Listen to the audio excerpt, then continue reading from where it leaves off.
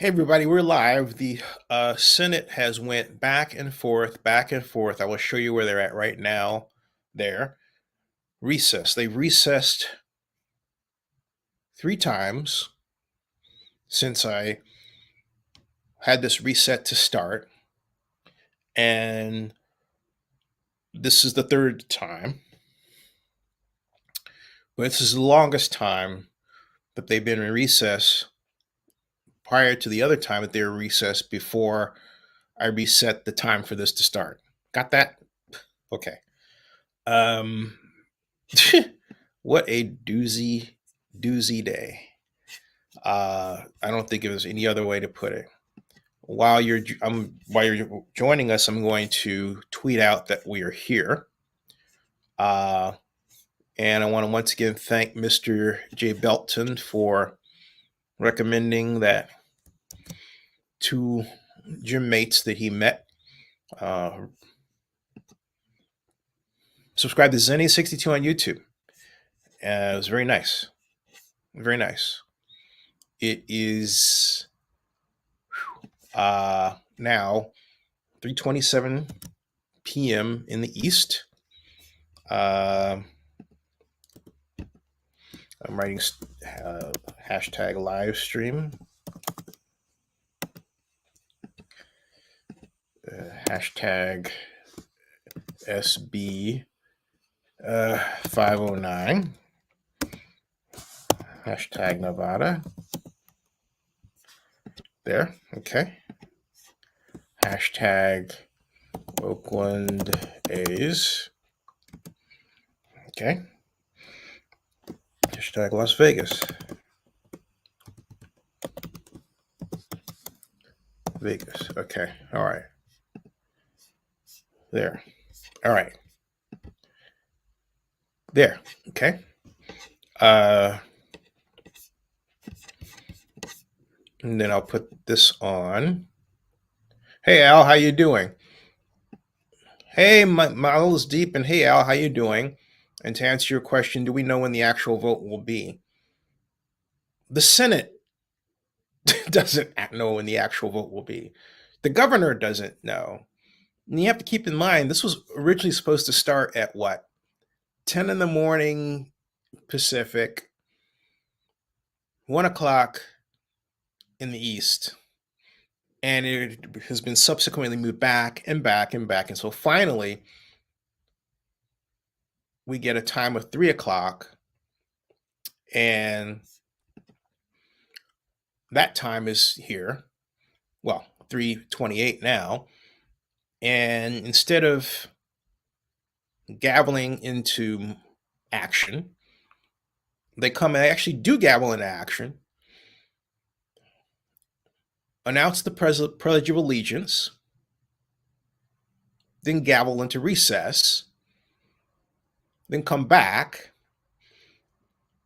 announce a motion to recognize and admit the press, then gavel us out of recess.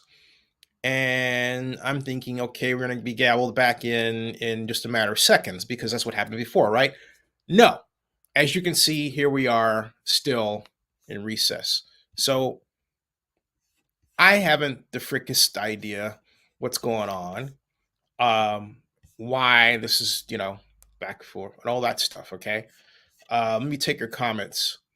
I want to thank Jay Belton. Very nice story here. That I'll recount. Let me get your more immediate ones. Okay, I answered that one. Hi, Miles. Does the delay benefit? That is, I'm sorry. That's that's such like a reading in. That's like, I'm sorry to BJ, but that, no. I don't, well, you know what? Let me now criticize myself, BJ, and take your question from the opposing chair. I'm going to give you 2 views in my head that are both possible outcomes.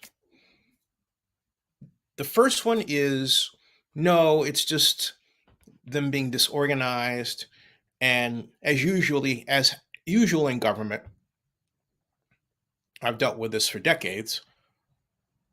The incompetence of government, or the bumbling of government, or the slowness of government is always mistaken for some type of subterfuge or corruption. All right. And this is yet another example with your question, right?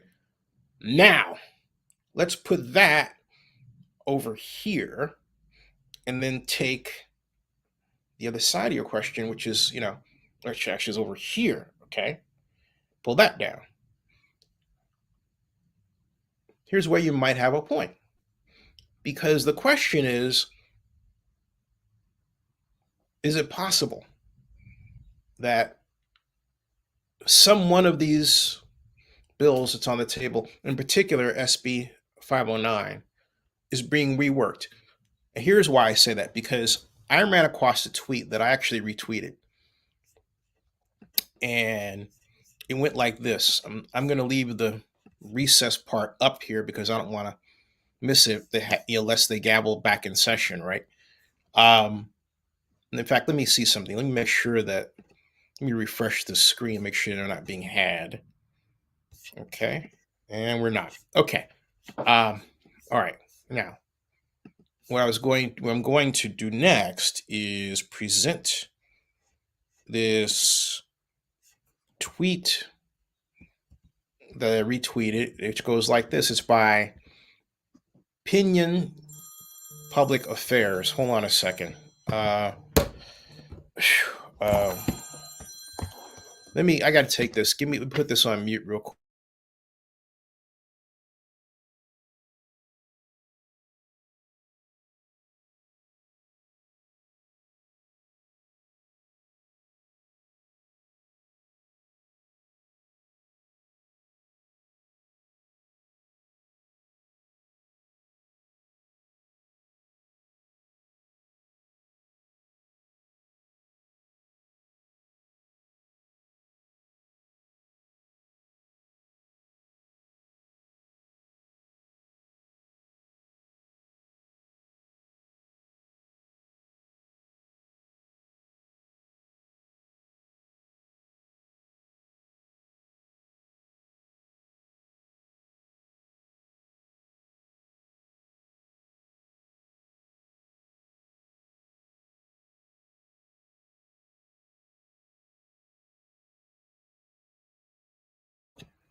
Okay, folks. You know me, I like candor, and you know why I'm here in Georgia. And I'm gonna tell you something. No, Miles, this is what it is. I'm a caregiver to my mother. And that's why I'm here. Which means keep my mom company, enjoying her great cooking, and it's a lot of joy and a lot of stress. And so, what happened basically is elderly tend to be targets for all kinds of fishing expeditions. And this was the case. And she was about to respond to something that basically turned out to be just that. Okay. A fishing expedition. And so I'm glad I got her on the phone to say, look, don't even respond to that. Because she wanted to come down and say, hey, this isn't working and everything else. She was panicking. All right. So that, that's why I'm glad I'm here. Whew. Because a lot of the elderly get targeted at a rate that's criminal. The Senate is back in order. Senator Here we are, Harris. folks. All right.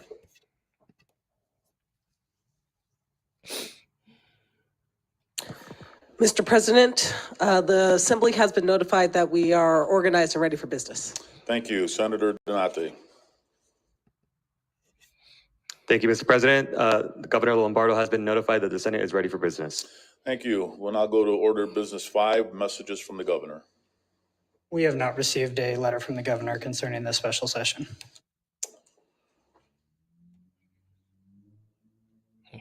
Senator Canizaro. Thank you, Mr. President. I move that the secretary dispense with the reading the governor's proclamation as it is available at your desk. For the motion, all those in favor signify by saying aye. Opposed, nay. Motion carries. Senator Canizaro. Thank you, Mr. President. I move that the secretary be instructed to insert the proclamation into the Journal of the Senate. You've heard the motion. All those in favor signify by saying aye. Opposed, nay. Motion carries. Order of Business 9, motions, resolutions, and notices. Senator Cannizzaro. Thank you, Mr. President. I move that for the remainder of the 35th special session, the Secretary of the Senate read the number, sponsor, and summary of all bills and resolutions. You've heard the motion. All those in favor signify by saying aye. Opposed, nay. Motion carries. Senator Cannizzaro. Thank you, Mr. President. I move that for the remainder of the 35th special session, the reading of the journal be dispensed with and the President and the Secretary be authorized to make any necessary corrections and additions. Heard the motion. All those in favor signify by saying aye. Opposed, nay. Motion carries. Senator Cannizzaro. Thank you, Mr. President. I move that for the remainder of the 35th special session, the Secretary of the Senate dispense with the reading of the histories of all bills and resolutions. You've heard the motion. All those in favor signify by saying aye. Opposed, nay. Motion carries. Senate Resolution 1, introduced by Senators Cannizzaro and Severs Ganser, adopts the rules of the Senate for the 35th special session of the Nevada Legislature and a resolution. Senator Cannizzaro. Thank you, Mr. President. I move to adopt Senate Resolution number 1. Heard the motion. All those in favor signify by saying aye. Opposed, nay. Motion carries. Senate Resolution 2, introduced by Senators Cannizzaro and Severs Ganser, provides that no allowances will be paid for the 35th special session of the Nevada Legislature for periodicals, stamps, stationery, or communications, and a resolution. Senator Cannizzaro. Thank you, Mr. President. I move to adopt Senate Resolution number 2. Heard the motion. All those in favor signify by saying aye. Opposed, nay. Motion carries. We are in recess. Again, we're in recess. Okay, we're in recess again. Wah! All right. This is, since we're in, well, see, that recess could last a second. So let me read to you what I found on Twitter.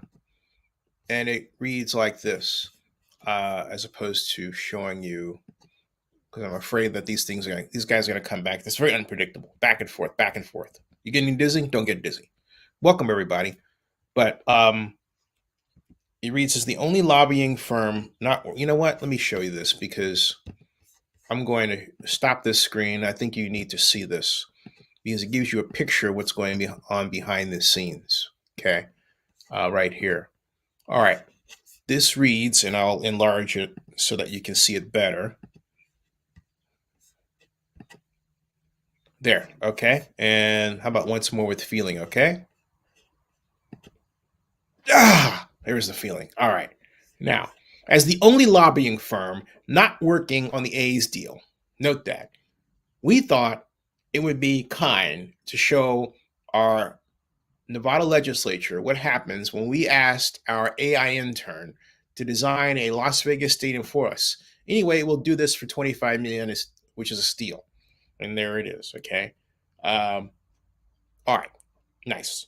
But what's notable about this is that this says, hey, look, there are a bunch of lobbyists working on this. And so that's why I'm wondering, and that's why this goes to BJ, your question regarding delays. The Senate is back in order. Oh, back We in are order. on Hold on a order second. of business 6, messages from the Assembly. Switch this Assembly Chamber, again. Carson City, Hold on June a second. 7th, 2023. To the Honorable Senate, I have the honor to inform your honorable body that the Assembly on this day adopted Assembly Concurrent Resolution number 1, signed Carol A. LaSalle, Assistant Chief Clerk of the Assembly.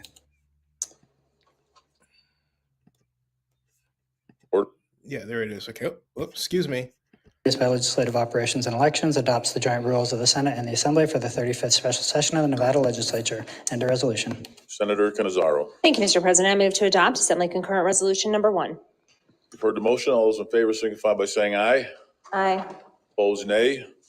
Motion carries. Senator Cannizzaro. Thank you, Mr. President. I move that all necessary rules be suspended and that Assembly Concurrent Resolution number 1 be immediately transmitted to the Assembly. You've heard the motion. All those in favor signify by saying aye. Opposed, nay. Motion carries. Order of Business 10, introduction, first reading, and reference.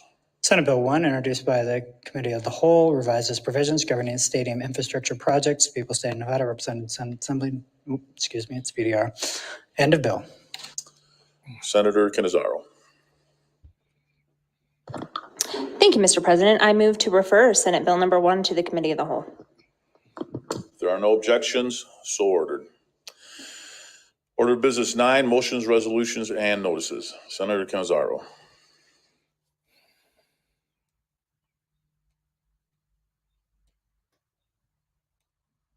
Thank you, Mr. President. I move that the Senate stand in recess to the call of the chair.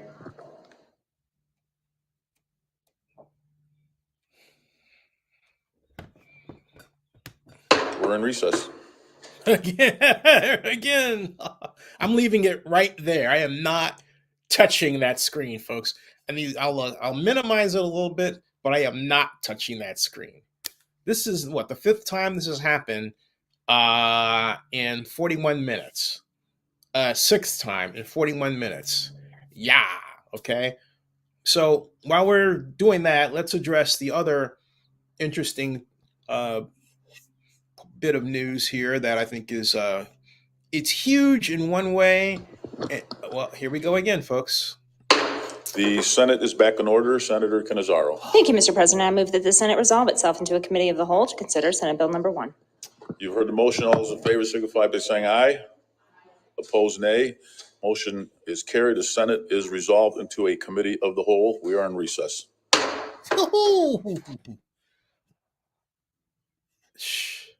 Holy dizzy, Batman. Wow, and it froze. Wait a minute. Guy even got YouTube pissed off. Okay, there. Yeah. I mean, I'm excited for our new baseball team in Vegas, he says. We really needed Robert Moses type figures back without a visionary with the power to do what needs to be done. Nothing gets done. Bureaucracy is suffocating. Al, Robert Moses is what we need. In Oakland, we have a bunch of people who never heard of Robert Moses, who want to be in power, who have no idea how cities work, and yet they happen to be the mayor and the council members, and they keep their professional public officials, like pets now at bay, afraid to speak or talk or do anything, have zero power whatsoever. That's the problem. Says, hey, did you see the interview with Shang? No, I did not. And I refuse. And the reason is because of the level of, if you want to share what you thought about what she said, it's the level of corruption. And you don't have any media there that's going to challenge her regarding what she's done, regarding the truth about this, regarding the details of this, because they don't know. All right. So am I going to get in the trap of having somebody else, belch out what she says? If I want to know what she says, it comes up automatically on Oakland News Now, blog.com, as well as Oakland News Online.com, two Zenny 62 Media news aggregators. All right, here we go.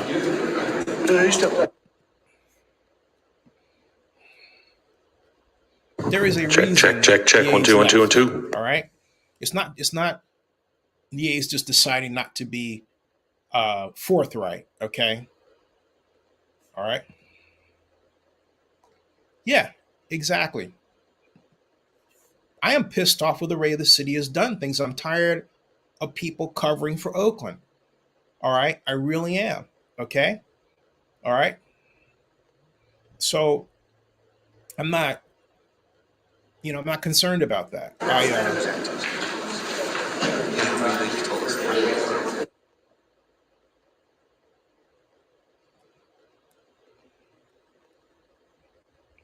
This recess stuff is hilarious.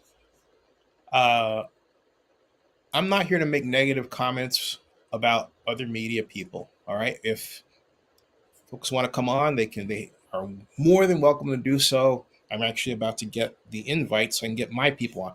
Richard Hake is the guy you should listen to. Richard is one of our vloggers. He is kind of on the opposite fence for me, which makes this cool because we have like a debate and all that. But he's a Zenny 62 Media vlogger, the first, and for us. So, and as is Vinny La Spinosa, one of our great vloggers. So we have our own people here that I would prefer to promote, to be honest with you. I would just prefer to promote, not anybody else, because even if it's a critical comment, it's still promoting that person. And I'd rather not, they're not paying me. Why do I have to give them free marketing? They're not talking about me, you know. And even if they are, I'm not into it. I'm just not. Okay. And I'll tell you the reason is that the way people do media today does not help the electorate understand anything. It's people with different sides. They're not willing to talk to each other. Like, for example, I had my friend Christian Giuliani on. Now, I disagree with Chris regarding stadiums and public funding, but I love her to death. She was the Clark County commissioner when I met her and had her on. We were both on the same side of the Raiders issue because didn't want the Raiders to leave Oakland. And look, the Raiders did some things and the NFL did some things that had Oakland followed the path that St. Louis took and joined with St. Louis to file a breach of contract, we would have got our money. Okay. But I disagree with the whole public funding thing here. All right. I in terms of ideology, I've always been a proponent, even back then, of public funding. That was never my issue. I believe that the Raiders simply did not act in good faith. That's it. All right. The A's really arguably did act in good faith, but they behaved the way they did with Shang for a reason. And there is a reason why there is still an ethics commission investigation focused on her right now. All right. And there were 3 at one point, and there may be more. I haven't checked. Okay. All right. I said in 2001, late, that Shang had turned into Tracy Flick. And I hold to that. Tracy Flick is the movie that starred Reese Witherspoon, where she was just this jack bull, ready to win, do anything, tear down your posts and all that to win the election and everything else. Almost like a win at all costs kind of person. And that's what Shang had become. And I said, I warned everybody. I have a warning video about Shang. All right. So I'm holding to that. I am not backing off. And she hasn't given me any reason to. In last year, 2022, early on, she asked to meet me. All right. She asked to meet me on Zoom about enhanced infrastructure financing districts and how tax increment financing works. I did. She gave me homework. I said, Ms. Mayor, I want to be hired as a consultant. She said, well, I have a consultant. Something, why are you meeting me? And then she didn't want anybody to know that we met. And then she subsequently refused to allow me to interview her after that. All right. Which is BS. There's some people who think that because I do consulting and everything, I should, not do media. But those are the people who are under this crazy idea that media is objective. And it is a crazy idea because in point of fact, it's not. All right. In 1994, I was hired by the East Bay Express, the editor John Rayside, because he was certain that a proposed reduction in payments from the University of California system to the Berkeley campus by 5% would wreck the Berkeley economy. I built a 924 equation system dynamics model. And you know what I found? I found that that wasn't the case. Why? Because the majority of employees at Cal don't even live in Berkeley. That's why. And what I did find, however, is you crank up the tuition, as was happening then, this is 94, all right? You choke off spending in Berkeley. John didn't want to report that and didn't want to pay me what he owed me either. We had agreed on $3,000. That was our agreement. He paid me $500.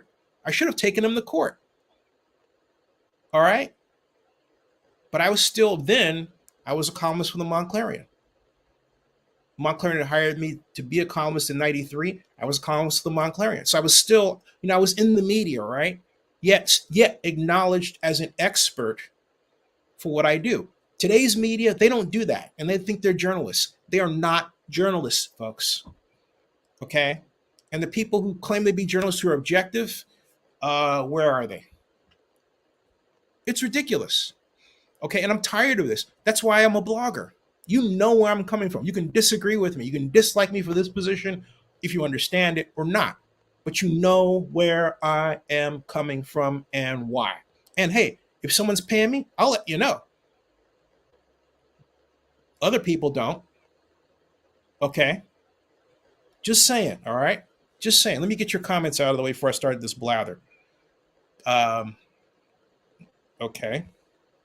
Why are these guys like, don't know. Don't want to talk about them. It's 2030. Who are the Oakland A's? I forgot. Okay. I don't want to talk about these guys. So the Oakland current mayor has legal investigations against her at the moment. Yes, sir. The Oakland Public Ethics Commission has an investigation against her and how badly she treated a young lady by the name of Leona Powell. And I broke that story. Leona Powell worked for Shang for 3 months in the run up to the 2022 Oakland mayoral election, and was harassed, asked to do a number of campaign jobs on her city time, which is illegal under in California law. And by her testimony, allegedly also was drugged by one of the staff members. Okay. Awful stuff. That's just the tip of the iceberg. I was informed yesterday that investigation, because all have been quiet on the Western Front, literally, for a long time, is still ongoing. So the answer, Mark, is yes. Shang Tao is under investigation. And as bad as shape Oakland is in, all right, as bad a shape as Oakland is in, it is a sad shock that the real call effort hasn't started. And we wouldn't have gotten this far if her challenger, Lauren Taylor, who only lost by, if you want to believe the registrar's numbers, which I don't, 677 votes or so thereabouts, refused to call for a recount. He has hundreds of people surrounding him at a press conference he calls. And then quite literally, and I love Lauren as a person, but this is a fact, he chickened out. All right. So that's your mayor you want as a leader? He chickened out. All right. So we've had a number of people who've been afraid. Why? I don't know. Afraid of the unions in Oakland, afraid of this, afraid of that. And yet we have record numbers of homeless. And we've done, I can't say we haven't done anything, but we haven't done anything of a large scale nature, which is what I thought Shang wanted to do in employing tax increment financing. So she gets into the election and says, I'm going to use TIF and I'm going to establish an EIFD, okay, and all this stuff. And then what happens? She becomes mayor and quack, nothing.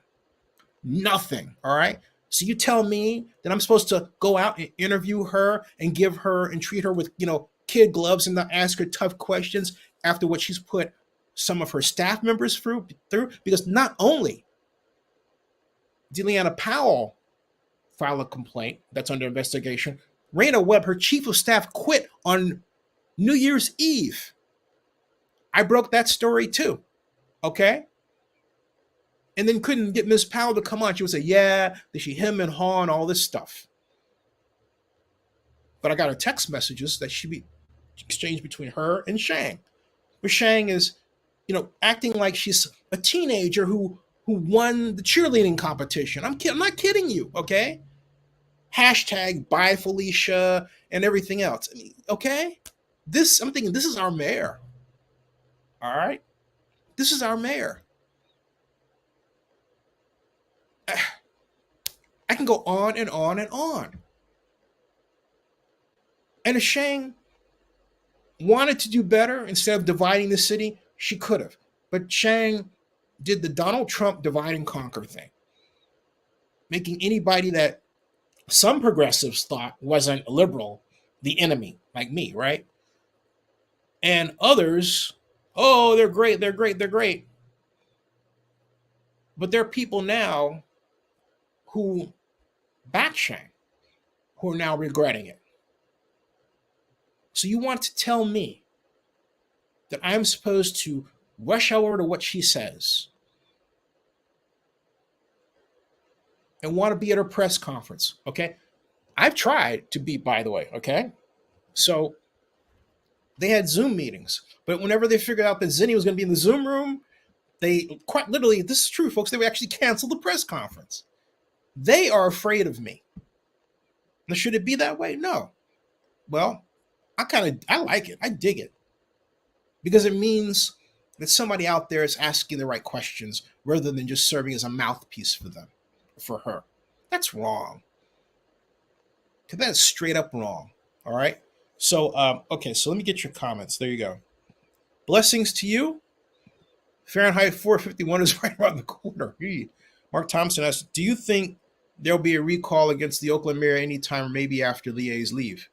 I think, yeah, the way things are going, they don't get, yeah, I do. I was about to say if things don't get better, but they're not getting any better. It's already, we've had community groups, 500 strong, people writing letters because they're begging for these seemingly every minute on the minute crimes to stop. It's really not that frequent, but it feels like it to a number of people. And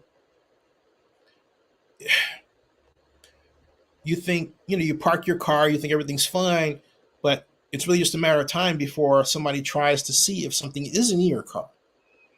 Not even if nothing is in it, they might just smash your window for the heck of it. I'm serious. That's where Oakland's at. All right. Can she be indicted? It depends on what's found. But yeah, she could be. Absolutely. How to become governor of California. You start off as mayor of Oakland, Governor Tao, 2032. I find all official intelligence. Oh boy. Oakland Governor Bayer press treats Zinni like he's Godzilla and run away. Geez. Yeah, cool. I kind of like that. But, hey, you got to be something, right? You might as well be Godzilla. But me aside, I want to know from everybody watching here. All right. Among the people watching, how many people are going to, and I encourage you to go, how many people are going to the June 13th reverse boycott? I'm out of town, so I'm not going to put no because I'm going to try to be there in cyber fashion. So I'll just say with a Y, yes. So just hit Y like that, okay? So that's me. I'm sort of get the ball rolling, right? All right. Just curious to know who wants to go. I encourage everybody to go because people need to see that, look, am I defending John Fisher in the way that they've handled the fans? Well, yes and no. I'll get to that in a second. BJ Thompson has another great question. He asks, what happened to Libby? Is she going to be involved in politics? Libby is the interim executive director of Emerge, California. That's okay. And okay, Mark Thompson says, okay, so Hopper says, BJ says yes. Okay. Hopper says yes. Vegas Mark says the NASCAR race in Sonoma this weekend, and one of the teams staying at the hotel got the van broken into last night. Yikes. So anyway, to ask your question, what happened to Libby here? I don't think, Miles says yes. I think Libby may give it a shot later in life, but as I told Libby a number of times, I think her best place is as a development director. She can raise money for people. And I really believe that. Jerry Lopez says yes. Okay. It says Fisher will ban wearing cell signs as hate speech at the Coliseum. He doesn't have the power to do that because he doesn't own the facility. And even if he did, that's a free speech. Well, he could do that. Okay. If he were, let me put it this way to give you the shape of things to come. If SB 2509 goes through and the A's wind up building their ballpark in Las Vegas, the stadium events company will essentially be owned by the Athletics. All right. Just like the Raiders. So within that framework, John Fisher will have the right to do exactly what you're talking about, saying, hey, look, you can't bring those signs in here. But even though it's a publicly owned stadium, but at the Coliseum, no, he doesn't have that kind of power. All right. He can work with the JPA, and the JPA may, no, doubtful. All right.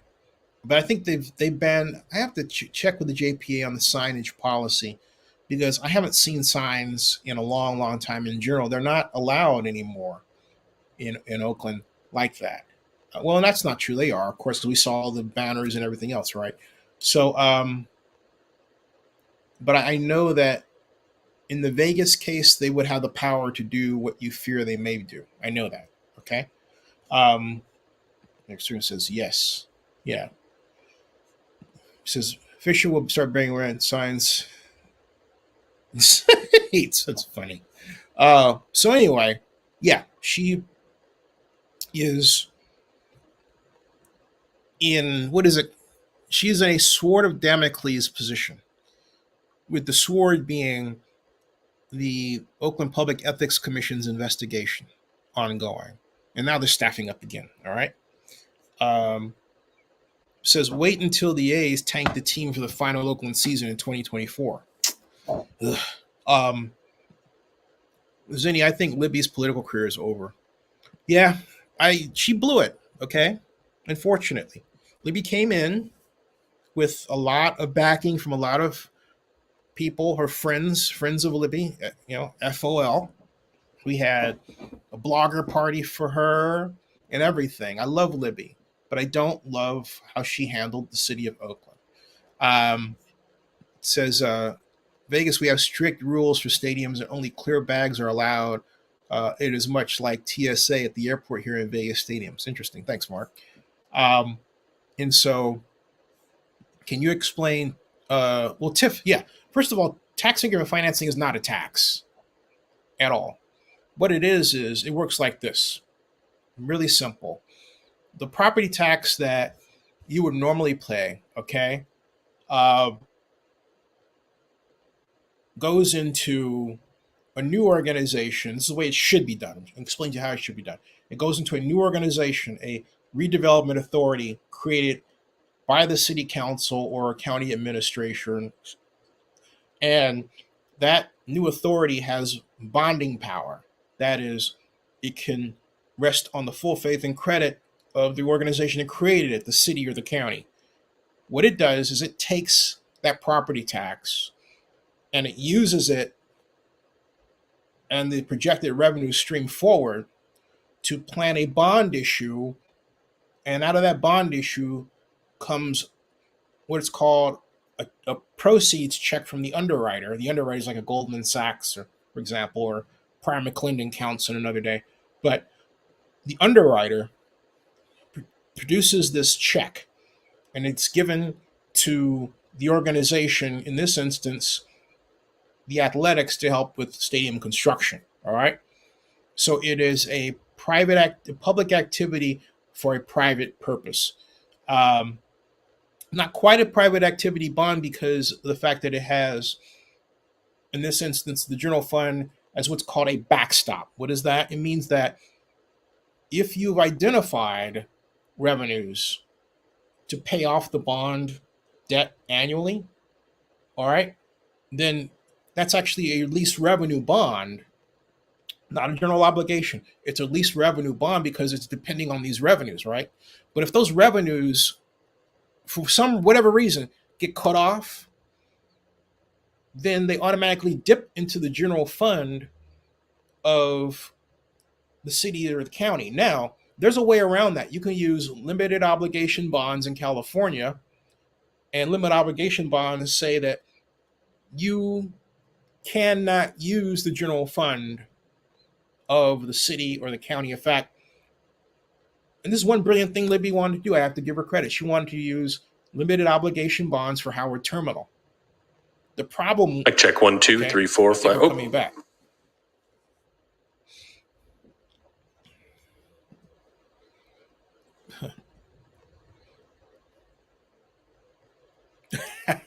Yep. I agree. Eric, I don't understand why she chose to go down the path she did. She got bad advice. She first trying to be like Jerry, and then second. Check 1, 2. Mic check 1, 2, 3, 4, 5, 6, 7, 8, 9, 10. Check. At some point, when I'm convinced that mom is okay here, I mean, I did it. Let me put it this way: I went for 3 days and 2 nights to cover the NFL draft as an experiment, and that went well. Although I was on pins and needles, and I have cameras here where I can keep on eye on things around the house. But I'm an only child, and I have nobody to rely on, and except the police here, which are top notch, and the sheriffs. I love them. Okay, and this is if you're going to be an octogenarian, if you're going to be an elderly person, I have to tell you, there are a few better places than suburban Atlanta. With respect for elders, the Bible, this is a wonderful place to be. And so I couldn't see, like, for example, mom at one point said, well, maybe we should go back to Oakland or something. I said, no, Oakland's not safe for you, mom. I couldn't see that. So, but I have to, at some point, I have my friend watching it, who's a Jim, the rental people, and I have to give a shout out to my rental company folks who've been just really more than understanding of what I've been through and going through. And that's the candid fact. So whenever I can get an opening, because my mom asked the same thing, the translation, when can you stop doting on me and give me like a day or two without you, or a whole week, or 2 weeks, or a month? I get it. But, you know, she's my mom. So I have a gut feeling the bill's being amended in some way behind the scenes. You know, with that many lobbyists, you think? That's what I'm trying to find out, too. Thanks for the info, Zinni. Thank you very much. Asking. Oakland is definitely not elderly friendly or child friendly for that matter. No, and it could be. All right. We're sitting on legislation like AB 464 Mullen passed and signed into law by Gavin 2 years ago, which, if passed, would allow us to use tax Check. increment 1 2 1 2 financing. 1 2 3 4. And I didn't. Oh, by the way, let me finish explaining that. Anyway, tax increment financing goes to that bond. They produce that check, which goes into it. That's how it works. It's just simply a shifting of where tax revenue goes. But the real kicker, in a positive way, is in the formula that is tax increment financing, where you have the base year here, and then the next year of growth of assessed value in Nevada, you can increase it by 3%, although they're not going to use it in this case, but in Oakland, but you can increase it by 2% in the Oakland case. But that next year of assessed value, subtracting it from the base year, gives you that difference. That's called your increment, and that your tax rate is multiplied times that. And the result is your first year of revenue. And you do the same thing for the second year. If you think about it, since this is the base, it becomes a doubling formula with a powerful revenue result. Okay. There are people who mistake this. Rebecca Kaplan does this. My friend who's, you know, I'm criticizing her, but she is my friend, who's the at-large council member. She always say, well, we have to wait to get, you know, the tax increment revenue. You don't. You don't have a level debt service. Level means that's the same number each year. You make it unleveled, like this. Okay? Like that. So it grows with the fund. And then you have what's called a pay-go period. Here is Oakland's problem.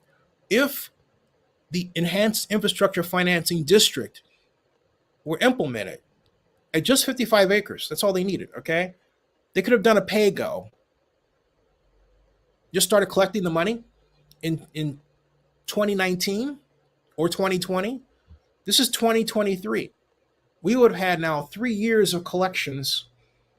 They could use part of that to pay administrative costs, all right? They could have negotiated with the taxing agencies and said, hey, look, you know what? Instead of using this little sliver, we want the whole thing. And then we'll make a deal with you to finance, say, your special community-wide importance project as per SB 293 Skinner, wherever you want. East Oakland, sure. Oakland Hills, absolutely. Montclair, yeah, Oakland Hills. Lake Merritt, sure. Central East Oakland, why not? North Oakland, Dan Calab's district, absolutely. All the council members could have had their own special projects if SB 293 Skinner were done and done right. The city friggin' blew it.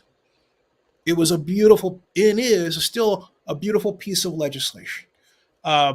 So says, I don't understand why she chose to go down the path she did. I got that one. And I got that one.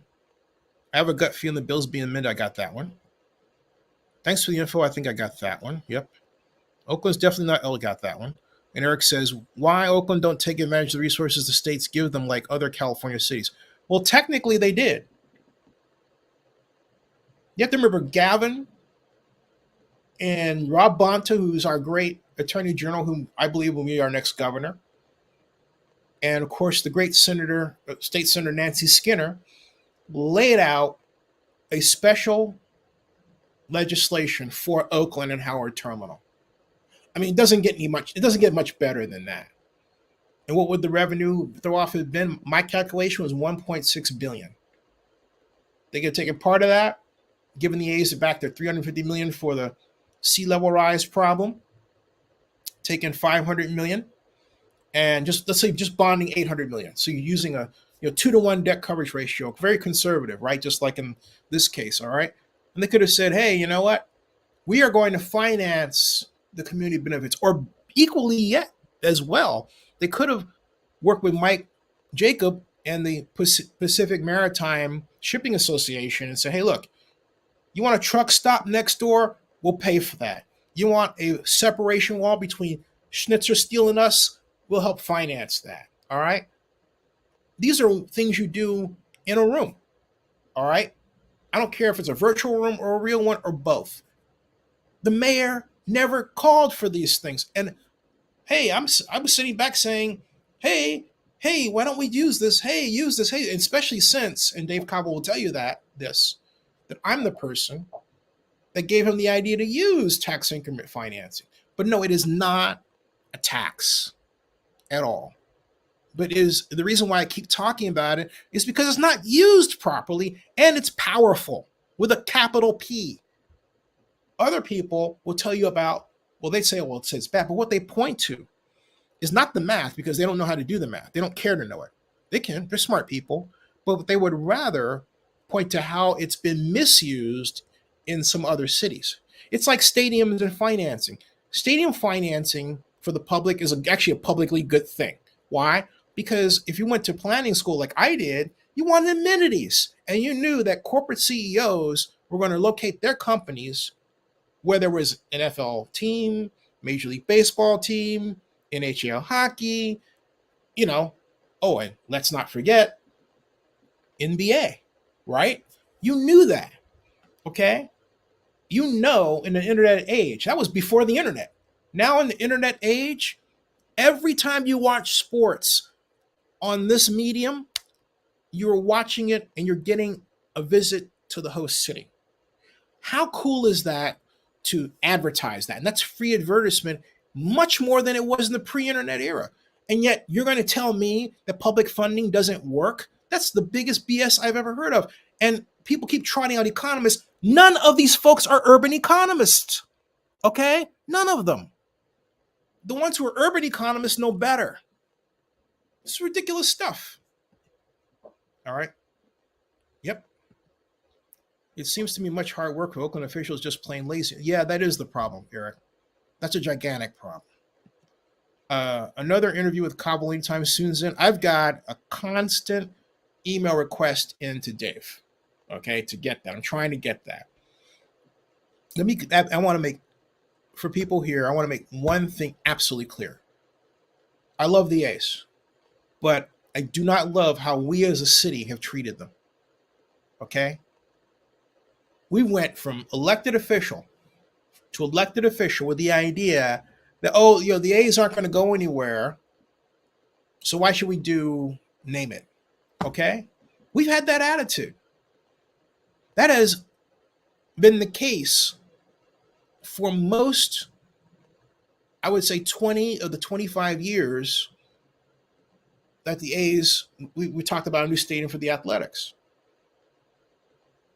The foot dragging has been from politicians who really didn't take it seriously. They don't see stadiums as I see them as a trained urban economist and planner. that these are actually convention centers. You say you want to pump more money into your Convention and Visitors Bureau? Okay, well, fine. But then if you want to do that, don't you think you should put more money into your retention program for sports organizations? Or how about joining the National Association of Sports Commissions? You're looking at the only guy in Oakland's history to have actually formed a sports commission for Oakland, the Oakland-Alameda County Sports Commission. And I got federal approval for it, nonprofit status, in 4 months when the city attorney, Jane Williams, and the executive director of the Joint Powers Authority, then Dina McClain, told me it was going to take 2 years. I said, and I looked it up. I said, it's not going to take 2 years. Don't believe people because they have a title. A lot of people make that mistake. Do not believe a person in government just because they have a title. All right? And I'm saying this is a guy who went to be one of the title people. Question. But don't just rubber stamp stuff. You will be hurt more often than not if you do not ask questions. We have a society that doesn't ask questions today anywhere near we did in the past. This society today allows Watergate to happen. Okay? Period. End of story. There are a ton of deep throats running around today. Right? But you know what? When something gets out, does it get acted upon? Does it lead to an indictment? Most of the time, no. It doesn't. Do you have, public officials that are really so jazzed about, I mean, elected officials so jazzed about working to improve their city that they're willing to take special type of effort to establish special financing programs to dig them out of the pandemic? I think the answer to that question is right before your eyes. Okay? It's right before your eyes. We have let our governments fail us. All right? We have. Okay? Vegas Mark says, if his social media were around in the early 70s, Nixon would have served 2 terms. Yeah. But see, if social media were around then, I wonder what would have happened with Kennedy, John F. Kennedy, and Marilyn Monroe. Ooh, just saying, okay? Just saying, all right? Getting back to the matter at hand, what I am not staunchly for the A's leaving, but I am staunchly for the A's making noise about the city. I'm glad the commissioner said something. Yeah, the commissioner isn't popular, but I don't care. Someone has got to talk about what Oakland didn't do. Roger Goodell said it. Joe Lacob said it. In my interview with him, he said, this was back in 2012, he said Oakland leadership had challenges. All right? And basically, was not like, oh yeah, they're going to get it done and everything else. He wasn't insulting of them either. Joe Lacob is great at walking a fine line, but then making sure he gets what he wants. He's nice to Oakland. He withheld money that was $40 million, was a drop in the bucket for those guys. He could have turned his attorney, you know what, just pay this. And eventually, he did, all right? But they wanted to be a Chase Center. We knew that was going to happen. But instead of being proactive enough as a city and saying, you know what, we're going to put them downtown, we didn't.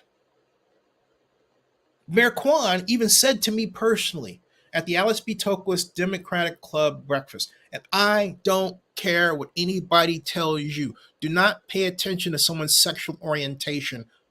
If you want to do business in this world, you pay attention and get to know everybody. You know why? Because relationships are currency. That's why. I digress. Mayor Kwan said to me, I really don't understand that how the Warriors are so popular to so many people. She said that. All right. This was before the whole march of NBA Finals, right? She said this to me in 2011. It's a different time. Warriors were not running roughshod of the NBA with a innovative new approach. No, that wasn't the case. This was a different era, but I was shocked because I said to her, I said, Ms. Mayor, Rick Welts, the president of the Warriors, is right over there. Go talk to him. I'll take you over there. Gene didn't want me to take him over there. Oh, we have meetings set up and everything. And I said, Gene, what better way to get the ball rolling than right here? You got the media here. It's a great photo op, everything. You want me to bring him over to you? I'm saying, hey, Rick, come on over. I had to do all the work. All right?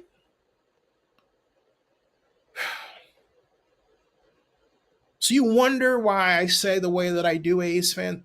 Okay, I'm tired.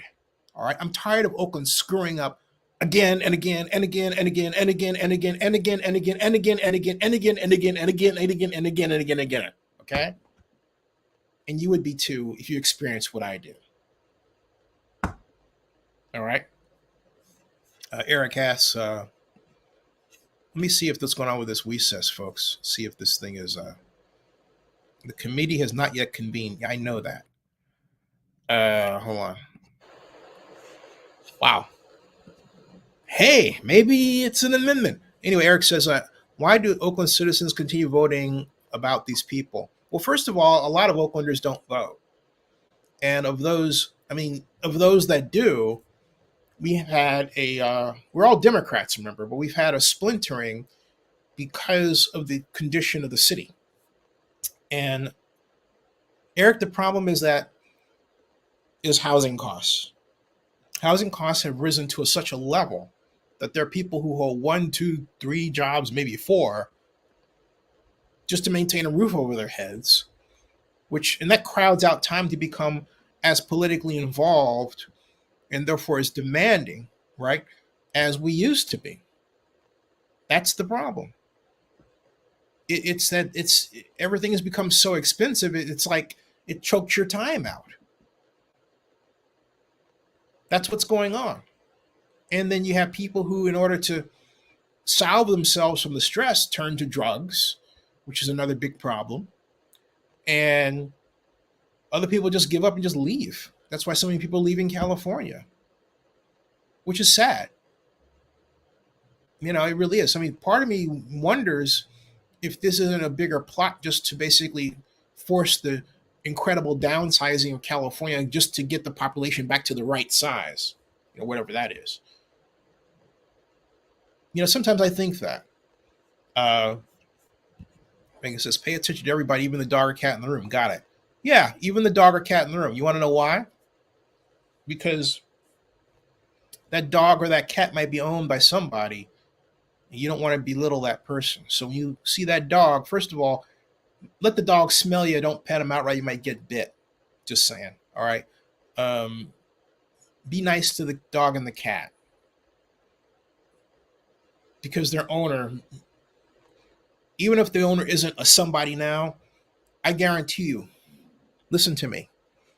You're treating that person like they're not a somebody will make them a somebody. Because they'll be pissed off to prove that they're somebody. And then they just might direct their ire at you. Don't do that. Okay? I'm asking this in all honesty. How does a Republican leadership negotiate differently in this context? Easy. By being pragmatic. There are different types of Republicans. In this instance, you have a Nevada Republican who fancies himself, I'm not saying he is, fancies himself as someone who is for the people, budget controller, not a big spender, and not liberal.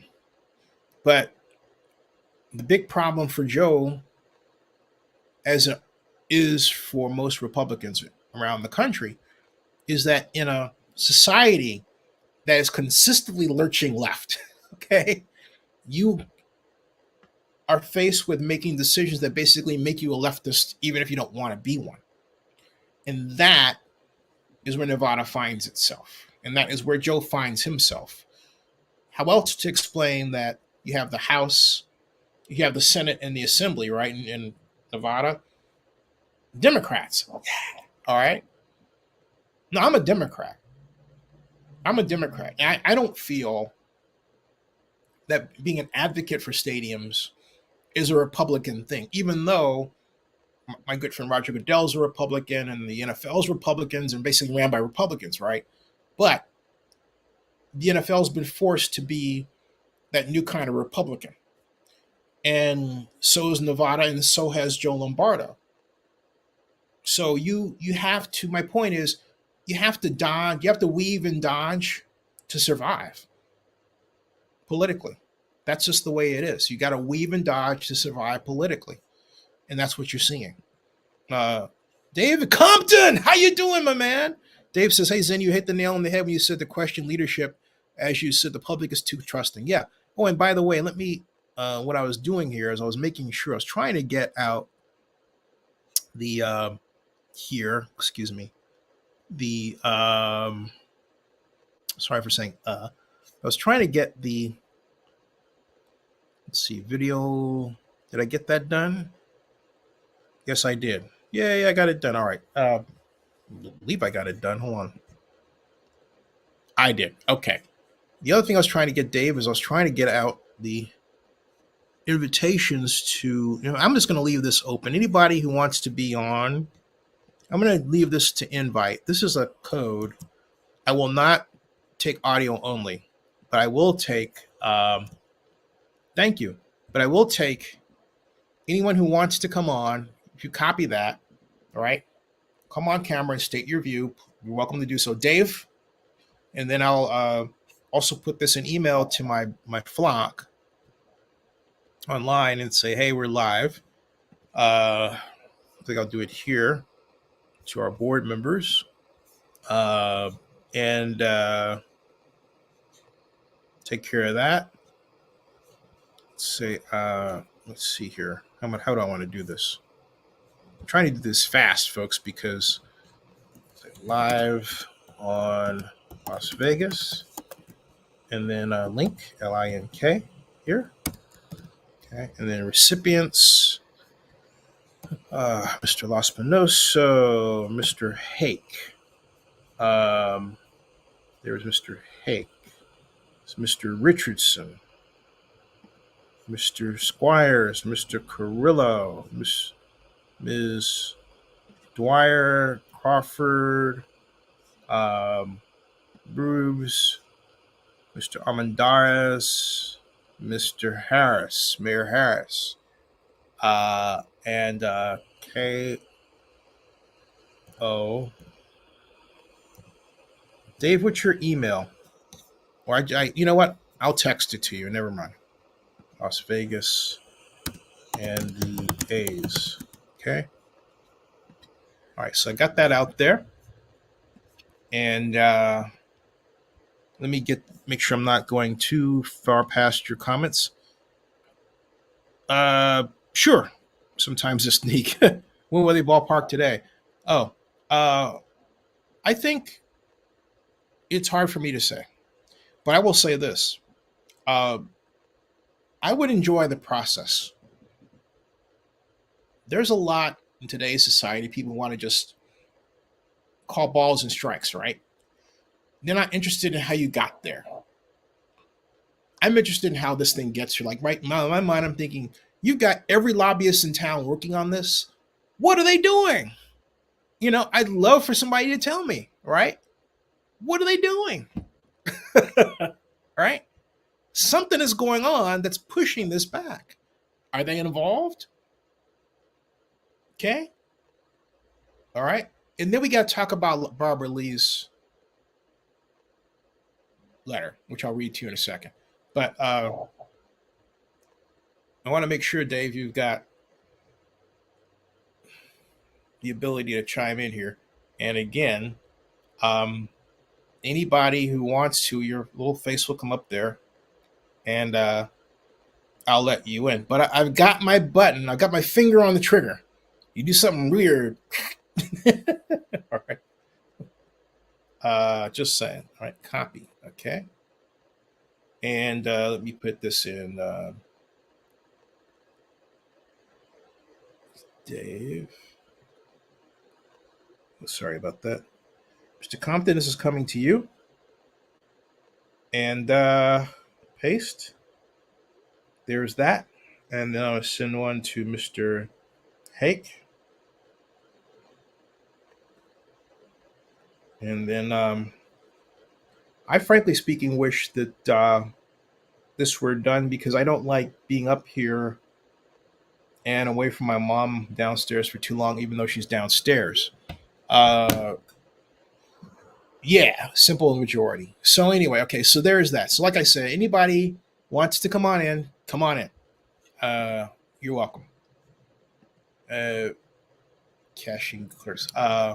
Checks, got it. From what I read.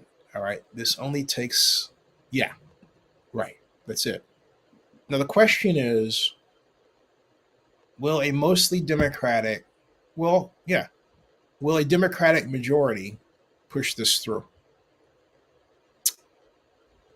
And I have one word: casinos. Casinos. Also, it's important to remember that this is a part-time legislature. So for all of the hullabaloo about Democrat and Republican, these are business owners, small business owners, who depend on their livelihood via relationships they make and the cachet that comes with being a legislator. Now, you need to maintain certain ties with business people in order to, make sure that your business is able to be a going concern. That means that we come back to the old saying. What is that? Politics is the art of compromise. Politics is the art of compromise. And a lot of people, particularly people who are on the left and the right, learn that. You either learn it the easy way by listening and learning, or you learn it the hard way by saying that you're going to defund the police, but then turning around and realizing that your entire city is basically ravaged with crime and you need the police, right? As opposed to what I thought it was supposed to be. Hey, let's basically tell the police to stop, killing black men, right? That's what I thought the whole thing was supposed to be about.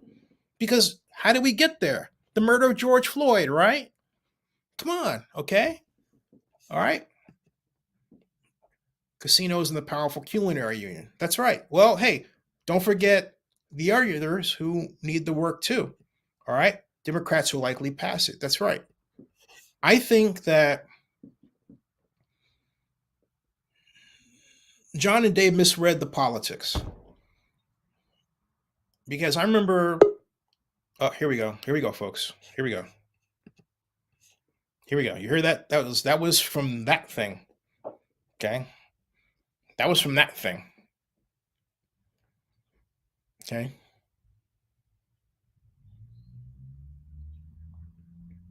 Hearing the bill is now called SB1. That would be interesting. That means there probably was an amendment. Let me see something here. Let me refresh this to make absolutely certain. What? It says, look at this, folks. It said, okay, the Senate has not yet convened. Because at one point it said stream ended. That was wild. The Senate has not yet convened. Let me see something. Let me go back to, let's go back to the Nevada State Legislature front page here real quick, all right? So there you can see there's the 34th. So let's click on that. recess. It's a different color. That's the assembly floor session. Okay. Recess. Let's click on videos. Let's click on live. So that's the assembly live. So this says it's live. This one is not live. The Senate has not yet convened. There's no live on here. The Senate has not yet convened. And it's still there. Okay, and then it gets to this. And they stopped it, folks. They stopped the live stream at 1 hour, 37 minutes, and 35 seconds. So let's go over and see what's going on with this is recess. This is crazy. All right. Let me see what's going on on Twitter. And if you guys see anything, let me know. Let's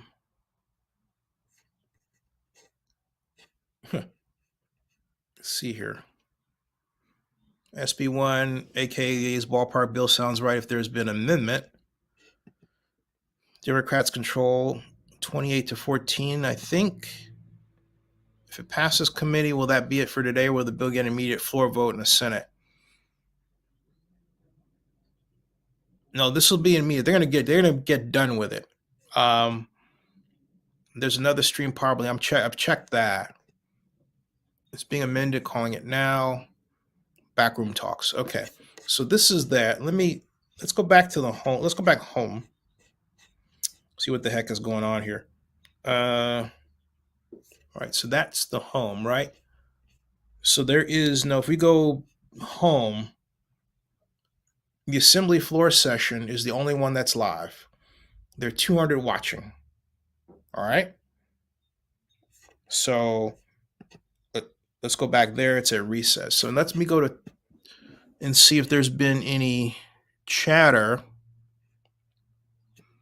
on Twitter. That would be useful. Find out what the heck is going on. Okay. Let's try. Well, first of all, SB. There we go. May impact 2. Heard from a friend in Nevada who emailed her assemblywoman that this morning heard back.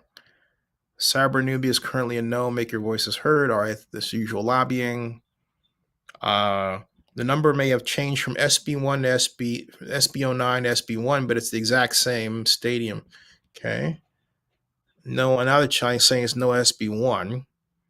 The link to the stadium bill is now SB1, is now available on Nellis. It's the same bill as SB 509. Okay, so let me change this title or edit it. All right, special session. Now SB1 was, yeah, I have enough space to do that, was SB 509. So I'm changing the title there, and I'm still asking the question, will it be amended here? There. Saving the changes. Oh, it won't let me change it with its own broadcast. Okay, well, crap happens. How craptastic, okay? All right. I think what I'll do is I'll put out a tweet that says now SB1. That's a good idea. Brilliant thinking, Zenny. Do it. All right, I'm doing it. Sometimes you have to talk to yourselves when they're doing this stuff, right? Well, really, I'm talking to you. All right. Okay, so we've got, and I'll get to your comments in 1 second. Hold on a second. There. Share here. Johnson, you're fired. Why? It's not you. It's your shirt. But it's Casual Friday. Well, you've taken it too far. Look at Gibson. He's wearing a true classic tee. It fits him tight in all the right places, but leaves the perfect amount of room in the front. Sorry about that, folks. All right. That was a commercial. Our commercial, but you don't need to hear all that. Okay, now. SB1, SB 509. All right. So that new tweet is out. Got it. All right. Now, what are they saying about Lombardo? Heck that. Let's see here. It seems that Selena LaRue Hatch tweeted an hour ago. It seems that Lombardo and Fisher believes they can bully Nevada Legislature into passing their stadium scam. To be clear, they may be able to force it into a special, but they're going to find out pretty quickly how many of us see through this grift. My thoughts below. And I really disagree with her because you're talking about 120 million. I don't know if she actually understands that this is 120 million and not a big risk. Now, this is why I think if I were advising John Fisher, I would have said, you know what? Just take the bond issue off the table. You can find plenty of partners, that are willing to put 120 million into this that you don't need the bond issue, and you just get tax credits, and then you can say, hey, look, there's zero. Okay, let me emphasize that. Zero risk to the county. Tax credits. That's it. Okay. So let me get your comments. No, there's not another. It's being amended. We got that one back room. Okay. Chambers says, I'm from the Bay Area. Zenny Vallejo 707 in the house, and I'm a diehard A's fan. I live in Henderson, Nevada now, and I've been in the last 5 years. I can't wait for the A's to come to Las Vegas. There you go, Roman. Didn't Oakland citizens seem cruel with public funding for Oakland? Yes, absolutely. Yes, and continue. Yeah, exactly. But not for Vegas. Exactly. Woman Chambers says, it would be a good thing for Las Vegas people out there that are opposed to Oakland A's coming to Las Vegas, but I was opposed to the Raiders coming, but they still did. Yeah, and they're worth now $5 billion. And Las Vegas is, headed in where it wants to be headed. I believe David Compton is in the house. Compton? Dave? I can turn your camera on, please, my friend. Turn the camera on? Yeah, you're in the black, literally. Yeah. Okay. His audio went. Is it on? Nope. I got your dot. You're still in the black. No, hold on a second. Which actually is a pretty good thing, but anyway, how you doing? How's the missus? He's all right. Sorry to ask a personal question in public space. I didn't mean to. Dave Compton is a longtime viewer and investor and sponsor in our Zenny 62. That's okay. I'm getting feedback also. Oh, I don't hear any. That's good. And you see him? They say, Dave, you come. Hey, look, Dave, go out and come back in. Okay. All right. Okay. You see him? Everybody saw him but me. Maybe I'm getting the right feedback. That's not supposed to happen. I'm supposed to see him, not you. All right. Let's see here. Let me get your comments here. It says, it would be a good thing for Vegas. I got that one. And he says, we see him. You see him. You see him. I see Compton. I see him. You saw him. Maybe it's just a lazy load. Might be the lazy load coding. They're back on? Okay, hold on a second. If they're back on the other one, that's the assembly, right? Let me do that. They say that one's on. Nope, they're not. You mean the other one. Let me try that one. Oh, wait a minute. Maybe I'm just late getting these. Hold on a second. Nevada State Legislature. Let me go about here. Let me open here. Let me open that. Assembly floor live. Nope, that's not it. So you must be talking about this. That. Okay. Waiting. I heard a gavel, which is, I heard a gavel. All right. So let's see what happens there. Yeah. All right. So we've got that. The reason I'm leaning forward is I'm trying to find out what's going on with SB1 here. All right. Got my tweet up there. Oh. Now we've got all these other weird. Okay. The numbers may have changed. We know that. That's not helping me. Let me see if I put hashtag SB1 Nevada.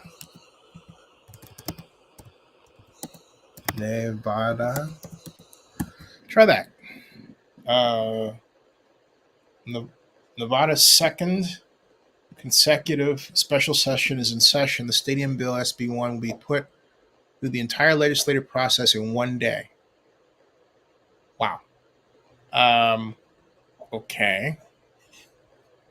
That's the latest. The only tweet on SB1 is by For Our Future. Okay. And SB1 doesn't have much. This is from the Raiders, except the Raiders content. And I agree with Mitch Abe's if he's here. Mitch writes, SB 509 is a much better deal for Nevada than SB was back in 2016. This is an incentive to build a ballpark on the Strip, not another casino or a new Hawaiian marketplace. The good news is that we'll know shortly what will happen here and people can adjust to that new reality. That's what he wrote on June 4th. He's right. Okay. So let's see here. Yeah, I don't see anything other than that. I'm trying to get right. Pick Nevada Legislature. All right. This reeks of John Fisher, Dave Cobble, and Governor Lombardo trying to sneak this bill through the cracks, likely mandated in some extortion form from Mom. This is Edgar. All right. And he says, so the Senate and Assembly meet simultaneously. How is the public supposed to follow this? Welcome to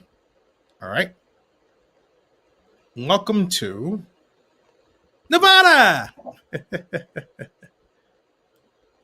News 8 now has public comment. Express your opinion on the A Stadium plan this afternoon.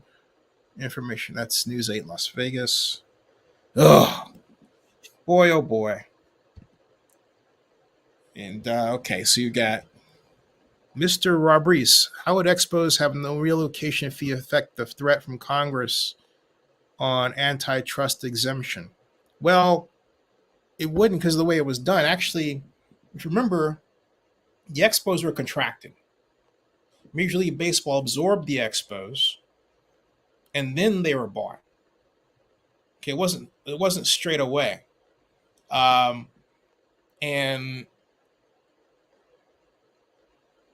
the antitrust exemption, here's where Barbara Lee is wrong and others are wrong in looking at the relocation fee in and of itself.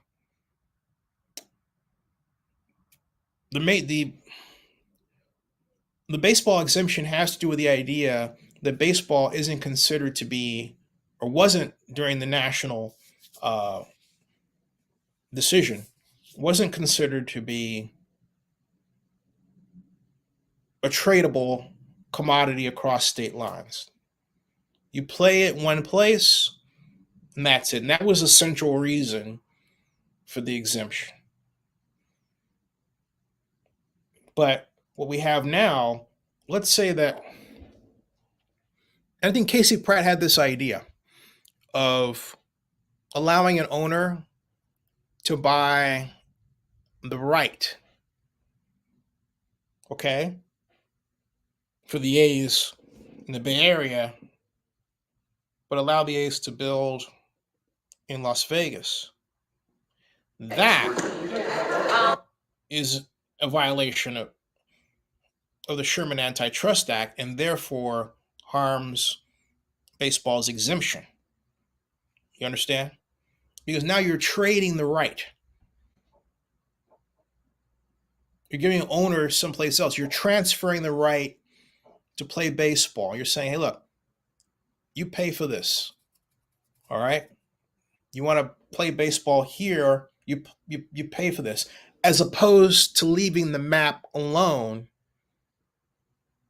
where it is. And then when someone makes a bid, builds it, all right, or wants to build a stadium in that area, they can build it, and they pay a franchise fee to build there. But remember that they're not buying outright the territorial right. If they were buying outright the territorial right, then yeah. But paying a franchise fee is a different animal. And you can waive that if you want. You're not saying I'm trading my right from here to here.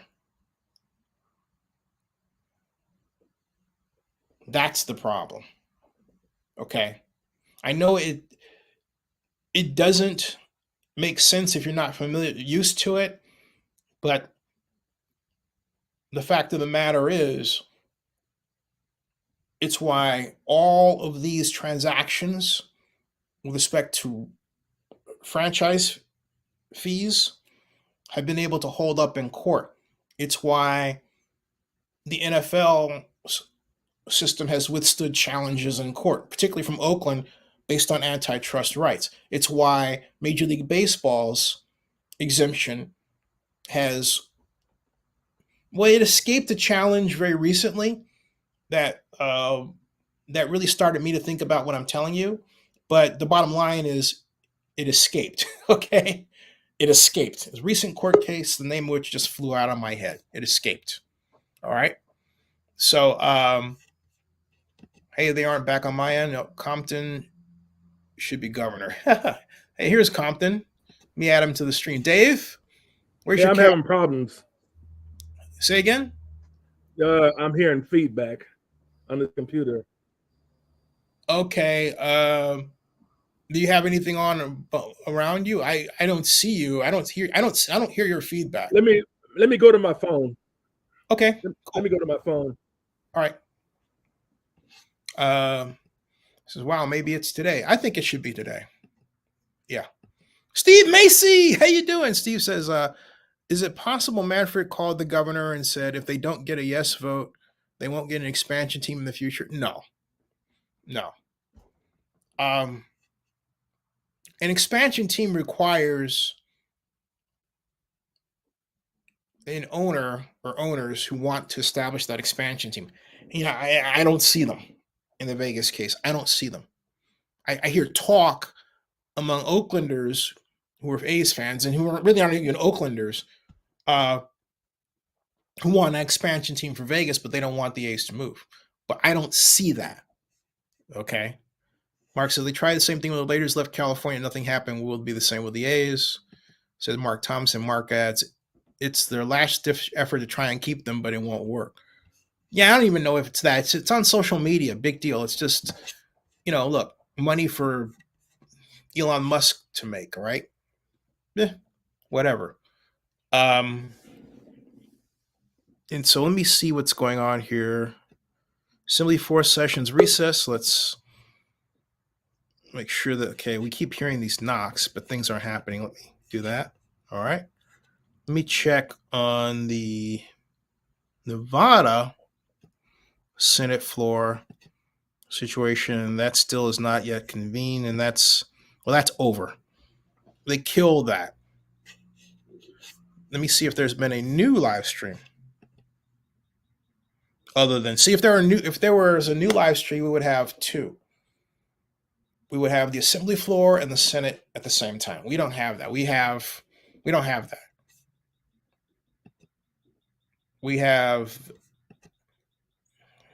only the 34th special session, the one that you're seeing in recess. Okay, that's the only one that's active. It's the only live stream that's active. Ain't that a shame? So let me see here. Expansion team to Nashville first. Okay. Manfred wants A's in Vegas. He does. Gambling. With the antitrust thing. Yeah. Well, gambling's the big ticket here. It's estimated, I've seen some estimates, although I haven't crunched numbers myself yet, but that the A's could pull in $36 million from gambling alone annually. That can pay for, a player, a big one, right? Or maybe two. So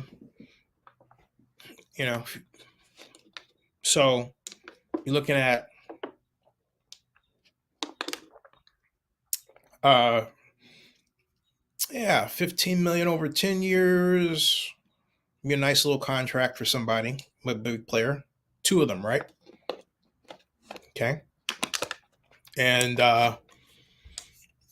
Mika says, I think you're right, but you never know. Mr. Compton, add to the stream. David? Can you hear me now? I can hear you, but I cannot see you. You can't see me. I'm not sure what it is, and if that's Well, here's the thing, though. Everybody else has been able to see you but me. Okay? So I might just be out to lunch. I may have a lazy load issue. Whatever. Let me try something here real quick. All right. Yeah. See, for me, you're in the black. Can everybody else see him? Or can you just see the black, right? I mean, like I said, yeah, I know you can see me. I'm talking about seeing you. That's what I said. I can see me. Smart Alec. All right. So now we're back to, this. But okay. He says that they say they see you. All right. I can't see you. I'm like, wow. That's wild. All right. Anyway, he says Barbara Lee's efforts are a last minute and a half a Hail Mary. He sees him. Yeah, they see him. He sees both of us. That's cool. All right. Well, hey, let me do this. I'm going to do one thing. Hey, Dave. Yes. Share with my viewers real quick what you think about this. I'm going to go downstairs and just check on my mom. I'll be right back. These are the things I got to do. I'll be right back. I'm not going to. I'm literally going up and down. So just start talking. What you got to say, Dave? What do I got to say? Yeah. What do you think about? There was earlier comments that you had made regarding Oakland and the city. I'll be right back. And the hidden agenda that I looked at and said that they had when they were dismissing, that's putting it politely, all the teams out of Oakland. What are they planning on doing with the city of Oakland? They're not saying. They'll tell you anything else except for what they really plan on doing. That's my personal feelings and opinion of things without knowing what's what.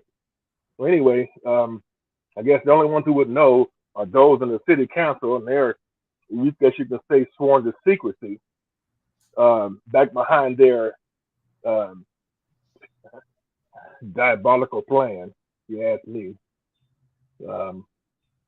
But nevertheless, that's my take on that. I'm not sure what anybody else feels. I can't quite see any comments. Or something of the sort.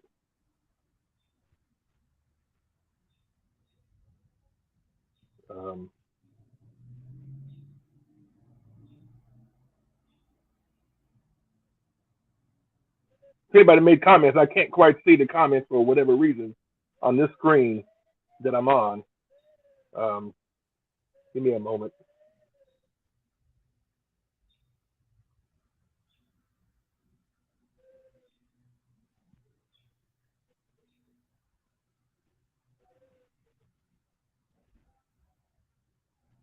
looking on the computer. I'm holding my phone, but looking on the computer, I guess I can see something of the sort.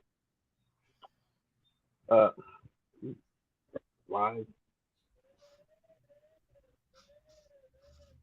move to Vegas for what? Oh boy, no, not quite. I'm reading it right. I'm a long time. I've lived in Oakland all my life up until 91 actually.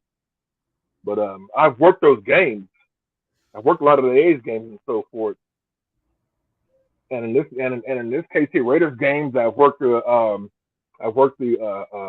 Warriors games just as well as a vendor back in the day. When everybody was around, that is.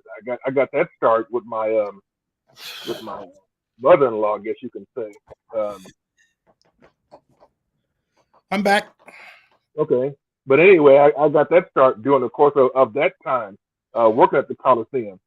And so I'm trying to be a diehard fan. I was always a diehard fan of the Raiders. Till I felt like it left me high and dry. But nevertheless. And then the A's games, I worked all those games. I used to be a vendor out there selling products, and which was interesting itself. Not to mention some of the Warriors games. But yeah, my personal feelings back behind it is that that they have a hidden agenda that they don't want to say, that they could keep putting people off on why, who, what, where, when, and why, but they won't say exactly what's what. Because of everything, all their actions spell something else other than what they're saying. They're not being truthful. Jenny? Dave, you have heroes who say you should. They call you a hero. They say you should run for president. Well, I didn't see the hero part, but I did see the president part. President? Yeah, it's Compton for president, says our RI 5004. Yeah, Peanut Butter Hero says everybody should move to Vegas. It's a movement. Compton, will you run for president? Compton, move to Vegas. Mark Thompson writes, Clark County commissioners have given the green light to propose 19-story hotel that will be located within walking distance of Allegiant Stadium. Maybe it's in anticipation of a new ballpark there. Here. I think that is just a standard part of the development that was expected around Allegiant Stadium. And you have to remember the Super Bowl is coming up next year. Well, closer to that mark than not. Yep. It's in February. And look, what's going on around Allegiant Stadium is what I said was going to happen and why that should have been a tax increment financing district. And I said that, Dave, at the Raiders sponsor party, where I was there, where Jerry Jones was the master of ceremonies and representatives of Wingstop were there, getting in line to be a sponsor and put their great food offerings in Allegiant Stadium. If you like, Wingstop. You like Wingstop, Dave? I've had a good healthy portion of it. I never had it. My neighbor had bought it for me. Actually, I've never had it. I've seen it. It looks like it's good. So I'm giving them compliments on. I'm giving them anticipatory compliments, right? Aside from the fact that the guys representing Wingstop were allowing me to stand at their table or sit at their table, and were very nice to me. So I have to say nice things about Wingstop. Let's just say that I put my face in the bowl and I didn't come out of it until I was done. I don't want to see your face in a bowl, Compton. I'm sorry. That's how good it was. It was really good. Gotcha. Mark Thompson says it was just approved this morning, talking about the hotel. New ballpark says Senate's clearing out old business. That must be on Twitter. And building and developing the area around Allegiant Stadium. Commissioners, they give approvals for Nuance, Las Vegas. Oh, I saw that. Scott Robeson of Vital Vegas talked about that. The 19-story, 340-room hotel and spa will be within walking distance of the stadium. The goal is to break ground in early 2024. Nevada's becoming the new Arizona. And of course, as the amount of people moving there recently is insane. I predict that Las Vegas will add 1 million people in this metropolitan area within the next 10 years. And they are rolling out the red carpet for the A's.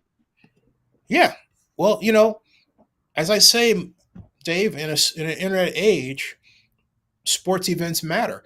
And again, I'm going to say this again, because I remember Oakland Councilmember Carol Fife kept talking about, why do I care about baseball, baseball, baseball, baseball?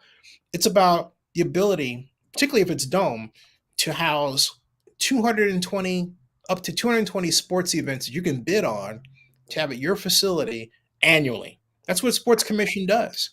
And what does that translate into? Hotel stays, eating at restaurants, putting money into the restaurants' coffers, hiring local talent, local artists, musicians, accountants, business. Okay. Right. That's what it's about. And that's really what you should think a convention center, a stadium as, a gigantic convention center, because really that's what it is. And what people should be concerned about is how the plan is designed in order to move money through an economy. That's the question. That's why I think these economists are not worth the money that they're paid, because you should be telling us how facilities should be designed so that tax dollars, or that the taxpayer gets the biggest bang for their buck. Instead, they just do all this wah, wah, wah, wah, wah, wah, wah, wah, wah, wah. Well, nobody has any time for wah, wah, wah, wah, wah, because while they're going wah, wah, wah, wah, wah, these developers are building and building and building. I mean, look, quiet as it was kept for people who are paying attention to this subject, did you know that the Buffalo Bills had their groundbreaking for the new stadium on Monday? Did you know that, Dave? No, I haven't heard that right there. Yeah. Did you know that the state of New York put in, I believe, $800 million for that? Did you know that? Yeah. Say it again. $800 million. That was done by. That's the part trying to catch. Who did it? Say again, please. You said the city put up. The state of New York. New York put up. Yeah, state of New York for the Bills. So what does that tell you? That tell you in terms of what they think about their team. It tells me that they want the Bills to stay in Buffalo, and they recognize that it's a community and economic asset, and that's that. That's what it tells me. That's what I'm talking about. Yeah. Yeah, Yep. That's what it is. It says here, Senate holding hearing at 2 p.m., 2:30 p.m. That would be 30 minutes from now. Thank you. And so I'm going to, if the Senate's holding that hearing, what I'm going to do is I'm going to switch this back. Hold on a second, folks. I'm not taking anything away. I'm just switching. In fact, I can't see you. But folks, I'm not going. I'm going to go in, out. I'm going to go in real quick and out. It's going to look like everything broke up, but bear with me. Don't move. Please don't move. I'll be right back.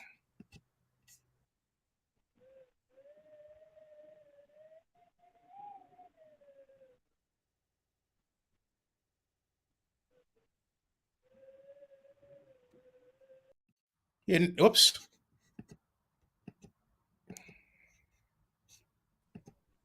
Now I can see you. Okay, now I can see you. And then now I'm going to go back and I'm going to add the Senate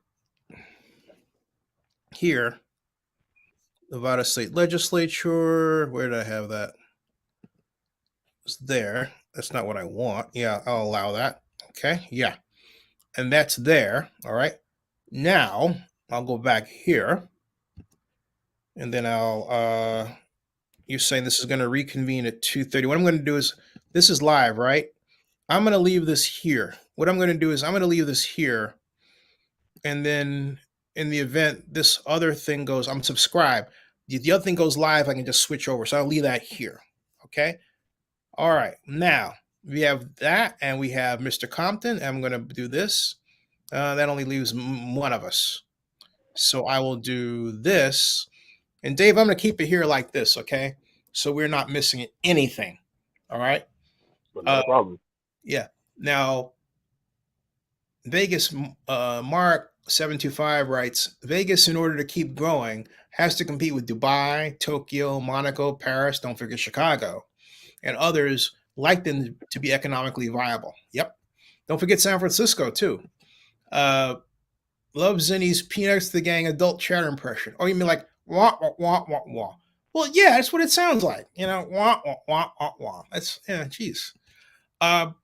Jags release renderings of the innovation of their new stadium. Yeah, the stadium of the future. Jacksonville is poised to be the next great economic center of the South. You heard it here first. Give it 10 years, 15. Okay. This is sad news for me Why is that? because of every place you're pointing out that's doing this growth, this spurt growth and everything, and look what's happening to Oakland. Well, yeah, They're going because look, just the opposite direction. yeah. Hold on a second. Senate Cal hearing, Senate Cal votes, full Senate vote. Okay. New York put up $1 billion for Yankee Stadium back in 2009. Thank you, Al. And Nashville is NFL's new stadium nicer. That's a gorgeous thing. Nashville and Jacksonville get it. The South gets it. All right. I'll donate $1 million to Compton's 2024 presidential campaign. You have a fan, Dave. Somebody wants you to run for president, man. That's cool. Can I get the $1 million now? And then we can. Hey, so if you were president, what would your platform be? My platform, what would it be? Ooh, that's a good one. I was just talking to my wife about homelessness and everything.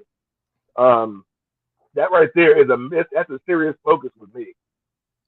Because of all the money that's coming to this country and all that kind of stuff right there, and you got homeless people out there who's in need of help.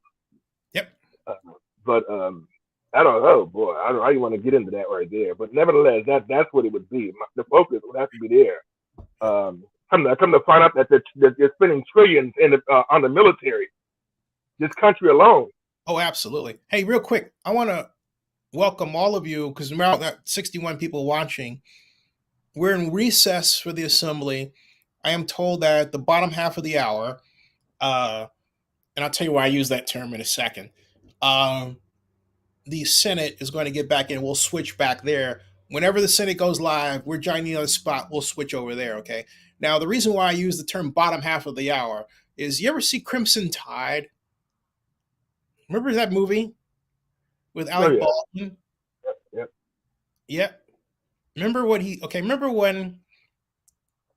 the Russian commander, I forgot that guy who had played that, the great actor, but he said that he was doing what they call crazy Ivans, right? Moving the ship, okay? And apparently Baldwin had taken a guess that the next time he was going to do a crazy Ivan was at the bottom half of the hour, and then he told the captain was played by Scott. Another fantastic actor. Should look him up real quick. I've got the dog on internet, right?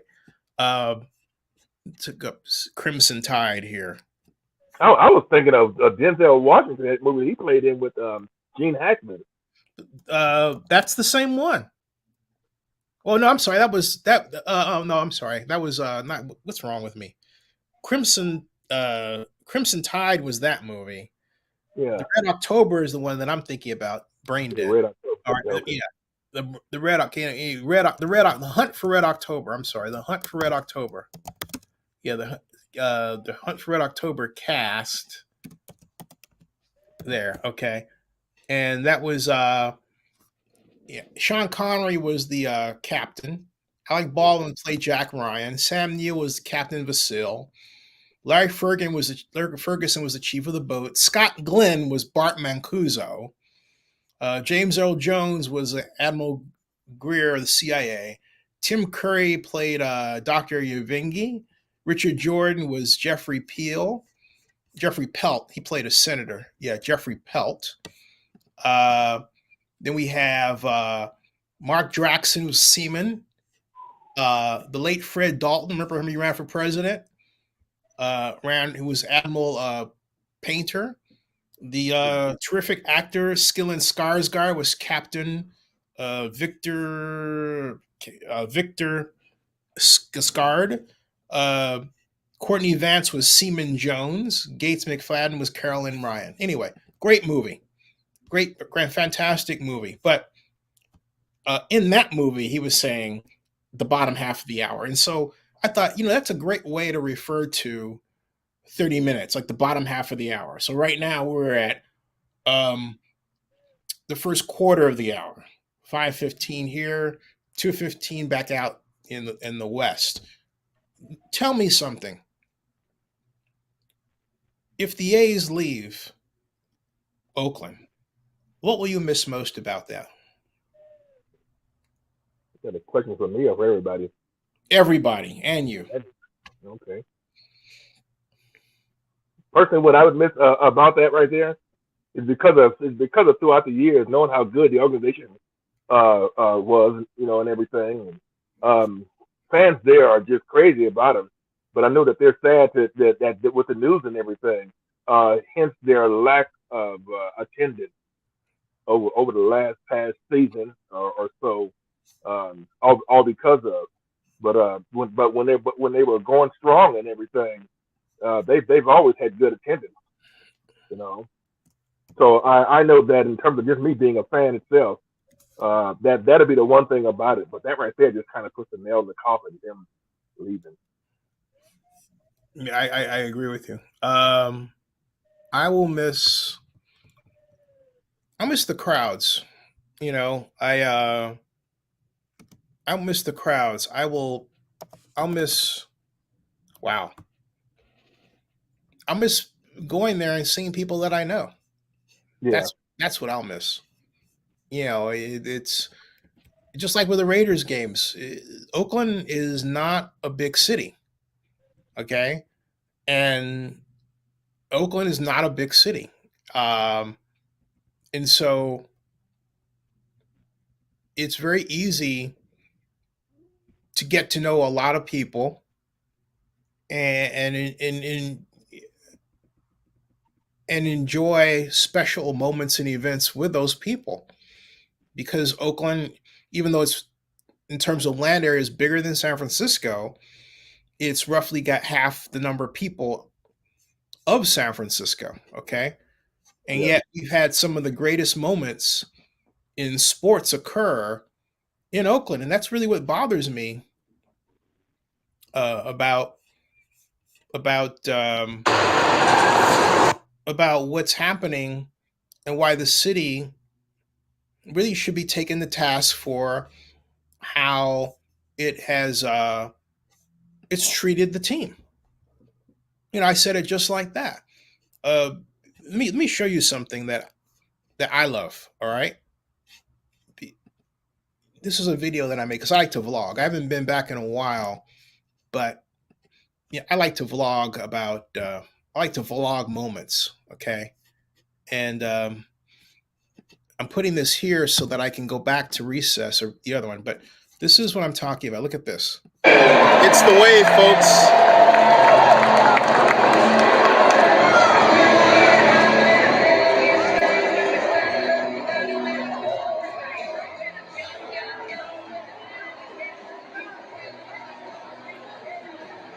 There it is. Woo! There's the wave. Yeah. Woo.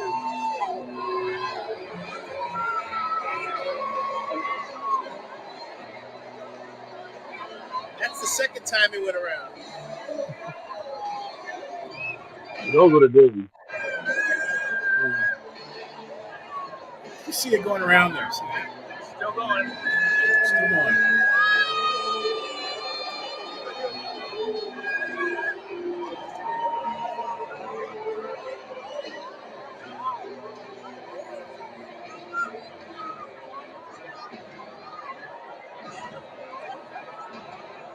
Here it comes again. Woo! Are you coming in? Oh, okay. Well, they're still going. That was a long wave, man.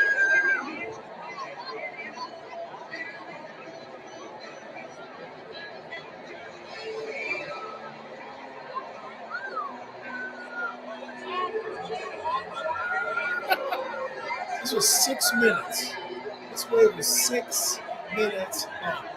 They didn't stop. Dave. You're not doing a 7-inning stretch. Yeah. Leading up to seven, the nine betting, Ninth inning. Ninth inning. See, there it is. See? Nobody wanted to stop the wave. I mean, isn't this something? Nobody wanted to stop the wave. Okay? Versus Raiders, flat hole. The Blazers against the Cowboys, drums are flattered. So in LA, try to watch every game. And since I've been to 2 games in my lifetime, one against the Giants when Bonds made a record home run. Remember that one? Then a Wednesday game against the Braves. Dodger games are best. Go Red Sox. Boo! Boo, Red Sox. No.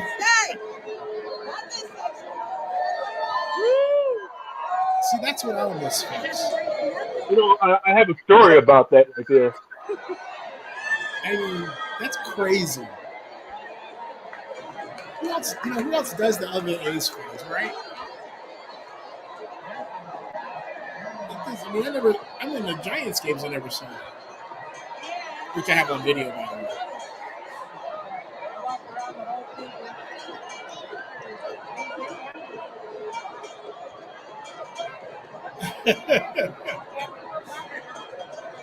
This is what I miss. Okay? So I miss all that. I miss all this. It's still going. It's still going, folks.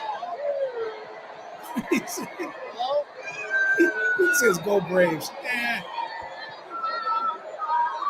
A's. So my point, if a city prizes its sports teams, all right. So let me go back to. So that's about over, I think. There, okay. Okay, I found this on the web for city prizes sports teams. All right, so we go back to SETI about over. You get the idea, folks, okay?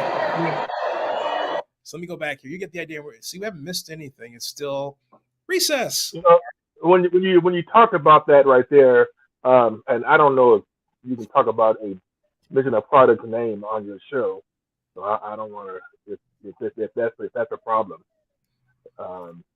Not like I'm trying to endorse something, but when I was working at the Coliseum and I was a vendor there and going to those games when it was really hot, and so they would sell beer there and everything and so forth, and so that was when they were just coming out with the near beer, okay, Yeah. or Jules or the other one was. Yeah. Yeah. So anyway, so I was so of course me being one of the rookies there, they would go as far as to give me the O'Doul's or whatever the other one was, and go out and sell it, And so I'm thinking I'm not going to make no money off of it, so I had to come up with a gimmick to go ahead and sell it.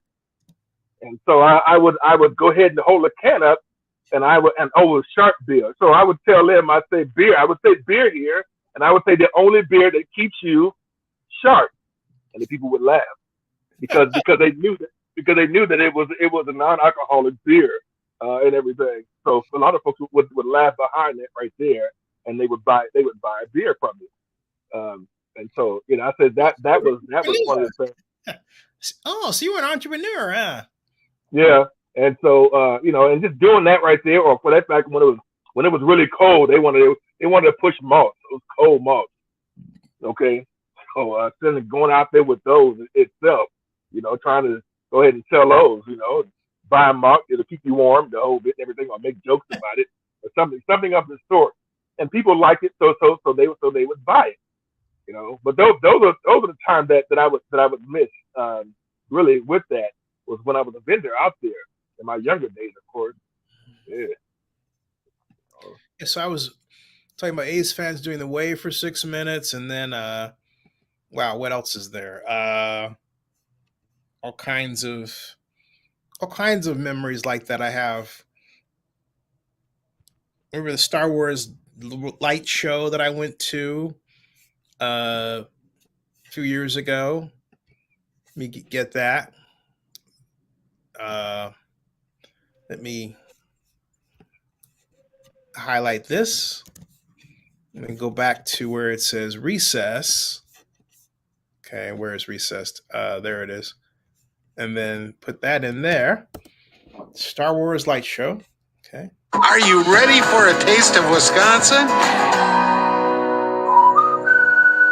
Hey everyone, this is the Star Wars Light Show at the Coliseum, but for the first time, the A's are using drones. Well, that wasn't what I wanted. In this instance, that wasn't the version I wanted to show, folks. So let me come back to that. There's another version I wanted to show. Hold on a second. Let me go and get the other version. All right. History, channel content. Let's see here. Got a ton of videos here. Wow, my lord. All right. Ricky Henderson visits. Let's see here. We're in the A's game versus the Rangers. Entering Clint. This is also. This is also what I'll miss because I just love the Coliseum. Okay, folks. So hold on a second. And I think the Coliseum should be preserved. I know when Mark Davis dispatched me to come up with a plan, I wanted to use the existing stadium. He didn't. It's like, well, I didn't, But it's a landmark at this point here. Historic. It's a historic landmark. That's what I'm saying. It should be designated as such. Okay, all right. This is it shifting over? Hold on a second. Did I get this? I didn't get it. Wait a minute. Oakland. Entering Oakland Coliseum for A's game. You see that? There it is. All right, now. I've done this before. One of the first to enter right here. I've done this before. One of the first to enter a stadium. They're all behind me. Some of them are ahead of me, and they've got hey, Bear Newsgroup.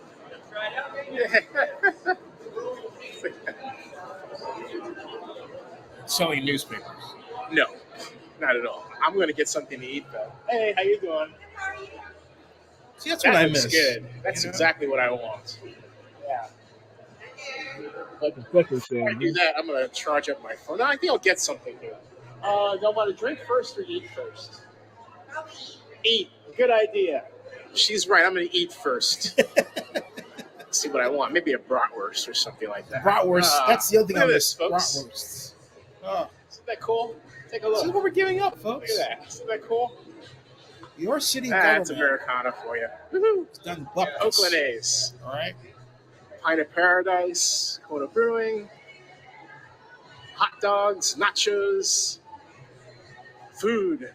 I'm starving. We're nearing the bottom half of the Go hour, A's. folks. Go food. I'll go in here first. Liquid Aloha, maybe later. Hey, how you doing? Oh, no nachos ready yet. Oh, man. Rats. What's up here? They're not open yet. Okay. Drinks. Don't worry. I got my eye on it. Now go down here and get them. Yeah. Let's see here. Yeah. That's what I'll miss, Dave. See Hey, that? how you doing? Isn't that What's cool? that? Oh, yeah. That's what this is where it's at, man. Hot dog. I love Prime, that's vlogging what this I'll get. stuff. You know, take away my Burger vlogging Prime. places. Yeah. Okay? Burger Prime Freaking time. government doesn't do anything. Prime time burger. Order here. Hey, open yet? No? I don't think they're open yet. Excuse me. I don't think they're open yet at all. Not open yet? They are open. Okay, they are open. Ordering. Uh-huh. Remember why you became a nurse? You wanted to help people. Commercial. Hold on a second. And girl, you're just getting started. All right. So that was that. Anyway, but that's what I'll miss. Now let me go back to where we're at. Assembly, still recess, Nevada Legislature. That's still the only live stream up. Okay. And it says live. That's it. We got, if you click on live here, all right, the Senate is still just done. It says upcoming. Oh, hold on a second. Okay, folks, now we have another 30 minutes. It's at 6 o'clock. No, we're running into some time here. You keep going back. We started. Holy. Okay. All right. We started at. I gotta eat too. I think I might just let this run. Says I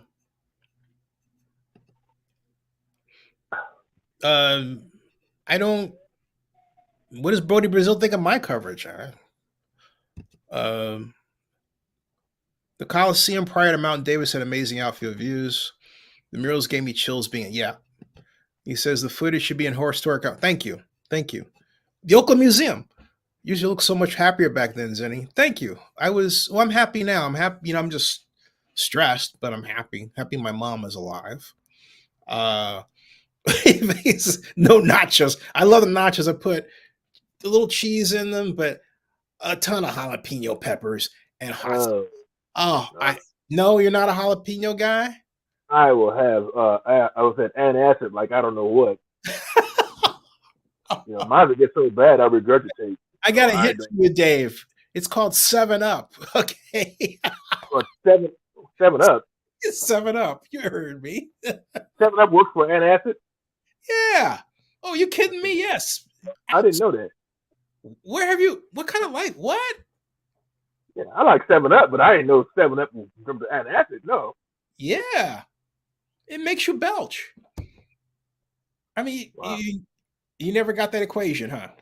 No, it never dawned on me.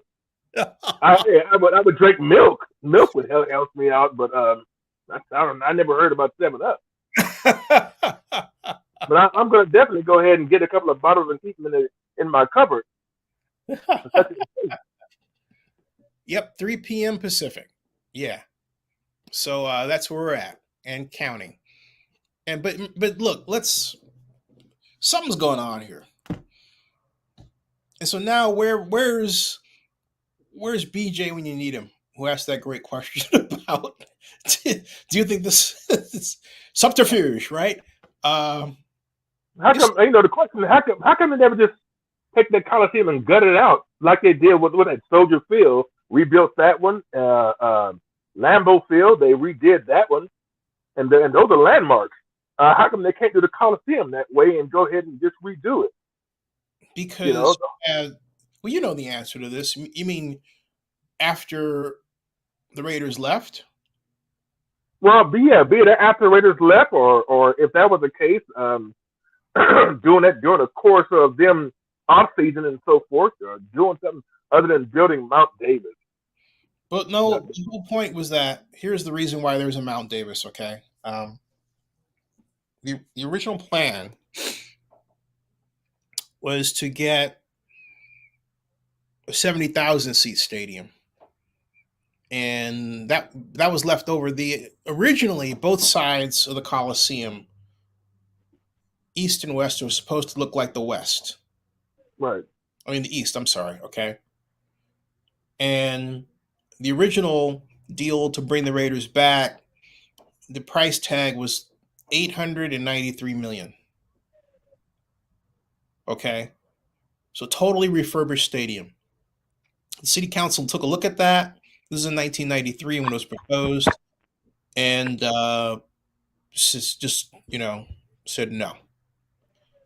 So Oakland assistant city manager Ezra Rapport, rest in peace, and company went back to work under the direction of Henry Gardner. Well, then Craig Koshin, and another great guy in Oakland's history, and fashioned a scaled down version that consisted of just the east side. There was discussion of expanding that later, but these are money issues specifically on how much money they wanted to spend versus how much money they didn't want to spend. They didn't want to be on the hook for that much money. All right. That's the reason. So tell me something. I'm sorry. So That said, tell me something. Okay. Why they entertained the thing of wanting to tear down the Coliseum to put up something else after they didn't win as far as to put that money in for the extension. Okay. So Wait, they would get rid of it. In other words, they want to tear down the whole Coliseum. We say they. Who are you referring to? I want to make sure I'm Well, understanding. so, be it was the city or whoever it was that was put out there to want to take the Coliseum and knock it down to replace it with something else or That something. was the A's that wanted to do that, not the city. So you understand that, right? yeah, I understand it right there. Yeah. That was the A's. What happened was, this is what happened. All right, Oakland Mayor Libby Schaaf had this idea where she would give John Fisher and Company, and Dave Cowell, the option of choosing to build either at the Coliseum or Howard Terminal in the original exclusive negotiating agreement that was drafted. Right. Instead, the A's chose both. Because there was nothing in the ENA preventing them from doing so. It quite literally allowed them to choose both. It didn't word it out, so they chose both.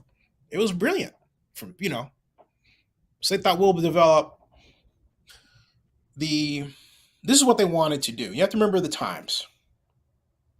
This was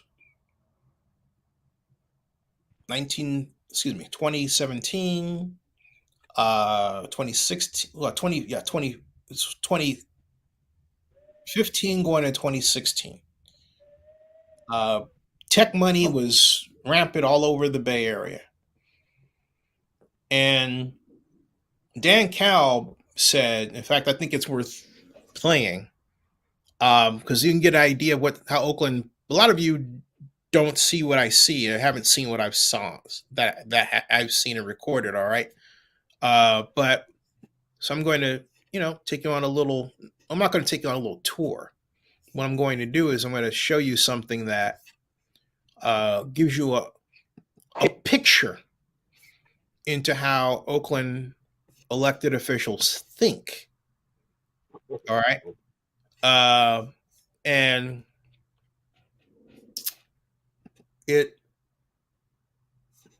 see, Dan Kalb, Kalb,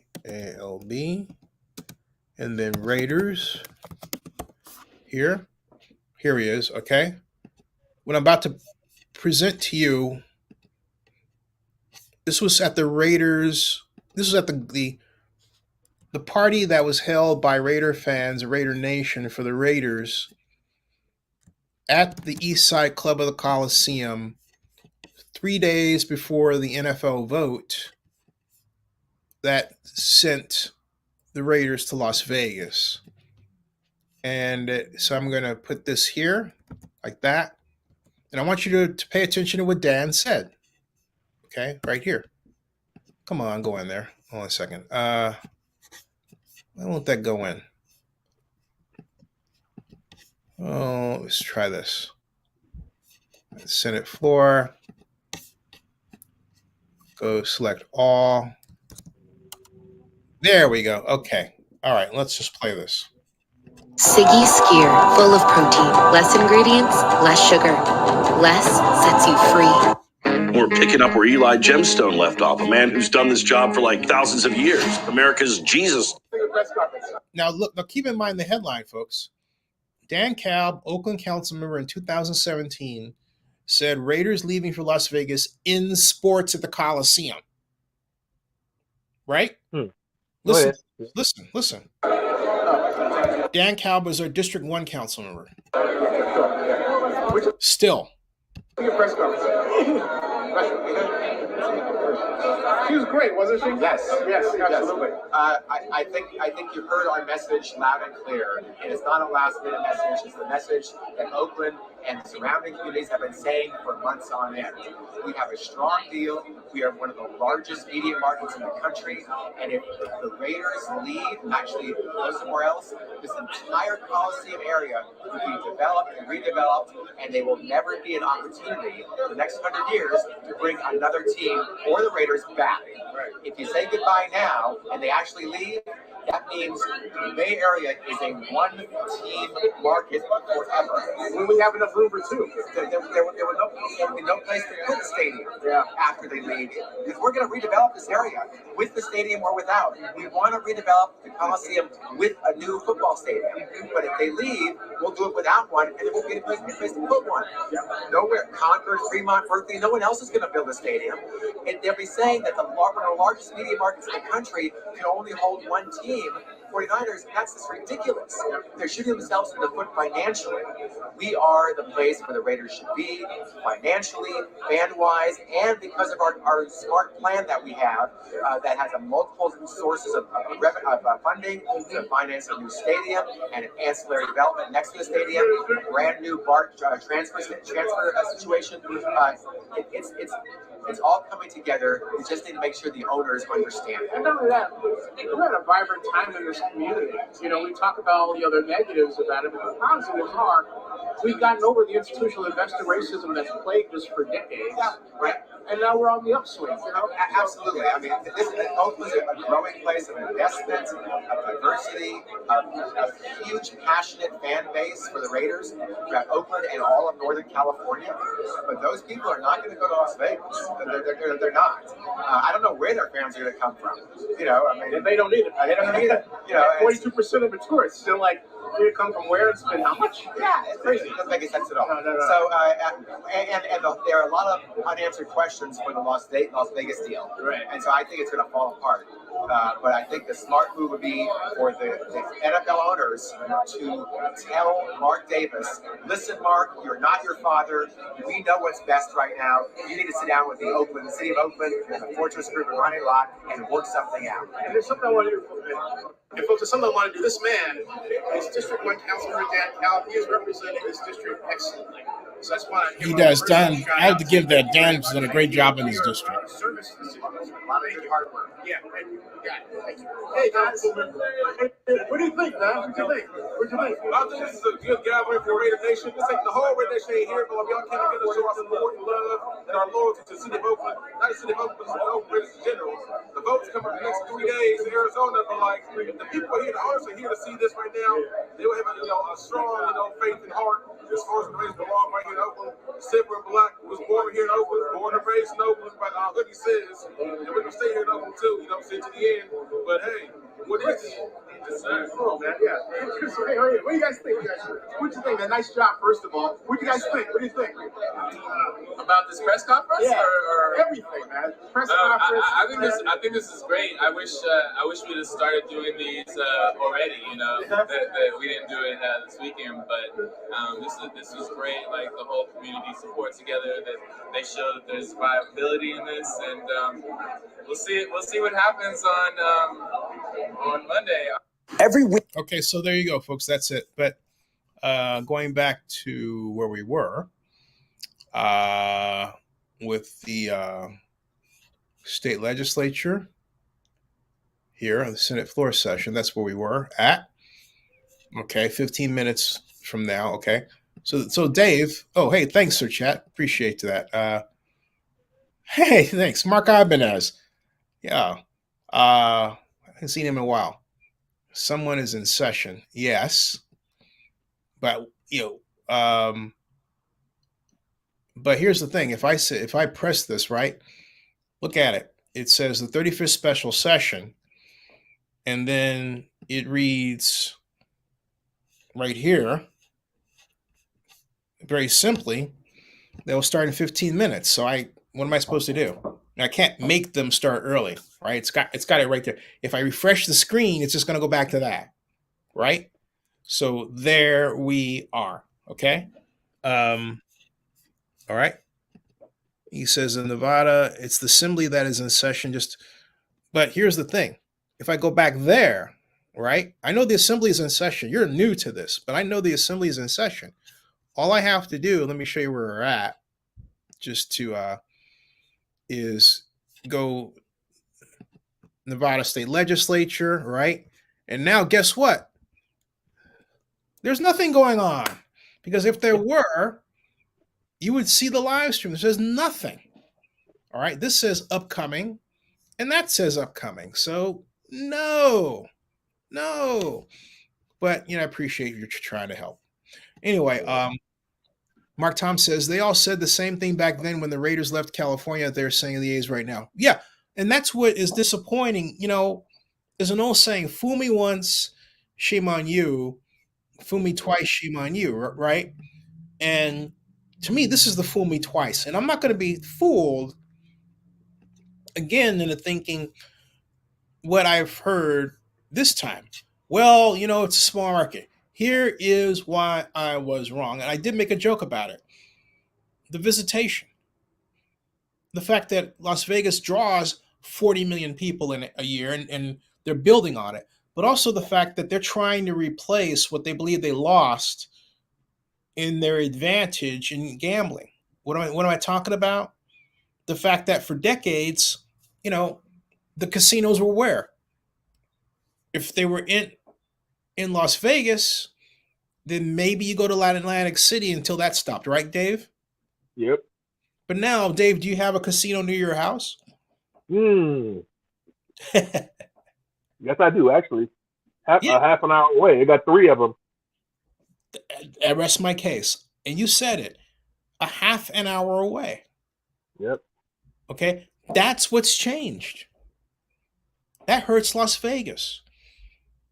And Mr. Adelson very presciently realized what was happening with the internet and how it was going to eat into his seed corn, and he needed an alternative. And so he looked at sports.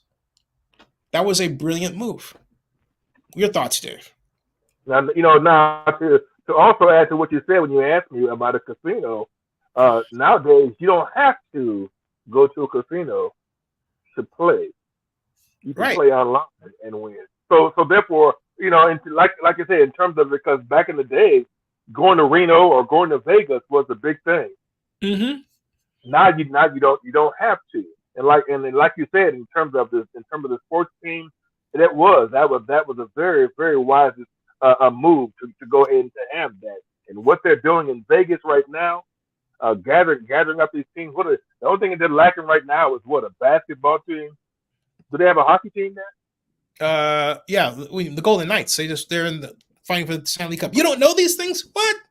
No, well, I don't keep it with hockey, but except for what just happened here with the minor league hockey team or whatever it is and so forth. Anyway, but for the point of it is that like you said, you've been talking about the Vegas is building itself up to match these other places like Arizona or a couple other places, and so forth. And that's just it. Sports is where the money is. Yeah. You know as well as I do. And it's like a lot of others. That's where the money is. They gotta make it up somehow, and they're pulling in teams. In this case here, between the A's and the Raiders, people who would definitely go ahead and pay to see them, and so forth. And so that, like you said, that's where the money is itself. So. Yep. Yeah, absolutely. So we've got, this is, I'm going to go, what I'm going to do is I'm going to switch over to some of the tweets here, just since, and come back. Before I do that, I want to say, again, thank you, Mike. I'm going to thank you so much. About it's the assembly that is in session. Just like I already got that part out of the way. And now we have a bullet train, right? Like I said, 1 million people additional in 10 years. You watch. It's coming, folks. Las Vegas will be the next great metropolis. Yep. And I then, can see that. and where is that statue of Bugsy Siegel, right?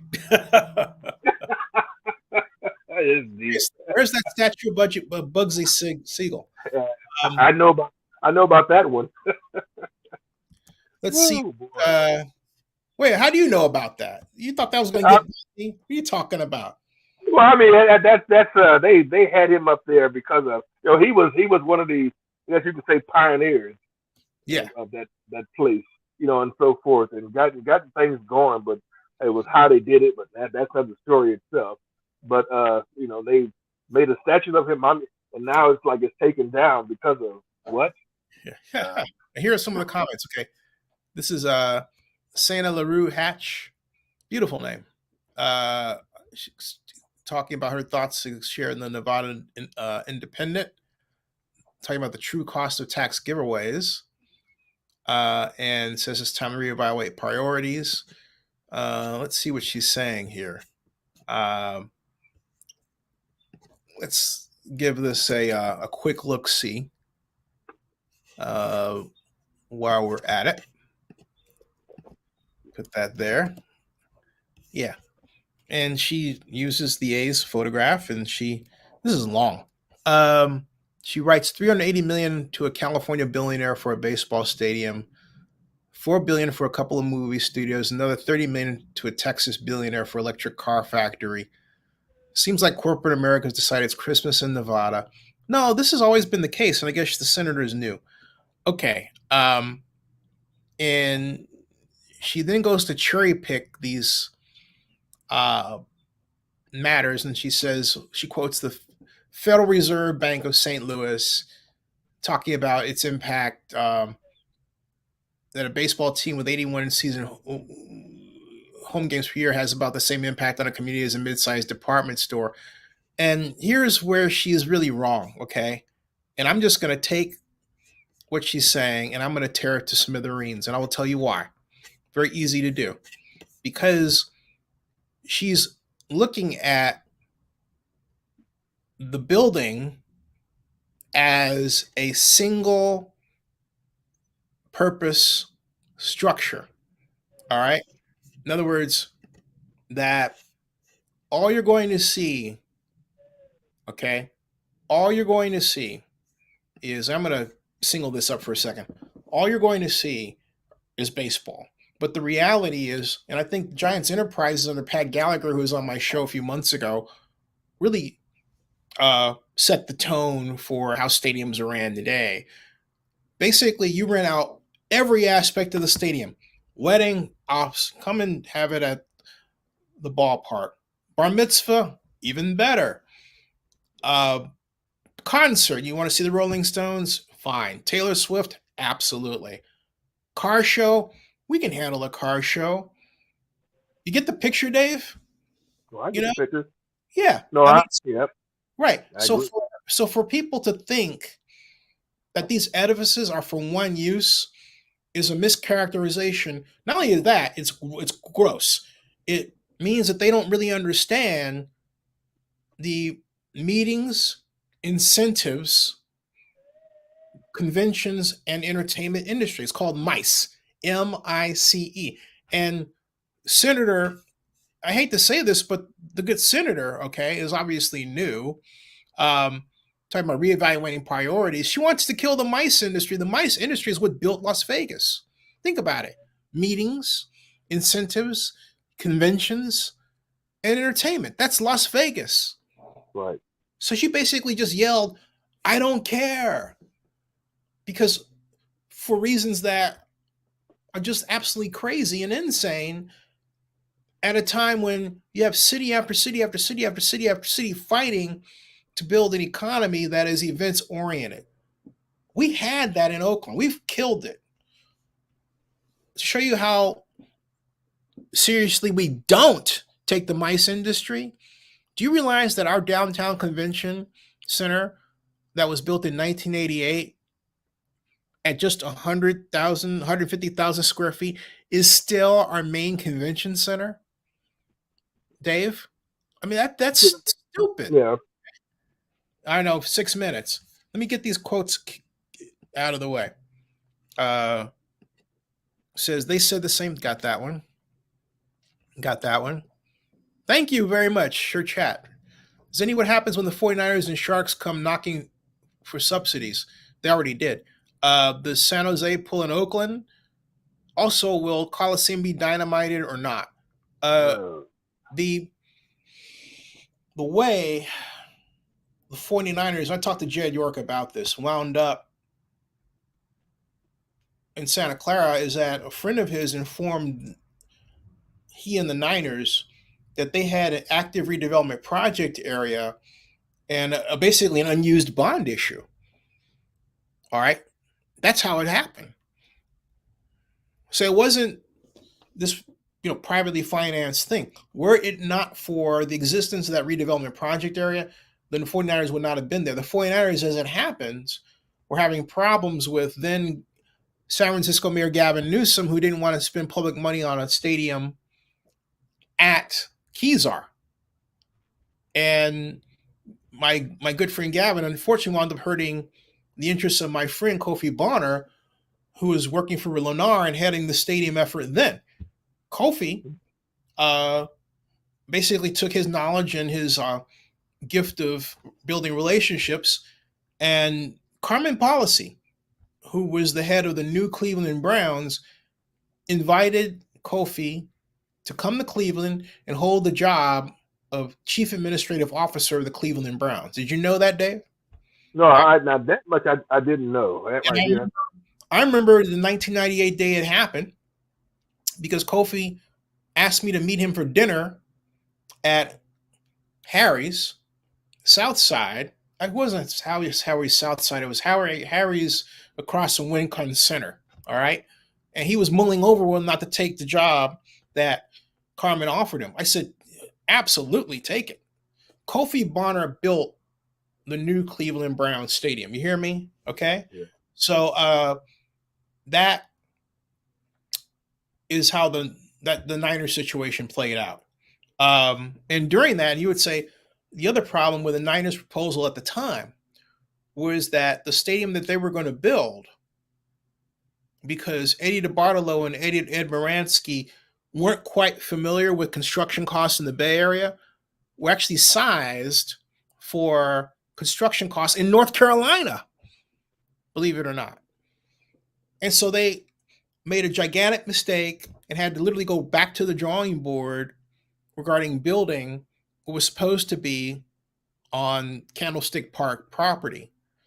And so they came, so much later when Jed took over, they came back with a redevelopment offer, and Levi State and the beginnings of Levi Stadium happened. And that's what happened. Okay. So I believe I got your, yeah. And I'm against destroying the Coliseum, even the stadium. I was not in favor of that from the time the Athletics proposed it. We need to build Coliseum Stadium. In fact, we should have built the stadium for the Raiders anyway. Even if they were leaving, we should have said, you know what? We're going to position ourselves for another NFL team and whatever we can get. XFL, new types of sports venue events that are being produced for, stadiums like that. We should have just went ahead and done it. But see, we follow right along with what then head of NFL properties, Eric Grubman, told me was our problem in Oakland. We're reactive. We don't plan and do, we react. Just like we're reacting now. Everything's a reaction. It's the same thing all over again, folks. Okay? So it says, hope they don't turn the Coliseum into affordable housing. Well, we need affordable housing. But yeah, not that way. There's enough land at the Coliseum to do it without tearing anything down. So Charles says, I like Levi's Stadium. Could have been better engineered. Raiders joined in Detroit Lions, Ford Field. And let me get to, while I'm reading that to you, let me go over and make absolutely certain I am at the Senate floor. Here's the Senate, because it's supposed to start now, all right? So we're waiting. It's time now, folks. It's 6 o'clock. Just in time, folks, right? All right, so let me refresh this. This bad boy is supposed to be starting now. We're waiting, okay? Clock, all right? All right, so guess what? Boom, all right? It ain't starting. Okay. Anyway, he says, I like Levi Stadium. Could have been better engineered if Raiders joined in. Detroit Lions, Ford Field in Baltimore, M&T Bank Stadium are better built than Levi's. 49ers will ask for new stadium watch. Yep. Well, I think that they will stay there. They're bringing the Super Bowl in. I don't know if you knew that. Super Bowl 60 is coming back. Coming to the Bay Area. Yeah, what about the Sharks, though? The Sharks should be in Oakland. We should steal the Sharks. See, Oakland's been nice. We sit back. We let San Francisco under Ed Lee pick us off. Then we let Sheldon Adelson in Las Vegas pick us off. And we're about to get picked off again. We don't fight for anything. We let San Jose pick us off. San Jose got the Bay Area Panthers. We call them the Oakland Panthers. I mean, when is enough, right? The Oakland Roots were like, oh, yeah, we're Oakland Roots. But then the Oakland Roots playing Hayward. Yeah. This crazy stuff, man. All right. Is there going to be a vote on the bill? Well, we'll find. John, how you doing? We'll find out, John. I mean, I'd like to tell you, but you know what? This is something we should have gotten out of the way a while ago. So chat says Oakland Sharks. I like it. Yeah, I like it too. Yeah, we're waiting. It is now 6:01. Nothing. Yeah. Hey, I have a honeydew list. Uh-oh, you got to go. Yeah, I know she's about to on her way back, and I didn't want to be sitting here. I hadn't even got started. None of us. Yeah, man, you gotta go take care of your honey, and it's about dinner time. I gotta go check on my mom. I'm not going though. So what I'm gonna do is I'm gonna let this sit here, right? I've got my phone. I'm gonna let this bad boy run, okay? And I'm gonna monitor it. I'm gonna make sure I close some windows so that we're not too. In fact, let me see something here. I want to make sure that there's only one live stream going. There right now there's this one. Okay, it says live, right? Yep. Wait, it says Senate Committee of the Whole. Hold on a second. Wait a second. They changed up on me here. All right. The committee has not yet convened. Dang on it. Wait a minute. Let's do this one. Okay. So they have the Committee of the Whole live. Right? So we're going to go down here. So waiting for this one. That's not starting. Okay. Then we've got. This is the Committee of the Whole. All right, Senate Committee of the Whole. Look at that. All right.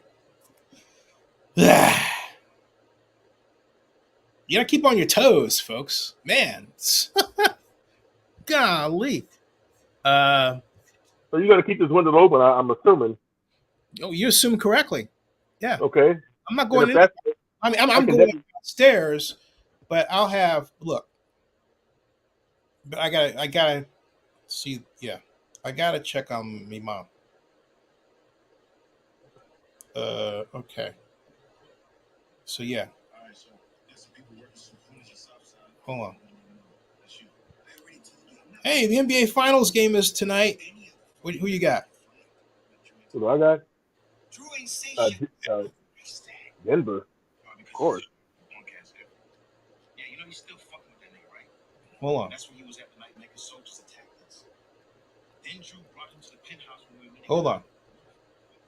All right. Okay, see, I got that, okay? All right. It says, you say Nuggets? Oh, definitely. I cannot bet. Yeah, I originally thought it's going to be Nuggets, but you know what? You going against it? I cannot pick against the Godfather. Okay? Yeah. I cannot pick against the Godfather. I just can't. He says, he's good. How about this? He's like, go Sharks and go Miami. I mean, go Golden Knights. All right, so folks, Dave, I'm gonna go downstairs real quick. I'll have this. I am not shutting this off. Okay. Stuart Busby, my friend from Bret Hart Junior High days, and Bret Hart. yeah, hey, what are you laughing about, man? You laughing at that? Because just though you say you bring up names back in Oakland, I'm just funny just to hear it. That's all. Yeah, so folks, these are my posse. I'm surprised you haven't gone to your old high school and done some interviews and so forth up there. Well, I'm here. But my whole point is Stuart is a fantastic, folks. You're in Sacramento, you need a CPA. Stuart, your man. Right, Stuart? Right, Mr. Busby? Stuart's like, hey, okay. He says, Bret the Hitman Hart. Oh, I wouldn't put it that way, okay? Stuart, how the heck are you? You want to come in and grab a live stream or something and grab hey, look, here's the invite. In fact, I'd love to get your view as a Sacramentoan. What you think about all this stuff about, what's going on here. Even though the Warriors did give you they handed your hat to you, right? Well, they did. Hold on a second. You never completed about Denver, and you said something about I don't do bets or whatever, but you had something in the making. Say that again? You mean? Oh, I said that I changed to I can't vote. I can't be Godfather. I'm talking about Pat Riley. Yeah. There he is. Link below. Hey, Stuart. I'm sending you a link invite. I'm gonna come in. I'm gonna go downstairs real quick. Because I need to make sure Mom is getting. You're on the clock. You're on the clock for the governor at the moment. Thanks for the plug. You're welcome. Got it? Anytime. All right. Yeah, we're on the clock for not the governor. I mean, Gavin, what's up? Rest in peace, the Iron Shake. Yes, absolutely.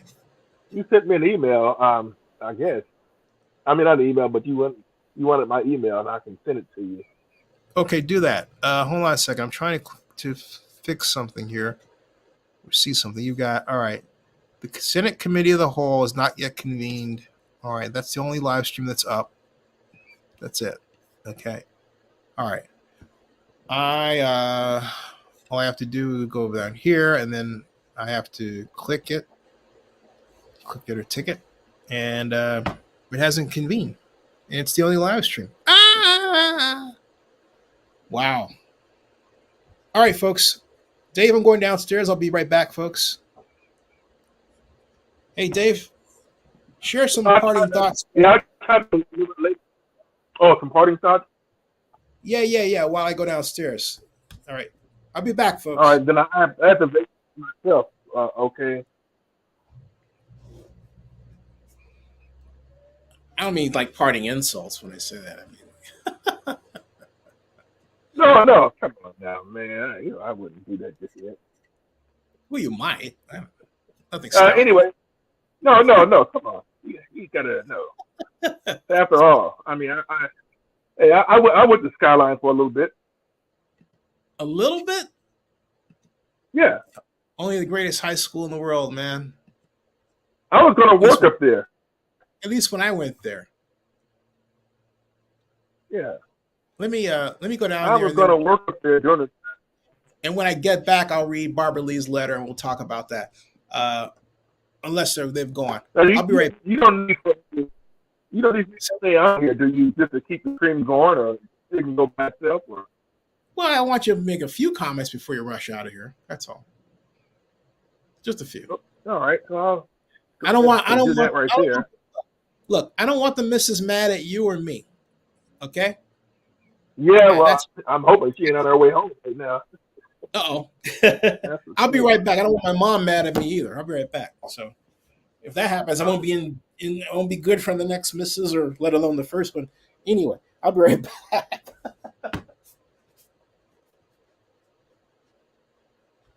Keeping it live, huh? Well, all right.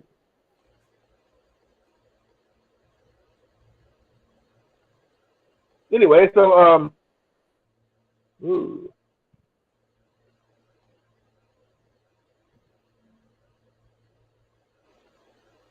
That Mark done a $10 donation to the cause, which is good. Thank you, Mark. I missed that right there. You got that right. I afraid that sitting in his chair, that she comes walking through the door, that you may not even see me no more. But that's the way it goes, I guess, in terms of having a honey-do list and everything.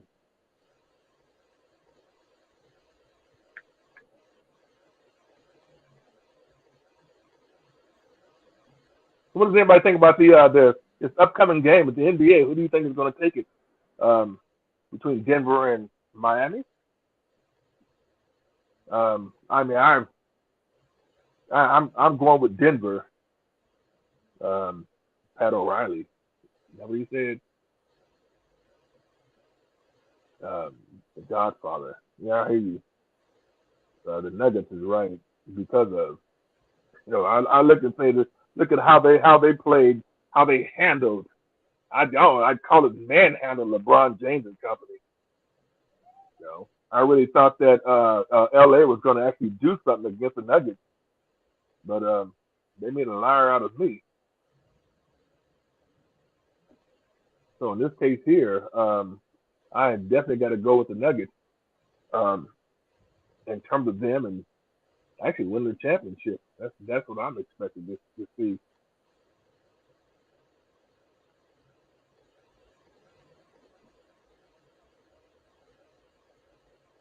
How does anybody else feel about it?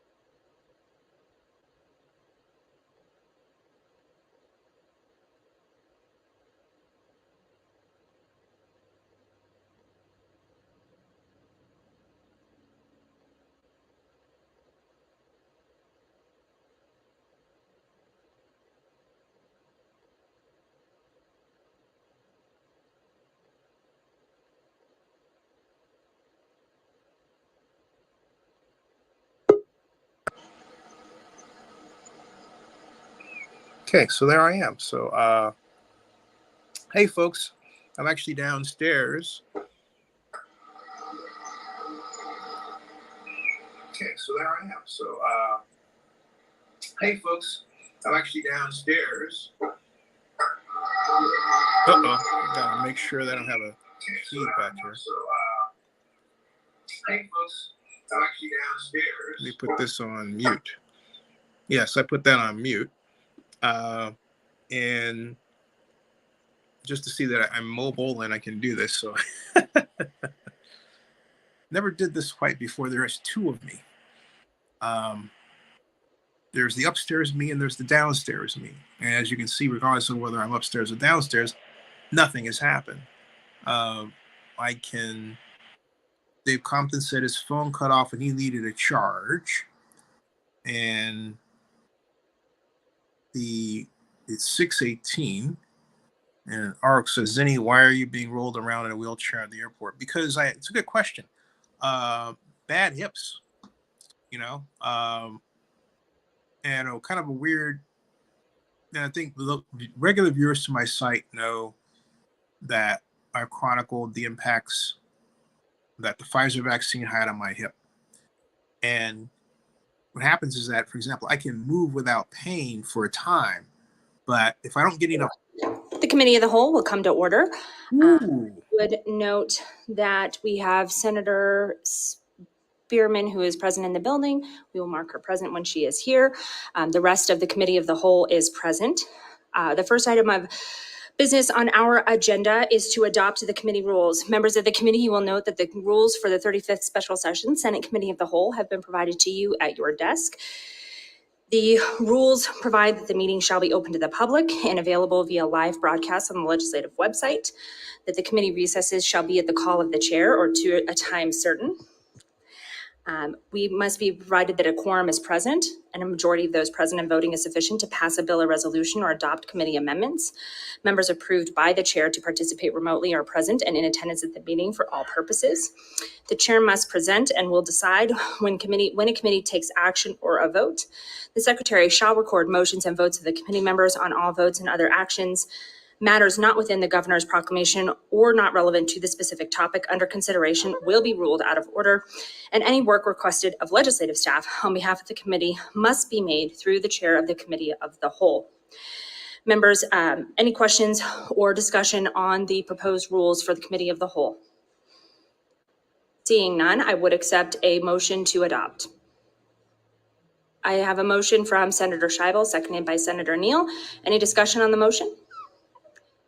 Seeing none, all those in favor, please signify by saying aye. Any opposed? Motion passes unanimously, the members of the committee of the whole. The next thing on our agenda, I would like to turn the microphone over to our legislative counsel and Mr. Powers for general disclosures regarding LCB staff. Mr. Powers, when you're ready. I'm going up to see what's going on, why I can't see it. Thank you, Madam Chair. For the record, Kevin Powers, General Counsel, LCB Legal Division. Present with the Committee of the Whole today are members of the Research Division, Fiscal Analysis Division, and Legal Division of the Legislative Counsel Bureau. As a reminder to the public, we are nonpartisan staff. We do not support or oppose any particular policy, viewpoint, or piece of legislation. However, we do provide the Senate and its committees and members with objective legal and fiscal analysis advice and research policy analysts. In order to do that, we provide that on a nonpartisan basis based strictly on the terms of the bill, terms of the law, and our analysis of the fiscal and policy impact of the legislation. And that's why we're here today to provide our analysis of the legal and fiscal policy impacts of this potential legislation. Thank you, Madam Chair. Thank you, Mr. Powers. With that, members of the committee, we have one bill on our agenda. It is Senate Bill number 1. We've also been provided a copy of Senate Bill number 1. Yes. A copy of Senate Bill 1 is also available online who are joining us. We will proceed in the following manner. Hear a presentation of the provisions of Senate Bill 1. We will then move to members of the committee for questions. If you wish to speak as a member of the Committee of the Whole, please hit your request to speak button when the time comes. We will make sure that everyone has a chance to answer the questions before doing another round of questions, but we will let members ask whatever questions you may have. Once we are done with the committee asking questions on Senate Bill number 1, we will move to to testimony in support of Senate Bill number 1. We will be limiting testimony in the support and opposition and neutral portions to 2 minutes per person. If you have additional comments past the 2 minutes, I will provide the remainder of your testimony in the form of written testimony to the Committee of the Whole. We will intend to move through a portion of support testimony and then opposition testimony and then neutral testimony between here in Carson City, down in Las Vegas, Grant Sawyer Building, and then via our phone system. We then may come back for another round to do support, opposition, and neutral in an effort to make sure that folks who have joined us are able to testify and give us their support, opposition, or neutral testimony. With that, members of the committee, we are going to open the hearing on Senate Bill number 1. I would invite Mr. Hill to take the podium and present to us, and we will begin. Okay, here we go, folks. Here we go. Thank you, Madam Chair, members of the committee. I'm Steve Hill. I'm the CEO of the Las Vegas Convention and Visitors Authority, and I am also the chairman of the Las Vegas Stadium Authority. I often say I appreciate the opportunity to be before you today, we think that this is a project that can allow Las Vegas as a city, as a sports destination, as the sports and entertainment capital of the world to move forward. If you give us the opportunity to do that, we will work exceptionally hard. I will work exceptionally hard to make sure that you look back on today and feel like it was time well spent. So thank you for the opportunity to be here today. There are a number of benefits to bringing Major League Baseball and the A's in a stadium like this to Las Vegas.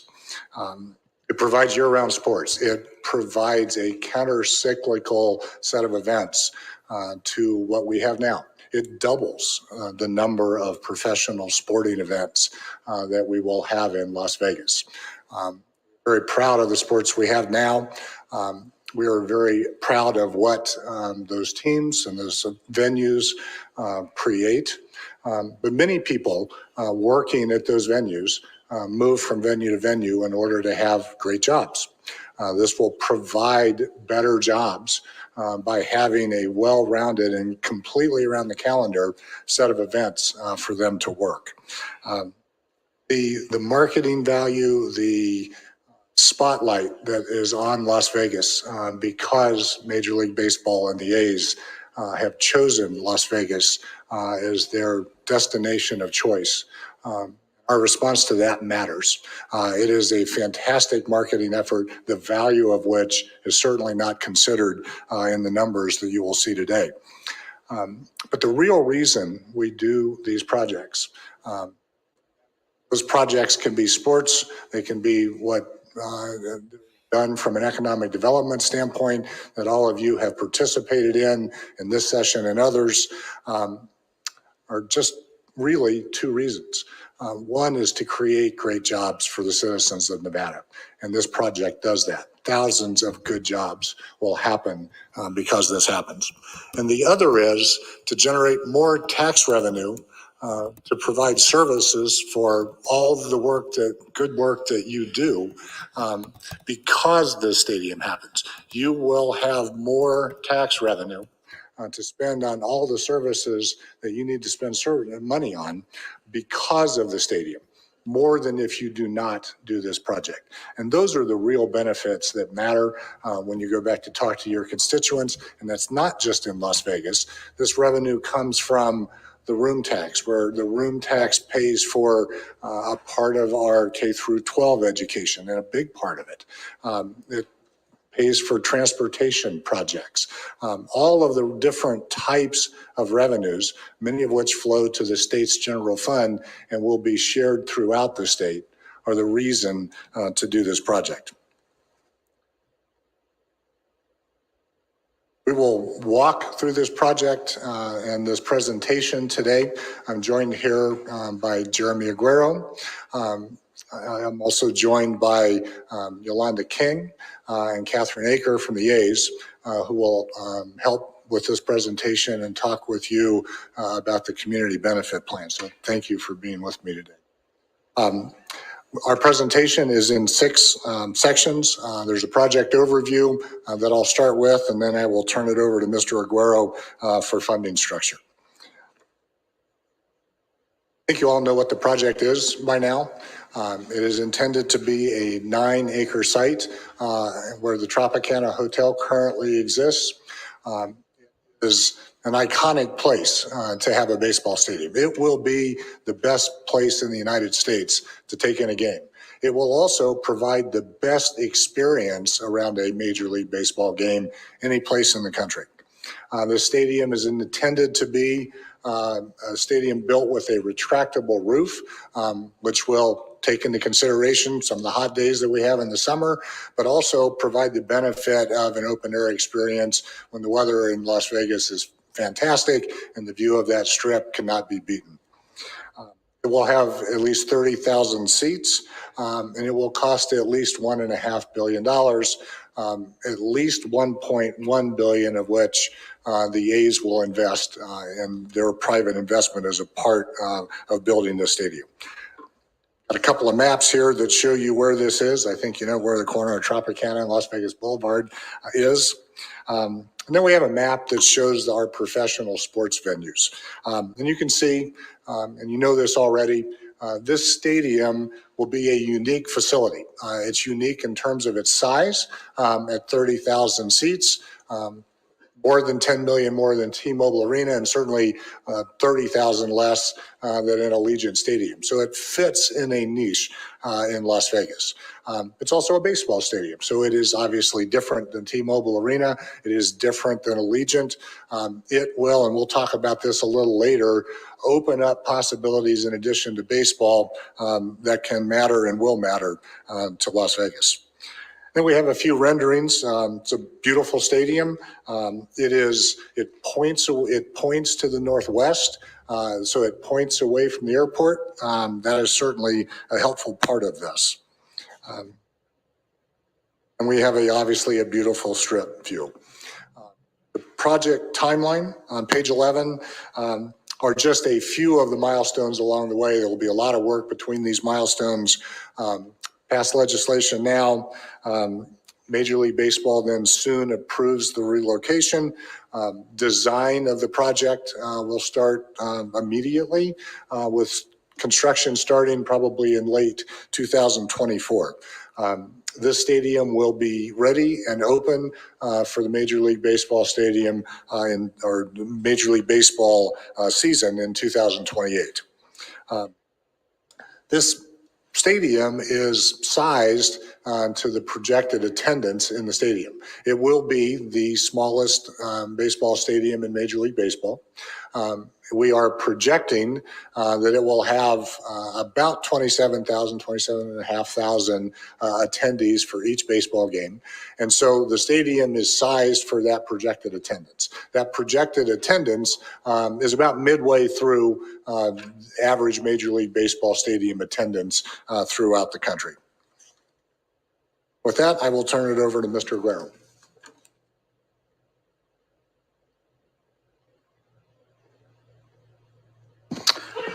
Madam Chair, members of the committee, for the record, my name is Jeremy Aguero. I'm also want to echo Mr. Hill's comments about honored to stand before you today. In terms of talking through the funding, the project funding structure itself, I think you've probably heard this from time to time. The overall project is roughly $1.5 billion in total. The A's willing to bring not less than $1.1 billion to invest in the project, and Nevada contributing not more than $380 million in total. On the slide that follows, provide a brief outline. I'm now on page 15 for the packets that have been provided to you. Those have to reflect those two component parts at the top end of that. Obviously, the great deal of our conversation today and around this is the public's portion in terms of contributing to the project. There are really three component parts shown by the lighter blue colored boxes that are shown there. The first of those is the creation of a sports and entertainment district. The second is our transferable tax credits. And then the third is a credit toward development related activity that be provided by Clark County. In terms of the sports and entertainment district itself, the way the sports and entertainment district works is that all the revenues that are generated by the project, sales tax, live entertainment tax, payroll taxes, and other taxes will inure to an account. That account will be utilized to then repay bonds, stadium bonds that will be issued by Clark County in order to fund a portion of the project. It is estimated today that those bonds will be roughly $120 million in bonds.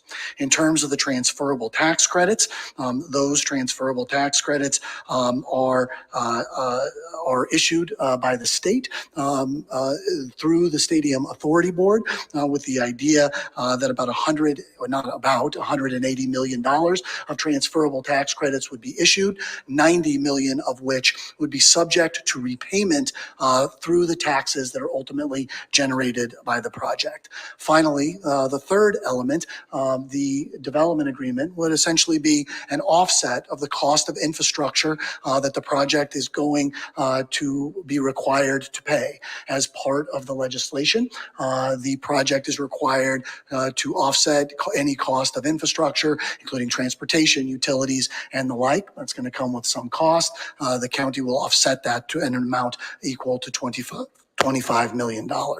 In terms of the bonds themselves, the security associated with the bonds is obviously important and has been a subject of a great deal of discussion. 1 year's reserve will be allocated immediately upon the issuance of the bonds. So we'll have a full year's worth of bond payments that will sit in an account the day the bonds are issued.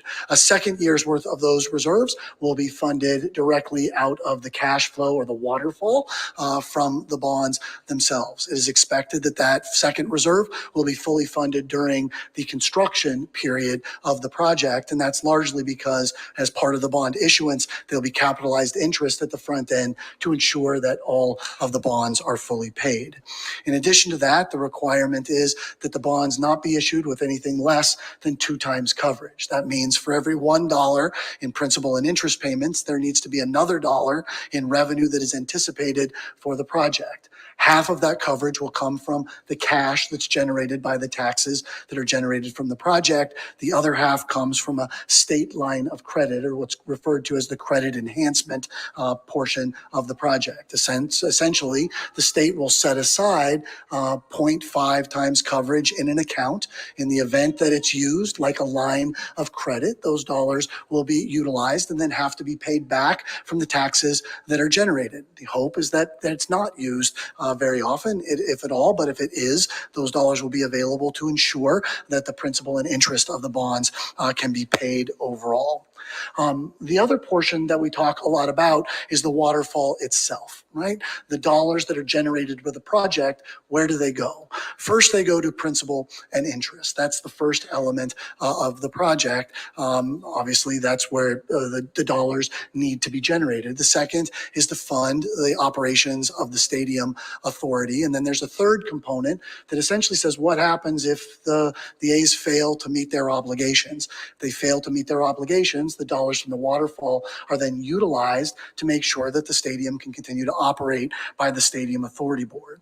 After that, the funds are allocated to the second year reserve during construction until such time as that reserve is 100% funded in terms of average annual debt service for the project. Again, by the time the project is completed, the expectation is that there will be 2 years of reserves fully funded at that point.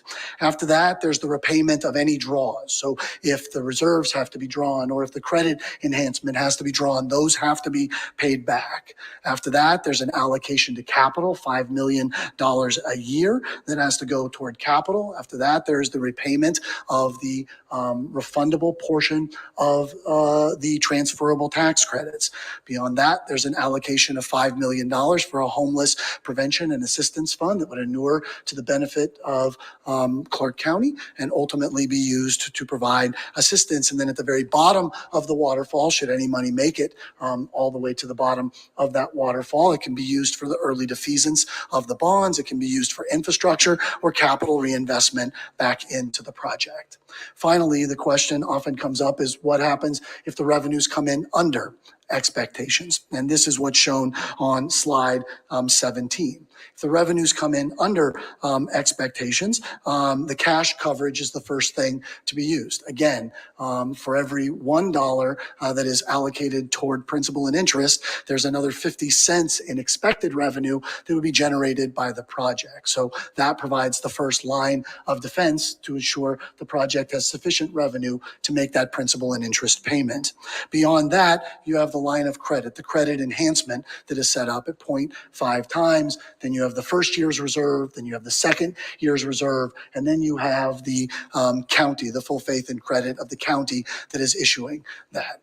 I'll talk about this a little later in our presentation today, but this is effectively a 4-year reserve. We would have 4 years of no revenue if the state backstop is 0.5 times, and then you have 2 years worth of reserves, which you could only use half of each period. You'd essentially have to go 4 full years with having zero revenue before you had to make your way all the way to the county providing any type of its credit to make that happen.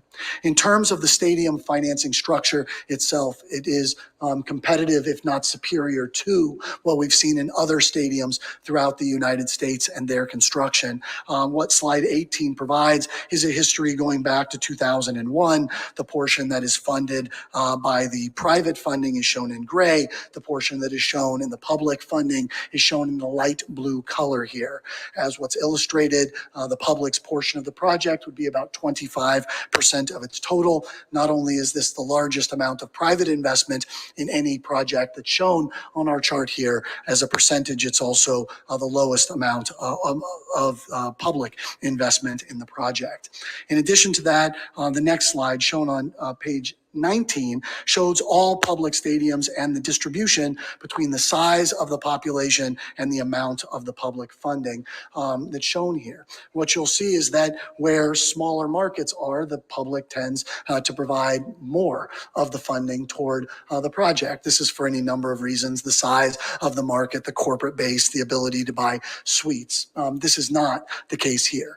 We are, as Mr. Hill indicated, among the smaller markets. Matter of fact, the smallest of the markets there from a media element, and also among the lowest in terms of the public contribution. Of course, the differentiating factor for us as a state is the 40 million visitors that come to Las Vegas every year and the ability to leverage that portion of it as well.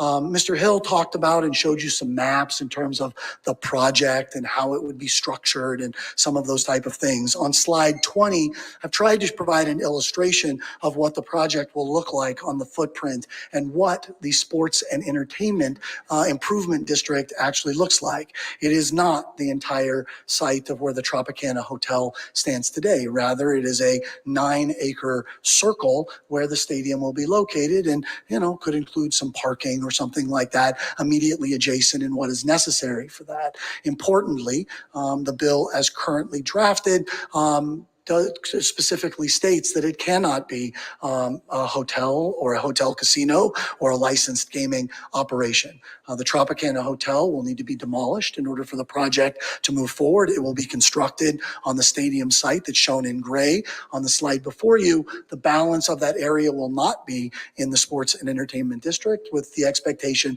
that it will be redeveloped in other uses and hopefully generate a substantial amount of economic and fiscal impacts in its own right. In terms of some of the key public considerations, and Madam Chair, members of the committee, I apologize for slide 21. I know it has a lot of words on it, but I felt like these words mattered, and so I included it this way. There's a few sort of key elements that I think are very important from the public's standpoint, from the consideration. And obviously, these are tools we've used for other projects. I think they are equally important here. Number one is that the private sector must put the first money in.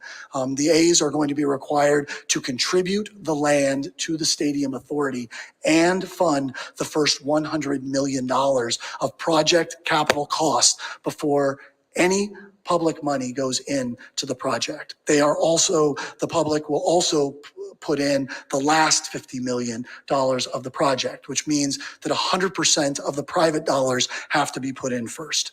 Second on the bullets here is a non-relocation agreement. What this requires is that the A's also execute a 30-year non-relocation agreement that says if they choose to leave at any point during the next 30 years, they have to pay off any outstanding debt of the state in terms of the bonds, and they have to pay off any of the transferable, refundable portion of the transferable tax credits that are then outstanding. Finally, the conservative nature of the bonding. I know there'll be questions today, and there have been questions throughout relative to some of the underlying assumptions, and I very much look forward to having that dialogue with you or with anyone else. As we do that, I think it's important to understand the process that all of this information went through before it got to you today. The A's developed a model. That model is predicated on information that they receive from Major League Baseball teams all over the country, as well as their own experience. They worked with a company called CSL to develop the assumptions that drive that. CSL is widely recognized as the foremost leader in market analysis for sports teams. I believe they do it for almost everyone around the United States. Those estimates were then reviewed by our firm, Applied Analysis. They were reviewed by Goldman Sachs. Clark County retained PFM to review the estimates on their behalf. All of those firms provided input. There were some modest revisions that were made, but the conclusions are that they are reasonably inconsistent with the best expectations. The bonds that would be issued will be at 2 times coverage with a 2-year reserve. This is sometimes referred to as belt and suspenders relative to that. I'm not going to stand up here and suggest to you that anything is perfect or perfectly secure. Lord knows we've had some ups and downs in our economy and have dealt with a pandemic. But the structure here, I would argue, is as conservative as you will see almost anywhere relative to 2 times coverage, a state backstop, as well as a full 2-year reserves overall. With that, Madam Chair, members of the committee, I will turn it back to Mr. Hill to talk about governance and oversight.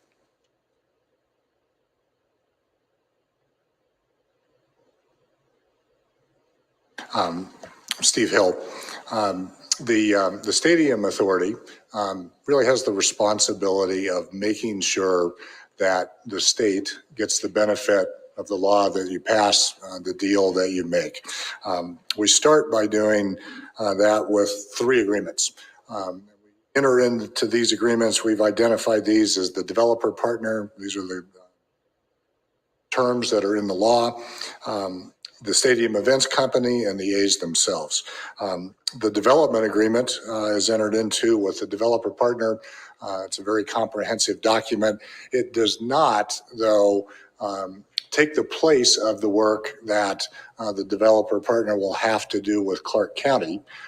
They will have to go through a high impact project process with Clark County that will address many of the infrastructure issues. And there's a list of topics that is listed in the bill itself that list of what that HIP process with the county will be.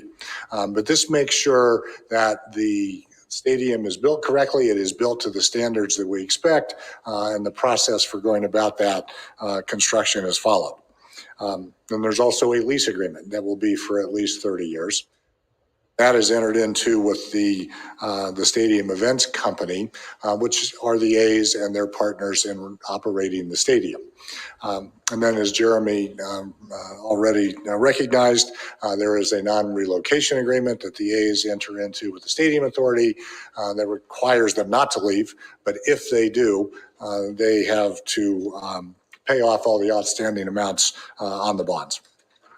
The Stadium Authority Board itself is a 9-member organization with currently 1 ex officio member, the county treasurer.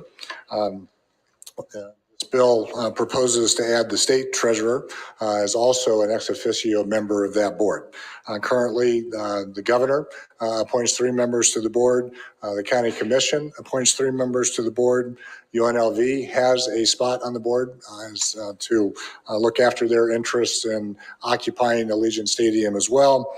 And then that group of 7, taking into consideration currently the recommendation of the Raiders, appoints 2 additional board members.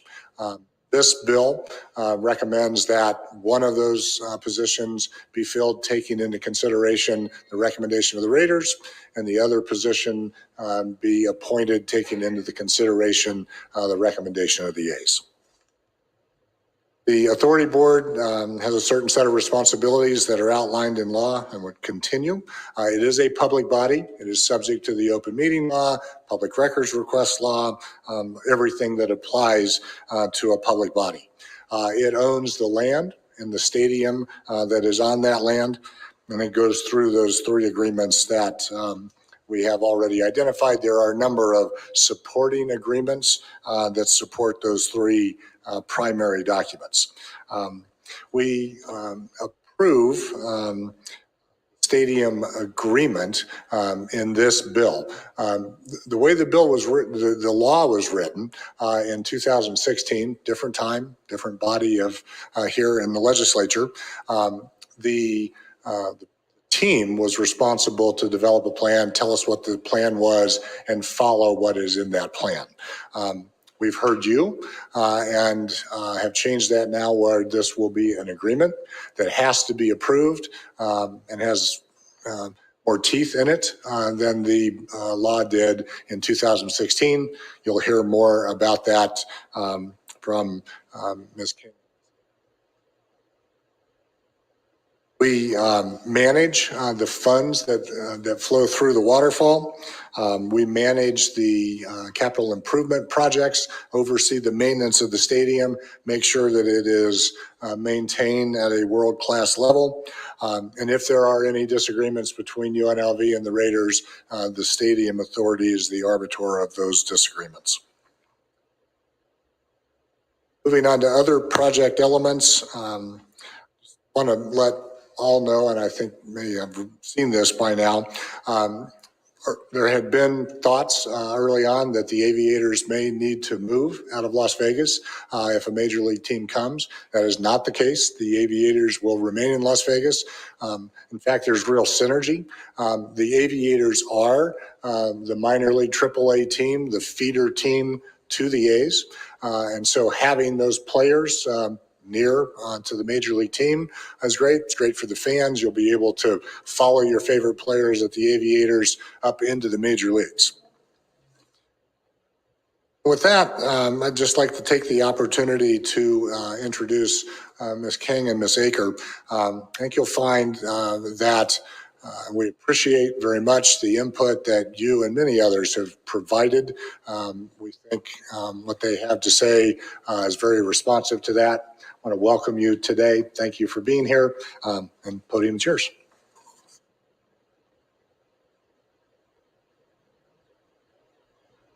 Hi, good afternoon, Madam Chair and committee members. I am Yolanda King, and for some time now, I wanted to express to you that the A's have been meeting with various public officials, as well as different organizations throughout the community, as well as the community, and trying to understand what the needs are of the community.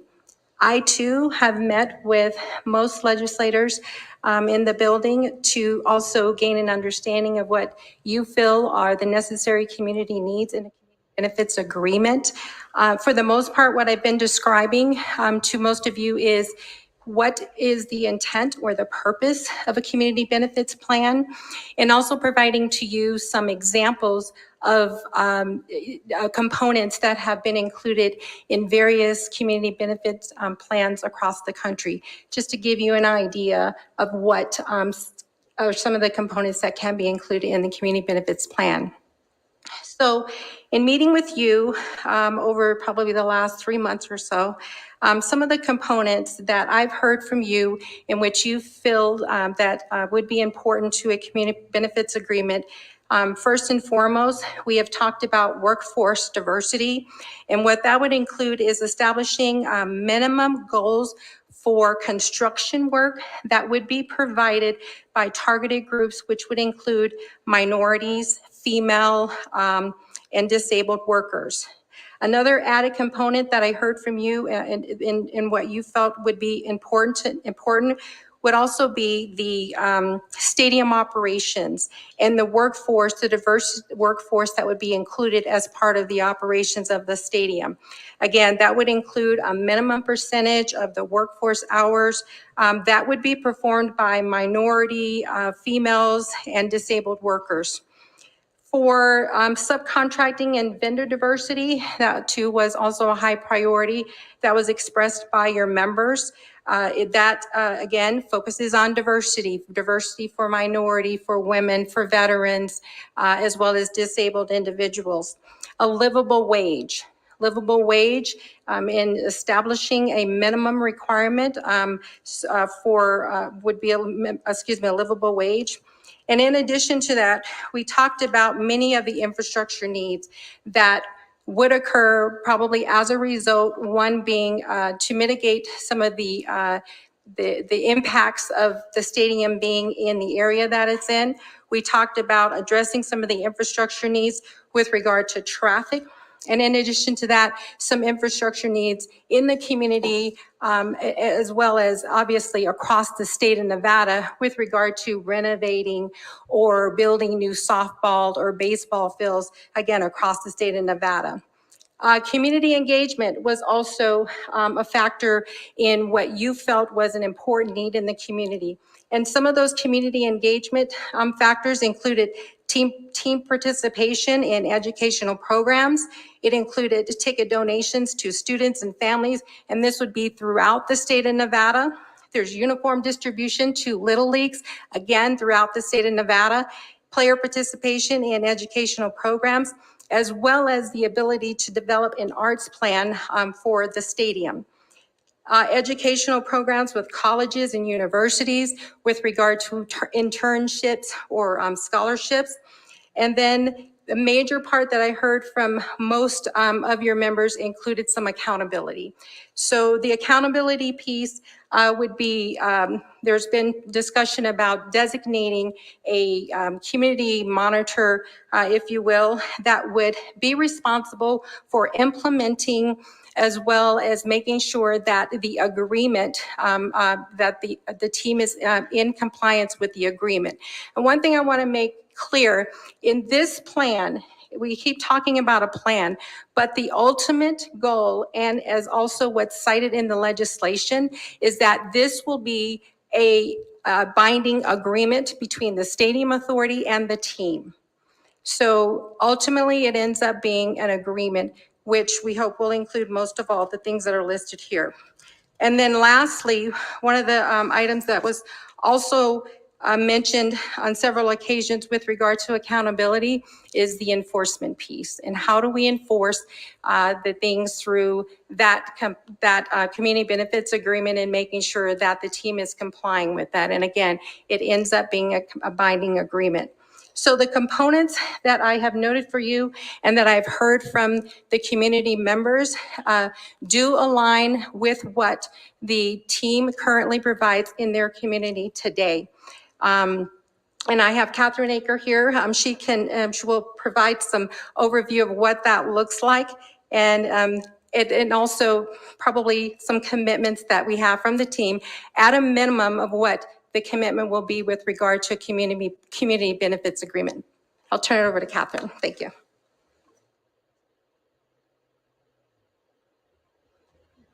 Thank you. I'm Catherine Aker, Vice President of Marketing, Communications, and Community for the A's, and I'm pleased to be here today. As Ms. King mentioned, I have been in the community for the last couple of months on a listening tour to make sure I understand and our overall team understands the work that we can do and the type of commitment that we can make. And that listening tour will continue to move forward over the next couple months and years to make sure that we are really supporting the most critical areas in each one of your communities. As Ms. King also said, the number of things that have been included in the CBA is part of those conversations that we have had as a team, as well as the work that she has done. And to highlight again some of that engagement that we are committed to doing include fundraising and grants to local nonprofits throughout the state of Nevada, and that will be minimum funding contribution equal to 1% of our ticket sales. We are also committed to ticket donations, so the complimentary tickets to nonprofits and families, in addition to a community suite for every single game. We also have education initiatives currently, and we plan to hopefully bring those to Nevada as well in K-12 schools. Currently, we're in 800 classrooms throughout Northern California, and we hope to be able to implement literacy and STEM-related work like we do there in the state of Nevada. We also have internships and scholarship programs that we plan to also hopefully do in Nevada. As I've mentioned, most of this work we are currently doing, and we're excited to bring them to your state. Thank you.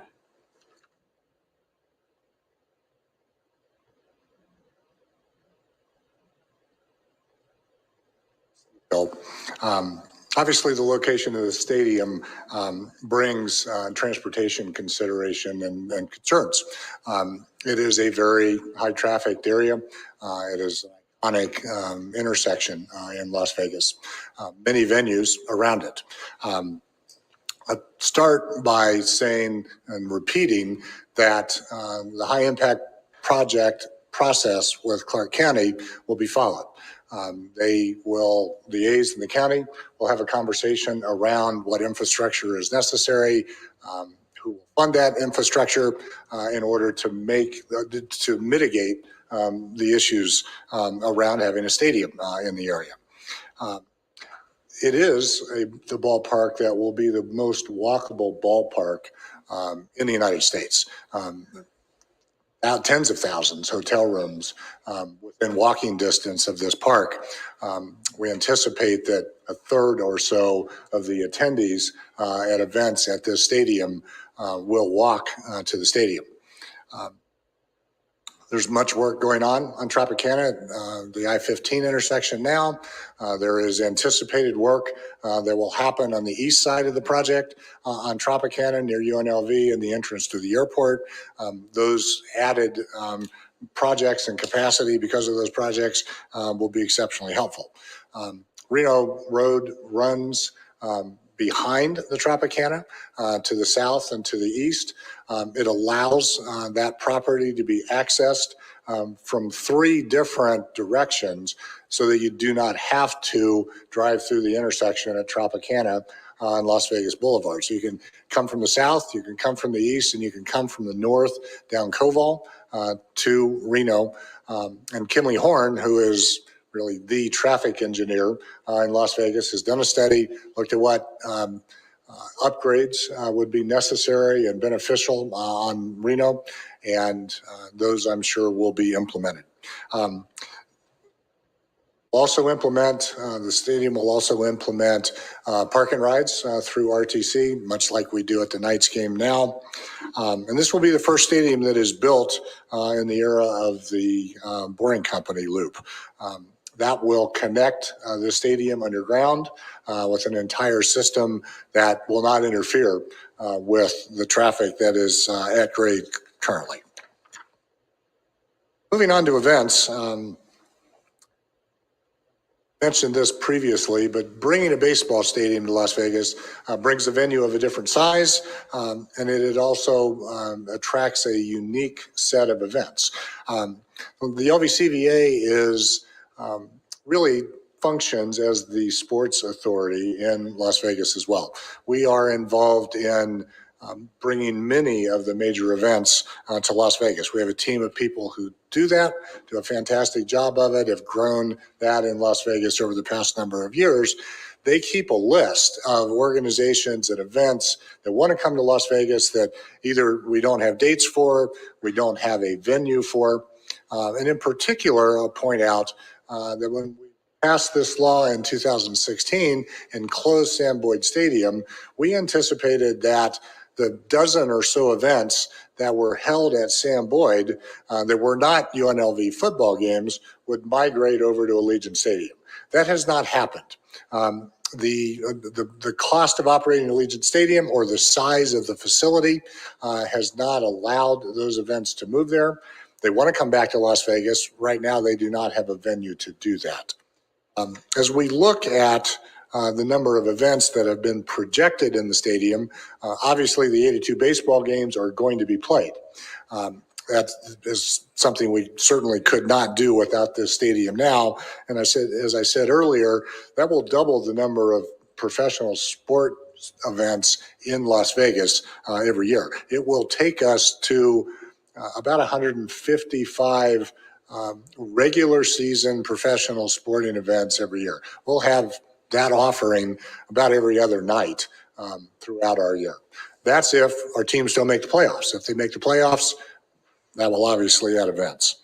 But as we at the LVCVA looked at the events that want to come to Vegas and would fit in this stadium and currently don't have a place to go, we've shown you just some of what those events could be.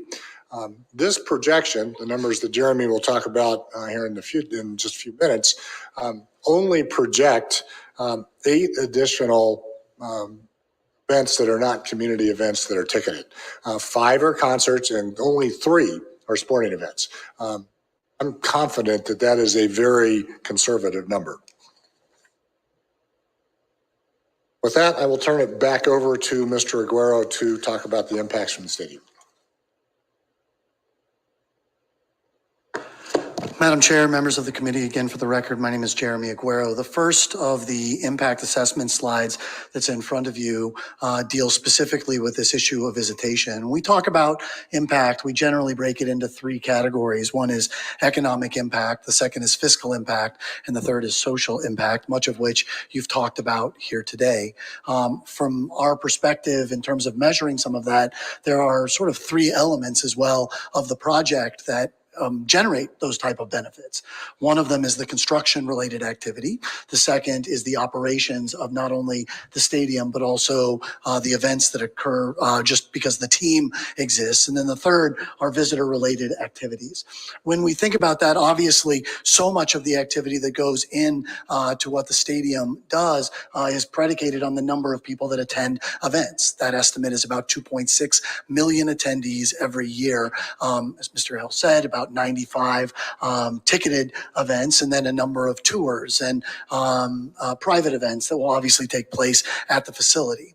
We went through the exercise of trying to estimate how many of those folks will come from out of town that will attend those games. We have wonderful information from Allegiant Stadium. We have information in terms of activity that's happening at other venues like T-Mobile Arena in terms of those total volumes. We were able to get information also from other Major League Baseball teams around the country. Las Vegas is different than these areas. Our ability to attract those visitors is predicated on the fact that we have 150,000 hotel rooms in the market. Right? We have a Harry Reid International Airport, which generates a great deal of traffic, particularly for a population base of our size, and about 250,000 leisure and hospitality workers that their full-time job is to provide services to folks that come and visit every year. Based on all of that information, as well as survey-related data of about 15,000 1,000 people that were surveyed, both in market and out of market. We estimate that a little less than 30% of the attendees of every event will be from out of town.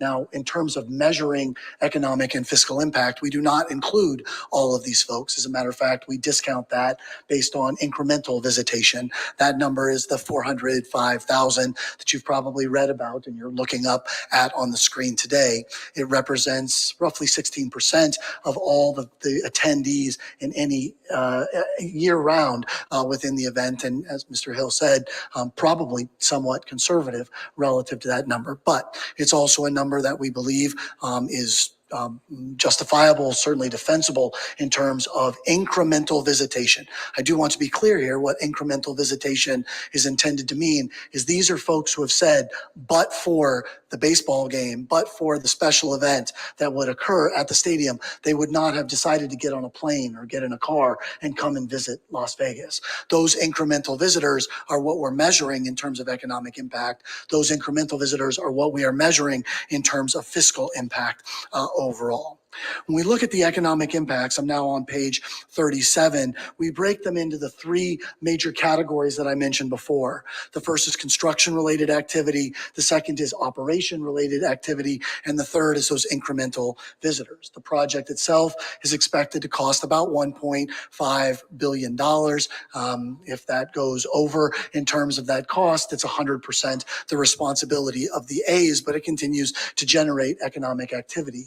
Because construction activity is not recurring by its very nature, we measure it differently than we measure other types of activity. We measure it based on person years of employment. So what you're seeing here is about 14,600 person years of employment, or one person employed for 1 year. The project is expected to last for about 3 years, so you can think about what those impacts would be.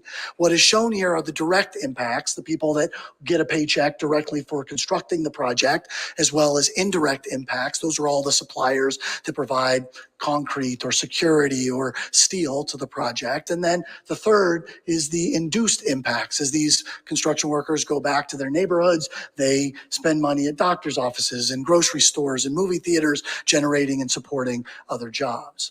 In total, we have modeled about $1.2 billion worth of activity that's generating economic impact. Some of it, of course, will be out of state. We believe about half of that will be in labor as opposed to materials that are generating those economic impacts overall. We utilize the statewide average in terms of wage and salaries for construction and development employees, about $66,000 worth per employee to essentially augment that number into the total number of jobs. I will tell you, I think that that wage and salary will be higher because when that estimate was done, there was not an agreement with the Building and Trades Union that will obviously push that value up, probably closer to about $79,000 per employee, and could potentially bring some of the labor down slightly. As you see here, the total amount of direct, indirect, and induced wages and salaries are estimated to be about $890 million in total. About half of that would be direct employment and direct wages and salaries. And the economic impact, again, the project is estimated to be $1.5 billion, including the ripple effect, about $2.1 billion overall. In terms of the operations of the stadium, again, we're talking about the operations of the stadium itself as well as the team itself as an estimated economic impact, direct, indirect, and induced, of about 8,000 jobs overall. I'm not here to suggest to you that these are all full-time jobs. They are not. Many of these jobs are part-time, and so it includes both full-time and part-time employment associated with the project. About $440 million worth of wages and salaries, and an estimated economic impact, including direct economic activity as well as indirect economic activity, of about $1.3 billion a year. The third component part are those visitors. Again, now we're only talking about the 16% of visitors that will be 16% of attendees that will be at individual events that would not have come to Las Vegas otherwise. The estimated expenditure for those folks is about $571 million in our state. That generates a substantial amount of economic activity overall. Wages and salaries, again, not in terms of indirects and induced, about $300 $126 million in total and $900 million of aggregate economic impact. The same three, if we flip to the next page 38, the same three estimates we utilize in terms of the verticals, if you will, for the fiscal implications associated with the project. The construction of the project will generate retail sales and use tax, as retail sales and use are as construction materials are subject to retail sales and use tax in the state of Nevada, and they'll have substantial labor impacts, be subject to payroll tax. Obviously, they will generate other revenues, which would also generate additional yield, but are not reflected here. In terms of the annual operations, what has been estimated is sales tax, modified business tax, live entertainment tax, and commerce tax, generating about $17 million. The project will be owned by the Stadium Authority Board, be owned by the public, and will not be subject to property tax on the real side, but on the personal side it will be. In terms of the incremental visitation element, again, visitors are remarkable for us as a state. They pay room tax, gaming tax, live entertainment tax, retail sales and use tax, and pretty much every other tax that we impose in the state of Nevada, and are estimated to generate about $36.5 million overall. When we look at the entire streams of these revenues, the total yield associated with the project is anticipated to generate about $3 for every one that is required to make the repayment of the bonds and offset the costs associated with the project. As Mr. Hill indicated, because of the visitor element, which is not captured in terms of any in the sports and entertainment district or in any type of the repayment, because of that incremental visitation, we get this additional yield that other communities simply can't provide, ensuring that the project not only is fiscally responsible in terms of its structure, but also generates a net positive economic and fiscal benefit overall. In terms of the tax revenues, on the next page 39, in terms of the tax revenues that are contemplated, the idea is to capture as many of the revenues as can be captured in a commercially reasonable way to do so on the project. I've listed a number of them here. Some of them have been modeled. Other ones, like franchise fees, we simply don't have enough information to model today. The idea is hopefully to be able to get some additional yield from revenue sources that are simply not readily, cannot be readily estimated because of where the project is in its state, but that would ultimately generate some additional revenue for the project, some additional security for the bonds that are ultimately issued. With that, Madam Chair, members of the committee, that's the end of our prepared remarks. Madam Chair, if it would please you and the committee, I'm happy to go through the provisions of the bill section by section, if that's appropriate, whatever you'd prefer. Thank you, Mr. Aguero, Mr. Hill.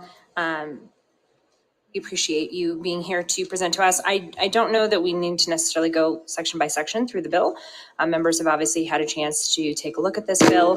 I think what we would probably be better served by is moving on to questions from members of the committee. So members of the committee, if you have questions, please hit your request to speak buttons and we will go on through and we will begin with Senator Titus. Thank you, Madam Majority Leader. Thank you, sir, for the presentation. Just curious about, during the presentation, there was a mention that the average life for this obligation is for 30 years. What's the average life of a baseball stadium? How long do teams stay in one community? Senator, for the record, Jeremy Aguero. Madam Chair, is it appropriate just to respond directly? You may go straight to the member. Thank you, Madam Chair. The answer to your question is there isn't a specific answer. We have baseball stadiums and teams that have existed for a very, very long time. Obviously, the Oakland A's have had a number of homes beginning in Philadelphia as one of the original American League baseball teams. Obviously, Senator, assets are built to a greater standard today than they were in years past. And so we certainly believe that the term would be 30 years is not unreasonable. In addition to that, there's a non-relocation agreement in this particular case. And so two things to sort of mention. One, the bill as currently drafted requires not only that the facility is built to a first-class premier standard among the best, if not the best, of any Major League Baseball stadium, it also requires that the team commit to maintain that standard throughout the life of the facility. So the hope is that there's sufficient capital allocation that, frankly, the A's will be responsible for, combined with the fact that a non-relocation agreement would ensure that the term of the financing and the term of the commitment are equal. Thank you for that. And thank you, Madam Chair, for the question. I won't ask any more, although I have many. I did ask a lot in the first hearing this thing, so I'm good. Thank you. Next, we have Senator Nguyen. Thank you. I want to get this correct. You've all called us in here for a special session and are asking minimally for the state to give you all $36 million per year for the next 5 years for a taxpayer-funded stadium at the same time that the governor has vetoed funding for summer school, a bill to support children's mental health, a bill requiring paid family leave, all because the governor said we couldn't afford them. Can you explain to me why we need to provide hundreds of millions of dollars for a billionaire team to come to the Las Vegas Strip on some of the most valuable property in the world if we can't provide funding for critical resources like summer school and healthcare? And to follow up on that, I guess my specific question is can you explain to me why this is such a good deal that we should agree that no taxes generated on the corner of Las Vegas Boulevard in Tropicana should go to these critical state and local services for the next 30 years? Senator Steve Hill, we don't really have standing to talk about some of the questions that you asked that are outside of this. The reason that we are asking for this proposal are really those two that I talked about at the beginning. Opportunity for the state to help create thousands of good paying jobs. And we know that the state will have more money to provide for the services that you mentioned if you do the deal than if you don't. May I follow up, Chair? I guess then going back to the area the idea that for the next 30 years, within this district, located in this prime real estate, we won't be able to generate taxes for those things. Do you think that the money that are created by the jobs are going to outweigh the potential that we are missing out on this area that will never leave that entertainment or that sports district? Senator Nguyen, Steve Hill, yes, we do. We think that the tax generation because of this stadium will be 3 times what that investment is. And also, it's a 36-acre site. This is only 9 acres of that.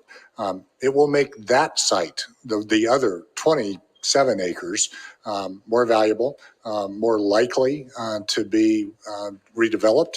And we think that will also, and that is not in these numbers, we think that will also add to the benefit that the entire state sees. And I have one more question, if that's okay, Chair. Thank you. Sorry if you feel my frustration. It is because I'm incredibly frustrated. When we first heard this bill in the joint money committees, we expressed concerns about the community benefits. And this might be a question for Ms. King, or this might be a question you would be able to answer. After that hearing, lobbyist after lobbyist after lobbyist came and told us and said they heard our concerns. They were working on our concerns, specifically a community benefits agreement advisory board. We are now 10 days removed from that hearing in a second special session that has forced taxpayers to spend another $250,000 a day to keep us here. And yet what is before us today is the same exact bill that we heard 10 days ago. To say I'm extremely disappointed that no work has been done on this bill over the past 10 days is an understatement. And I appreciate Ms. King's list, but can you explain what your statutory commitment is to address these concerns in this legislative body? Because we are literally looking at the same bill that was presented. And I'm assuming I'm not the only legislator in this building that expressed concerns about the lack of commitment in statute to some of these community benefits. And to say that I'm disappointed that I had a list of like 6 or 10 things that was read to me today that's not included in this new language is a lot. So if you can kind of address some of that lack of incorporation of the feedback that you heard from this legislature. Senator Nguyen, Steve Hill. The commitment that you've heard today is real. We did mention at our last hearing that we felt like the specifics of that agreement put in legislation would be potentially problematic. It may cause programs to be locked in when the community changes, the needs change. Obviously, the legislation and what is in it is the decision of this body and not ours. So we're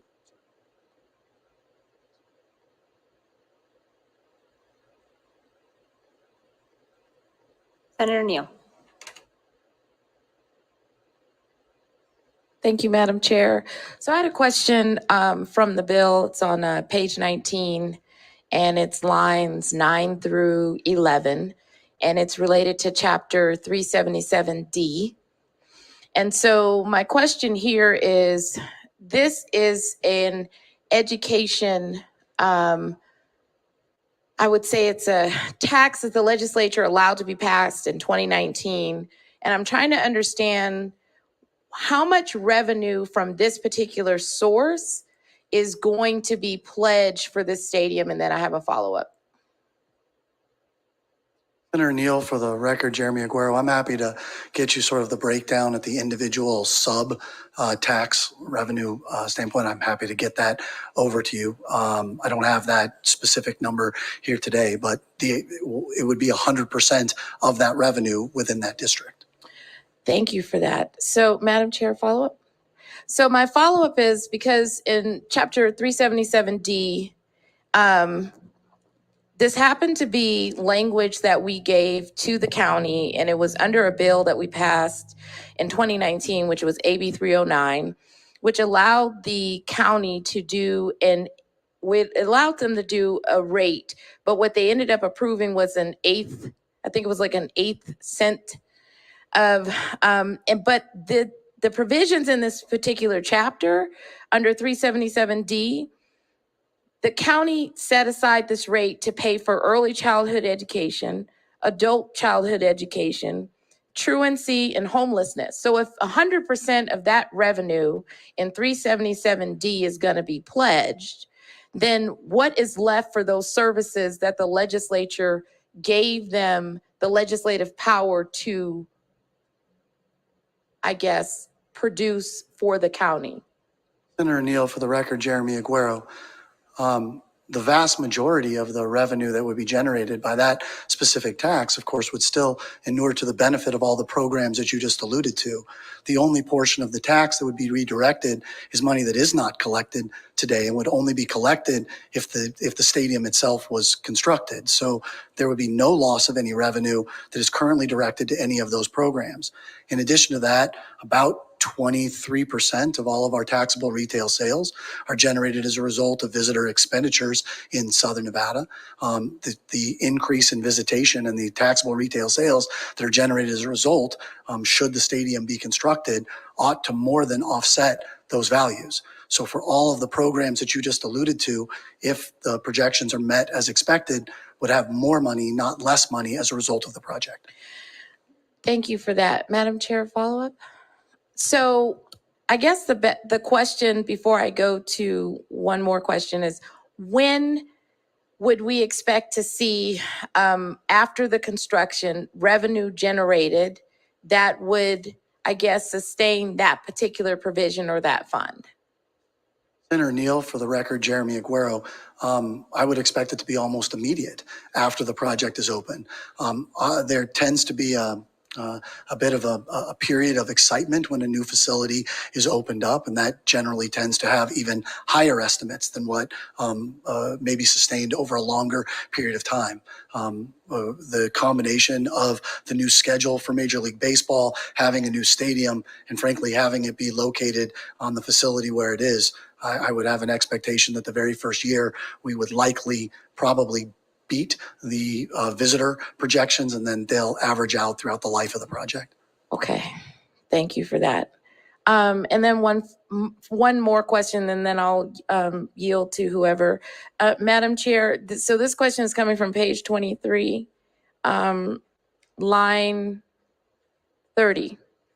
And this has to do with the debt service that has been established through the treasurer. And I don't know if you guys can answer this, but I think, you know, I don't know if you guys have been watching the wonderful period of time that we have been in this building. Special session yesterday, today, and then probably even sine die before, where there were all kinds of conversations about prudent behavior, fiscally prudent behavior, and acting appropriately within the confines of the money that we have. This particular line gives legislative power to the treasurer to basically touch the unreserved fund balance of the general fund of the state if something goes wrong. It stuck out to me, number one, because it's a legislative power that basically this bill would then transfer to another person, such as the treasurer. Do you guys have any thoughts or concerns about this particular power shift in this bill? It's probably not appropriate for you to answer, Mr. Aguero. Senator Neal, for the record, Jeremy Aguero. Again, you're right. I don't have standing to talk about power shifts or something along those lines. That provision is designed, along with a number of other provisions, to ensure that there's sufficient security in the event that something isn't there. It's also among a list of, requesting an appropriation from this body. So the structure is worked. We've worked with bond counsel to make sure that something was crafted that would meet all of the requirements. Beyond that, Senator, I don't have any other comment. Yeah, I figured that. So I guess this would be more commentary. I have a problem with, number one, the legislature being put on the hook for $25 million. And then on top of that, being then put on the hook to allow someone other than the legislature to touch the unreserved general fund balance of this state in order to secure a stadium for someone who I believe can afford to pay for it themselves.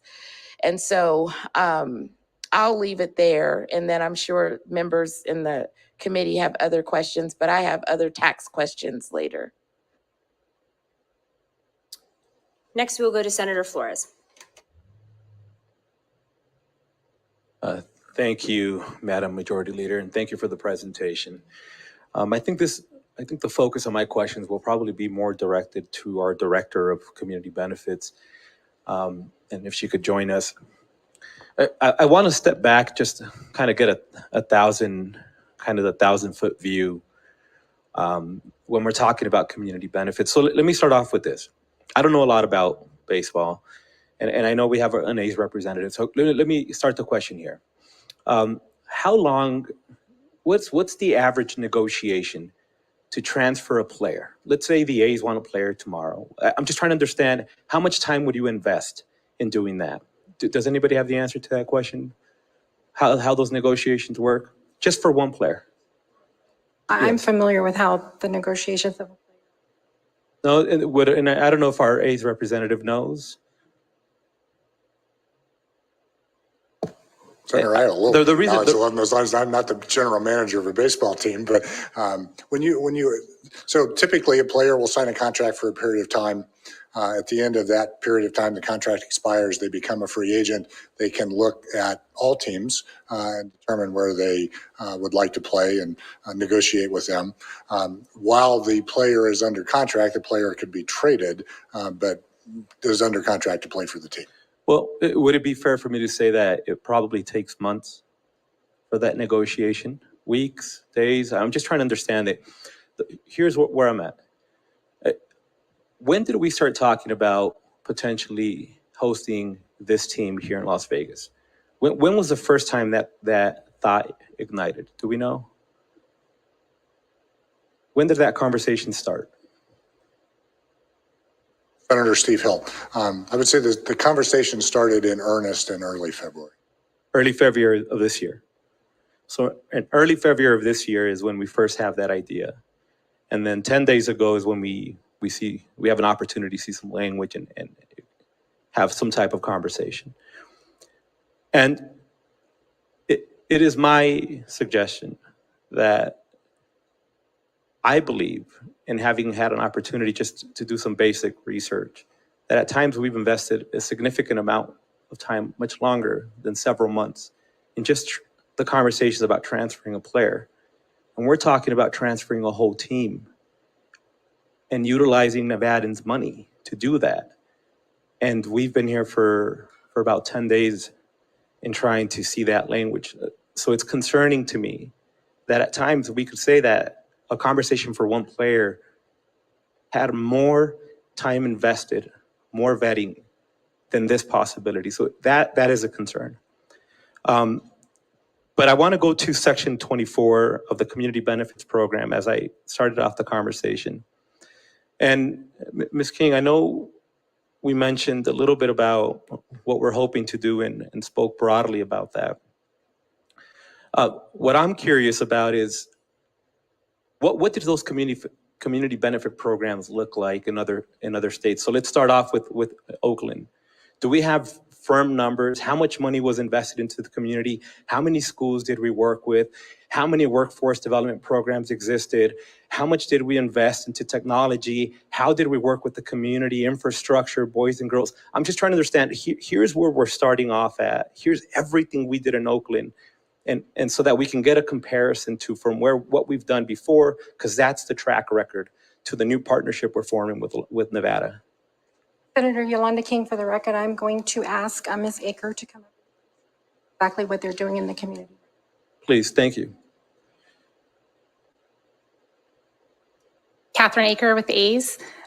Yes, so at a high level, some of the work that we have done. So we annually work with 1,600 nonprofit organizations throughout Northern California. And that includes financial donations. So that's everything from grants or gifts, cash gifts to them. We do complimentary tickets, we do in-kind donations. So we average about 1,600 organizations we work with on an annual basis. Our grants right now are about $1.1 to $1.3 million. And all of the money, we have a nonprofit. Our community fund is our our charitable arm, and all of the money that comes in goes out. So all of the expenses to our charitable fund are covered by the A's. So we try to break even. All of the money that comes in, we go out through our programs as well as our gifts. We have approximately 56 Little Leagues that we are working with throughout Northern California right now. That's 21,000 youth participate in our youth baseball and softball programs. That's everything from uniforms to coaching clinics to player clinics, free tickets, coming out to the games, scholarship programs, and things like that. As I mentioned earlier, 800 classrooms participate in our literacy and math programs. This year alone, we did over $1 million pages were read through our literacy programs. We also have a number of our players that participate, so they support our initiatives and volunteer, as well as our player-run initiatives in the community. We have given about $1 million annually to the food insecurity, to the food bank as well. No, I'm sorry, that's not true. I apologize, because it's not $1 million annually. It's $1.1 million worth of food to local food banks. We've volunteered over the last probably decade about 20,000 hours in the community. And overall, about 250,000 youth have participated in our programs. Thank you for that. And Madam Chair, I apologize that I'm taking up so much time. And I would appreciate, and I think this body would appreciate, and I think Nevadans in general would appreciate, if that's your starting point, if that's what you're doing already, I think that's something we can put into the NRS. Guaranteed 1.1 million in food banks, guaranteed 1.1 million in grants, guaranteed 20,000 human hours in this, guaranteed 15, because that's what you're doing already. And it lays a foundation for a relationship that's going to start where you are now. And it's not forcing your hand to do so much more, but it shows that good faith relationship. And it doesn't tie your hand to the evolving needs of the community, because unfortunately, food insecurity is something we're gonna have. And we're not saying which food bank. Community service is something we're always gonna have to do, and it doesn't say specifically which community organization we have to do it with. I mean, we're putting into the NRS very specific things that we're obligated to do. And we also just had a presentation with all these projections and these very specific numbers of how many jobs we think we're gonna create. I think on the other side of it, we can say that publicly, because I think when we talk about the community benefits program, we speak about it and we tippy-toe and we're so cautious. And you have in this room individuals who went through a negotiation on Allegiant Stadium. We did it through a special session, but I'll tell you, there was one year of humans having conversations individually with legislators at coffee shops. It was 1 year of individuals having conversations individually or in groups with different folk, different perspectives. And even with that 1 year, I'll tell you, the community benefits program that was promised was not delivered. So we are incredibly hesitant, not because of who the partners you are or because of what you're presenting. It has nothing to do with you. It's just that you have folk that were in this room and were promised a lot of things. And the community benefits program sounded great, but very little of it was actually delivered. So when you hear from us pushing back and saying we would love to see some of this in the NRS, it's not because we're suggesting that we don't trust the good faith efforts and we don't trust that we're gonna have a great partnership. And that unfortunately, some of us are just remembering what just happened a few years ago. And so for us, it's so important that if we have a partner coming into the community and that we invest all of this, all these resources, and that we do it in such an amazing way that I think we could have an incredible relationship, that we ask just for a little bit more buy-in, extending our hand with a firm foundation of commitments in this actual bill that extend beyond just saying community benefit program. And I think we can do it. You're already doing amazing work, and I am not minimizing what you're doing in Oakland, but I think if we can start there and put that in the NRS, it would start giving us, some of us, some comfort. And Madam Chair, my only last question, I would appreciate, not question, Madam Chair, more of a request. I would appreciate an opportunity for an actual continued conversation. And if we're not gonna touch the NRS and we're not gonna touch any of this, that an actual conversation, whether it be a press conference or a written commitment, where you lay out specific obligations that you've already said you're going to abide by for UNLV, for CSN, for certain nonprofits. Again, because that also allows us to hold you accountable in a relationship way, right? Because we want to hold each other accountable. You're asking a lot from the state. We will be held accountable too, but that we do it through something in writing formally, where the public will remind you years down the road, remember we shook hands on this. And I think that's how this partnership just becomes a little bit more solidified, because we didn't have an opportunity to do it. Some of us are having conversations for the first time about this today. So I just, I would appreciate that, and I thank you for being here.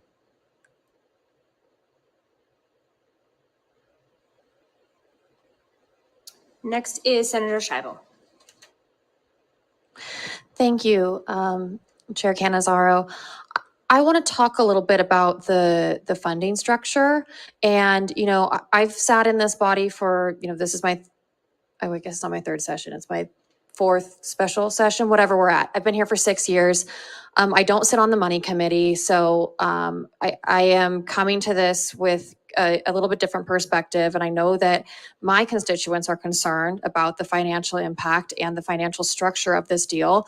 And I think it is very difficult to understand for the average person. I am struggling to understand it. So I was hoping that you could look at Section 7 with me of the bill. And I'll read it out loud for everybody's benefit. It defines bonds, means one or more series of general obligation bonds additionally secured by pledged revenues authorized to be issued by the county pursuant to subsection 2 of section 34 of this act and the local government securities law, and any general obligation bonds additionally secured by pledged revenues issued to refund all or a portion of such bonds issued pursuant to section 2 of section 34 of this act and the local government securities law. Can you explain that to us in terms that regular people understand? Senator Scheibel, for the record, Jeremy Aguero. I'll try to. The state of Nevada, and it's both its state and local governments, issues bonds all the time. It essentially takes a revenue stream that we have today and essentially utilizes that revenue stream to bring dollars forward in order to be able to build a building or build a school. I guess a school is a building, or do other things that we might require for debt. Not unlike when my family purchased a home, for example. You have revenues that are set aside to pay for the principal and interest, and then you have other revenues that are generated. Essentially, those revenues that are set aside to pay that principal and interest go to repay bonds that are issued. In this particular case, those bonds are estimated to be about $120 million. So that is this debt that's going to be created, issued by Clark County. We then have revenues that are generated by the project. Those are like the income we just talked about that are going to be dedicated and set aside into an account. They'll be utilized to make payments on those bonds over time. There are specific requirements in the definition that you just read. You've got the idea of a bond. That's that debt instrument that goes out. There's also other terminology that's included in there, this idea of being able to refund a bond, for example. Imagine for that, if much like my home, if the interest rate goes down, sometimes I want to refinance that debt, right? I can't take on more debt, but what I can do is to get the advantage of a lower interest rate, for example. That simply preserves the opportunity for the county to come in and say, hey, look, interest rates have dropped. Let's reduce the amount of interest that we're paying and continue to pay the project over the same term of the debt that would exist. You also see that there are specific laws that are included, that are referenced there.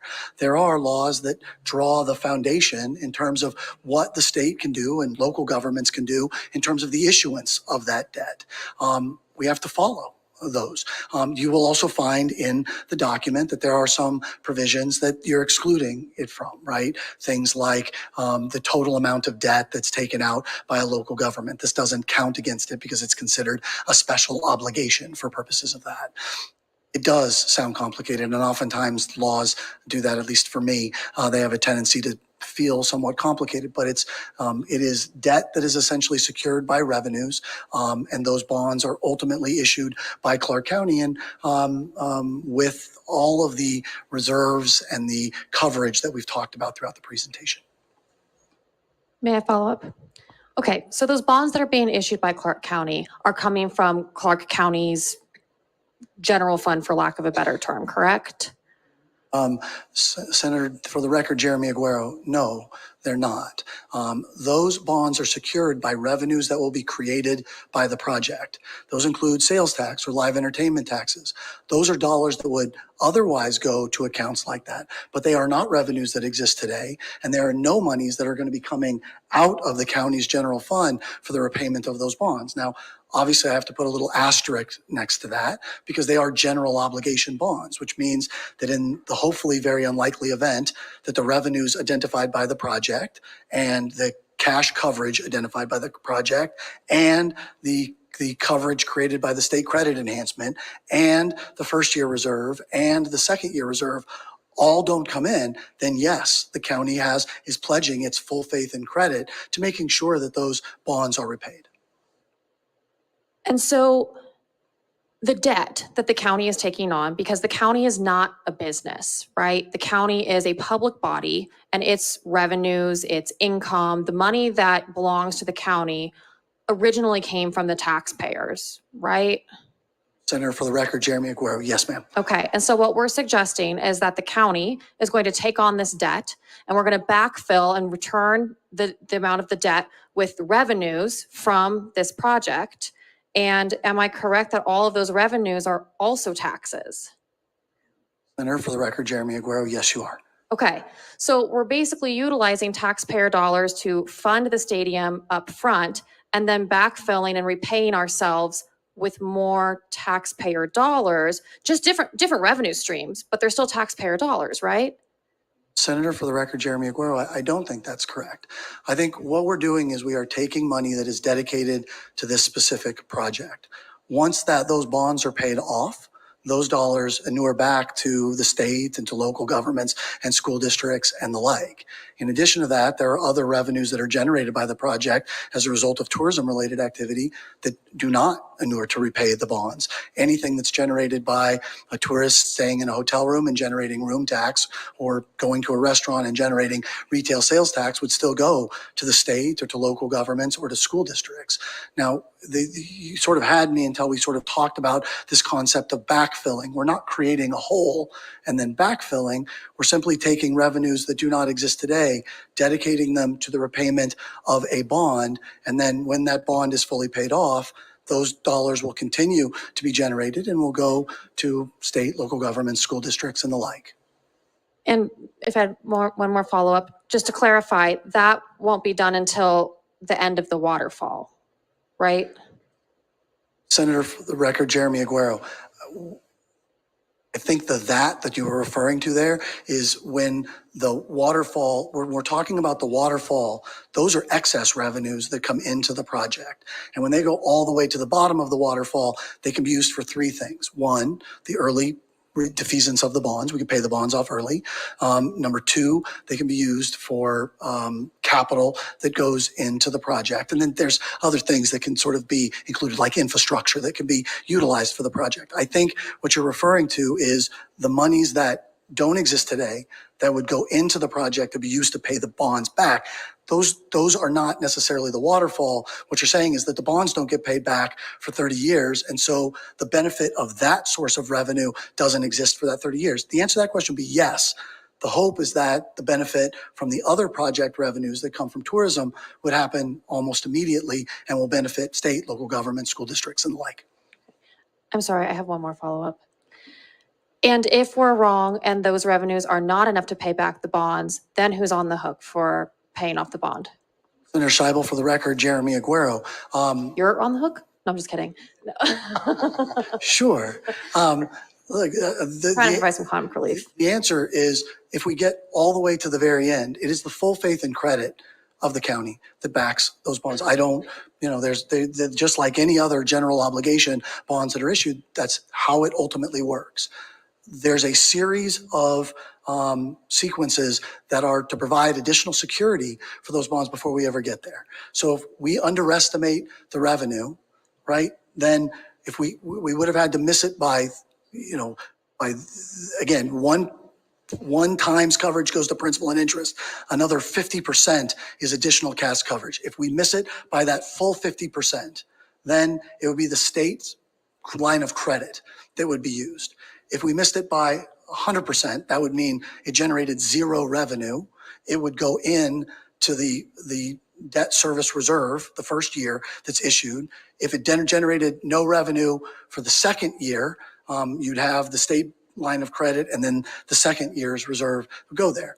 Perhaps the question you're asking is for the longer term. What happens if it generates very little money forever?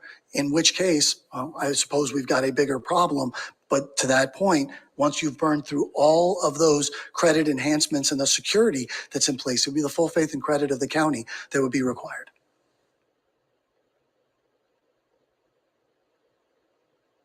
Next, we have Senator Hansen. Thanks, Madam Chairman. I'm a little bit of a deja vu thing in that Mr. Hill, last time I think we had a committee of the whole and you were presenting, it was for Faraday Futures. So on this one though, it's a little different in that my concern at this point is what's the relationship with Oakland and the A's? mean, I'm old enough to I remember Catfish Hunter and Raleigh Fingers and Vita Blue. That's how old I am. What I want to know is how much tax dollars do you know have, in even the last decade, the Oakland community put into this stadium that's now being abandoned by the A's? And the reason I'm asking before you answer is because I'm looking long-term. What's the track record here? I want to know if we're making this today, everybody's talking about commitment to the community. What commitment did they make in the past to Oakland that they're now abandoning? Senator Hansen, for the record, Jeremy Aguero. The analysis I was asked to do was specific to the state of Nevada, so I don't have an answer to that question. Okay, well then your analysis today showed that we're going to employ 8,000 people in the stadium with a $437 million payroll with a $1.3 billion economic output. Would it be safe to say that this same annual operation is going to be leaving Oakland and they're going to have a hit of $1.3 billion? I mean, theoretically at least? Senator Hansen, for the record, Jeremy Aguero. I don't know that I can answer that question. Do I believe there's the potential of an economic hit? I do. I think that there's benefit. The other portion that I would suggest is that the structure of their economy very different than the structure of our economy. The trajectory is very different here than there. So I don't know that I could compare the two, but I doubt it would be one-to-one. Well, I would agree. I'm just kind of looking at it. You guys haven't. What I'm looking at is, okay, why are they leaving Oakland? Okay, there's been a strong relationship there for decades. Now the whole area is apparently going downhill. Mr. Fisher has been criticized for not putting enough dollars back into the stadium or his own team. And now he's going to relocate, and basically the commitment that they had to the community that undoubtedly at one time was strong is going away. And one of the selling points you're presenting to us today is that the Oakland A's are going to come here and be the Las Vegas A's and have a strong commitment to the community. But I have this sensation that they're abandoning a community that they undoubtedly made very similar commitments to in the past. Now, obviously, I apologize because you can't answer those questions because you're only dealing with the the Nevada side of it. But from my perspective as a legislator, I want to see, because if this happens, this is a 30-year tax arrangement and thing. I mean, somebody, I'll be dead in 30 years more than likely. So, but I want to make sure that the decisions we make today, which will commit us to these tax abatement programs and so forth, are going to be honored down the road. And I'm looking at the track record of the Oakland A's and Mr. Fisher. Senator Hansen, Steve Hill. Just to be clear, the A's have been in Oakland since the late 60s. They've had a over 50-year run in that city. And obviously the stadium issues that they have had, the Raiders have had, have caused them to look elsewhere and choose Las Vegas. The way this legislation is written, if they leave inside of that 30-year commitment, they have to pay off all the outstanding bonds in order to do so. If they leave, we will have a baseball stadium that in the majority, the A's have paid for, and they will have paid off all the bonds that are outstanding. Very good, thank you. Let's go to a Nevada question then. I'm sorry, I probably chased you down some areas that you can't answer, but this one I think you can. What's the current unemployment rate in Clark County? Senator Hansen, for the record, sub 5%. Okay, I was just wondering, because in the north, we have a significant labor shortage. In my mind, I'm here to also represent the small business community. And you drive through Carson City, Reno Sparks, about every other business has a help wanted sign. I'm just kind of wondering if we add this additional layer of giant corporation employment, how is that going to impact the current labor shortage in Nevada? Senator Hansen, obviously this will happen over a period of 5 years before open and play. Part of the way we look at our job at the LVCVA is to help drive demand in order to help drive the community forward. It's hard to time these things. I mean, we all go through ups and downs in economic environment that we're in. But in order to continue economic vitality in any community, you need some level of growth. And this will provide a longer term level of growth that is reasonable and digestible for the community, but continue it on its upward trajectory. I got it, and I think it's honestly a great idea overall.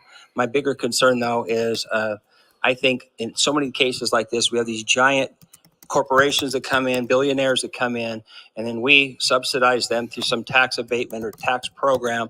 And in the meantime, the small business community has to make up the difference for the costs associated with the people that are employed in those things. And I do understand in the long run, it may all balance out if everything works out. But in the short term, in that 10-year window, somebody has to make up the tax revenue that is not being generated, that is going into the actual general funds of various governments. And so that's where I think the small business community basically is being used to subsidize a form of corporate welfare for some exceptionally big people that honestly should be able to finance their own projects without the need of the Nevada taxpayers. But that's just my opinion on that. So thank you, Madam Chair, for giving me this opportunity to ask these questions. Senator Giannotti. Thank you so much, Madam Chair. And, I want to agree with my colleagues on some of their comments on this proposal and the session that we just completed. As you know, many of us have shared our frustration that we just finished a session and now we're back here to consider a tax giveaway for a multi-billionaire without concessions made from the athletics in terms of the ramifications that might occur from such consideration of a proposal. As you may know, the stadium that is proposed and other sites that you have considered is in my district. And I have heard from residents that there is no direct response right now as to how to address the workers that will be displaced from those who are at the Tropicana and the traffic safety concerns that will be further worsened because of this current proposal. And I understand that you documented that, but it still does not show enough progress, at least from my concern. And I don't know if any of you have ever had the chance to drive on Frank Sinatra Drive on a Friday night at 6 p.m., but I sure have because it's my route to home and it's not fun. And it's saddening that we have this proposal, and we had proposals during the session. For instance, I carried a proposal that was going to provide coverage for kids who are undocumented for their cancer treatment. We couldn't even get that done, but now we have a tax giveaway, millions of dollars. And so it's kind of frustrating, at least from my side. Having said that, I do have a few questions that perhaps you guys could answer because I think it's important. And my last question is actually for the leadership of the athletics because I want to hear from them directly. So if the president is here, I would prefer for him to start walking down because I think it's important for the taxpayers to have that question answered. So my first two questions, with regard to the bill proposal in reviewing section 20 of the bill, it states that the Board of County Commissioners shall create a resort corridor homeless prevention and assistance fund. Can you help provide background as to why this proposal was accepted? To me, limiting it just to the resort corridor sounds like you're just finding a way to bus homeless folks from the tourist areas and instead ignoring the true root of the problem.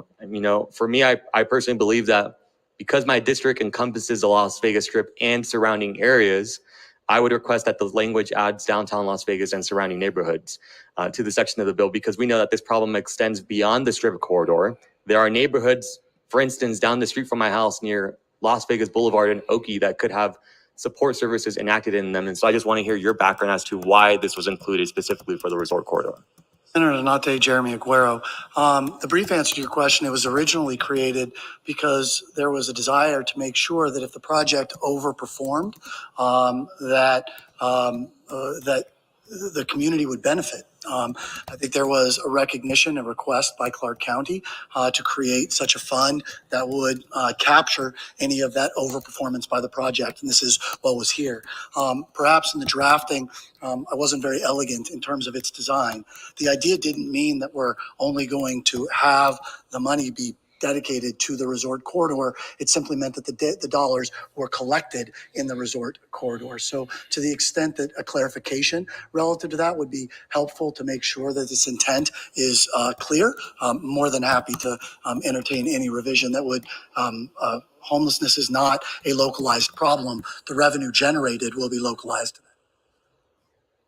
Thank you for that. I think the confusion that I had was in section 20, subsection 3, it says diminish the incidence of homelessness in and around the Southern Nevada Resort Corridor. And so I just wanted to, as you may know, there are downtown Las Vegas, et cetera. There are areas that feed into it. And for me, it looks like you're just trying to displace individuals. But I think that's something that you should consider when there are amendments to the legislation. And Chair, if it's okay, so to just two more questions.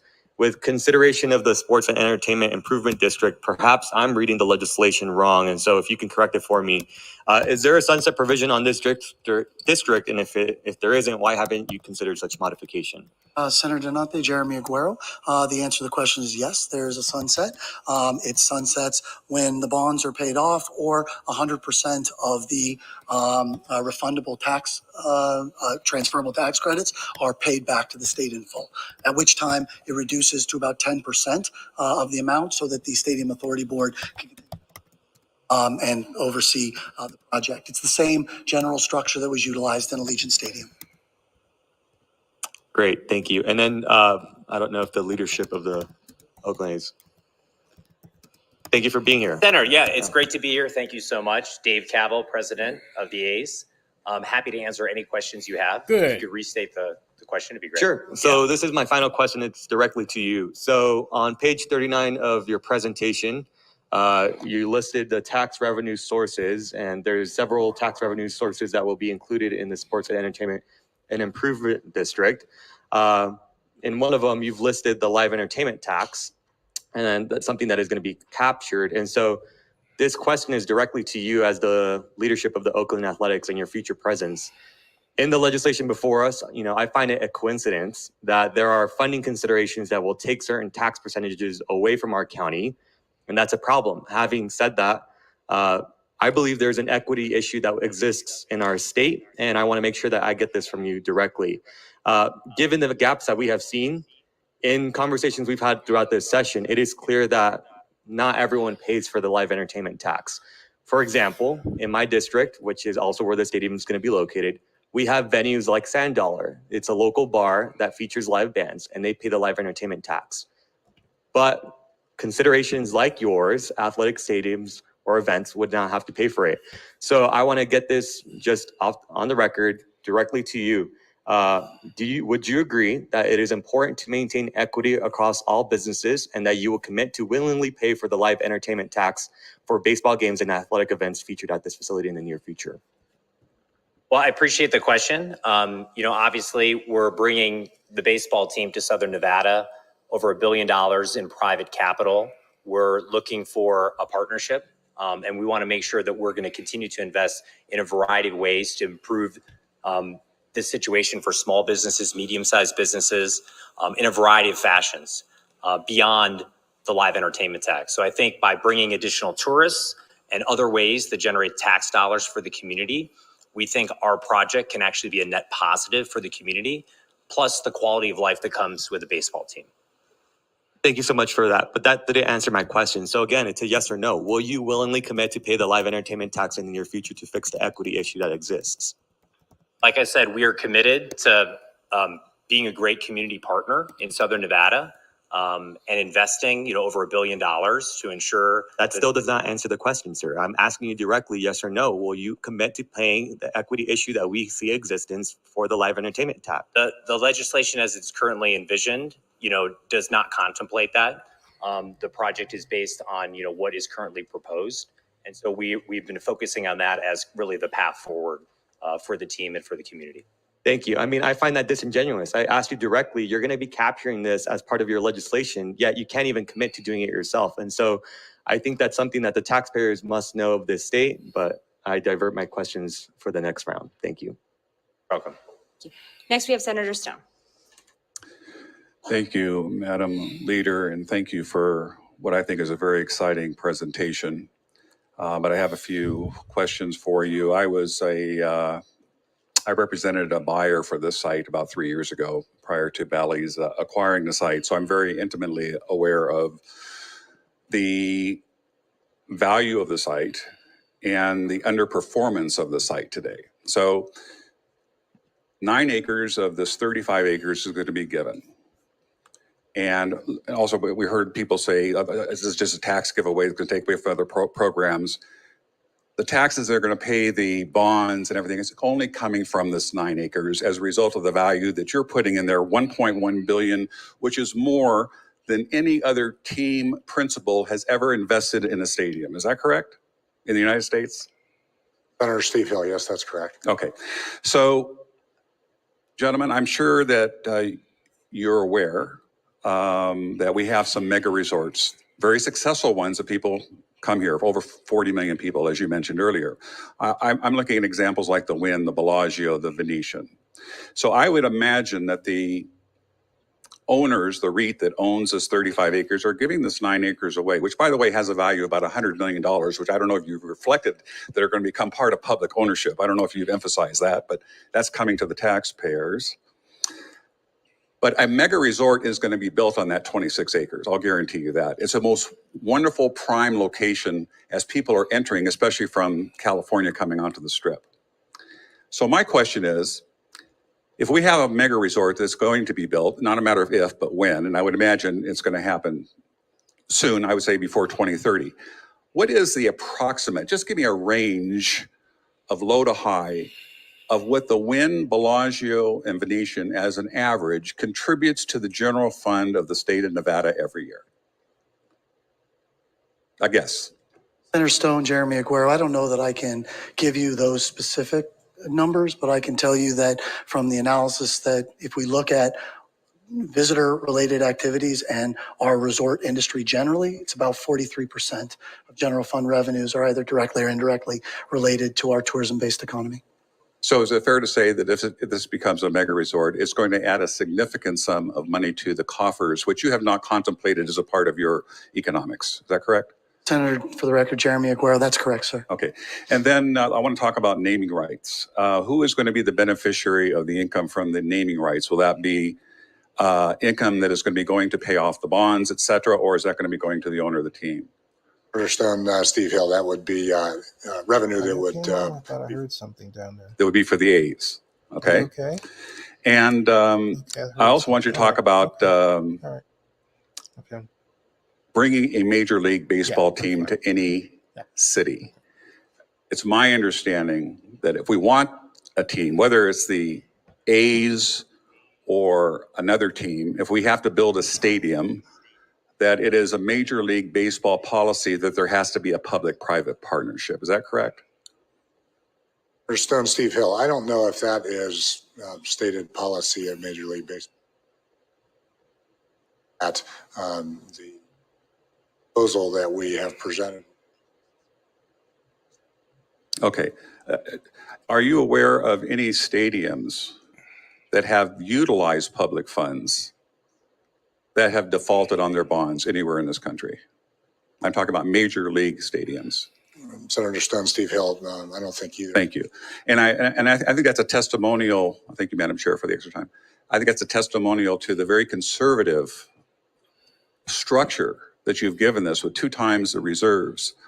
And I don't think Clark County would subject their general fund to much risk.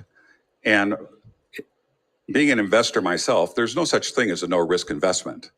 But I think that you've done a very good job of minimizing the risk to the taxpayers and the bountiful that can come in response to that. So I think you've answered all of my questions. I appreciate you being here today. I think it's a very exciting project for us to consider. I wish we had a lot more time, but we're a 120-day session and things happen pretty fast around here. So thank you. Senator Harris. Thank you, Chair. Mr. Aguero, Mr. Hill, thank you all so much for being here. I just wanted to start off by thanking Mr. Aguero for answering my questions and providing any supplemental information. I have a couple of questions about the underlying assumption here that we're going to average approximately 27,000 visitors per event. Is that right? Is it 27,000? Senator Harris, for the record, Jeremy Aguero, it's roughly that amount. Okay. I'm going to do a little bit of math here. So, pull out your calculator or trust my numbers either way. For those who want to follow along, grab your phone, pull out your calculator. So let's assume that in year 1, the A's are somehow able to double their average attendance to 18,000 for 81 games. That would be 1,458,000 in attendance. In order to meet your projections, we'd have to take the 2.6 million, subtract 1.458, That leaves you with 1,142,000 to be made up by the remaining 14 ticketed events. In order to do that, we take 1,142,000 divided by 14. That would be 81,572 people in attendance for the remaining 14 events. That's more than double the capacity of this proposed stadium. So let me be a bit more generous. Let's assume the average attendance is tripled. That would be 2,187,000 people in attendance. So we take 2.6 million, subtract 2,187,000. That would only leave now 413,000 to be made up by the remaining 14 ticketed events. 413,000 divided by 14 is 29,500 people in attendance. So that would be a required sellout for the remaining 14 events. Is it reasonable to assume that the A's will triple its attendance in years 1, 2, or even 3? Senator Harris, for the record, Jeremy Aguero. I take no issue with the underlying mathematics. If the question is whether the A's build a stadium in Las Vegas and are able to generate attendance in the 50th percentile of all Major League Baseball teams anywhere in the United States, yeah, I think that's reasonable. Those numbers are supported by CSL, the foremost expert in the United States relative to that. They've been reviewed by PFM on behalf of the county, who determined that they were reasonable. So I take no issue with the challenges that exist for Oakland in Oakland today. I think my sense is from all the analysis, that's exactly why they're looking for someone somewhere else to go. That even if they field a tremendous team, getting the support that's necessary just doesn't exist at that point in time. And so by building a new asset, if we look at other facilities that have been constructed, it becomes a draw. You look at what Las Vegas has been able to do in terms of its draw, it's been pretty remarkable overall. And again, you're going to tell me something that I'm sure, because of the conversations that we had before, is that there's no guarantee that they're able to do that. And if we look at recent history, obviously it's challenging. There's no doubt about that. But I think that's the big reason that we're here today. Yeah, Mr. Aguero, I mean, I'm willing to assume that at one day, it may be we reach 27,000 visitors. My question is, do we have enough time to reach it in order to make up the average of 27,000 visitors, right? Because if we lag in years 1, 2, 3, 4, and 5, and we only have an extra 2,500 seats to be able to make up in perpetuity, right? I mean, depending on how quickly we get there, we never may be able to average 27,500 unless we start in years 1 and 2 pretty close to that number. Senator Harris, for the record, Jeremy Aguero, you're right. You're 100% No, she's right. not. The other part of it is those first years are probably going to be the years that it's easiest to fill that stadium. It's going to be the shiny new project on the Las Vegas Strip. The ability to sell that place out over those first 3 years, yeah, I like our chances relative to that. There you go. Good answer. Good answer. Okay. I'll just throw out one more scenario, and then I have a question about traffic, Chair, if that's okay. So even if we assume that attendance is on average doubled over the first 3 years, that's 18,000 average for 3 years, so 54,000 people. 27,000 times 3 is 81,000. So 81,000 minus 54,000 means we'd have to make up 27,000 more visitors. 27,000 visitors over 3 years is another 9,000 people over the next 3 years. So you'd have to then do 27,000 in the 3 years after that, plus 9,000, 36,000 people, which is beyond the capacity, in order to have an average in the first 6 years. Senator Harris, for the record, Jeremy Aguero, again, you're starting the math that you're presenting with the estimate that they would be operating in the bottom quartile of Major League Baseball teams. If that's the premise, you're absolutely correct. The analysis that's being done suggests that they will go from where they are today, which for the record is dead last, right, to something that's in the 50th percentile by building an asset, by coming to a different location and giving the team a fighting chance at success. And I think that's fair, but I also think it's fair for me and fairly generous for me to be assuming that they're going to double their attendance in the first 3 years. But that's No, it's not. I guess, a difference in assumptions. But I felt that that was a fairly generous assumption. And even with that, we've got quite a bit of work to do. Okay. As far as traffic, I know that a lot of folks have been concerned, and my colleague from District 10 mentioned that a bit as well. In this report that I have here prepared by, it looks like, Kimley Horn, there are several recommended infrastructure improvements, including realigning Reno Avenue curved intersection as a major four-way signaled intersection, widening Reno Avenue to provide eastbound and northbound dual left turn lanes, widening Reno Avenue to provide westbound and southbound dual left turn lanes, modifying the median along Las Vegas Boulevard to lengthen southbound to eastbound dual left turn lanes at Reno, installing northbound right turn lanes and a new project access driveway along Las Vegas Boulevard, and approximately 5 or 6 other things that are being suggested to be done to handle the traffic. Has the A's committed to engaging in any of these infrastructure projects? Senator Harris, Steve Hill. This relates to the high impact project process that the county goes through. That has to be completed to the county's satisfaction prior to this project moving forward. So that conversation will happen during that period of time. Okay, I'll try one more time. So has the A's committed to doing what is necessary when it comes to infrastructure? Maybe even the recommendations based upon the study that they commissioned in order to ensure that the traffic is taken care of ahead of this stadium opening? Senator Harrison, Dave, I'm wrong here, but they have committed to do what it takes to meet that high impact project plan that will be put in place by the county. The County Public Works needs to weigh in on Kimley Horn's study in that conversation, but they have committed to do what they need to do. Okay, thank you, Chair. Senator Sievers-Ganser. Thank you, Madam Chair. So at the beginning of this, we talked about services, and there's all kinds of services that we want for homeless and food insecurity and all sorts of different things. But to be able to cover those services, we need to produce revenue, right? So the state has to drive revenue to be able to pay for services for those in need. And so, you know, in thinking about that, we have to look at the return on investment.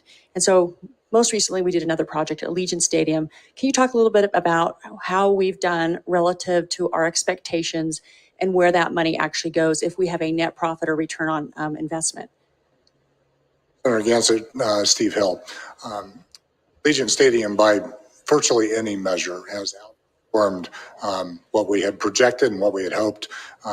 The key number is the number of visitors who describes them incremental visitors, the ones who come to Las Vegas because of the event in the facility.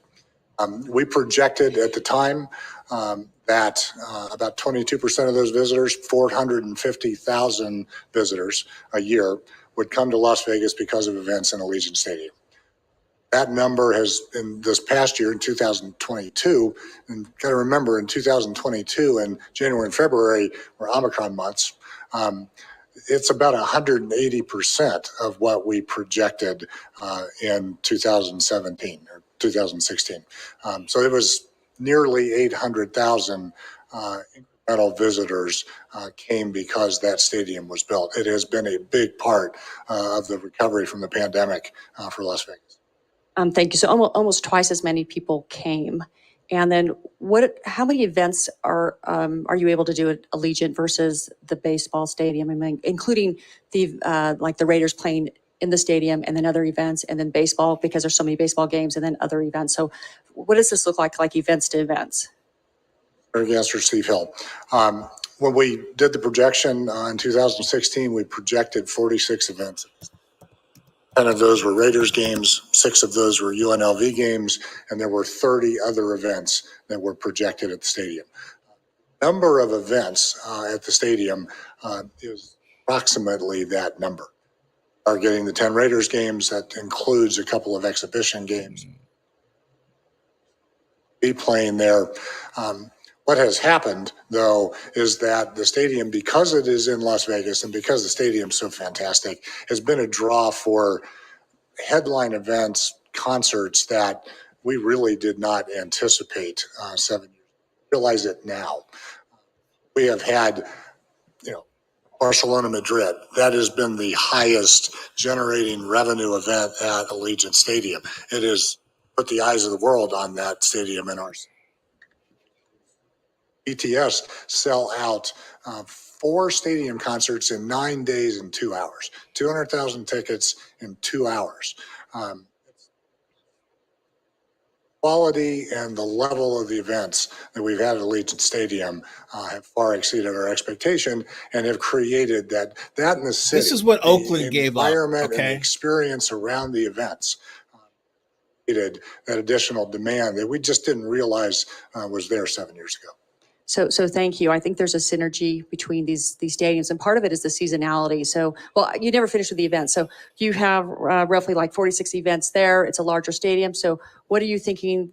How many events will be driven, including the baseball games themselves at this new stadium? And then talk a little bit about like the draw of the stadium itself, like you just mentioned, with the Legion. Answered Steve Hill. The projections that we have here are not from the LVCVA. Obviously project 95 events. 82 of those events are the baseball games. They will happen. There are projection for 5 concerts. We think that is very likely low. There are projections for just 3 other sporting events. I will guarantee you that is low. We know of a number of events that if we had that stadium now, we could put in there and they would number quite a few more than 3. And then there are 5 ticketed community events. I would add that our trade show customers at the convention center and also the convention centers at Venetian and Mandalay are always looking for a different experience. Surprising number of them have corporate events at Allegiant Stadium now, are looking for other venues to have keynote speeches. Many of these large corporations will bring 30, 40, 50, 60,000 people to town for one of their conventions. Finding a place for a keynote address, just a different type of experience will be action that has not been considered in the.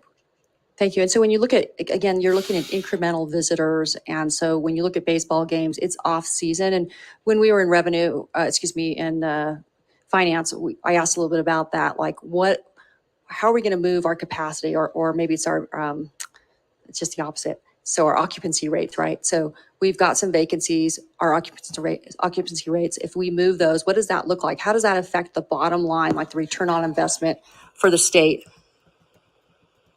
Senator Gansert, the demand in months that baseball plays is oftentimes less than what you will see other times of the year.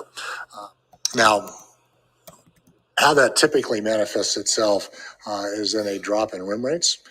Properties do a good job of keeping occupancy generally. Our current occupancy is less than what it was in 2019. We have an additional rooms coming online. And as I mentioned earlier, a part of our job, or a big part of our job, is to drive demand in order to allow the city to continue. Right. So I appreciate that. And originally I was talking about return on investment. So you've got some numbers there. So like, what are the expectations as far as the tax dollars we will receive? Because when we look at abatements, it's really just about the 9 acres. Those are abated, but then we're making money elsewhere because we're going to have incremental rooms and meals and all sorts of different things. So I know you've got some numbers, but like for return on investment, what do we expect to get above and beyond what the state's investing? And when you look at what the state's investing, because there's a payback model, the net to the state is like $90 million. So we're talking about a $1.5 billion stadium with probably a $200 million worth of land. So like $1.7 billion including sort of the in-kind that's been happening here. So what do you think about the return on investment to be able to pay for services that we talked about? Like, how is this going to help people in the community directly because of revenue? And then I know there's a community benefits plan as well, which is to the side, but I'm saying there's like sheer dollars coming to our state because of what it's driving throughout that area. Answered Steve Hill. You bring up a good point. A good portion of bill is really a loan and not a permanent commitment. So the county will be loaning the A's $120 million and will be paid back. The state would be offering $180 million in transferable tax credits, but half of those would be paid back. So the $90 million, and then the county has committed $25 million credit in that HIP process, that development agreement, and that would be a permanent commitment on behalf of the county. So it is that $115 million is the only permanent commitment. Now, the math that Mr. Aguero has done is based on the entire amount, whether it is a loan to be paid back or not. And we are going to receive, the state and local governments will receive in tax dollars 3 times as much as that total.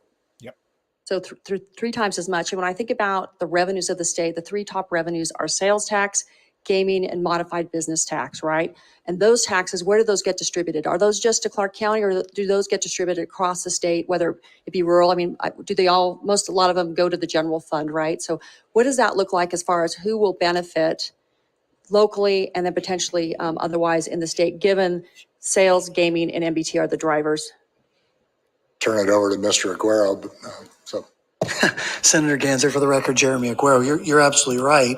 If you look at sales, gaming, and MBT, the sales tax, the state sales tax, inures to the benefit of the state's general fund, right? So the incremental revenue that Mr. Hill talked about goes into the state's general fund. It will benefit everywhere in the state. The next one is the local school support tax, the LSST, as we refer to it. It goes into the state education fund. It will go to every district in the state of Nevada. Again, incremental revenues that will go there. We have the BCCRT and the SCCRT, the basic city county relief tax and the supplemental city county relief tax. Some of those dollars are redistributed through the 2-tier consolidated tax redistribution system. Others of them are not, but while it'll be modest, there would certainly be a redistribution. To your point, the gaming tax, 100% of that inures to the benefit of the state's general fund. So those dollars would come to this legislature and be distributed throughout the entirety of the state of Nevada. And the same thing is true with our payroll tax, the modified business tax. 100% of that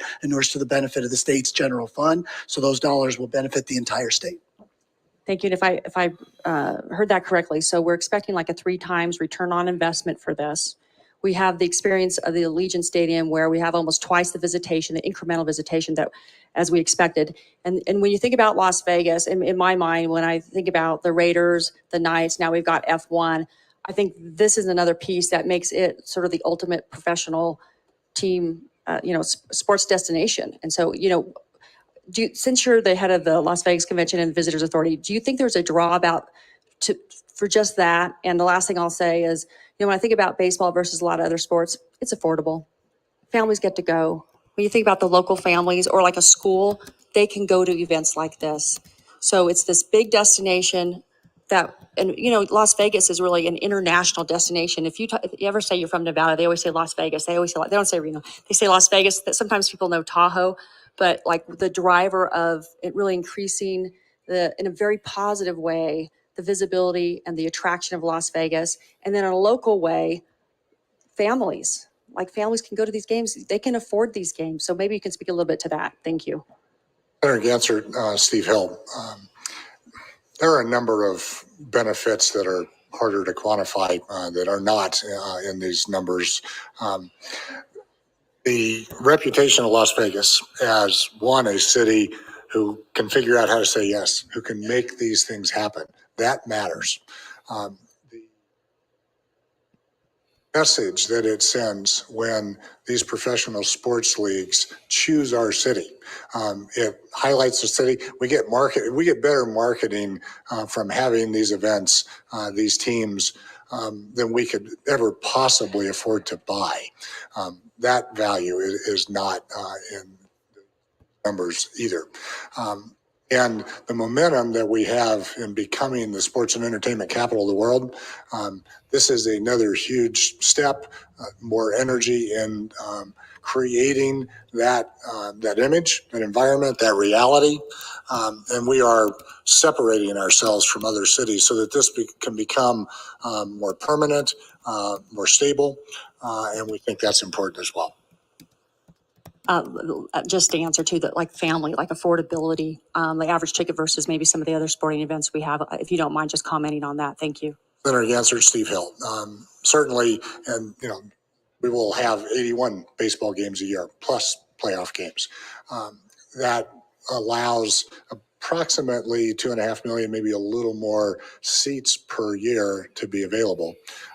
Seats at this stadium, there will be seats available in the stadium in the $15 range, which is just not possible for others. I mean, it's the comparison's just different. There are fewer seats, or there are many fewer games in other leagues, and so it makes it a family event that's very affordable. Thank you. I appreciate all the information. Thank you, Senator Daley. Thank you, Madam Chair, and I appreciate the comments, questions, and various things from my colleagues in, I think, 2, 3, 4, 9, 10, and 11. And they all have their questions and perspective, and I rely on some of their expertise back and forth. So I'll go to a question that I'm a blue-collar guy. I have a couple of different things on that. And my understanding is that there's a private sector between the A's and the construction trades pre-hire agreement for this particular project. Is that correct? Senator Daley, Steve Hill.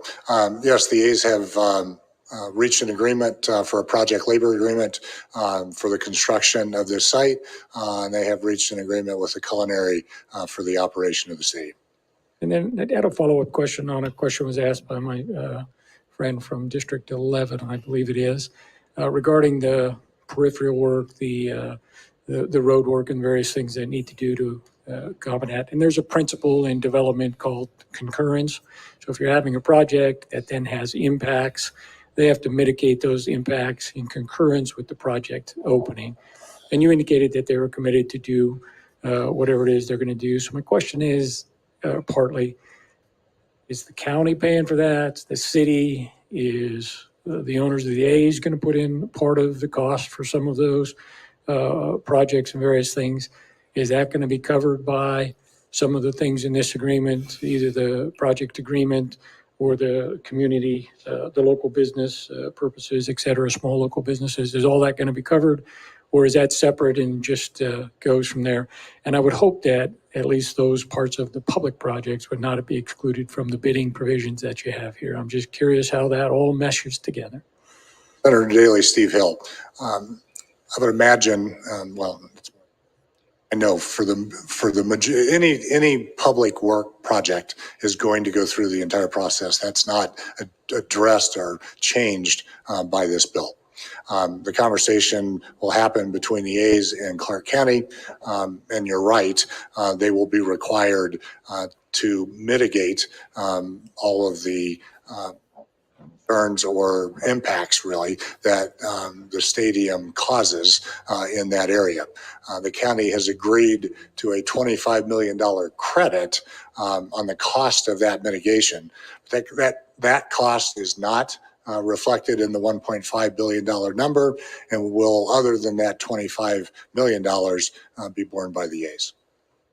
And thank you for that. I just so following up on the other blue collar question on some of what I have in the small local business portion of this, which I support. I think it's a good idea, but I don't believe there was any intention in this piece of legislation to conflict potentially with the private agreement between the A's and the building trades on some of that stuff. And specifically in section 26, I think you need to put a definition. I've seen some of these programs and various things before where people, think they're special. I have to meet this 15%. So you would have some of these people that meet the qualifications otherwise say, I'm not signing any agreement in order to participate on this job. I'm special. And some of your language in here, especially I think in subsection 4, where it, I think it's on page 16, where it says, such contractor, subcontractor, such work shall not impose any requirements on the small local business relating to the employees selected by the small local businesses to perform such subcontracted work. Now, if they have a provision in the pre-hire agreement that that gives waivers and various things, then that was their business. That's what they did. But to put in statute that would potentially conflict with that and go against a negotiated agreement, I think is a concern for me, among others. And like I say, I appreciate the other questions. I don't know as much about taxes as my colleague in 4 and my colleagues here in 2 and 10. We're plugged into some of those community-based issues, and I rely on them for those things. And I think some of them rely on me for these questions. So if you can give me an explanation there. Sure. Senator Daley, for the record, Jeremy Aguero. That language is the parallel language that was utilized in the Allegiant Stadium project, which exceeded the small business threshold, employed 168 small businesses as a result of that language being included, and generated just under $300 million in revenues for Nevada-based small businesses. That's why it was carried over here, and we would expect something similar. Yeah, and there were no issues with somebody not wanting to sign the letter of assent that said they'd follow the agreement. I've just experienced some of those issues in the past in similar situations. Give my interruption, Senator. For the record, Jeremy Aguero, I'm not aware of any, and none surfaced on the other project that I was aware of. Final question, Madam Chair, if I can. I know you mentioned some of the infrastructure and stuff, and you mentioned the boring company. I'm perfectly fine picking a fight with Mr. Musk if he wants to, attack me on Twitter. I suppose he could. But does he think he's special and that his boring company wouldn't have to comply with some of these requirements related to this project? I hope he doesn't think so, because he's not. Don't answer that, Jeremy. Senator Daley, there's no public money going into the Las Vegas Loop, but the boring companies made a commitment to Clark County that other than the one machine that they run as research and development, that with their own employees, they will use union labor throughout that system.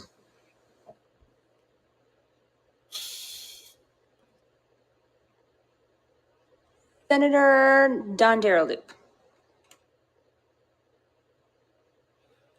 Thank you very much, Madam Chair. On slide 38 of your presentation, I noticed that there is a one-time construction fiscal impact of, I think, 38.8 million based on the estimated sales tax. So how, both of these revenue sources will be pledged to paying off the county bonds, but will the state and local governments, and specifically school districts, see any tax revenue associated with the stadium construction, or will it all be pledged to bond replacement? Senator Dondaraloop, for the record, Jeremy Aguero, during the construction, all of those dollars would be utilized for the creation of the repayment of the bonds and the creation of the reserves that we talked about before. Because there's no operations that are occurring, there would be no other revenue that would inure to state, local governments, or school districts. Okay, thank you. I'm trying to understand, this isn't, necessarily always my wheelhouse, but so then after the bonds are repaid and 50% of those tax credits are repaid, and 10% of all the tax revenue generated, is that right? to the Sports and Entertainment Improvement District, will that go to the stadium in perpetuity, or how does that work? Senator Don Loop, for the record, Jeremy Aguero. I just want to make sure that we're saying the same thing for a moment. There are really three phases of the project, right? There's the early phase of the project before the bonds are issued. There's the point at which the bonds are issued, the stadium is constructed and operated. And then there's a period after the bonds have been paid off and all the transferable tax credits that are to be refunded have been fully refunded. During the first chunk of that project, if any revenues are generated as a result of that, it goes into a tax account and would reduce the amount of the bonds, right? So again, if the project isn't constructed, there's no revenues. Because the project's being constructed, those dollars go in to that account. For the, let's call it a 30-year period in which the stadium operates and the bonds are being paid off, those revenues are all coming in. They are being used to pay off the bonds, and hopefully there's waterfall revenues that flow all the way through that. And then we've got these other revenues that we've talked about associated with visitors and something along those lines. I believe what you're talking about is that third tranche. What happens after the bonds are paid off? What happens after all the transferable tax credits are paid off? At that point, 90% of the project 90% of the revenues go back to the state, local government, school district, anyone else is imposing the tax just like they would if the stadium never existed.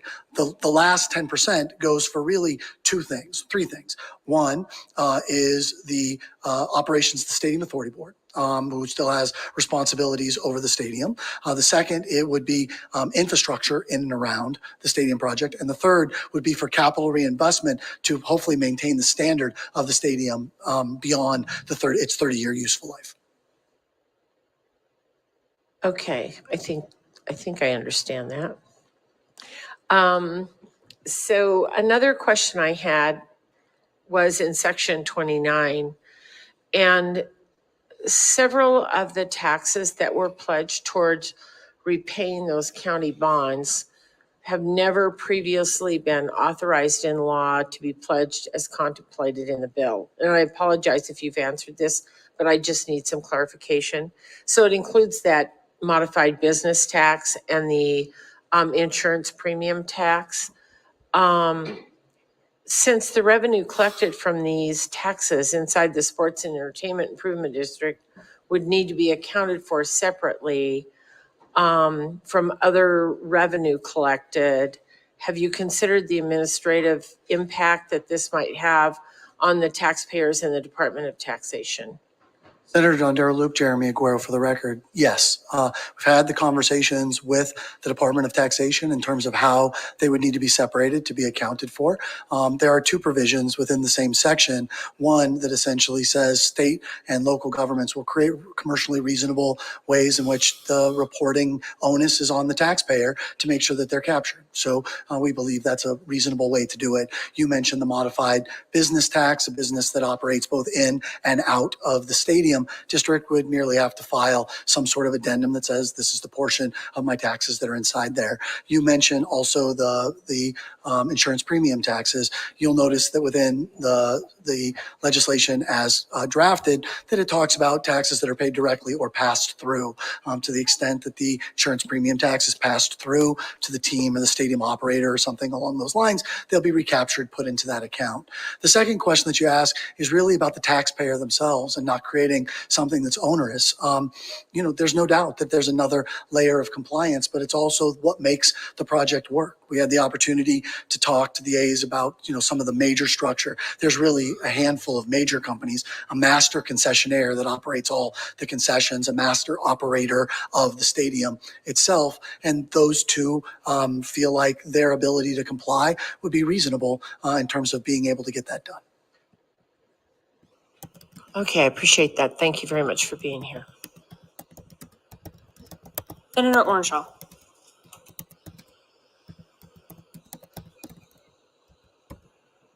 Thank you very much, Chair. A couple of questions, Mr. Aguero. Thanks for presenting this. When we heard the bill on the Allegiant Stadium, it was a different world. We hadn't had the pandemic. We hadn't had COVID. I don't think any of us expected anything like this to happen. And I'm going back looking at some old headlines, and I'm looking at a headline from about 2 years ago in the Review Journal: County taps reserve fund to make Allegiant Stadium bond payment. It talks about how, I think over 2 months, there was over 23 million tapped from the stadium reserve account to try to make those payments. And of course, I hope that we'll never have something like COVID again or another pandemic, but this bill passes and bonds are issued for this stadium, and then we still have the bonds for the Allegiant Stadium, and something happens where people can't travel for 12 months or 18 months. I mean, what do you think that will do to the fiscal stability of the county? Senator Orenshaw, for the record, Jeremy Aguero. I'm glad you asked the question. I think what happened during the pandemic, as difficult as it was, is a great example of exactly how the system should work. The reserves were set aside at the point at which those bonds were issued, a full year. A second year was funded through the operations and continues to be generated. Yes, State of Nevada, Clark County had to tap into those reserves to make sure that the principal and interest on those bonds could be repaid. And today, as we sit here, not only have we rebounded from the pandemic, but both the first year and the second year reserves are almost back to 100% funding from where they were before. The existence of the coverage, the existence of 2 years reserves is a remarkably conservative structure that's out there. Now, you asked a question that sort of had two parts. One, what about the scenario that we're structuring here? What would have happened under the same set of scenarios? And then what happens if they both were to occur concurrently? What sort of happens to us in that particular case? As I mentioned during my opening comments, because of the 2 year reserves and because of the backstop that is provided to this by the state, which is essentially a half year's reserve, we would have to generate zero revenue for 4 years before we would have that problem. I would respectfully submit, if we have zero revenue for 4 years, we've got a much bigger problem than not filling a stadium in the state of Nevada, something that would be on an order much larger than the pandemic we just dealt with. It does have other risks relative to this. One's a room tax, the other one is tax increment. I don't shy away from those type of questions, but we're also talking about 2 times coverage, where under Allegiant Stadium, it was only 1.5 times coverage. And there's an accelerated revenue generating the second set of bonds.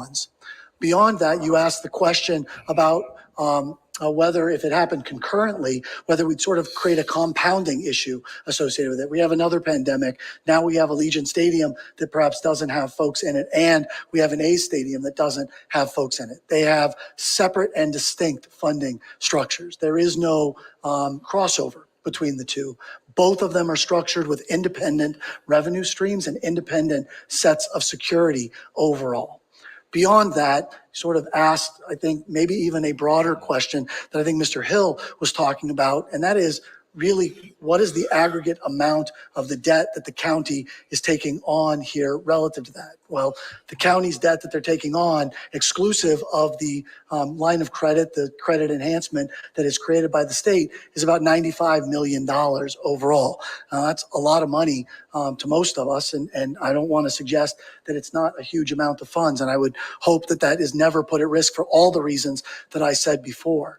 But if by a horrible set of circumstances, the county was required to utilize its general fund or its authority to pay that off, the financial stability of Clark County could certainly weather a $90 million hit. And again, I only say that as what would be an apocalyptic sort of scenario for us as a community. But you asked the question, so I wanted to take you to sort of what I think is the finality of that scenario. Thank you, Mr. Aguero. And Chair, I have one extra question. Thank you. Some of my colleagues have asked about the traffic situation and the challenges that intersection has with the I-15, the construction, and when big events happen. Has Nevada Department of Transportation been consulted about, what additional traffic challenges and problems need to be solved if this bill passes and if we start construction on that stadium? Because I know that in the conversation on the Allegiant Stadium, it seemed like they were here and there was a lot of conversation about what the plans they had and being able to handle the traffic going to the football stadium. And I just wonder if they're part of this. Senator Orenshaw, for the record, Jeremy Aguero, I remember those conversations. Right? There was a lot. We talked a lot about parking and transportation and all those things.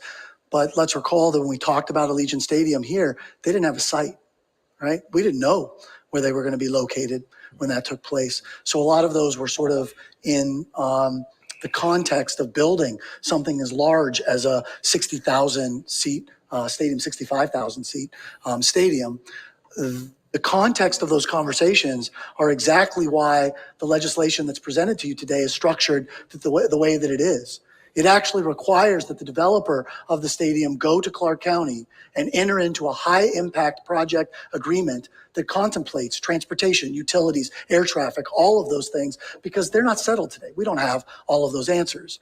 More directly to the question that you're asking, the Nevada Department of Transportation is also reflected in the bill as drafted and requires that if there are infrastructure requirements that NDOT identifies as being something that needs to be mitigated, that the A's, the developer in this case, have an affirmative obligation to work not only with the local government, but also work with NDOT to mitigate those infrastructure impacts on the community. Thank you, Mr. Aguero. Thank you, Madam Chair. Senator Spearman. Thank you, Madam Chair. So I'm going to ask some questions that are probably a little bit more elementary than some of my learned colleagues. So we talk about jobs, and if this bill goes through, then the Tropicana will be no more, yes? Senator Spearman, for the record, Jeremy Aguero, yes. And so the jobs at the stadium, I think you said some of them are full-time, some are part-time. Do you have a percentage of those jobs that are part-time? Senator Spearman, for the record, Jeremy Aguero. I don't have a perfect estimate, but the way a stadium is structured, I would guess the majority of those jobs would be part-time jobs. So maybe 80%? I think that feels a little high to me, Senator Spearman. 60? Yeah, okay. I would certainly defer to that, sure. Okay. So what is the salary? What would be the salary of the part-time employees? Senator Spearman, Steve Hill. Start with those, a majority of those employees, and many of those employees will be represented by the Culinary Union. The A's have agreed to that. The concession employees, we have them at the convention center. We have hundreds, up to 1,000 when we have a big trade show in, and then the trade show moves out and they move someplace else. And so those concession jobs are very mobile. It's even more portable than construction jobs are. So what having the stadium will do for all of those people who are going to be represented by the Culinary and have all the pay and benefit that the Culinary has negotiated on their behalf, they will have a more year-round set of opportunities to move from to improve their job situation. So I guess what I'm getting at is that the level of pay that the employees are currently at the Tropicana, I'm trying to make sure that there's parity once they lose their job. And let me say this, one of the things that concerns me is the rapidity of innovation that is taking place. And so the Culinary does a great job representing, its members, but I need to talk on the real, okay? If someone is at, and I don't know if they're $25 an hour, how long would it take them with a stadium job to get back to that level? Senator Spearman, the question you're asking is how long they would have to go through the step process in order to do that? If you can calculate the hourly pay, that's what I'm trying to get at, the hourly pay. So someone today is making $25 an hour. The bulldozer comes in next week, that's gone. How long will it take that person to get back to $25 an hour with the stadium jobs? Because that's a lot of what we've talked about here. So how long would it take them to get to parity? Senator Spearman, Steve Hill, there's going to be a good amount of time between the time that the Tropicana is demolished and the time operating jobs are available on the site.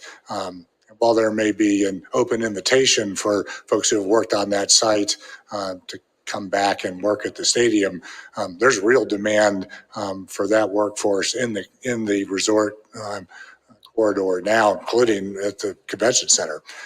So my sense is that they would move quickly to another job doing what they're doing now, rather than have to wait for 4 years and rebuild that at the stadium. So that's another assumption that we should probably include in here, because all of them may not move immediately into a job that is equal to the one that they just left. So number two, Madam Chair, is that okay? Yeah. Okay. So the projections for construction jobs at Allegiant Stadium were 11,000. And I remember us talking about shiny new objects, I think it was with Faraday. But the project only produced 900 construction jobs in each year of construction, so 2,700 jobs. Senator Spearman, for the record, Jeremy Aguero.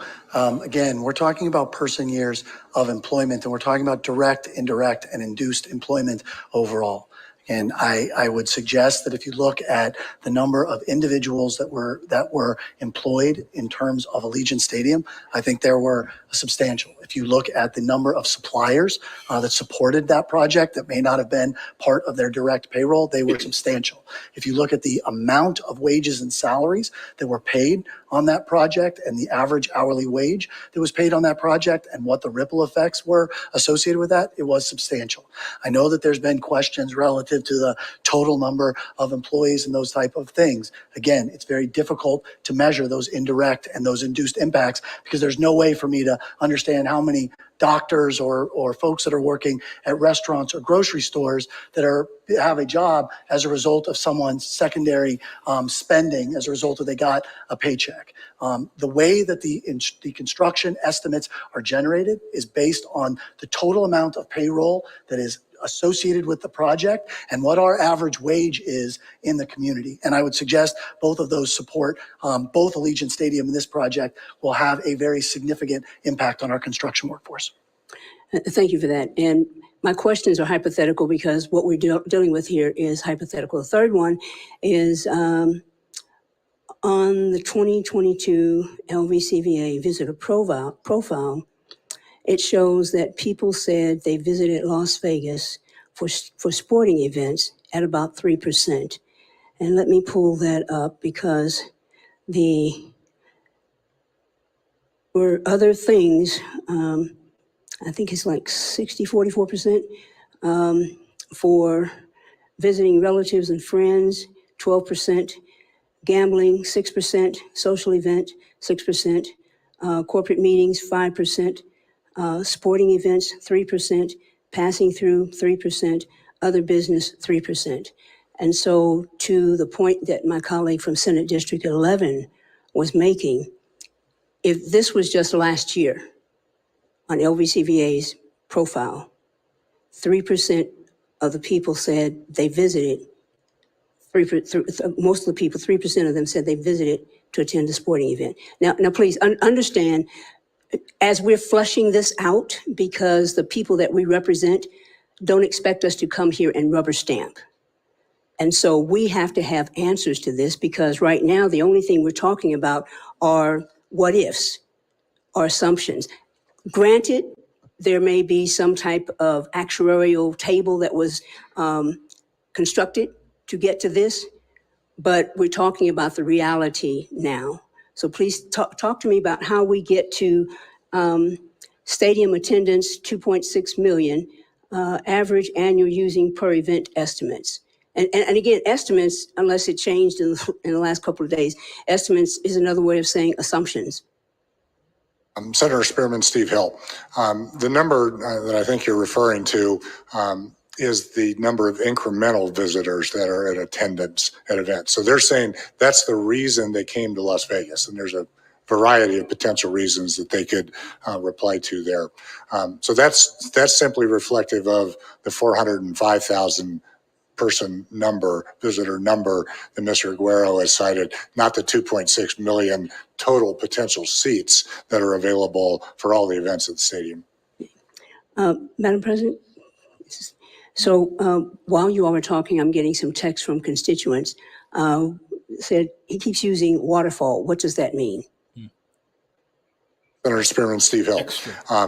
So as Mr. Guerrero said, we've projected use half of the revenue that will be created in this district to pay back the bonds.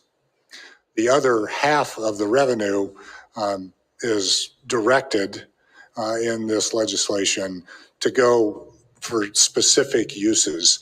And those specific uses kind of in order are kind of seen as what happens when the money flows over the cliff into other directed uses. So it's generally the term that's used for the excess revenue that's generated that is not necessary to pay the bonds. The other question that I got was explain transferable tax credit and do it in an elementary level.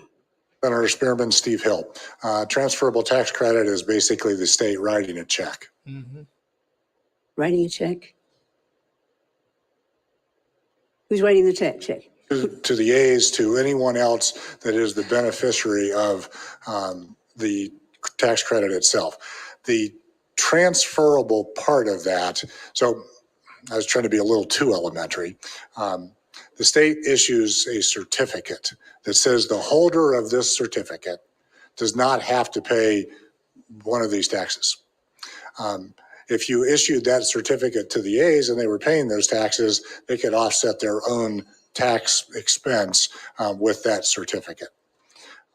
If they are unable or don't pay enough tax to get to for example, the 36 million that's requested in this legislation, they would have to sell that to someone else in order to receive the money that's the value of that certificate.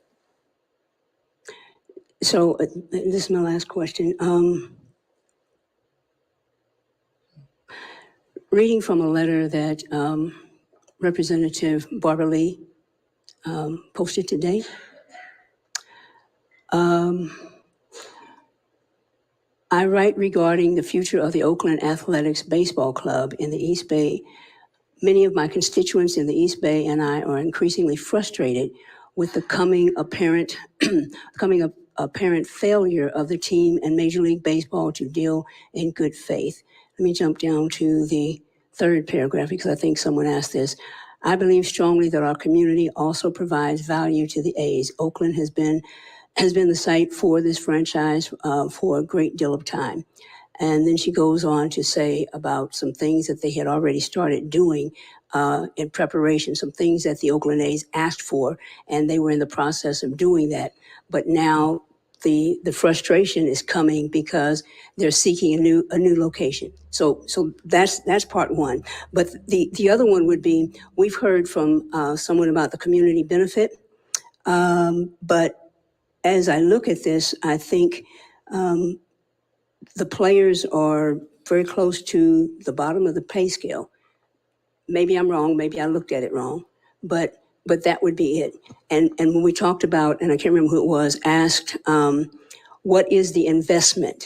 And right now, if you're asking us to give this much money, there has to be some awareness on the part of the owner and any other interested financial partners who have that fiduciary responsibility. There has to be some awareness of what the commitment, the dollar amount commitment is.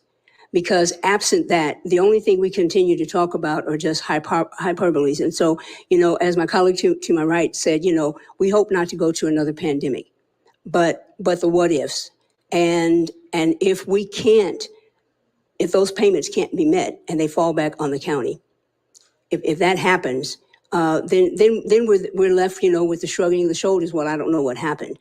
And so my questions, and I believe that the questions of my colleagues are really designed to say, we have to do our due diligence because this is a lot of money, and the community benefits really don't make up for the lack of money for youth mental health. Now, we passed a lottery that's going to come back again next year, but it's going to be like 6 years before that actually takes place.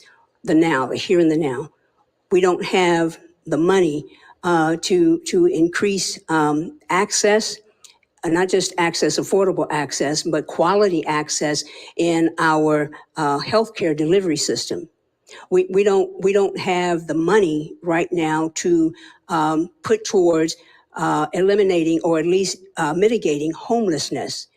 I have a bill that was about women veterans being housed and women who are coming out of domestic violence situations, formerly incarcerated women, and women who are 50 plus, housing insecure.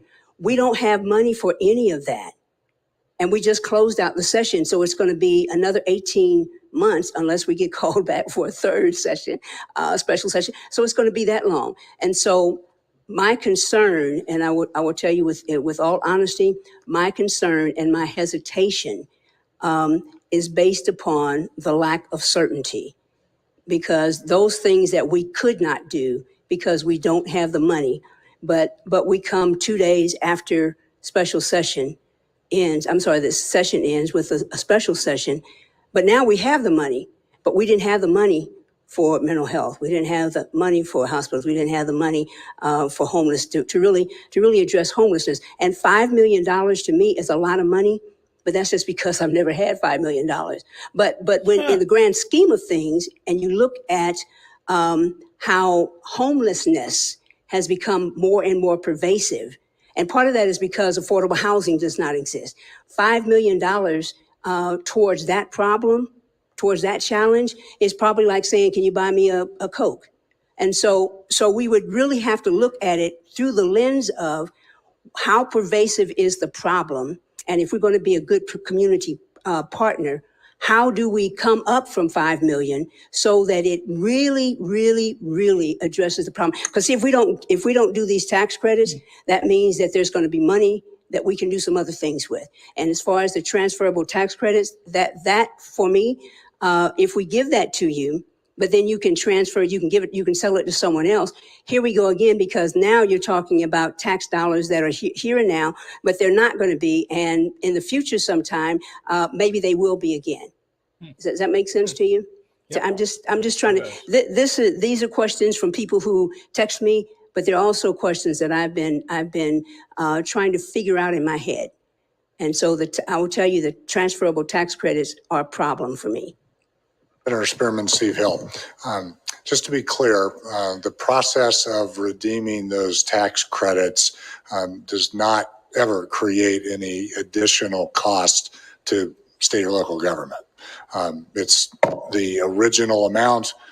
That's all the cost that there will be, regardless of how they are then ultimately redeemed in the future. I will say there's certain, the uncertainty is real, but has also been taken into consideration in a number of ways. So as we look at the bonds, the 2 times coverage, as we look at the return on investment at 3 times what the entire amount, including what is just being lent and will be repaid, there's going to be a positive benefit here. The state and local governments and the A's interests are aligned. They want to be successful too. It is why they are looking to move. It is the situation in Oakland is also a part of the issue that has to be overcome. When they have been good very recently. And when they were good, attendance was not great. The experience that we will provide in Las Vegas, both at the ballpark and around the ballpark, will be a draw that will help the team have the opportunity to be more successful in the future. Mm-hmm. Yep. Senator Pazina. Thank you so much, Madam Chair, and thank you so much, Mr. Aguero, Mr. Hill, for the presentation. To piggyback a little bit off of my colleague from Senate District 11's question in regards to filling the seat and realizing tax revenues, I come from the trade show industry, Mr. Hill, as I know you do too, at the LVCVA, and we look at a CES, which brings in 115,000 attendees on average. ConAg, ConExpo just left in March, I think nearly 140,000. So I guess one of my questions would be, will the LVCVA be actively pursuing the convention and trade show sector to fill those seats at A's games? Senator Pazina, Steve Hill. The answer to that is absolutely yes. And it's not simply the trade show industry and the corporate meeting industry, but our sports department will also be working with the stadium to fill the stadium. And what percentage of seats, and I'm just curious, in estimation would be filled by visitors versus locals? Senator Bazuna, Steve Hill. The general projection is that about 30%, maybe a little less than 30% of the attendees would be visitors. And then just that 16% of the attendees would be those incremental visitors. And that's the basis for the entire calculation about the benefit to state and local government, just those 16%. And excuse me, but just to put that in a little more perspective, if I could, the 405,000 people, just for 81 baseball games, is just 5,000 people per game that have come to Las Vegas to attend just the baseball game portion of what's been projected. Those are the people who are going to provide 100% of the statewide and fiscal benefit that Mr. Guerra has projected. Thank you so much. And, I guess, and you've already touched on this briefly, but, the last thing I would comment on is just the importance of the LVCVA and the resort partners looking at special events at the stadium in order to realize some of the revenues that are going to need to come when it comes to those corporate events, when it comes to trade shows and conventions, because those are huge for generating revenue and hopefully, not really looking so much at bringing in other sporting events, but other events that come up from trade shows, conventions, corporate events, and ensuring that they make sure the stadium is a venue for those events as well.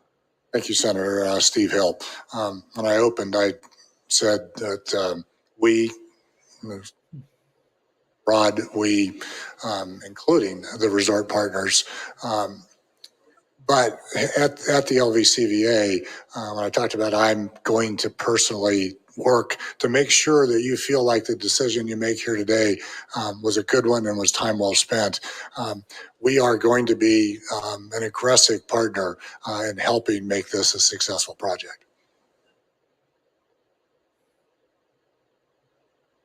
Senator Lang.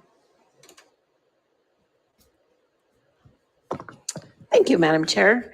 I want to talk to you. I felt like I was in finance when you did your big hearing, so I don't feel like I need to go over all those questions again. So I'm going to ask something completely different.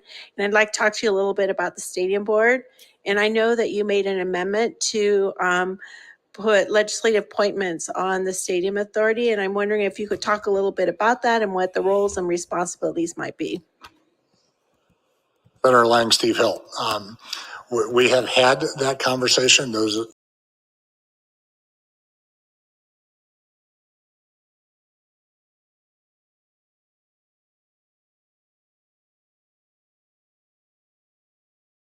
Thank you. And what would their roles and responsibilities be? What is that board? What's their responsibilities, I guess is what I'm getting at. Senator Lang, Steve Hill.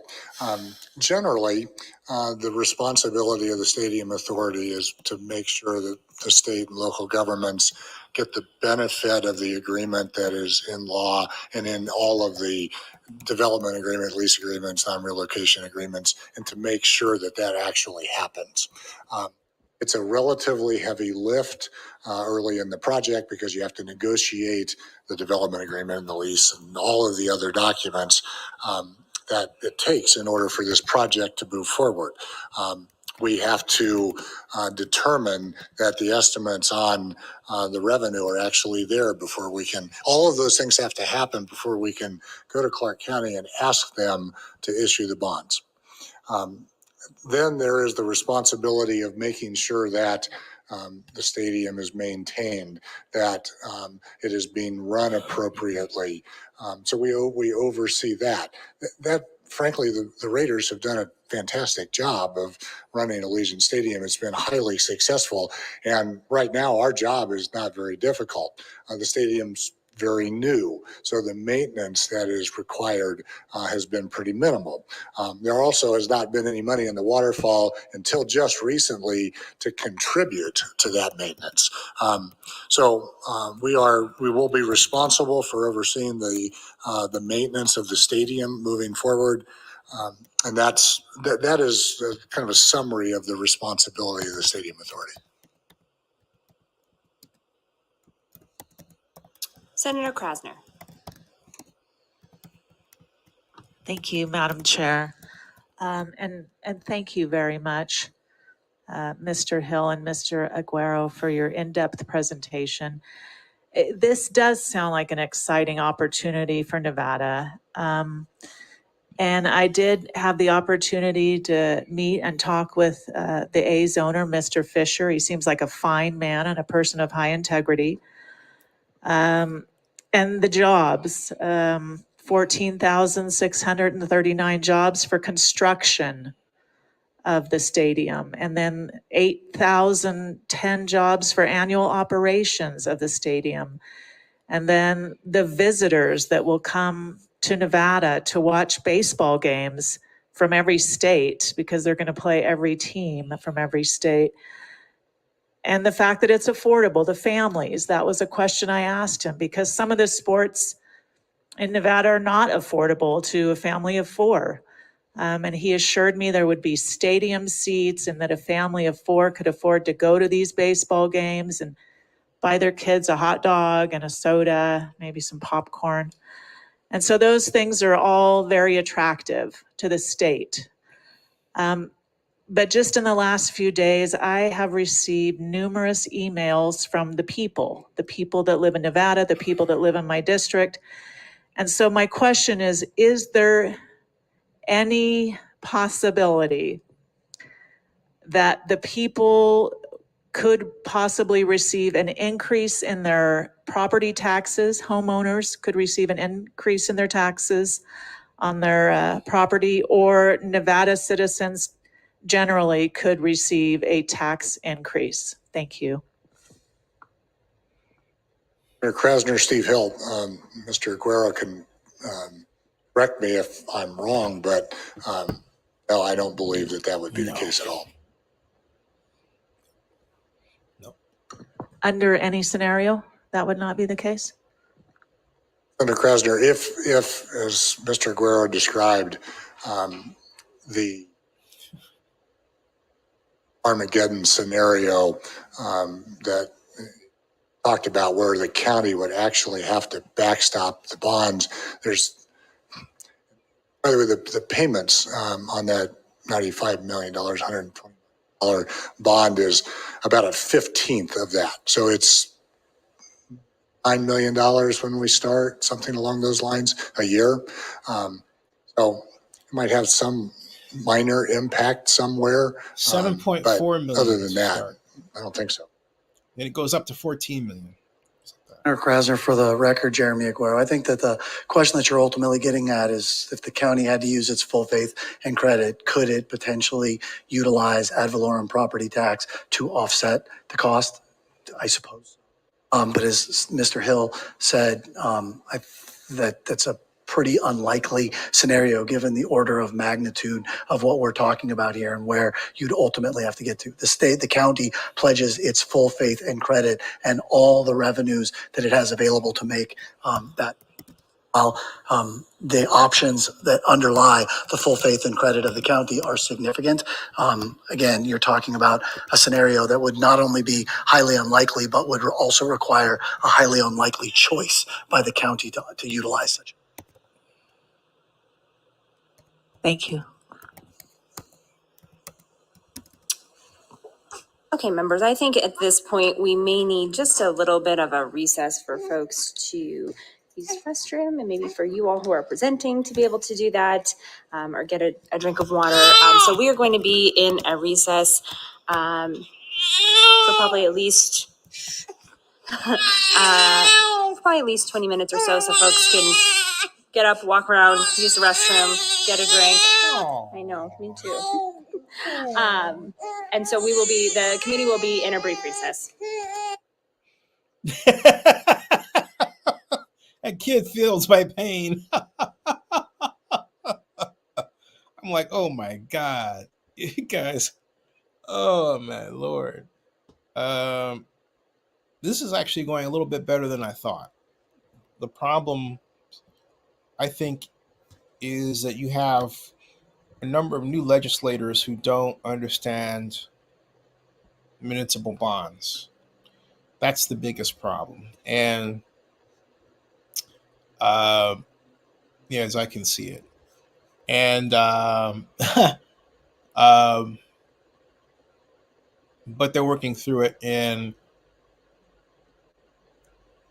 I think the biggest problem is that Jeremy and Stephen, and yeah, I can call them because I actually know them, but Stephen Hill, I know, better friends with, but by far. But it's the magnitude of dollars. This is a $120 million bond issue. It is not a $750 million bond issue. Okay. I mean, I could have some fun here and say, hey, Siri, what is 750 million divided by 120? 750 million divided by 126,250,000. Well, that's actually not what I meant to say.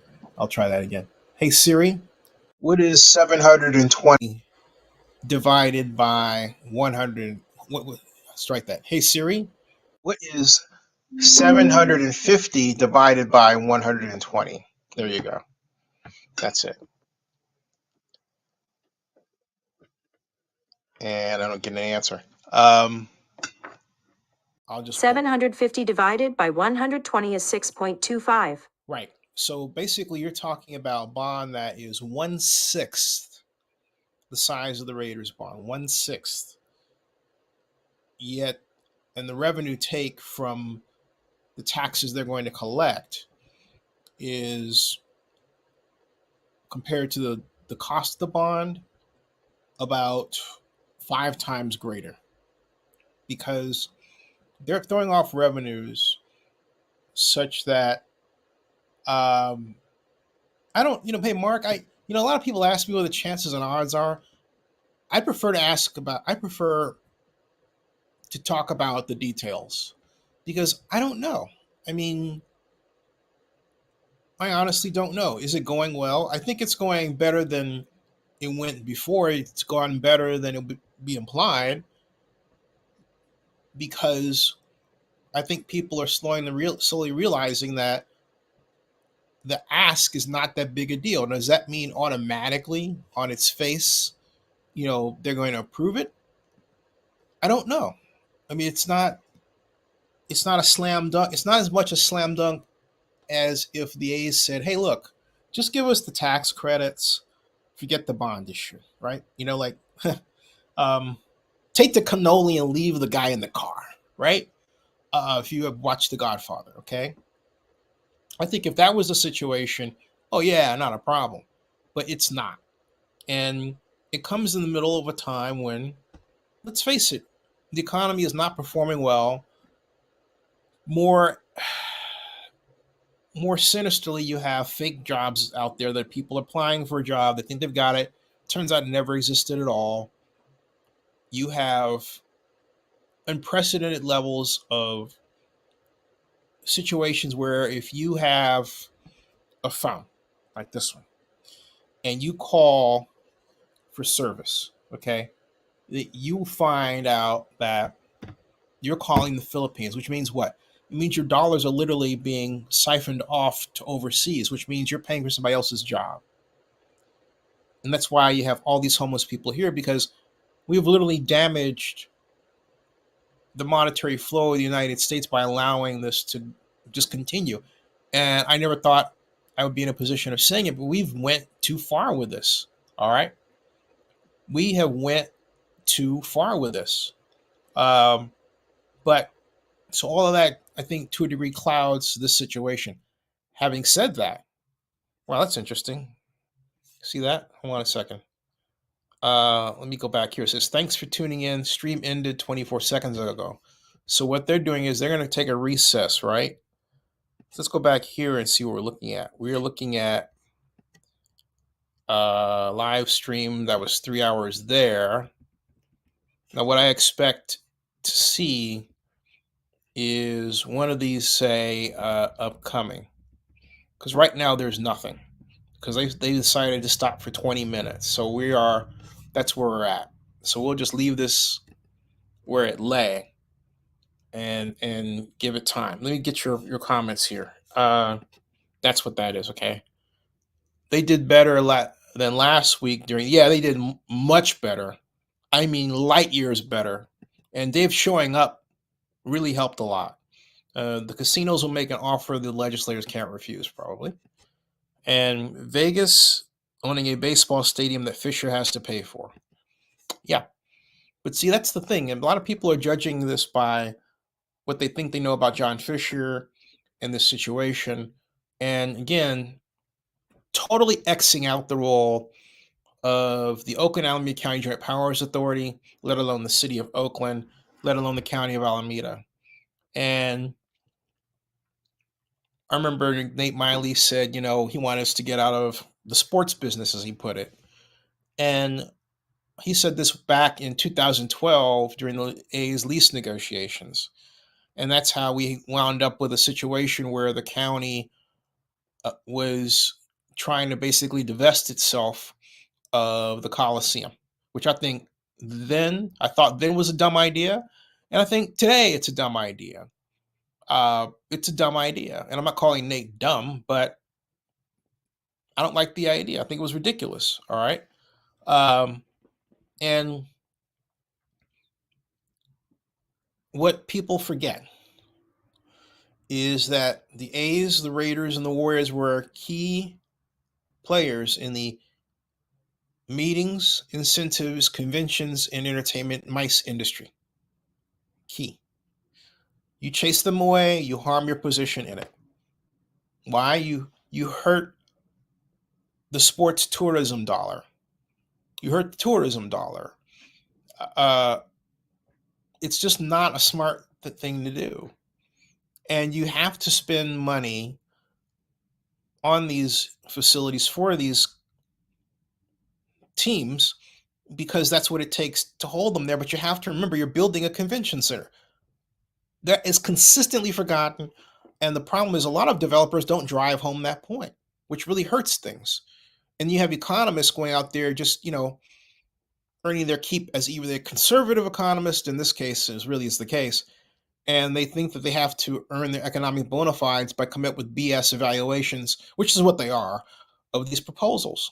I mean, as much as I like Marginal personally, his stuff is BS. And what's happened is that it seeps into how a number of the legislators think, and then Jeremy and Stephen less so have played into it by not reminding them, hey, you know what? That attendance can also represent SRO, standing room only attendees at a very exciting venue they want to visit. Yeah, that's what is completely missed.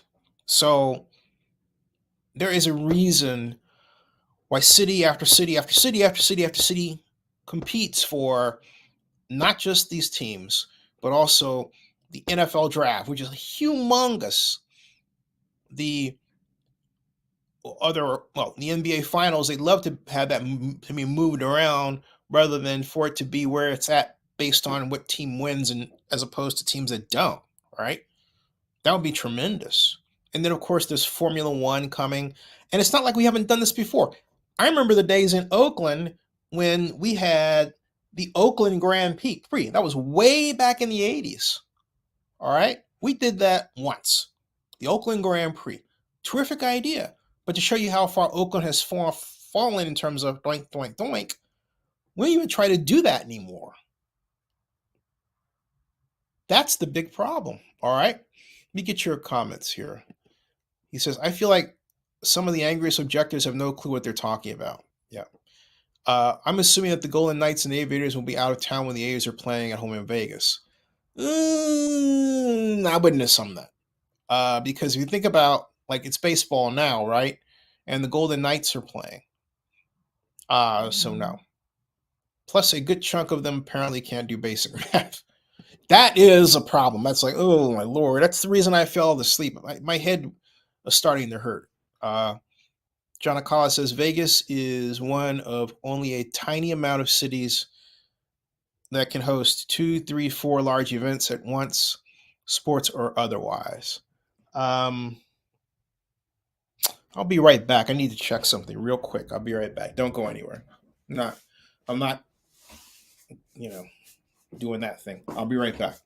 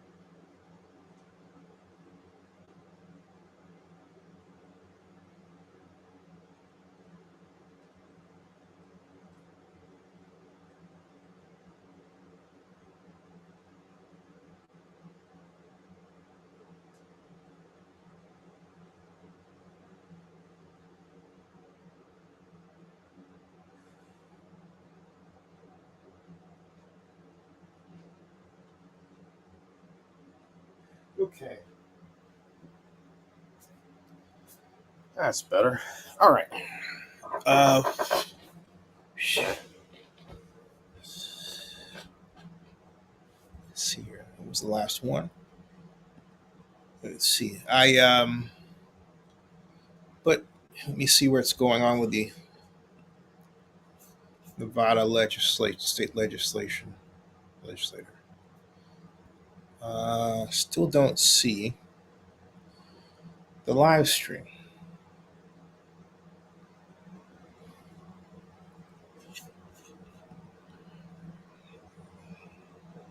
At all. And the question is, how's the Denver Nuggets doing? Let's see here. Whoops.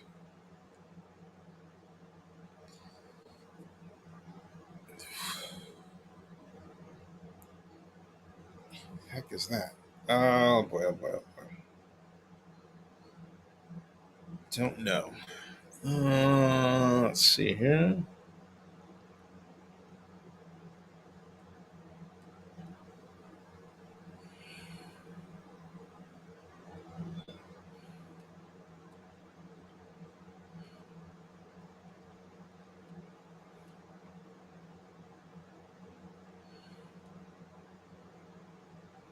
Let's see here.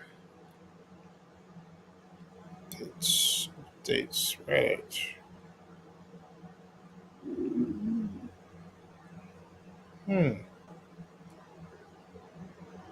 Oh. Yeah. Stewart says, thanks for the plug. The plug, that was my friend Stewart Busby. So thanks for the plug. Hey, so what do you guys think about this? How it's going? You asked me how I thought. All right. Um, and but what do you think? I'll just sit back and I'll read your comments as they pop up. Oh boy.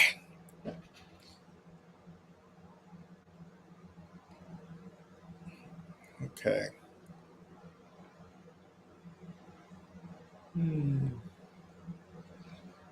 Talk about a 20-minute recess. While you're doing that, or while you're going to do it, I'm going to take a bathroom break. I'll be right back. I need to use the bathroom. In fact, I'll put that right here. Bathroom break.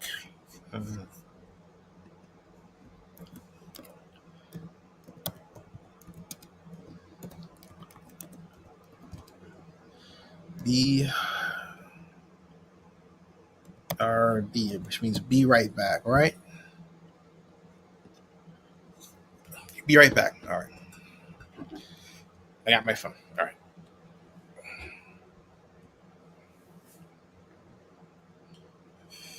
Oh, wait a minute. Did I see something here? Hold on a second. What did I see here? Nope. Let me just refresh that again. Nope. All right. All right. Be right back. Ouch.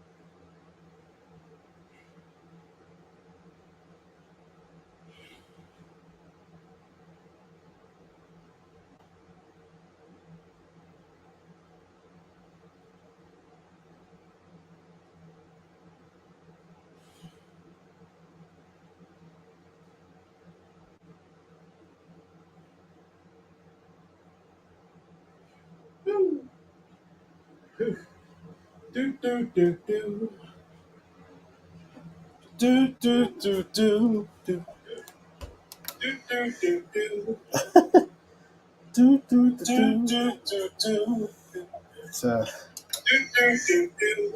little dual entertainment there, folks. Sorry about that. Do do do do.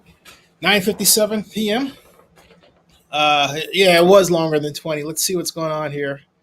Refresh this.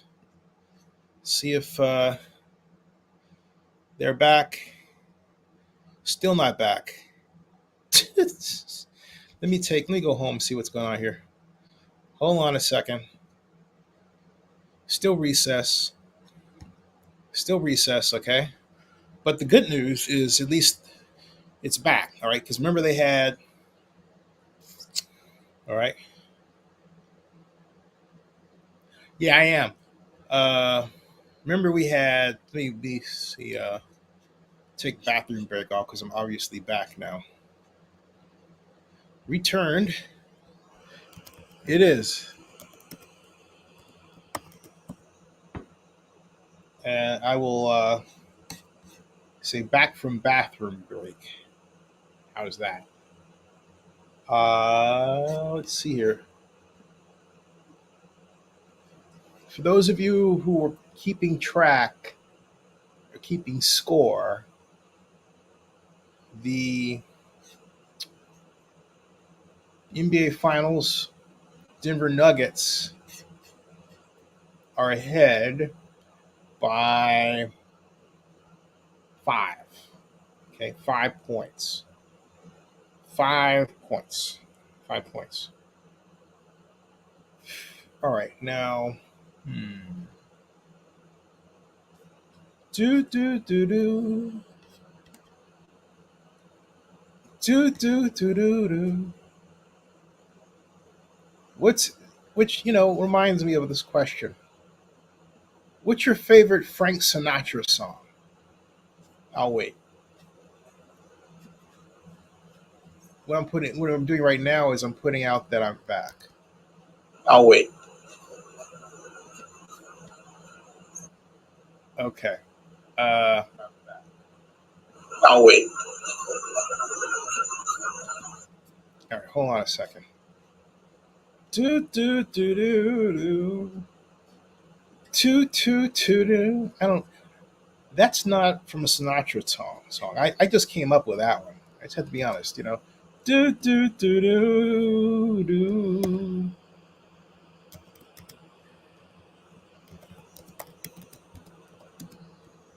But we are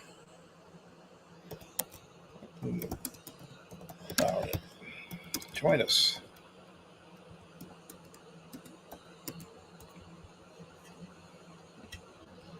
Okay, got it. All right.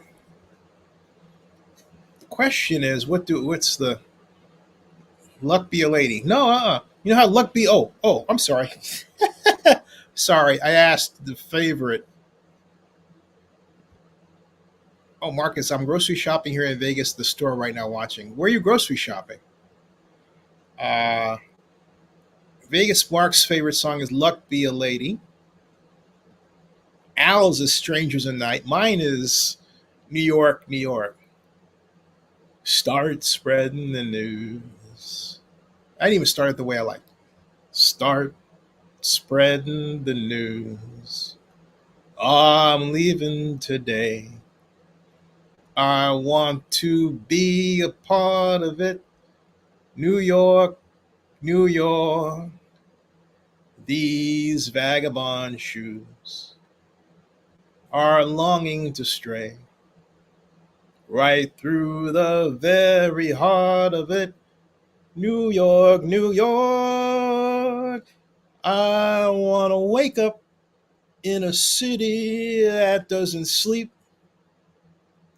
and find I'm king of the hill, top of the heap. These little town blues are melting away. I'm gonna make a brand new start of it in old New York if I can. Make it there, I can make it anywhere. It's up to you. New York, New York, something like that. So anyway, Michael says is That's Life. Winca Foods, never heard that one. New York, which I sang part of. Moonlight Serenade. Yeah, I chased away about 5 people after that one, huh? Riding High in April. Yeah, that's life. Oh, that's what people say. You're riding high in April, shot down in May. Uh, Viva Vegas Elvis song. Yeah, that is a good one. That is a good one. That is a good one. So yeah, I would say also Fly Me to the Moon. Fly Me to the Moon is the song that I sing at the Alley, which is at 3325 Grand Avenue in Oakland. And as you can tell, we're still at recess, folks. If you just joined us, welcome. We're still at recess. They're not back yet. They're gone. They have been gone now longer than 20 minutes. Isn't that right, Vegas Mark and others? Ooh, come on. Get on with it. Get on with it. Yeah. High Hopes is another one.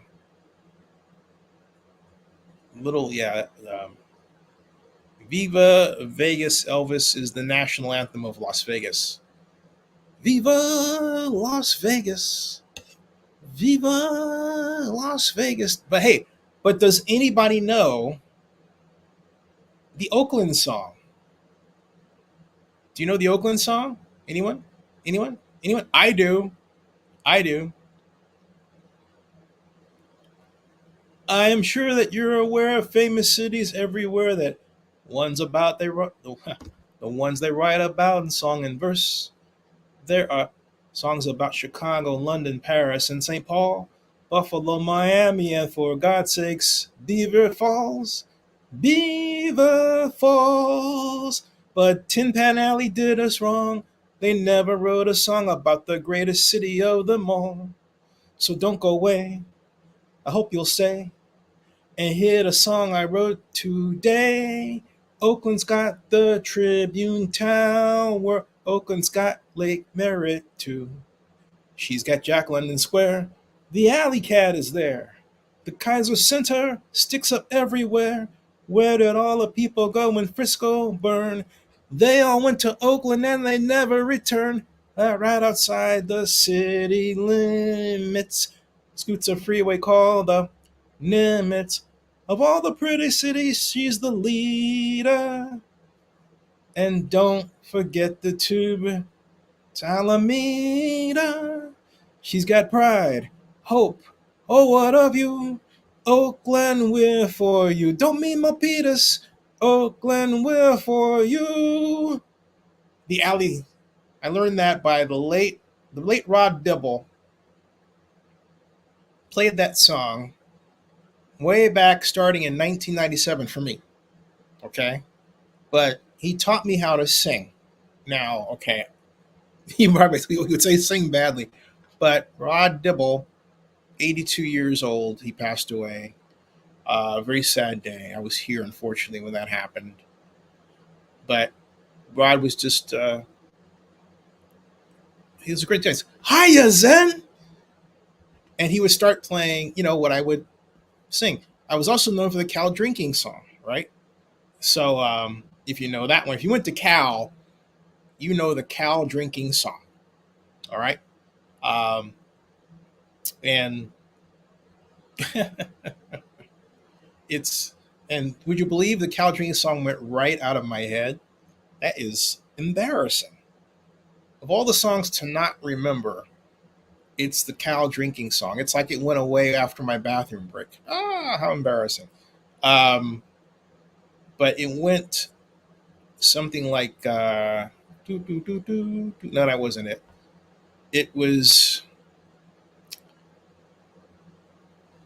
oh boy, how come I can't remember the Cal drinking song?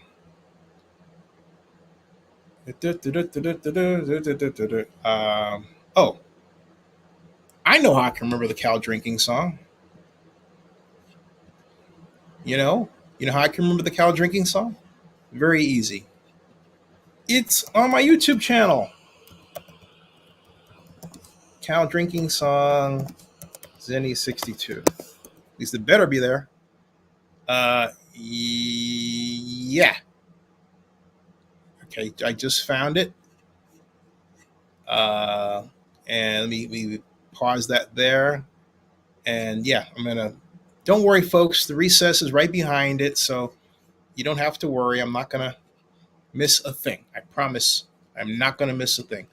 This is the Cal drinking song. Hold on a second.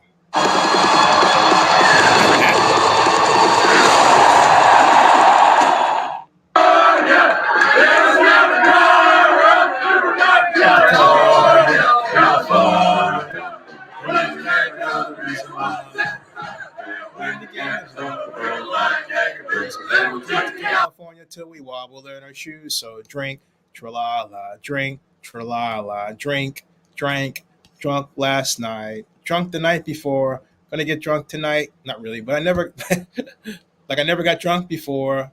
Cause when I'm drunk, I'm as happy as can be. For I am a member of the Souse family, and the Souse family is the best family that ever came over from old Germany. There's the Highland Dutch and the Lowland Dutch, the Rotterdam Dutch and the Irish, sing glorious, victorious. One keg of beer for the four of us, sing glory be to God that there are no more of us, because one of us can drink them all alone, damn near. Here's to the Irish. Get drunk, the lucky stiffs. They had 4/5, a 6-pack too, of homemade brew. And there was Grandma swinging on the outhouse door. Da, da. I'll leave it at that. I haven't sang the Cal drinking song in a good 3 years. It's been 3 years since I've sang the Cal drinking song. Yeah, 3 years. Does anybody else have a fight song out there? I could tell I don't have any old blues around here. Somebody would be joining in. Hey, welcome, folks. As I was trying to belt down my rendition of Cal drinking song while Nicole and company talking about the speaker of the House. Well, now the speaker of the Assembly, the Senate. Excuse me. Well, that's not her, but trying to hang out with you all and give you a little entertainment. The Cal drinking song is not a college fight song. The Cal drinking song is a song of camaraderie. A college fight song is, let's see here.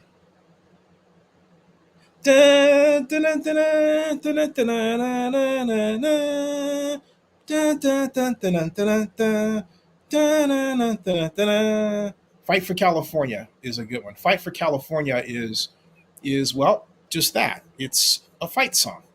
And Fight for California is, as you can tell, you didn't know this, okay? But I was on the Cal Alumni Association board for 7 years. All right? 7 years, yeah. And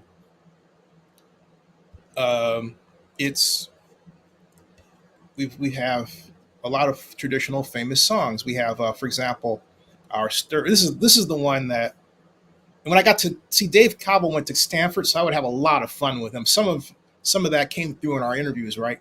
But me being a loyal Cal guy, I can't let a Stanford guy be comfortable. Our sturdy golden bear is watching from the skies, looks down upon our colors fair, and guards us from his lair. Our banner blue and gold, the symbol on it too, means fight for California, California through and through. And then we say, "Rah!" And what does it say? And then stalwarts girded the fray, we'll strive for victory. There all our martyrs' feet will lay. That brain and brawn will win the day. Our mighty sons and true. Obviously, I'm reading this because I don't remember everything to the word. I should, though. It will strive for us anew and fight for California, fight for California through and through. And there's another version of that, okay, that goes, uh, well, the sturdy golden bear emerges from his lair, and this, what do you say?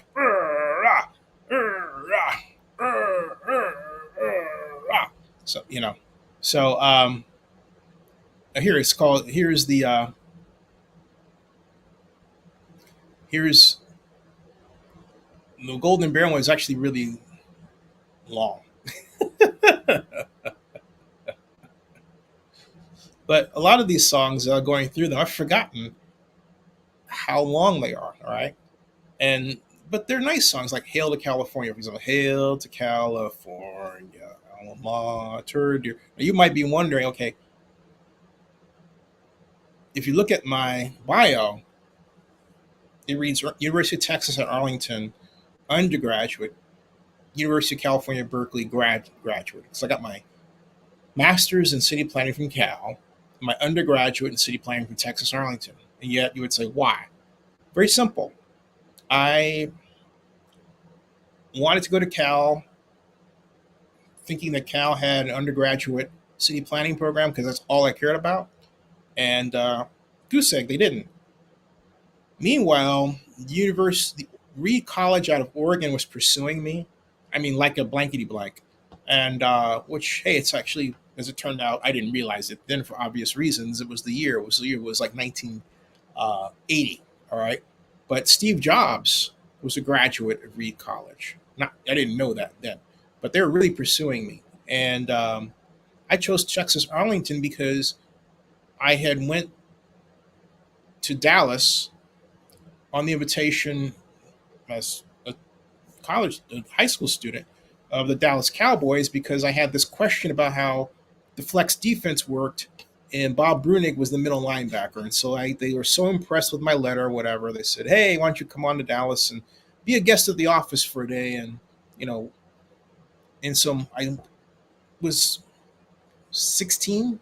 And so I took the note and I said, Ma, look at this, Ma. And so I traveled down there by myself for a day, and I had the greatest time. They put me in a conference room. I was dressed in my blue suit and all that stuff, right? Dallas was growing then. I've talked about this on my show before. It was growing then like Vegas is growing now. It was popular then like Vegas is popular now.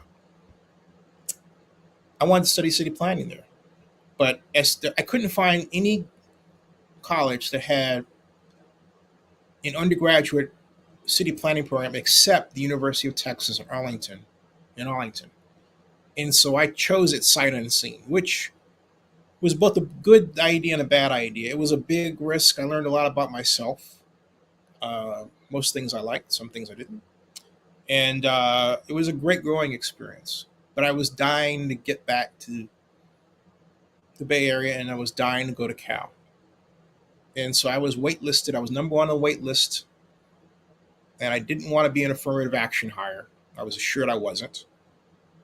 Because I had a 4.0 and everything that was planning related.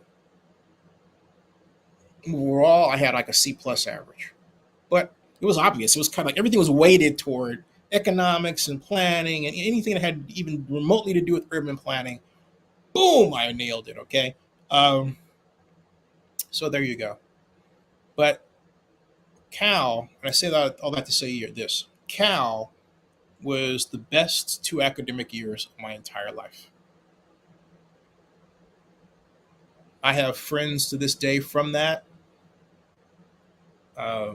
People I'm still in touch with, like, Mike Silver, Mike, Greg, Brian, Leslie, Lauren, Carl Rose. I had to call Carl. He's supposed to be on my show.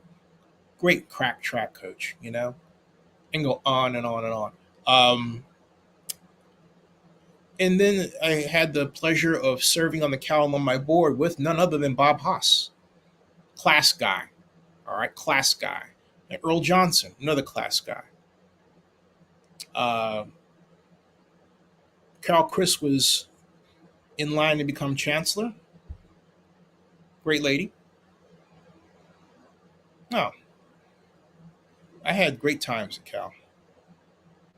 Really did. Really did. So there you go. There's my Cal story. Recess. Let's see where we're at. And then I'll go to get. Nope, still there. Refreshing. Nothing. Okay. Let me, without taking our eyes off this, go and check out the scene on Twitter to see what people are thinking. And the rancors really died down. It was at one point, SB 501 was one of the trending topic tweets, right? Lower level. Not anymore. Let's see, we've got here SB1 Nevada. Okay. And Battleborn is saying, reminder, this is 3 hours ago, that Allegiant Stadium delivered fewer jobs than promised. And, I have to really take a stab at that because it talks about projected construction jobs. But what they don't talk about are the jobs that were generated afterward that were over and above what those projections were for small businesses. I mean, look at who came to Allegiant Stadium. Taylor Swift, Imagine Dragons, Sting, Rolling Stones, right? UNLV games. I mean, oh my goodness. And then they pointed out, I think the Spanish group was the most watched one around the world. So by all accounts, except I guess Battleborn, we found one little glitch. Allegiant Stadium was a wild success. It really was. It really was. See, my question is, how much longer is this going to go on? Whew. So I don't see any comments here, so I'm going to sit back and say nothing because I want to conserve my energy. Hey, look, I've got to say it's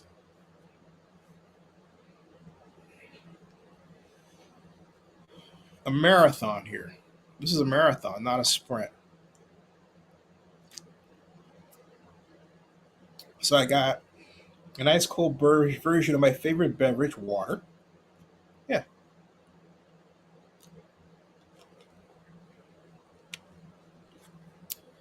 I wonder how, see if I can get my comments from my friend.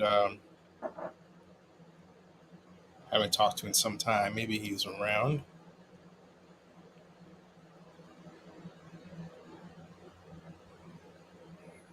Chuck Santa. Okay.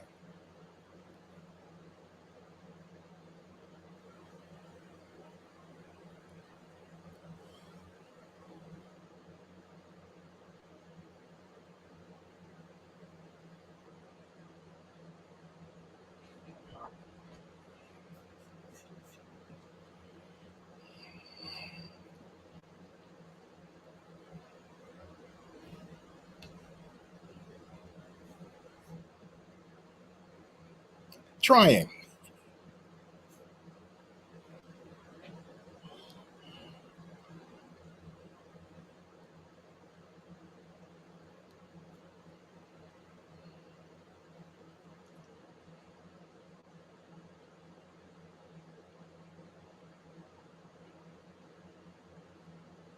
Charlie Santana Jr. Zinni, I'm actually live. I wanted to get your comments on the whole A's Las Vegas thing. But you are out is 10:21 for me, 7:21 for you. Hope all is well. Give me a call, 510-517-7565. Yeah. Chuck Santana is my good friend. I haven't talked to Chuck in a few weeks. I met Charlie Santana Jr. working on let's see, how's it been going so far? Well, we've been on recess. Mark, you were here. So I think for you, you tell me, how do you think it's been going? Because you were here. I think, I've said it before and I'll say it again. It was better than before, than 10 days before. And a lot of the questions, I think, are born of those who are not familiar with municipal finance. And also, they're not really familiar with the project. Mark says, I think so far so good. Yeah, I agree with you. I agree with you. I think the city of Oakland people should study Las Vegas and how they do things and copy it, because Las Vegas has an economic development model that Oakland needs to replicate right now. There were just some glitches, like, for example, this whole matter of part-time workers. I remember, this was when it happened. August 30th, 2015, the Raiders hosting the Arizona Cardinals preseason game. And I was covering it. I was privileged to have a Raider press pass. And I had this wild idea. Well, that aside, that's not the point. The point is, I was leaving the stadium and I was on the elevator with a group of people, including some service workers. And I asked them where they were headed. I said, so what's the next job for you? Are you done? And she said, no, I'm going over to cover the Warriors game. Not cover, I'm saying work the Warriors game. And so we started talking about that. And she said, yeah, I can work a 4-hour shift here at the Raiders game, and then I can work a 4-hour shift at the Warriors game, and I've got an 8-hour day. And see, that's what you're going to be getting with the ballparks in that sports corridor in Las Vegas. That's what they're going to have.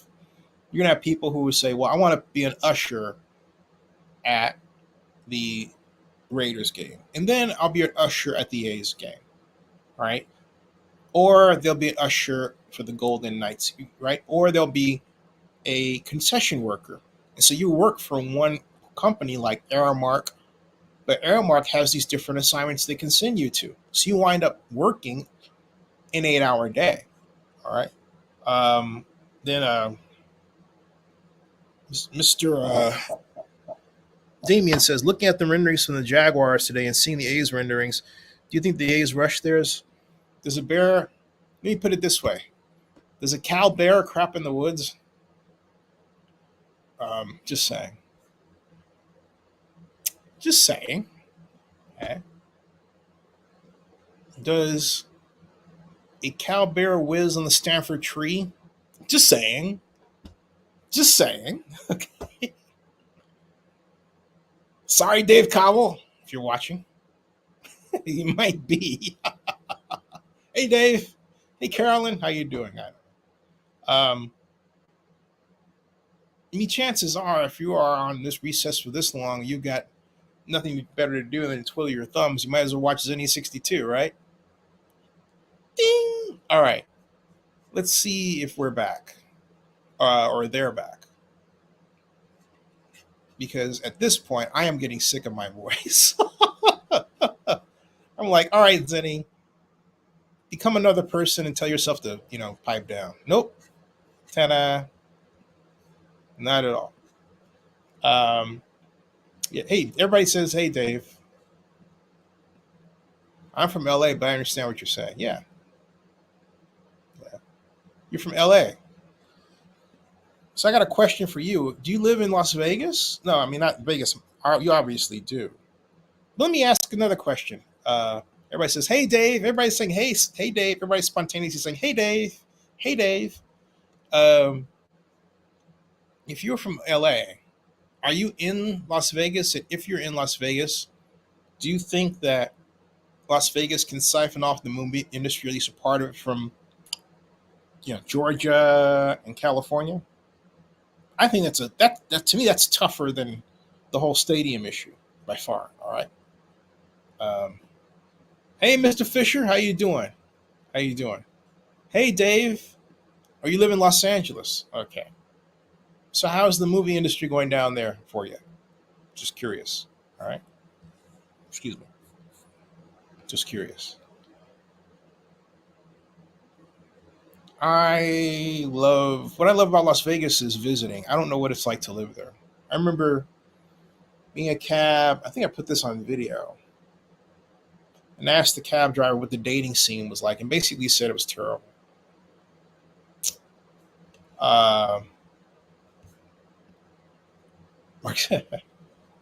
And then we got Vegas is focused on getting all sports right now. The film industry will come after, at least in bits. There you go. Okay. Yep, they have made sports a target.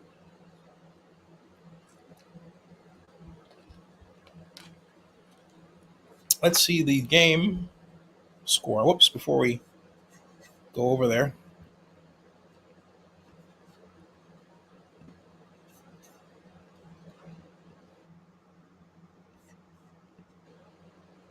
Nope. I wonder if there are any maneuvers here. Let me check on Twitter, see if there's anybody that knows what's going on here. I'm going to type Dave Cobble. Hold on. Dave.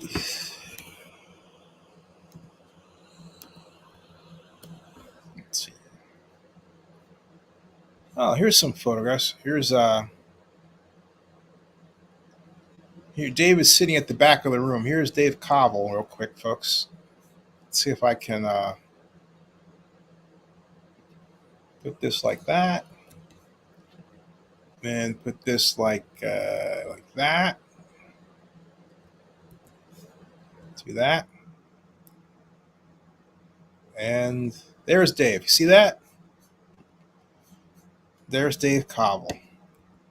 Battleborn writes, so glad that Dave Cobble can join us here at the Nevada Legislature to steal $380 million in taxpayer dollars for an unnecessary stadium scam. For the record, athletics owner John Fisher, we haven't seen her yet, has a net worth of $2.2 billion. So where were you with Sheldon Adelson had $30 billion? I'm just wondering, all right? $2.2 billion is not a lot compared to what they had. And so LB Sports Biz, Senator Fabian Donate wants A's team president, Dave Cobble, to come down and answer questions about the stadium subsidy bill. And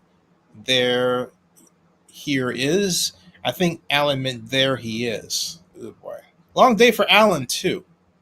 And so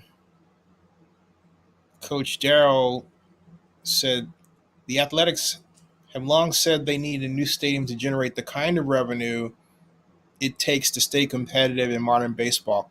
How would a smaller stadium they don't own in a smaller media market while not controlling any of the surrounding development accomplish that?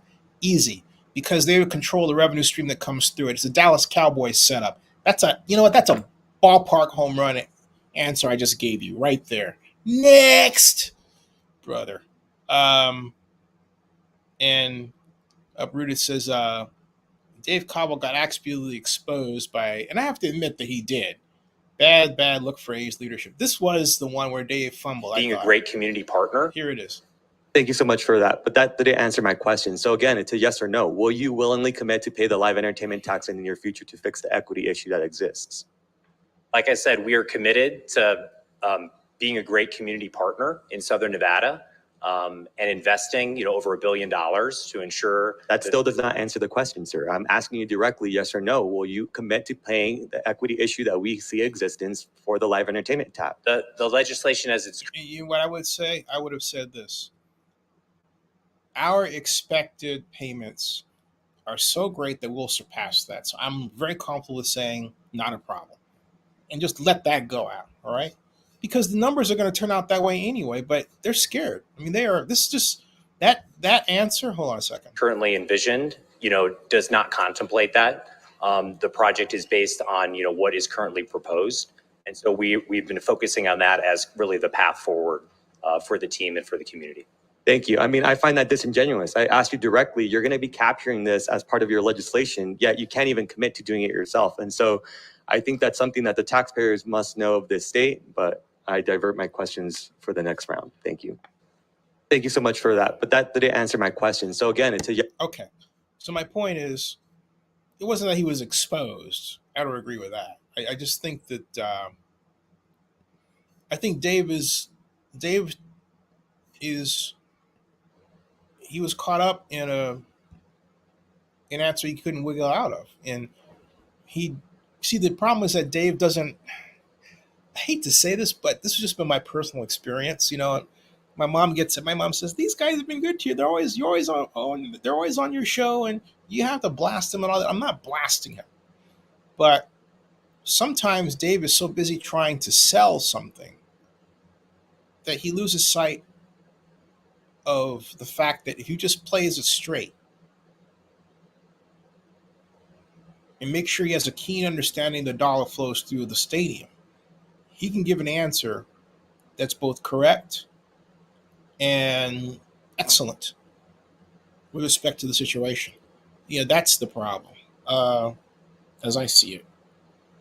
So anyway, we've got, what are we talking about here? Everybody's saying something. Vegas is in the city of, oh, wait a minute.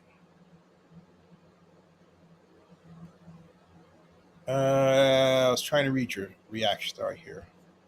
I got that one. Edwin Weir says, Weir? Is it Weir or Weir? I think it's Weir. Edwin Weir writes, that's true. I've seen some of the same concession workers at UNLV games and at Golden Knights games. Damien says, I think the movie industry is pretty good. LA is huge, so I hardly ever venture to the movie scene. I'm probably a 35 to 45-minute drive from Hollywood. Ended up on seeing Dave Cobble. Vegas Mark says, there's the man. And he said, Battleborn Regress should be his name instead. Vegas is a city, says Class A, in the middle of nowhere, and it's so small that you don't even need to use the freeway. Yes, you do. Red Rock Canyon is beautiful, though, and seeing the snow-capped mountains in the winter is thumbs up. Yeah, you do need to use the freeway. Look, my mom had pneumonia there last year. I thought I was going to lose her. I'm glad she's here. But yeah, you need to use the freeway. I'm just saying. Then small media market doesn't matter anymore in today's world. Nope. The 4:30 sunsets in the winter blank, though. The Golden Knights and Raiders don't pay the live entertainment tax either. Interesting. That's right, they don't. Media market is not relevant in the age of cord cutting. Right. That's true. There's a lot of 20th century thinking superimposed upon a 21st century project. I find, on the whole deal thinking like, Hal the hot dog guy, who's, PhD economist, right? I've said, hey, look, let's debate, man. But he's afraid to debate me. Because my contention is that he doesn't understand dollar flows through stadiums and therefore doesn't adequately understand the advantages a stadium can bring, publicly funded one, to a municipality, or how to evaluate them. There's a lot of that going on. A lot of it. Okay, let me make that bigger. There. All right. So, excuse me. All right. Nose got itchy. Does that mean there's money around? All right. Let's see here. We're still in recess. This is over an hour. It is 10:38. I mean, this is, wow. I feel like just snoozing,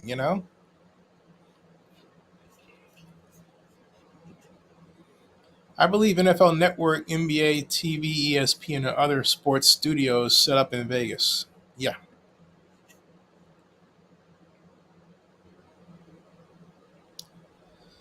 Oh, I wish I had a phone number. Well, got somebody I could call, but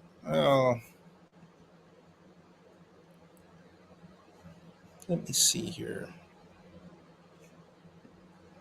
Latest. Cal's over Stanford. I will, yeah. Someone wrote that life had come full circle for Dave on Twitter.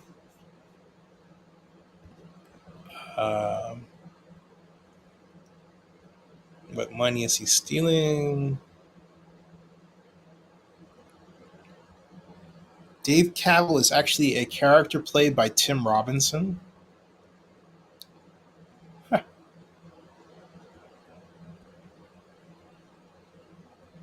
Let's see. Dave Cavill, did you say this? Cavill, we are committed to being a great community partner. Donate what you pay your taxes. Dave Cavill said, no, he didn't say that. See, Hal didn't say that. This is what I get after Hal with the hot dog guy about. All right.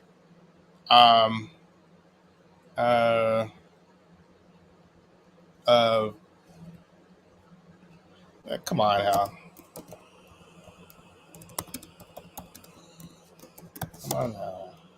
Come on, Hal. I know you don't like Dave in this case,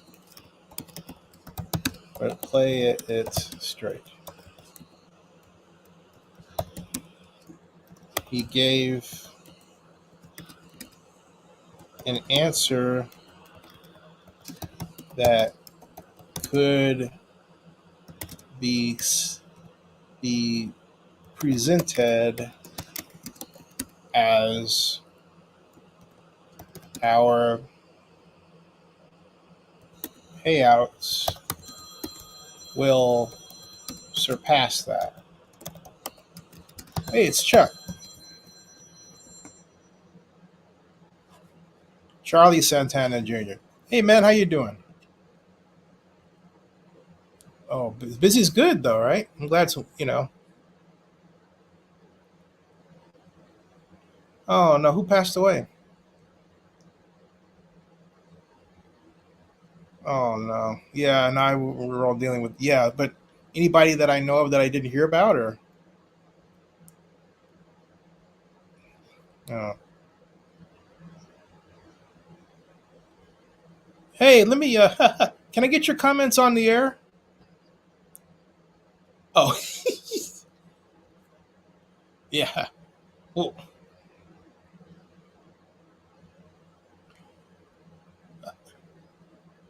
I don't know. It's just going a little better than I thought right now because we're on live watching it. So it.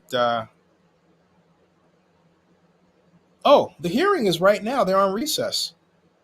The vote, the hearing. Go to Zenny62 YouTube. We're on recess. Oh, it's on your phone. But the hearing is Carson City, Nevada. Yes, sir. Yeah. They took a recess right now, yeah, but they've been going through Q&A. Dave Cobble went up, spoke a couple of times. No, it's going on right now, man. If you take your phone, and you'll see me talking to you right now.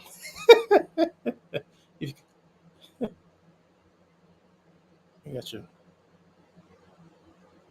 No, it's going on right now, babe. Mm-mm. Yeah, it's going. Yeah. And I guess this is what I got my friend Charlie on. He doesn't want to go live, but folks, Charlie, I gotta say, I want the A's to leave for one reason. The city has been. Well, yeah, but you know what? He's not going to do that because he sees. I'll tell you what. This is my prediction. He's going to realize $3 billion there. All right, the way they've got him set up. They got him set up like our friends at the Raiders. Where they own the stadium management operation and all that stuff, and all the flow of funds went to them. That's what they got going. So it's the same thing. No, it didn't. Yeah, special session. Yeah. Hey, I got to explain, folks, my viewers. Chuck Santana Jr.'s dad helped build the Coliseum. He was and bring the Raiders back. Charlie Santana Sr., this is Jr. And his claim to fame, aside from all that, my friend, he introduced me to John Gruden. Thank you, my friend. That was a lot of, hey, who's that cut doctor dude? What's that guy's name again? Jeff Gramosia. That's him. Yeah, Jeff Gramosia. That was a big, this, folks,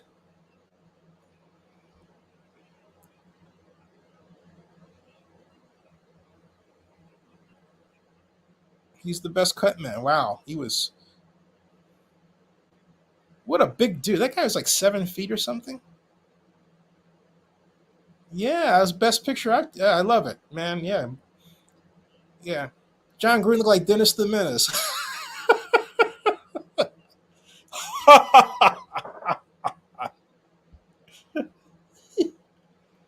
No, they didn't. They're still on recess, and I'm refreshing the screen, make sure I didn't get anything. I've got 37 people here now watching it, and leaving comments, and yeah, you don't want to watch it. I understand.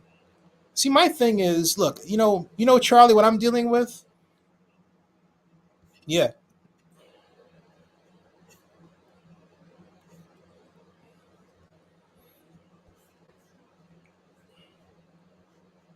No, you know what the problem was? They didn't, because here's why I argue they didn't. They didn't. Hear me out. Hear me out. Here's why they did not.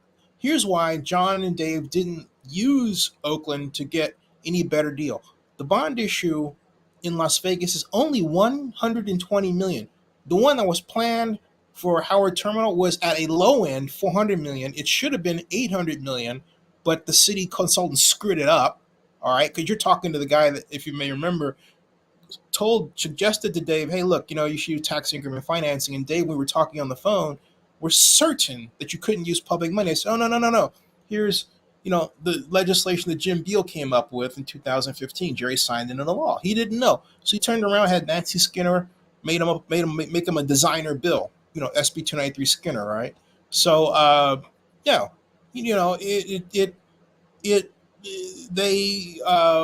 what happened was that basically they got tired of something Libby told me on camera, dude, said that the city did not have the right personnel, I'm paraphrasing, to do tax increment financing redevelopment. She said that. And here I am saying, hey, Libby, let me run the project. I mean, how jerk off is that? Excuse me. Oops, I didn't mean to say that, but I was. No, you can't. But then if that's my right. And here I am. I came literally out of the womb of grad school doing this stuff, right? And you get the drill. I mean, I just kind of I just got tired of being like Robert Bob told me to apply for JP executive director in 2002. So I do. You know what Scott Haggerty told me? He goes, oh yeah, great interview. Thanks for giving us free advice. I mean, what a jerk, man. I said that just like that, okay? Yeah. No, he was right. Not at all. And don't no. No. And so I just got tired of seeing them think, okay, this is us and we're the powers and all this and we've got all this. I'm like, you know what? That's not your role.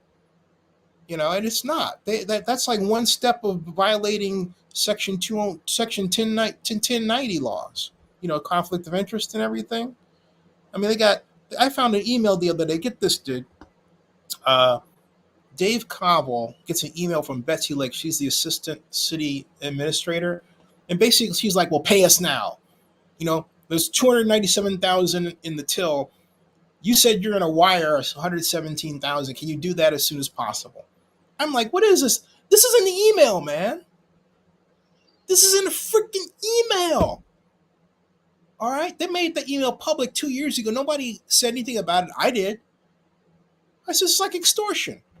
It's like the late Ray Liotta, right? Rest in peace. Blank you, pay me, right? I'm serious. And then people cover this over, and the A's fans are like, oh, yeah, come on back. And I'm thinking, if I'm the A's, and I'm finally the owner that had the cojones enough to say, I'm moving and actually make good on it, I'm out of there. Because that's ridiculous. No, I mean, I understand how, people feel about them, but I happen to not hold those views entirely. I don't like the way they do certain things about their organization. But see, here's my problem, Charlie. My view is clouded by the way the city of Oakland is. Yeah, exactly. Both sides are messed up. Okay, that's the problem. Yeah, right.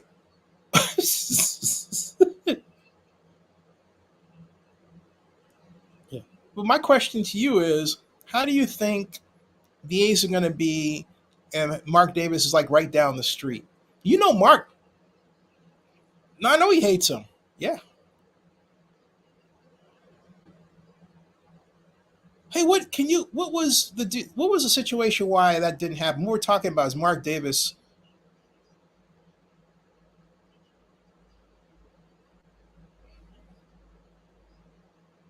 Yeah. Oh, that's right. Yeah, the geotechnical soil studies. I forgot about that. Right.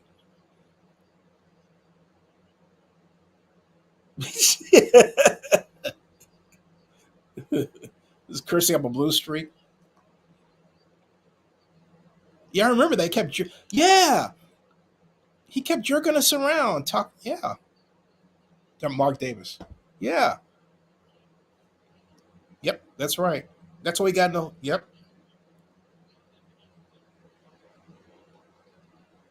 Yep. Yeah. No, it was it was a rush thing. I remember John Madden, the late John Madden, was on. He used to do that show on KNBR, and he was saying, I don't know why the Raiders are slowing up. They better hurry up. You know, but it was yeah, it was yeah. I mean, and we got to come back from this, man. I just yeah,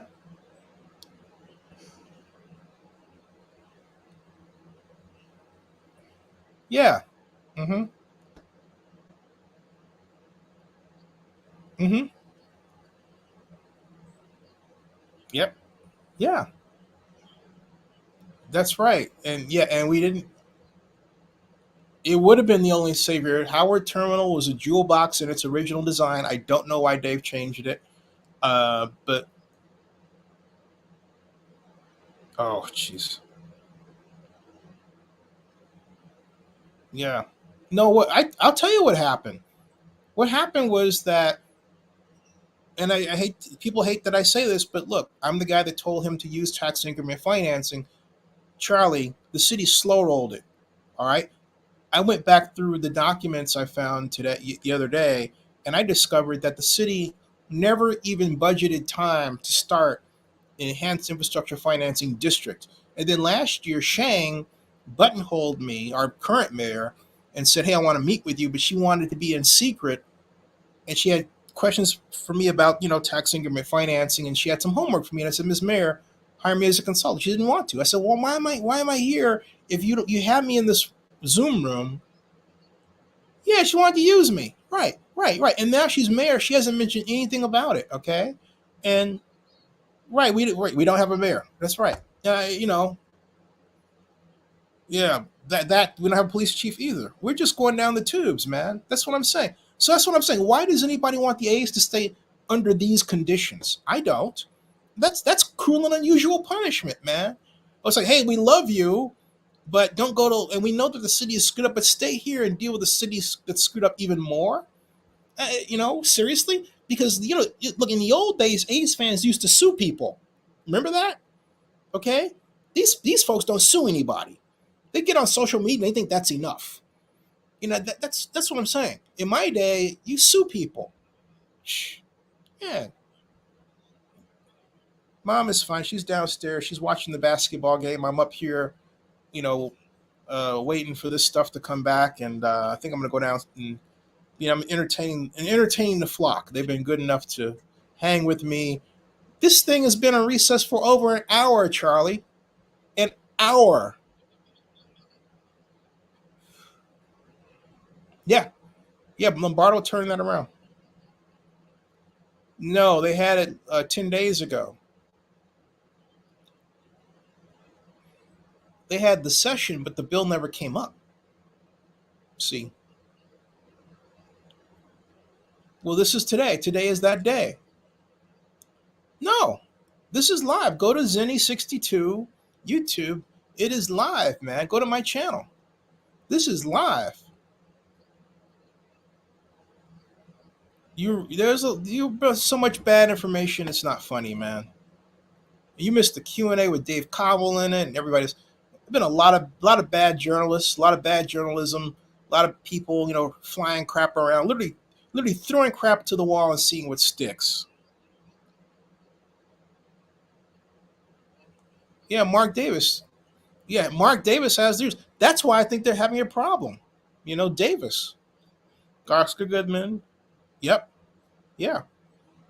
And, if I were Dave, if I were Cobble, knowing that going in, knowing, hey, I'm going into a situation where people don't like me, you know what the first thing I do? Fisher. But you know what the first thing I do is but you know what I do the first thing is? But this is me. I go right to the person who didn't like me. And I would say, hey, I want to win you over. What do I have to do? I know. No, I know. They went in there and they screwed that thing up. You're absolutely right. We're talking about John and Dave. Went in there, screwed that thing up.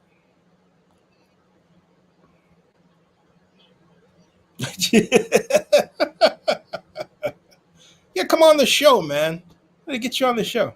No, not now. I mean, like down the road when you're comfortable. No, I understand. Yeah. Well, I get. Oh yeah.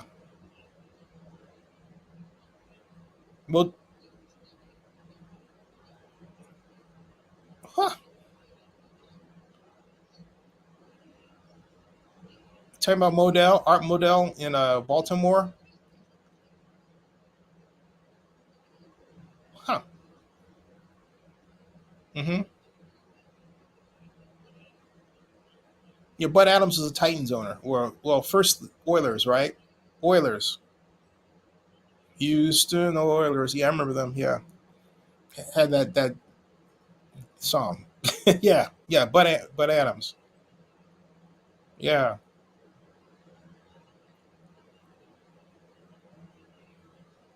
Yeah.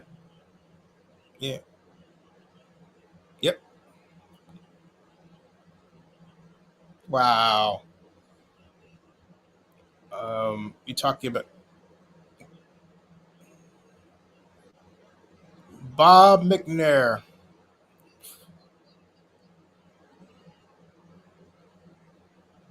Well, I look. Bob McNair is not racist. We're talking about the Texans owner. No, he was very nice to me personally.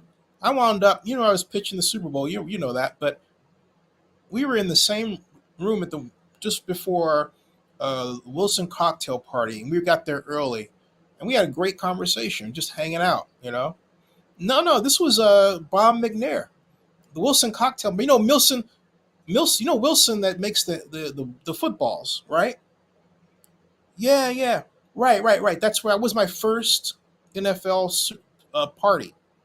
That was during the NFL fall NFL owners meeting in Chicago. Okay, and I met Jay Glazer. That was 1999.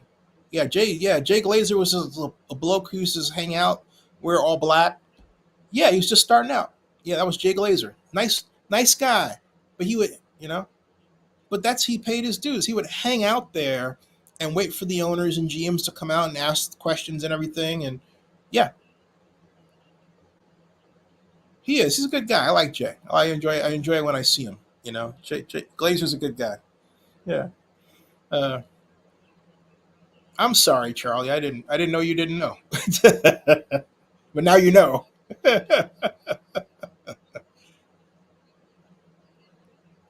Yeah. Well, now they're on a doggone long recess, man. Right. So they're trying to get this done now, and I'm refreshing them like yeah. Oh gosh, you mean talking about the merger? I meant to look into that. What do you think about that? The, hey, if you have Saudi money, you're hot. You're happy. My God. Yeah, I remember right. You know what that's called? Cha-ching, cha-ching. You know, everybody's going to all the people that I know of who have startups who can afford to do it, time and money, or they're going to Dubai for their investments. That's how things have changed. You know, like what's America anymore? Wow, wow. that's that's the other part of the problem. All right, man. I'll keep you posted. All right. I understand, buddy.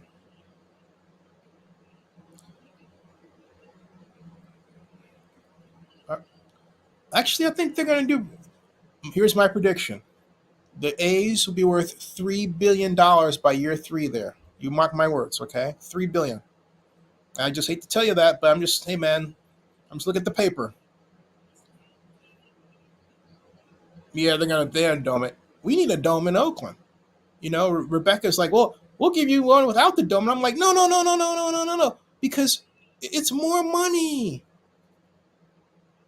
No, no, you know why? We don't have Charlie. We don't have a convention center. That'd be a great convention center. And then you know what? If you pitch it that way, no one can shut it down. Nobody. Not Carol Fife. Nobody. Because we have our convention center, right?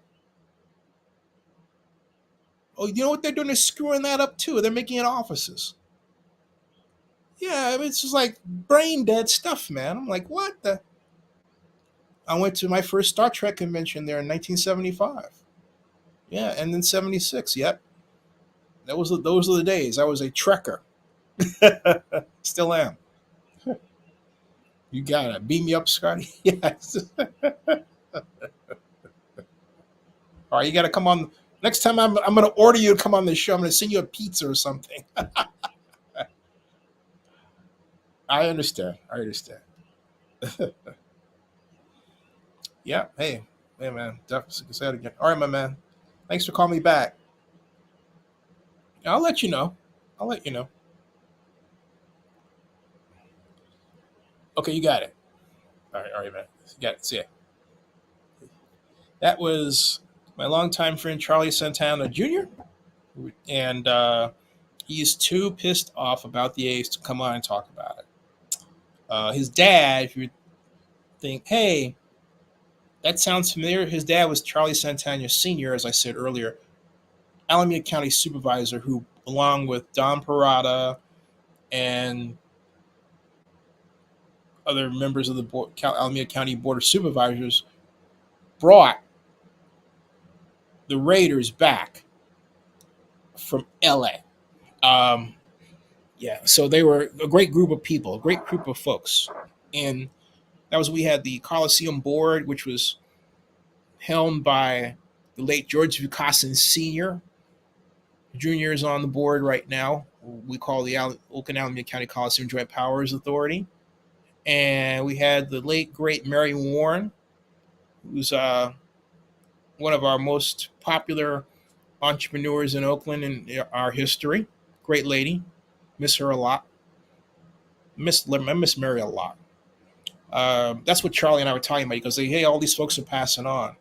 And that's what's happening. I'll be 61 this year. You know, my mom is probably downstairs. She's really into basketball. So what I'm going to do, folks, I'm going to monitor this, okay, and give my mom some time watching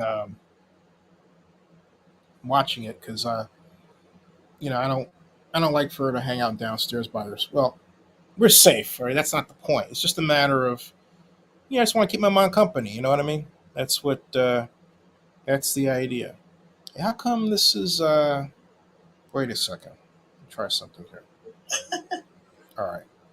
Trying to The figure out committee will something. come back to order. Just as I We say are that. still on Here we are. presentation of the bill and member questions. I have a few more members who have asked to ask questions. And so we will begin with Senator Neal.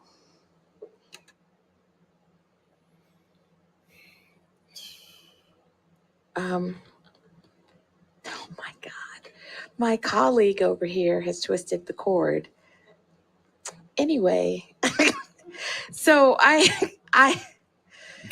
have a couple of questions. Thank you, Madam Chair. So I wanted to ask the question, what's the difference between Allegiant and this particular stadium? So it's my understanding that Allegiant only had one revenue source, which was room tax, and it was pledged. This one has 17. So I feel like why is there a need for the second public stadium to have more revenue sources in order to pencil it out? Senator Neal, Steve Hill.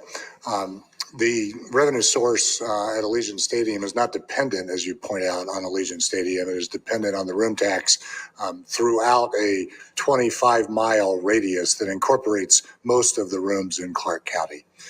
So that revenue source is broad and large. This revenue source is just what will be created on that 9-acre site. And so having all of the revenue sources that are created on that site was necessary to just produce the roughly $15 million a year of average revenue that it takes in order to support that bond measure. Thank you for that. Second question is on a revenue on page 19, which is you guys discussed it, which is the basic city county relief tax. But have you guys discussed what are the C-tax implications for that particular revenue source? Because it's my understanding that there are certain C-tax implications because a certain amount of that, liquor runs through C-tax, and you have liquor as a pledge revenue, and you have the BCCRT. And the alcohol that runs through C-tax affects, there's a 22 cent that goes to DPBH, which is an alcohol treatment program, and it's distributed through this particular source. So what's the tax implications of pledging those two sources? Senator Neal, for the record, Jeremy Aguero, because those revenue sources would be taken off the top before they ever go into the two-tier distribution structure within the consolidated tax, won't affect consolidated tax at all. From a revenue generation standpoint, but for the existence of the stadium, there'd be no revenue going into the consolidated tax. And I guess from an aggregate revenue standpoint, the visitors that are going to come to Las Vegas are going to alcoholic beverages throughout the community, just like any other visitor would, and that would generate revenue that would go into the consolidated tax, including funding the program you just alluded to. Madam Chair, can I ask just one final question? So I guess let me say this, because I like both of you.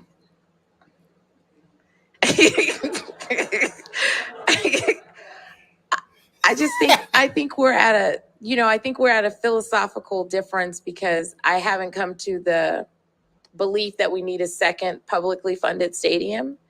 And so, of course, my concerns are with the revenue and how the revenue comes down. So on page 20, the way that it's written, and this is after the franchise fee language that's in here, basically the county is then allowed to, with agreement, the county and the stadium authority are then allowed to then attach other taxes as agreed.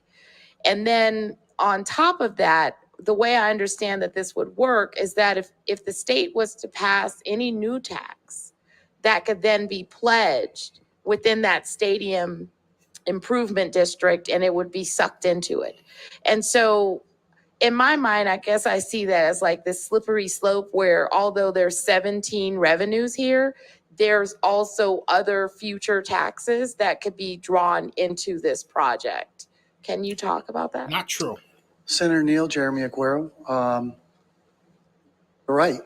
The idea here is to capture all of the revenues that are created by the project. He's right. Made every effort to work with everyone involved to try and identify as many of them as we can.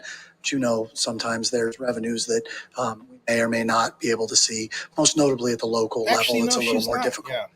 Same level of transparency. Those revenues are likely to be minor.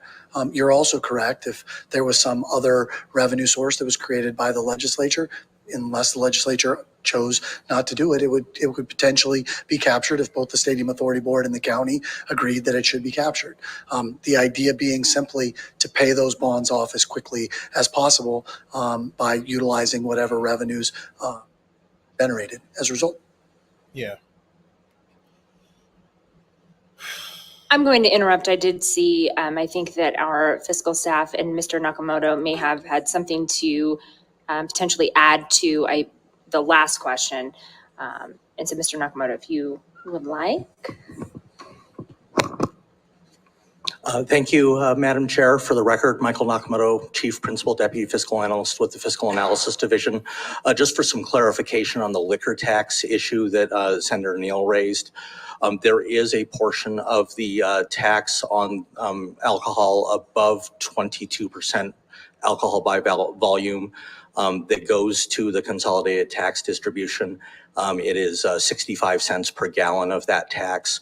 The distribution of that on the first tier of the consolidated tax, so within or to each of the 17 counties, is per capita. So absent any additional tax that would be generated from that, each amount of that particular portion of the tax would reduce the consolidated tax distribution from the liquor tax to all 17 counties, and then it would flow through the second tier to the cities and towns and other special districts within that particular county. Thank you, Madam. No, thank you. Senator Neal, did you have anything to follow up on that? I want to make sure that that question had been answered and that Mr. Nakamoto was able to provide some clarity there. Ditto Mr. Nakamoto. Just wanted to make sure you didn't have any additional questions. I do, but I don't know how far this rabbit hole I want to go. So, okay, I'll just ask my final question then. So you guys have also on the revenue, you know, I theoretically, I think you guys have, you mentioned that Department of Taxation, you guys have had a conversation, I guess, discuss the mechanisms in order to move the taxes. And so the interesting thing is the one that's on page 19, which is 372B 140, which are the TNC, basically Uber and Lyft fares. And I guess I was wondering, like, you know, mechanically, how will the TNC fares be pledged since it's being used from the point of origin or the destination in the sports entertainment district? So that means it could be derived from a ride that's happening or to the area. And so when it says TNC fares, I just want to get a true understanding about how an Uber fare would then be pledged within this context. Senator Neal, for the record, Jeremy Aguero, preliminary conversations with the providers have indicated that you can geofence those specific locations. So if they're geofenced, we know who gets dropped off at the stadium and can direct those fares into the sports and entertainment improvement district. Madam Chair, that's my last question. Thank you. We will go to Senator Flores. I'm glad she likes them. Thank you, Majority Leader, for recognizing me a second time. And thank you both for hanging out so late. I know it's late and it's hard to be on camera. Everybody's looking at you and you got to stay sharp. So I do appreciate that. I understand that's hard. I wanted to follow up and kind of continue the conversation where I left off my first line of questioning with the community benefits agreement. And one of the things that I've had an opportunity to hear now during the line of questioning multiple times is that, well, we have that section in there because that mimics what we did in 2016 during the special session. And I'm not suggesting that it's apples to apples or identical, but some of it has carried over. And that is just reflective of the fact that we've learned. I mean, we've done this once, we've done this dance. I think a lot of electeds here have learned a lot from that too. But if I can go back to that time and then maybe we can kind of walk through this together. I had previously mentioned that one of the things that occurred at that time is, I mean, there was ongoing conversations for about a year at that time. At also 2016, we're just coming out of a recession, particularly in my district. There was a lot of folk who in the construction industry who were not yet back at work, and they really wanted to get back to work. And then on top of that, when we talk about community benefits, you know, if you look at Senate Bill 1 of the 2016 session, I think university is on that bill like 65 times or something like that, 50 times. And I say that because so much of that conversation had to do with investments in what we already have currently. There was a lot of extensive conversation about the Visitors Authority, the Convention Center. There was a lot of conversations about UNLV. And because something new was coming, but we were also equally investing in something that was already here. So part of that community benefits analysis and kind of what all of us who were thinking of supporting that idea, we were thinking we're also investing in something that's already here, and kind of saw that partnership. And so I'm curious why that didn't carry over in the conversations. When we started talking about the A's are coming here, we're sitting down with the folk that really made this kind of deal work back in 2016. Folks, what he's talking about is that UNLV is supposed to be a tenant with the moment Raiders say, and Allegiant Stadium. Let's That's what he's talking about. He simultaneously just ensure got all that convoluted. what we do in this Senate Bill 1 reflects something very similar to what we did the first time in 2016, which is immediately ensure that we're simultaneously investing something presently. And what that looks like, and maybe it doesn't add up, whether it's allowing UNLV to play baseball, you know, have their games there, or CSN, or whatever that looks like. But I'm just trying to understand why we didn't necessarily add that component, or why that was left out, or did we try it?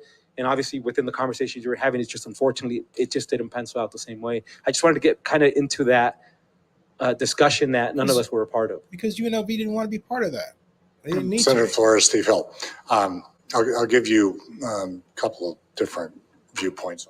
Sir, in 2015, during that session, those two major projects you discussed, the expansion of the convention center and the stadium, were leading down the path in parallel and causing difficulty during that session. And obviously Governor Sanders put together the Tourism Infrastructure Committee to try and figure out a solution, because that couldn't happen during the session. And also, obviously, you've done some great work during this session that wasn't required to be paired up with this project. Most of the time, these projects are probably best reviewed, analyzed as a single project. We think it's sense in this situation and allows the best view of the project. Separately, I will say, heard you through this hearing and are doing work to respond to some of the concerns of this committee. And we will be getting back with you shortly with responses to community benefit topics and concerns that you have. Madam Majority Leader, may I follow?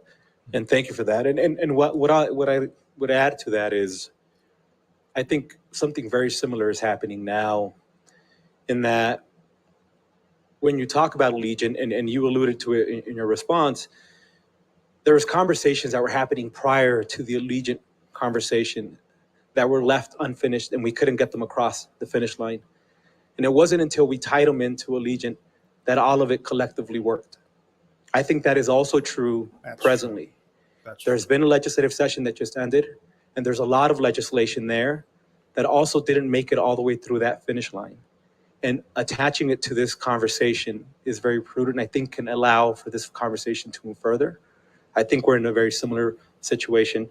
But I also wanted to talk about the different, the kind of that deal and this deal. What did we do in that deal, and what did we put in the NRS then that we've learned from and have improved and is no longer here, and or we've improved in what is in front of us now? The 2-to-1 debt coverage ratio. Senator Flores, for the record, Jeremy Aguero. I think Senate Bill 1 has worked pretty darn well. In terms of constructing a development agreement and a lease agreement, I think the novel structure that was created, that was called the Stadium Authority Board, has done a pretty remarkable job in terms of ensuring that the deal that was structured was actually brought forward.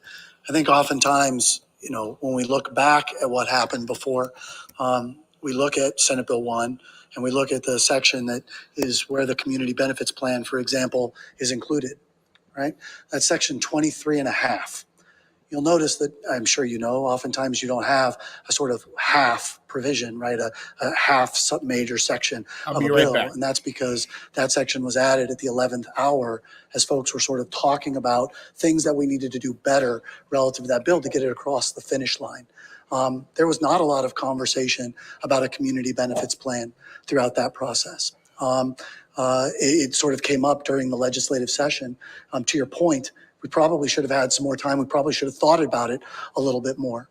You mentioned the fact that the university, for example, is mentioned 50, 60 times in that bill. The reason for that is that the way Senate Bill 1 is structured, that in the event that the stadium wasn't constructed, that it would essentially pivot over and UNLV would receive the money who was going to build a stadium for their football team anyway. And to the extent the NFL didn't approve the project, we would have had that. So I don't know that that's something that I would necessarily change or think differently about.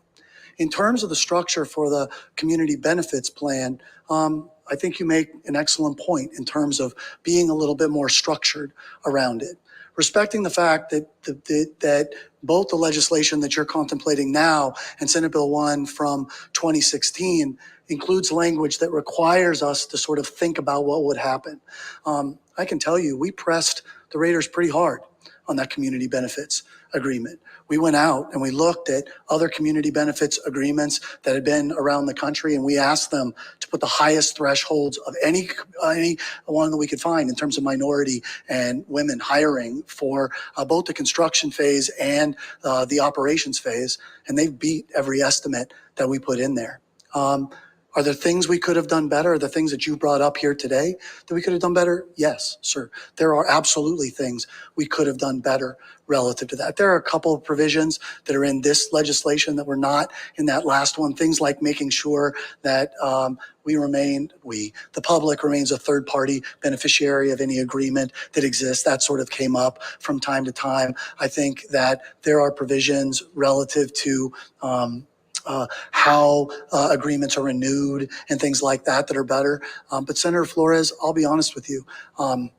I think Senate Bill 1 from 2016 is a real example. That's why the folks that are in Buffalo utilized the structure that we created to do that, including some elements of of community benefits and how it was structured into the agreement. The folks in Nashville utilized a lot of our documents and reached out to ask how we did things that were there.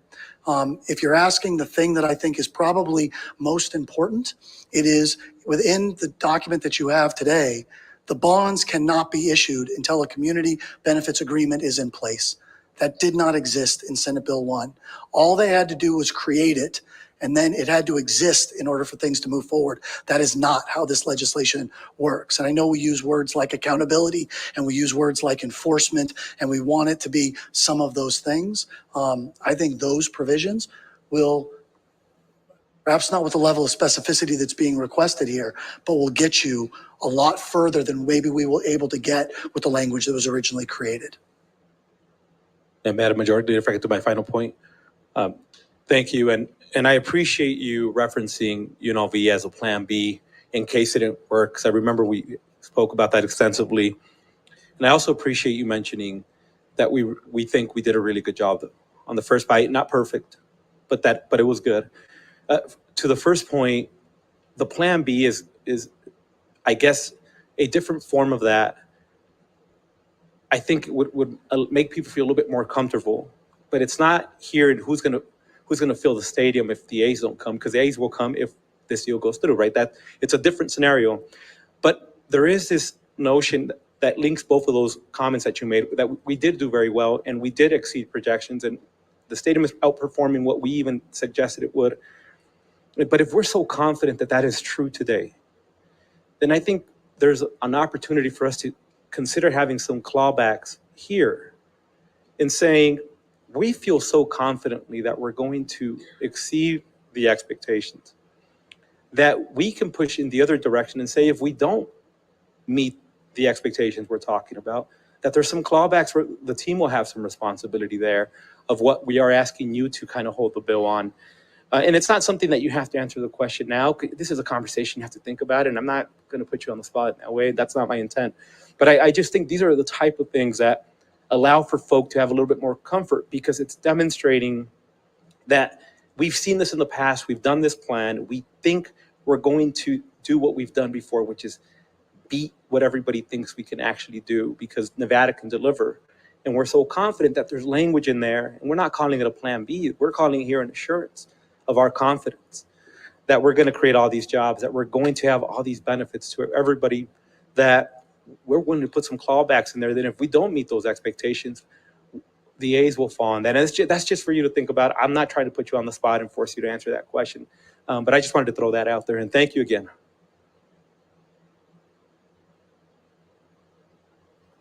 Okay, we'll go to Senator Joniati. Thank you so much, Chair, just for giving me one more line of questioning. I feel like my remarks from the live entertainment tax were not completely there, so I want to try again. I don't know if Mr. Caval is here to answer questions, or if I can direct them to you all. Is he still here? Or I'll direct them to you all. Okay, so,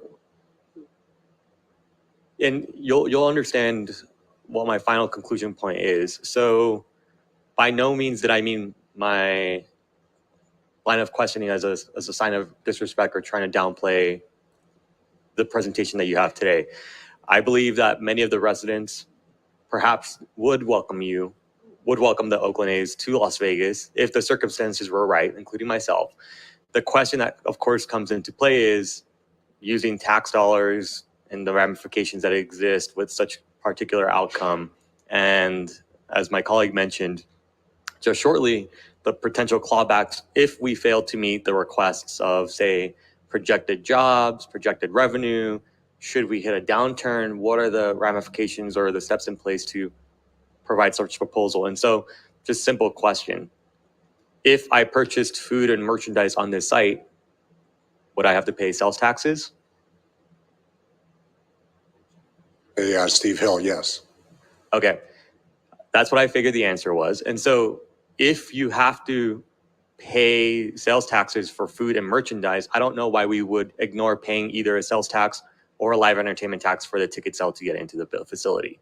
I would request that either one or two things. One, that we specifically add or remove the exemption for athletic events, specifically for baseball games, from the live entertainment tax and add it into this bill proposal. And if that's not accepted, then I would request that we remove it from the tax revenue sources, because it's not fair that you're taking advantage of it, but you're not also paying it. I think it's unfortunate that it's not, in terms of capturing something that is not equitable to the other businesses that do pay into it. And I think that's something that you should consider. And so I appreciate your time today.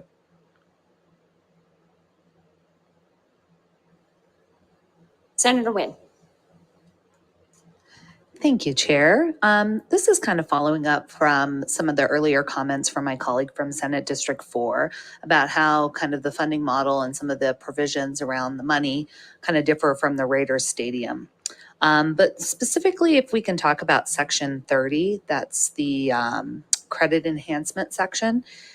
So I have some concerns, because in there we are taking 20, in addition to the tax credits and the $35 million a year, we are starting that fund off with $25 million in general funds.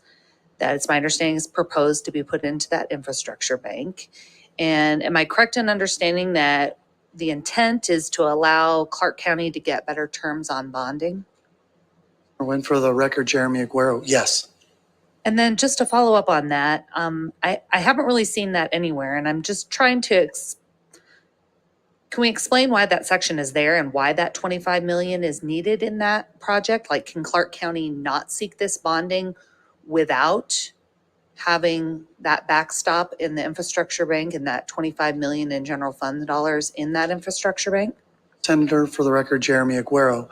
The answer to your question is that Clark County would like to have 2 times coverage on the bonds.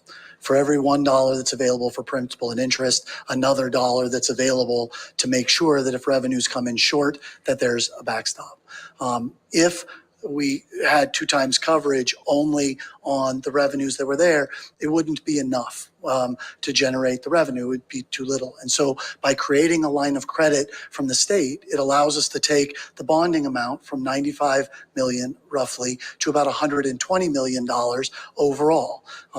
By having those dollars sit in that account in the event that they are needed, it creates an additional level of security referenced in the bill as a credit enhancement, that instead of the county needing cash coverage of 2 times, we get cash coverage of 0.5 and then a credit line of 0.5, and it gets us to the same place. But they're able to seek these bonds without having these allocated funds. The terms just are not as, I guess, favorable for them, and they don't have the security of knowing that we're backing them up. Senator Wynn, for the record, Jeremy Aguero, I think the answer to your question is that's exactly right. To the extent that there's no line of credit, we wouldn't be able to yield as much from the bonds because you're right, the structure wouldn't be as favorable. And that 25 million, it would never revert back to the state. It would just stay in that infrastructure bank indefinitely under the terms as written out here. Senator, for the record, Jeremy Aguero, yes, that is the case. At the end of this process, assuming they were never used, I would hope that the legislature would find a good use for them. And then, Madam Chair, if I could just ask one other question, I'm kind of going to switch off to another topic in Section 20, subsection 3. And this is kind of the section where Clark County has been tasked in statute and essentially moving people experiencing homelessness off the strip. And so while I understand why it might be necessary or why we want to move people out of this tourism corridor, if you could kind of explain better what your vision is for this. I'm just concerned I've heard from some of our city jurisdictions, like the city of Henderson or the city of Las Vegas, in particular the city of Las Vegas, that currently many of our services for those that are unhoused are located in downtown Las Vegas or in the city of Las Vegas city limits. So I just have some concerns and would like to know if you could clarify what your intent was that and those statutory directives on the county to, I'm worried that we're just moving people that are unhoused into the city, and if there's any communication on a plan to coordinate with that. Senator Wynn, for the record, Jeremy Aguero, the answer to your question is there's no broad-based plan there. That was just to capture some of the money if the project beat expectations to help what is an identified problem.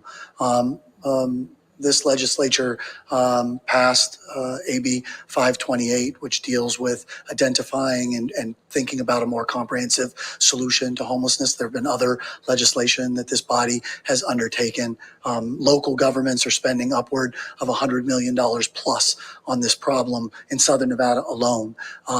This doesn't even attempt to solve that. It just said, if there's some extra money, we've got a problem that we could use some additional resources for. And if the project overperforms, we should be dedicating them to that. I don't think there was a whole lot more in terms of what was included there. Relative to AB 528, there's a requirement that to participate in that project, each local government have a navigation center that's there, much like what exists in the courtyard around the Corridor of Hope for the city of Las Vegas. Obviously, that's critically important. No one has ever brought up or suggested to me for a moment that what we want to do is, round up homeless folks and essentially take them to the city of Las Vegas. Number one, I don't think there would be sufficient funds to do that given the magnitude of the problem. But even as a matter of policy, no one suggested that. And I didn't want to suggest that that was it. I just knew that there were some statutory provisions talking about moving unhoused people outside of that strip corridor. And I just had some concerns that the natural movement would be into these other jurisdictions where there are services. But I appreciate your answer and thank you. Senator Lang. Thank you, Madam Chair. So I want to just change and talk a little bit about the naming rights of the stadium. Do you know the anticipated revenue that the A's would get from the renaming of the stadium? Senator Lang, for the record, Jeremy Aguero. Look, we can look at what other stadiums have done. Some of those data are public. Senator, some of those are not. But no, we don't have with the level of specificity what the naming rights would be 3 years from now. Do you know when that would happen in the process? Senator Lang, for the record, Jeremy Aguero. Likely it would be during the construction process by the time it gets opened. We think about that in terms of contractually obligated revenue, right? As the stadium comes up, they're going to have all kinds of things that they're trying to sell, naming rights, rights to, pouring and food and beverage and catering rights, and some of those type of things that exist. Normally that will happen during the development period. So when the stadium opens, that contractually obligated revenue comes through. There are some examples where those things happen a little earlier than later, but generally speaking, it's after the physical asset is in place.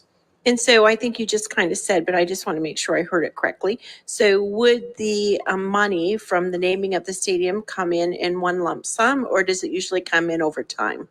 Senator Lang, Jeremy Aguero, generally speaking, it's oftentimes talked about this big number, but it's usually spread over a 10 to 20 year period, that there's a contractually obligated amount of revenue that inures to the benefit of the project.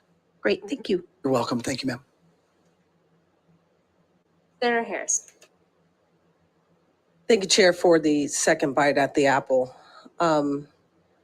Aguero, I'm hoping you can kind of level with us a little bit. And I know your job is to pitch this, but I want to pick your brain as an economist for a second. So it's my opinion that what we have before us might be what are kind of maybe the rosiest projections of how this might work out. What is the worst case scenario?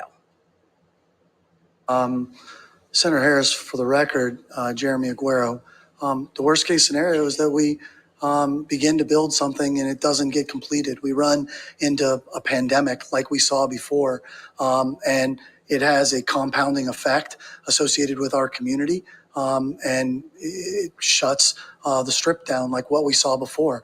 To be honest with you, in my career, I suppose we dealt with the events of September 11th and what that ultimately meant. And I'll be honest with you, I thought, well, that's probably as bad as it gets. And yet we rebounded from that. And then we had a great recession, right? And it was pretty bad for our state. A lot of foreclosures, a lot of things. I thought that was pretty bad. And then we had a once in 100-year pandemic. I don't know what this world is going to throw at us next, but something that would essentially interrupt the ability for us to attract visitors to our community, for people to go to work, for people to be in areas that they can be together would be devastating, not only for this project, but for our state as a whole. So in my question, I'm assuming that there is no large intervening force majeure, right? I'm talking, let's say we set up this deal and things just don't work out. What is the worst case scenario? Because the A's can't produce, or, we don't attract because there isn't any investment in the team, or because visitors don't come in the way that you suggest that they're going to come, right? So, I assume that when you modeled, you had a high, middle, low, right? What would that low be, right? Not assuming a recession, or let's keep an even keel, but $27,000 or 27,000 people on average is probably like things are going really well.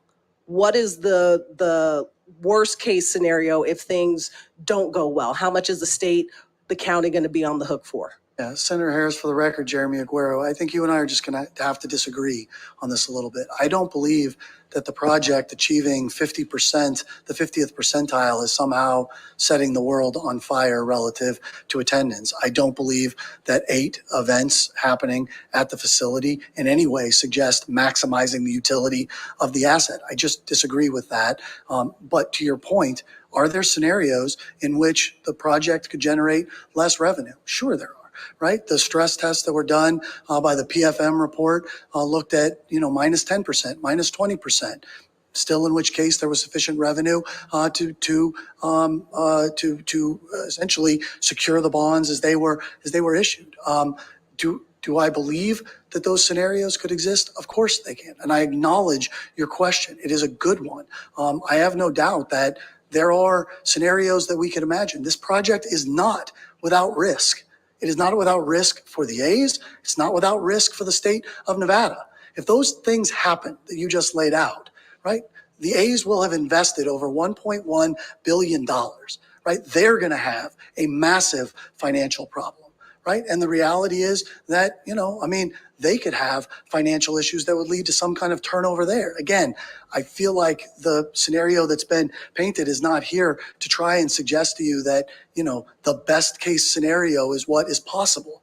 I did not produce those numbers. The folks from CSL produced those numbers. They're very good at what they do. And I will tell you that the A's actually carved back the projections that CSL had estimated because they wanted to be a little bit more conservative.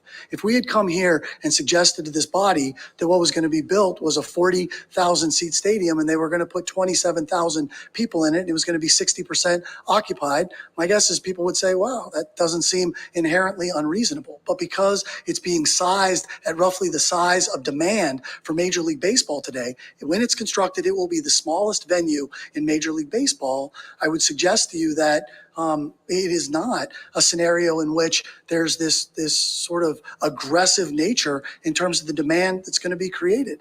We look at what folks said before the Golden Knights came, right? That no one was going to go to hockey in the desert, and yet they're selling out every night. Now, granted, they're performing incredibly well, which I think you and I talked about a little bit, right? But I do believe in our community. I do believe in what we can do. I think there's a huge benefit in having 40 million visitors and the ability to attract them to an asset like this. I do believe the ballpark will be iconic and the ability to draw folks that will gravitate to that. And I don't, in this particular line of questioning anyway, I'm not trying to necessarily disagree with that, but I think that we should have all of the information before us as to what the level of risk is and what we're putting on the line, right?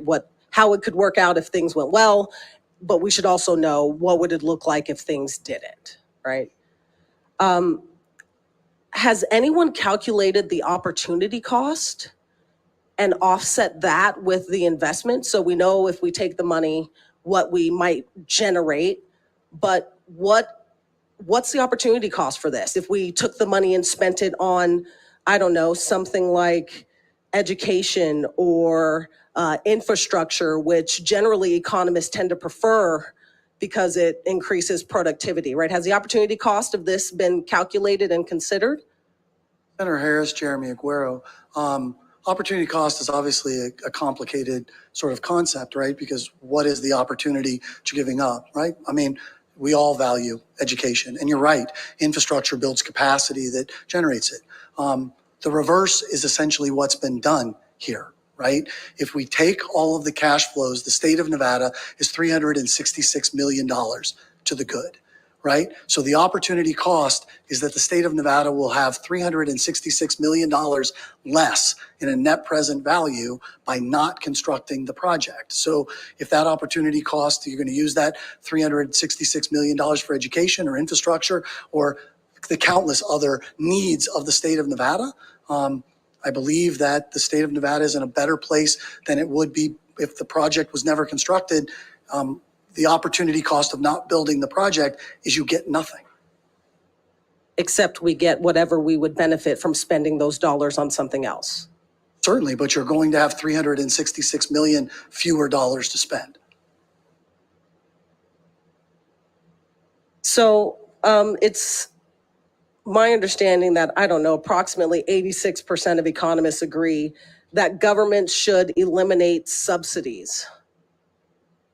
Are you generally on the side of 14% of people in your profession, or is this just a one-time 86% of economists are probably wrong thing?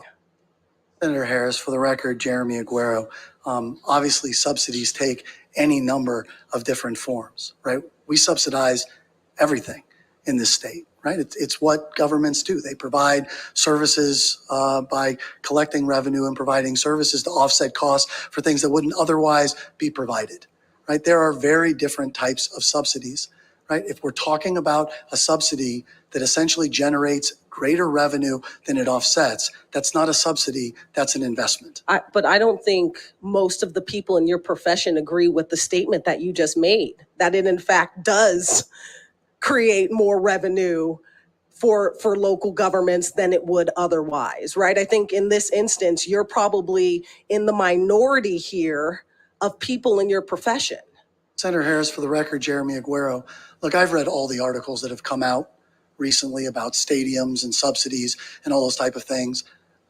I am not in the minority of my profession as much as we are in the minority relative to the structure of our economy and our revenue system. There is nowhere else in the United States that has the level of visitor contributions that we have here. It is what sets us apart from everywhere else.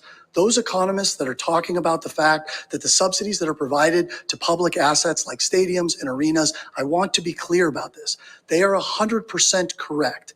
If you go and you build a stadium in Des Moines or, Tallahassee or other places that don't have the level of visitation, where you are building it only for the residents that are there, you are building a community asset. I get that. It has a net negative economic benefit. If you build it in Southern Nevada, Allegiant Stadium, I would even use T-Mobile, respecting the fact that it did not get any public money. The fact that you are putting all of those visitors in, and every one of those visitors stay in our hotel rooms, eat in our restaurants, generate all of that revenue, can put me in whatever minority of people in my profession that you'd like to, and I will stand there happily. The difference is not that I am different. The difference is that we are different as an economy, which sets us apart. You're a smart guy and you do your homework, so I'm assuming that you've, seen pitches for these public stadiums in other cities. How often is the sell that city is different? Senator Harris, I appreciate the compliment. I've seen some of the analyses that have been done. I don't know that I've seen ones that would suggest sort of the level of visitor volume is going to be the offsetting factor. I have had some of those conversations most recently with folks in Nashville around what they thought was actually going to generate in terms of, they have a pretty robust and growing visitor-based economy. So I've had some of those conversations, but I'm not an authority in terms of what other arguments have been made. And I can tell you, I have never made such an argument in another jurisdiction. Chair, just one more quick thing, and then I will wrap it up. I promise. Thank you so much. I just want to make sure that I've got this understood on the record. Your testimony is that a public stadium is a bad idea everywhere else except for Las Vegas. Senator Harris, for the record, Jeremy Aguero, that is not my testimony. Okay, I thought that's what I heard, but I'm out of time to clarify. So I'm not intending to be clever or argumentative.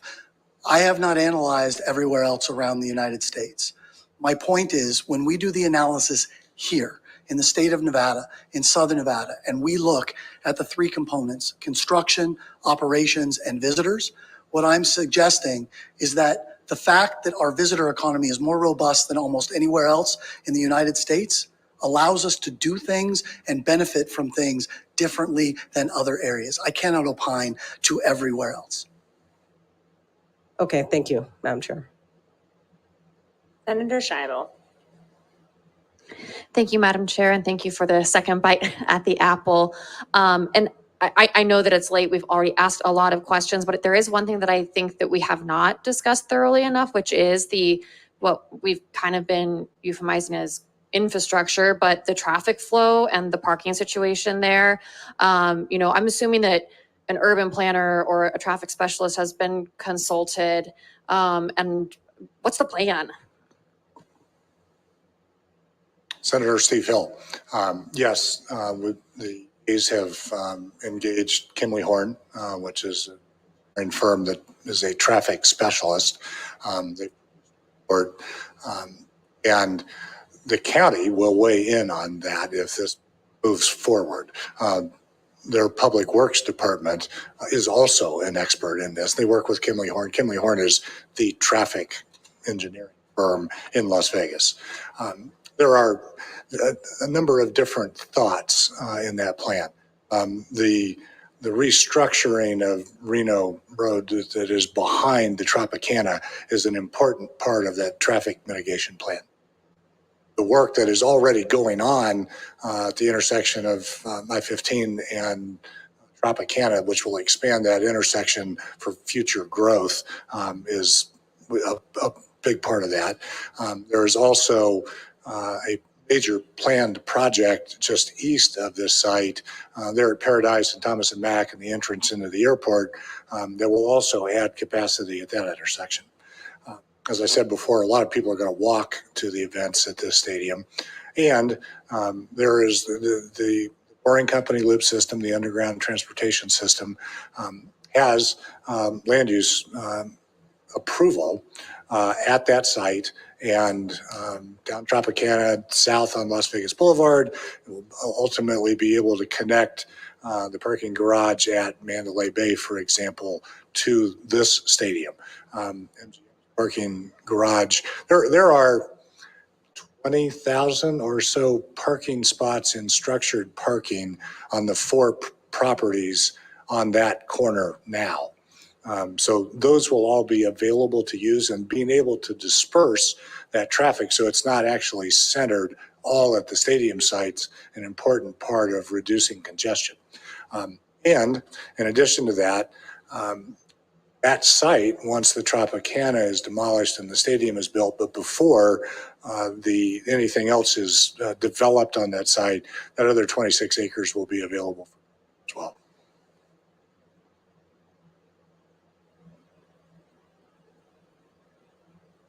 Senator Orenshaw.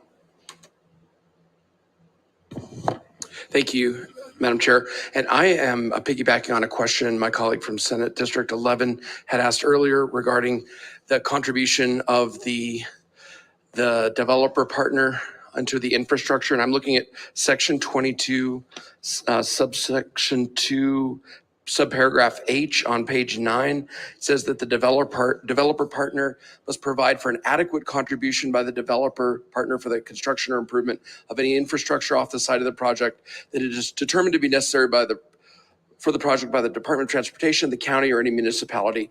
And I like that it provides for the contribution, but I'm just a little worried that adequate contribution seems kind of fuzzy. And I'm wondering what's an adequate contribution? Who determines whether the contribution is adequate enough? Is it 5%, 10% of the project, 50%? Is there any history with the Allegiant Stadium as to what an adequate contribution is? Or I wonder if it will be the Stadium Authority Board who decides what's an adequate contribution if this bill passes? I wonder if you could speak to that section, subparagraph H of subsection 2 of 22.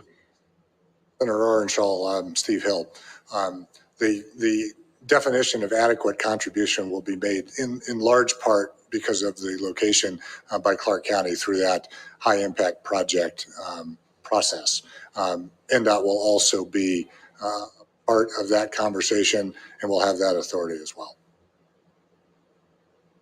Thank you. Just brief follow-up. So it'll be the Clark County Board of Commissioners or Clark County staff that'll determine what is an adequate contribution for this infrastructure?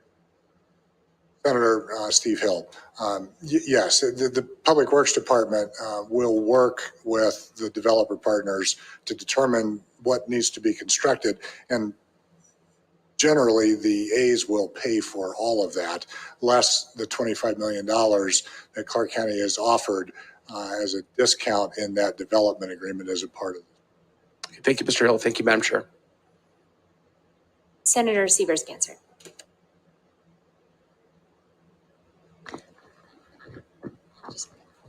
Thank you, Madam Chairwoman. Since we were talking about Las Vegas and its ability to bring in visitors and the success, I'm looking at a Billboard article that talks about the top grossing stadiums.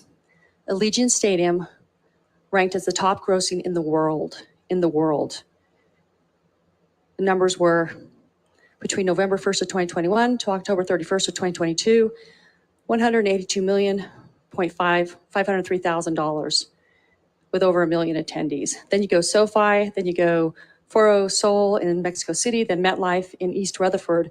Further, in the Billboard list of top arenas that can hold 15,001 people or more, T-Mobile Arena on the Strip comes in at number 4 with 124,684,713. I think Las Vegas drives shows. And, just in this discussion, it's unique. Las Vegas is so unique. It's one of the places, these numbers prove it. This is a recent article. It's from last year, again, November 1 of 2021 to October 31st of 2022. And so I think to the point of whether Las Vegas is uniquely situated, I think the answer is yes. And I also think when you look at the deal, I think there were some discussions about the attendance was 180% of what the expectations were. So it ended up being the model when those folks who passed that bill, it was conservative. 180% of what the model was. And I think it was three, I can't remember if that was 3-to-1 ROI or if that's what you expect for this one. But I think there's been great success in Las Vegas. And so I think we need to keep that in mind, that the evidence is here. It's in writing. Billboard. If you just Google it, you'll find it. Thank you.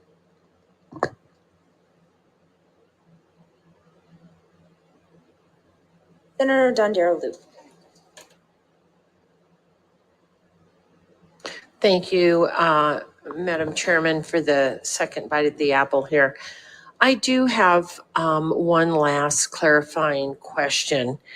In section 29, subsection 4, it says that state and local governments who collect the pledged taxes are required to determine commercially reasonable procedures to separate the pledged revenues from other collections. So what happens if there's no commercially reasonable procedure that the Department of Taxation, for example, can isolate those insurance premium taxes? Like, I'm starting to think about like the bigger picture, like how's this all gonna work if we make it work? Senator Dondero Loop, for the record, Jeremy Aguero. If there's no commercially reasonable way to do it, they will not inure to the benefit of the district. Okay, that was pretty succinct. I expected a bigger answer than that. I guess I was overthinking it. All right, so with that, I want to thank you for being here today and answering the questions. I'm assuming that we'll have some amendments to Senate Bill 1 that we are looking at now. We've heard this procedure now twice. We've had 2 hearings. We heard Senate Bill 509 in Finance and Ways and Means, and now we've heard it tonight as a committee of the whole. So I'm assuming that there will be some amendments that we will see coming forth. And so thank you for being here. I look forward to seeing those amendments. And with that, Madam Chair, thank you very much. Thank you. And I too just want to thank you for being here and presenting. I know it is late. Thanks everyone for staying with us. But I think it's important for us to be able to ask questions. And I think that you've obviously heard that there are some concerns and some things that I think we can have some further discussion about. And so, like my colleague, just looking forward to seeing some amendments and working through some of the pieces of this. With that, everyone, we are going to move to testimony on the bill. So we'll thank you for being here. We are going to start here in Carson City. We will go with support first. We will then go down to Las Vegas. If you are down in Las Vegas, and I think there are some people still hanging out in the room with us, so if you are here to testify in support, you're welcome to take those first 3 chairs there at the table. We'll kind of go back and forth between here in Carson City and Las Vegas, and then finish up on the phone lines. I would remind everyone that we will be taking 2 minutes per person. If you have additional comments, we would be happy to receive those. Please submit those in writing to our Senate staff. You can find the information on how to do that online on Nellis. And we will move on from support to opposition. And I think there were some folks looking to testify in support who are making their way down here in Carson City to the floor of the Senate. And whoever would like to go first can come up to the podium. Mr. Saavedra, it is good to see you. I will be letting you know once you get close to that 2-minute mark. We're going to take support testimony for a bit. We will then move to opposition after that, and then neutral finally. But we will start here in Carson City with you, Mr. Saavedra, when you are ready. Thank you, Madam Chair and members of the committee. And thank you all for being here in these late nights. We really appreciate it. My name is Vince Saavedra, for the record. Vince, V-I-N-C-E, Saavedra, S-A-A-V-E-D-R-A. And I'm the Executive Secretary Treasurer to the Southern Nevada Building and Construction Trade Unions. Obviously, we urge your support. It brings jobs to Nevada. I represent roughly 30,000 members and hardworking Nevadans. Make no mistake, blue-collar workers are the community. And I represent those 30,000 hardworking families, and they all want these jobs. What it does for the community, for their kids, words can't describe it. I'm not going to sit up here and talk about the economical impact and the jobs it brings. We already know what that is. But please take in consideration that the blue-collar worker is the community, and they are Southern Nevada. Thank you. Thank you. Whoever is next can go ahead and come on up. And for those of you here in Carson City, feel free to kind of come up to that podium. Don't hesitate so we can get through that whole line. Mr. Esposito, when you're ready.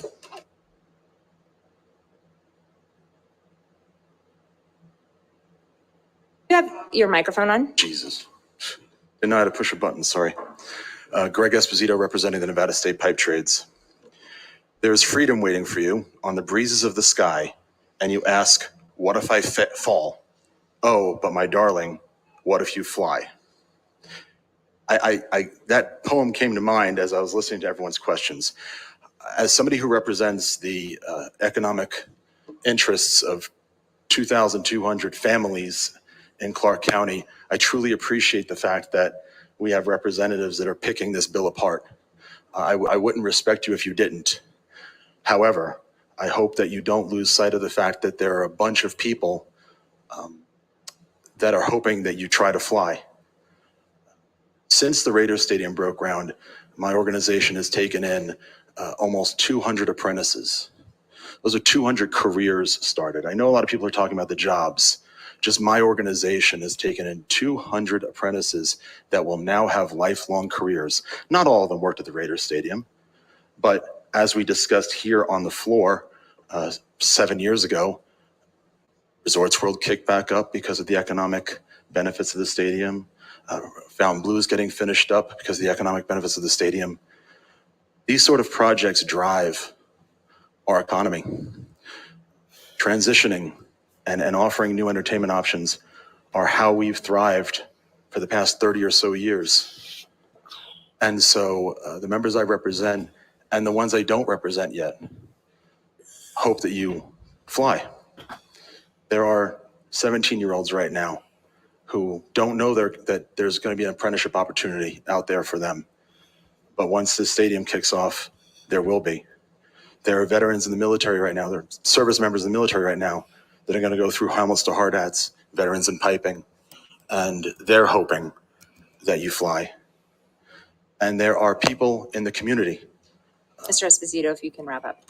There are people in the community who would benefit from the money that the A's are going to bring to town. So I appreciate your time, and I hope that you support this bill. Thank you. Thank you. Next here in Carson City. Mr. Ellis, when you're ready. For the record, my name is Mark Ellis. I'm the president of Communication Workers of America. Seems like we've been here a long time today, so I'll keep this short and sweet. We support the bill.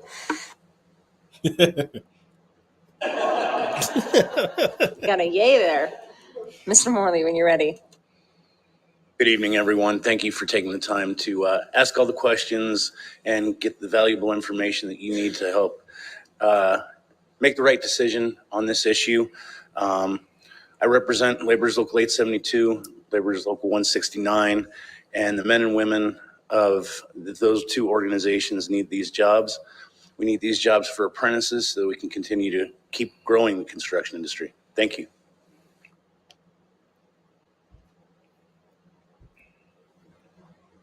Good evening, everyone. My name is Paul Catlin. I represent the Culinary Workers Union Local 226. The Culinary Union supports SB1 now that the involved parties have come to an agreement that's good for workers in Southern Nevada. While the union avoids picking sides between different unionized employers, the union supports the A's decision to partner with the Tropicana Las Vegas. The culinary union will negotiate to ensure that Tropicana's workers' rights under the contract are strictly followed so that workers have additional compensation, health care coverage, and pension benefits when the property is closed for redevelopment. Culinary union contracts include strong language on layoff, recall, seniority, training, and placement so that unionized workers will have access to free job training and continued benefits during closure, seniority rights of first access to job openings if the property reopens, and placement into other job opportunities as they are available. The culinary union applauds the A's on agreeing to card check neutrality language to allow the workers at the stadium to freely choose whether to unionize, and the union looks forward to the labor management relationship that will come with Major League Baseball coming to Las Vegas. The culinary union urges the Nevada Legislature to support and pass SB 1.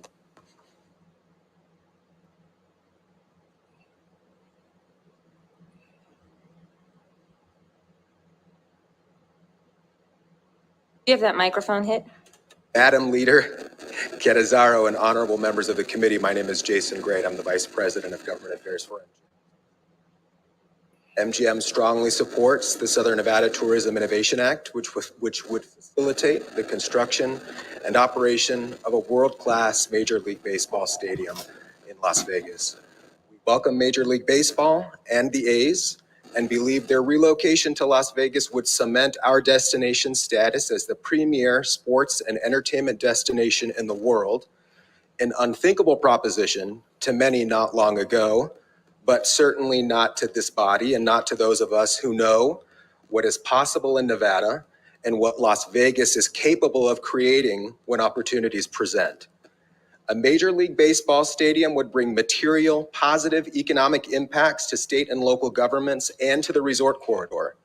We have seen this with T-Mobile Arena and Allegiant Stadium.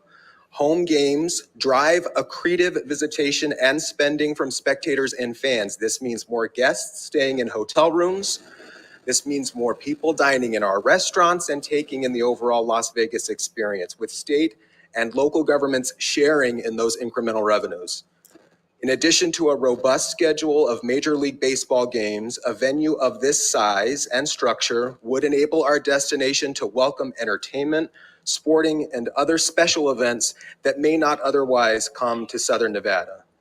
As the largest private sector employer in Nevada and a significant contributor to the state's hospitality industry, Nevada's top economic engine, MGM Resorts strongly supports responsible investments that enhance and spur the growth of tourism to our destination. We appreciate your consideration and urge your support. It means a great deal to us, our 41,500 Las Vegas-based team members and their families, and the state's tourism and hospitality industry. Thank you. Great, thank you. Please.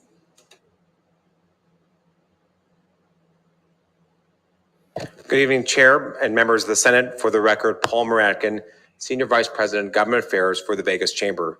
The Chamber is in support of Senate Bill 1. This bill is an important step in investing in the future of Southern Nevada and will help solidify our role as a global sports destination city.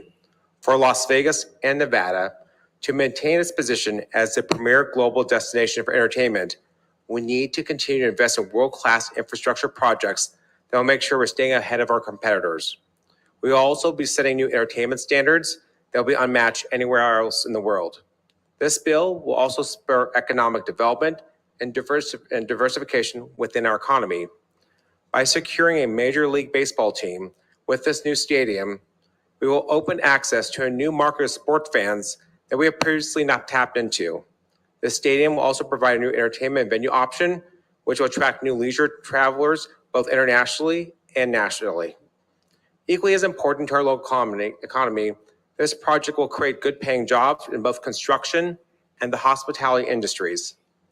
This new stadium and team operations are projected to create 5,400 direct new jobs in Southern Nevada and will generate over $440 million in wages and salaries paid to local workers in our economy over the next 30 years.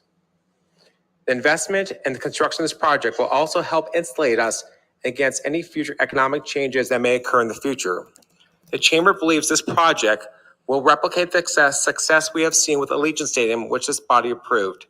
The Chamber also supports this legislation because of the accountability measures created with the financing mechanisms and the fact that the Las Vegas Stadium Authority will have oversight of the stadium like it does with Allegiant. It is a proven model. Another important factor is the public financing structure does not require new taxes or does increase any existing taxes. In closing, the Chamber asks this body to support Senate Bill 1 and pass this bill so we continue to our investment of our future for Nevadans. Thank you for your time and consideration this evening.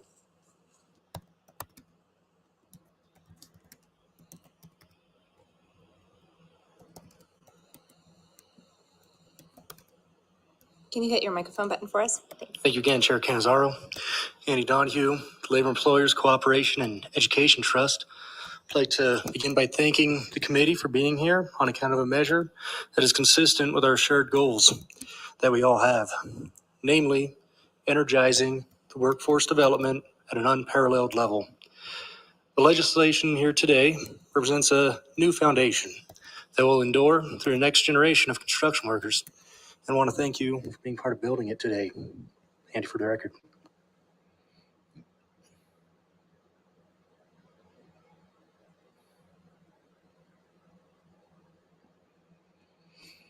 Madam Chair and Cole, members of the committee, for the record, Randy Soltero with Soltero Strategies here today to support SB1 on behalf of Teamsters Local 986, who does work traditionally in hotels. Similarly, we'll be doing that in the stadiums.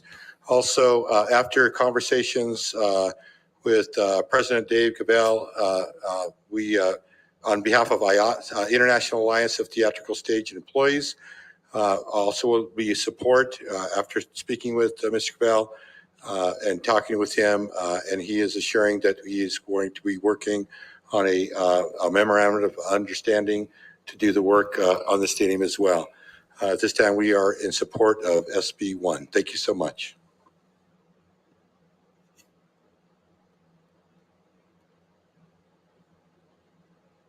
Good evening, Chair and members of the Senate.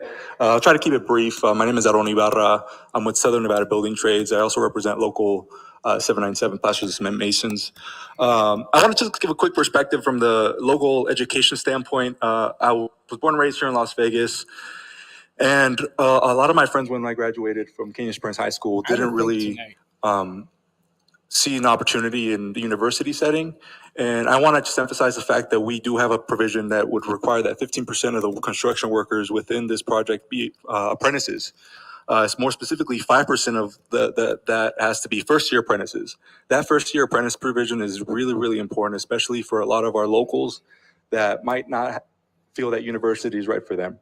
Opening up our apprenticeship gives a lot of more opportunities for folks to really just grow our workforce in Nevada, and it'll allow us to actually do more outreach with our local schools and really just talk about these opportunities available that many might not even know, right?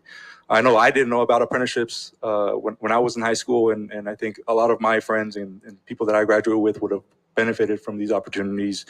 And instead, they're doing something else, not getting paid as much and not growing their pension. But I'll keep it short. I appreciate your time, and I urge you to vote yes on this bill. Thank you. Great, thank you.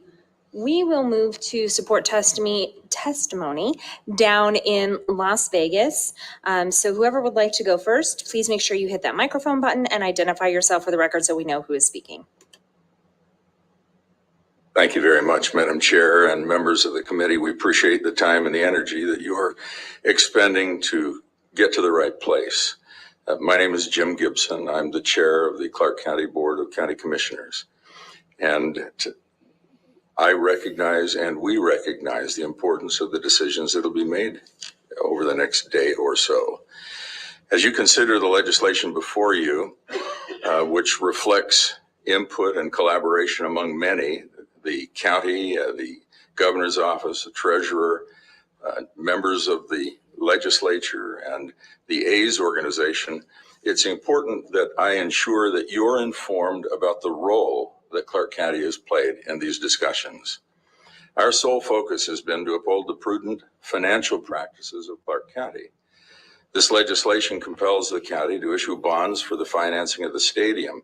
And throughout our conversations with the A's, it has been imperative that the terms of a bond issue meet the standards that the county would require for any similar county bond issued, specifically to the amount of bond funding, the revenue of debt service coverage, revenue to debt service coverage requirement, and the amount required to be held in reserve. County Manager Kevin Schiller and Chief Financial Officer Jessica Colvin, whom many of you know well, have briefed each and every member of this board individually throughout the entire process and have carried the perspectives of each of them forward as the county has worked to negotiate a deal to reflect the financial practices of our county. It is the perspective of the county's financial experts and Kevin and Jessica that the deal before you is fiscally sound. The county's commitment to issue about $120 million in general obligation bonds was not agreed to lightly. Clark County's ability to fulfill this request is possible only because the terms of the bonds require three things: a debt service ratio, coverage ratio of 2 times. That has been critical, and it has been our position from the very beginning. A debt service reserve equal to 2 years of average annual debt service, and the replenishment of the reserve fund throughout the life of the bonds. These terms are in place to reduce the risk of a default to the investor and, more importantly, to prevent any burden to county residents.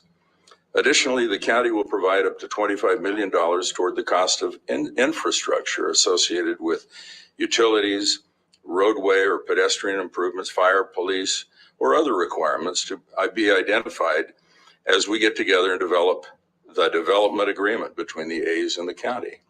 That agreement will be comprehensive. There will not be an issue. Commissioner, if you could go ahead and wrap up.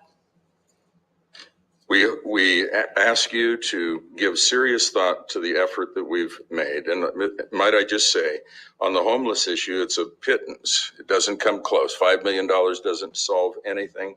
But as you know, Clark County budgets and spends hundreds of millions of dollars addressing homelessness because we are by statute solely responsible to address homeless, housing, and indigent care challenges. Thank you very much. Next, Jan in Clark County. Good evening, Leader Canizaro and members of the committee as a whole. My name is Virginia Valentine, and I represent the Nevada Resort Association. The addition of a Major League Baseball team and the state-of-the-art baseball stadium to Las Vegas's iconic skyline will expand our reputation as a premier professional sports destination, offering visitors another reason to travel here and to extend their stay. And as we've seen with other professional sports leagues in Las Vegas, the home games drive increased visitation and visitor spending as fans want to stay and experience the destination's newest attraction. We appreciate your time, your questions, and your consideration, and urge your support of SB1. Great, thank you. Next, please. Thank you, Chair Canizaro and members of the Senate. My name is Emily Osterberg. On behalf of the Henderson Chamber of Commerce and its 1,900 members, we urge you to support SB1. Structuring a means for Major League Baseball to come to Nevada will shepherd further and diversify economic development. Additionally, SB1 will encourage employment in both short-term construction jobs and long-term operations employment. For these reasons, we join with the unions and the business community in support of SB1. Thank you. Good evening, Chair Canizaro and esteemed members of the Senate Committee of the Whole. For the record, Ann Barnett, CEO of the Nevada Contractors Association, here to express our support for SB1. Our association is comprised of skilled contractors and subcontractors who have successfully constructed monumental projects in Nevada, such as the Allegiant Stadium and the recent Las Vegas Convention Center expansion.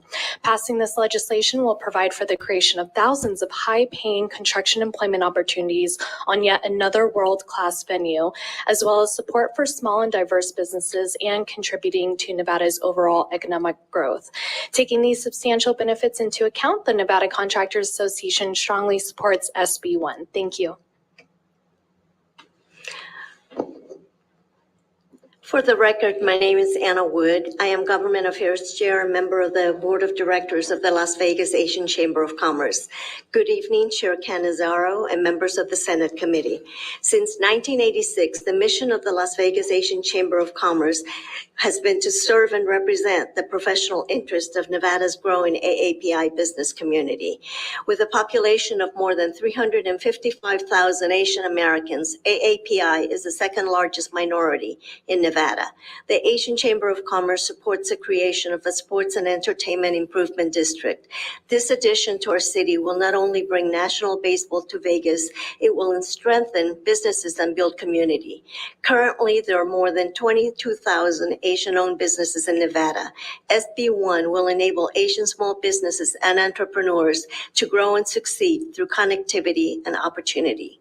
It will provide employment, growth in leadership, engage community by enhancing mentoring programs, youth and seniors program development, showcase diversity and new talent, and various other ethnic groups to our city, as well as attract additional tourism from Southeast Asia and worldwide and increase overall productivity, which will further Nevada's economic growth.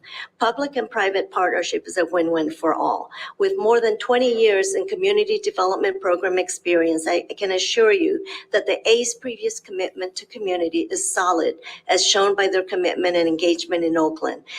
Coordinating lunch and learns with community members, ACE teams donating time, programs, and scholarships to schools such as Lincoln Elementary, Lincoln Park, and organizations like Oakland Asian Cultural Oakland, Chinatown Chamber of Commerce, Asian Pacific Environmental Network, Stop Asian Hate, Family Bridges, and many other countless ones. Collaboration and working in unity towards the good of our community is number one and should be number one for Nevadans, our youth, seniors, and all residents. I respectfully ask you for your support of Senate Bill 1. On behalf of the Las Vegas Asian Chamber of Commerce and Board of Directors and members, I thank you for your time and consideration. Great, thank you. Please go ahead. Chairwoman Canizaro, Baby Cole, and committee members, my name is James Halsey, and I represent 4,700 members and baseball fans at IBW Local 357. I can hear your frustration with the presentation of this bill and what is contained in it. I can only ask you to look at the overall benefit of having another form of entertainment in the #1 entertainment city in the world. In the end, on behalf of our 4,700 members and their families, I hope you're able to support SB1. Thank you. Let's play ball. My name is Matt Leiden. I'm the business manager of Plumbers and Pipe Fitters Local 525 in Las Vegas, Nevada. I represent 2,256 members and their families, and we rise in support, and we ask that you consider this project. Thank you. And if you don't, your pipes won't Madam work. Chair Canizaro, for the record, my name is Alfonso Lopez. I represent the sheet metal workers and aerial transportation workers. We have over 1,600 families that we represent, and we would gladly look for your support on SB1. Thank you very much. Good evening, Madam Chair, members of the Senate. My name is Daniel Lincoln. I'm with the International Union of Painters and Allied Trades. We represent over 1,700 painters, glazers, and floor covers in Southern Nevada. I am testifying in support of SB1, and I would urge you all to also support this investment in good paying jobs for the hardworking middle-class workers of the state. Thank you. Good evening. My name is Daniel Haywood. I'm a representative of the Heat and Frost Insulators Local 135. I'm here on behalf of the members and their families in support, and we urge you to as well. Thank you. Good evening, Chair, members of the committee. My name is Jimmy, Jimmy Schwartz, SCHWARZ. I represent the Ironworkers Local 433. We support this bill and urge you to do the same. Thank you. Great, thank you. Anyone else? I see some folks coming up, so I'll give you a chance to take a seat. Are you here in support? Nope, we're sitting down. Okay, great. Then anyone else wishing to testify in person, either in Las Vegas or here in Carson City in support? All right, then we will move on to opposition. If you are here in opposition to Senate Bill 1, either here in Carson City or down in I'm sorry, you know what? I completely forgot about the phone lines. Yeah. Let's actually, before we get too comfy cozy on opposition, we're going to go to the phone lines for support. BPS, can you check our phone lines and see if there's That anybody baby who wishes feels to my testify pain. in support? That kid feels my pain. Thank you, Chair. If you would like to testify in support of SB 1, please press *9 now or raise hand in your Zoom window.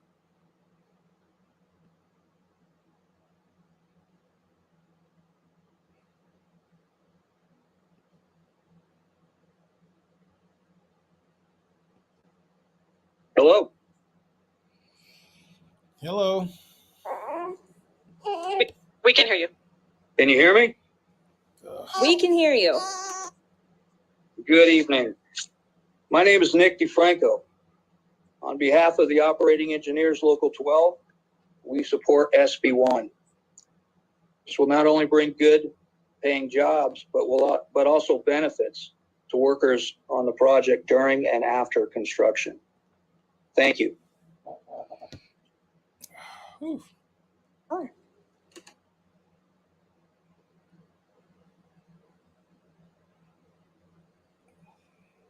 Good evening, Majority Leader and Senate members. Amber Stinham with the Las Vegas Global Economic Alliance.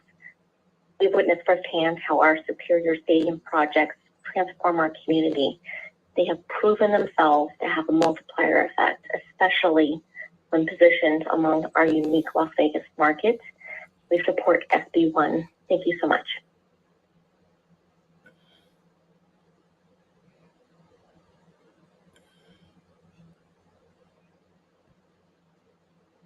Good evening, members of the committee. My name is Dion Klug, DIONNEKLUG. I'm with the United Food and Commercial Workers Union, Local 711 out of Las Vegas, and we urge you to support this bill. Thank you.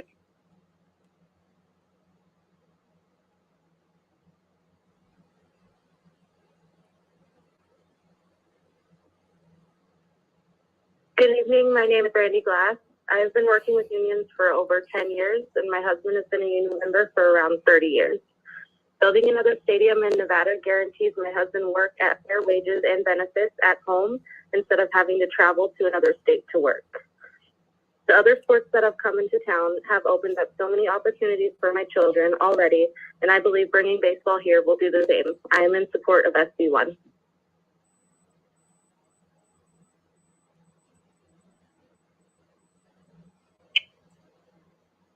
Hi, this is Todd Inglesby, President of Professional Firefighters of Nevada. We support SB1. We look forward to partnering with the A's and working in our community to keep our millions of guests safe, along with our citizens and the area we serve. Thank you.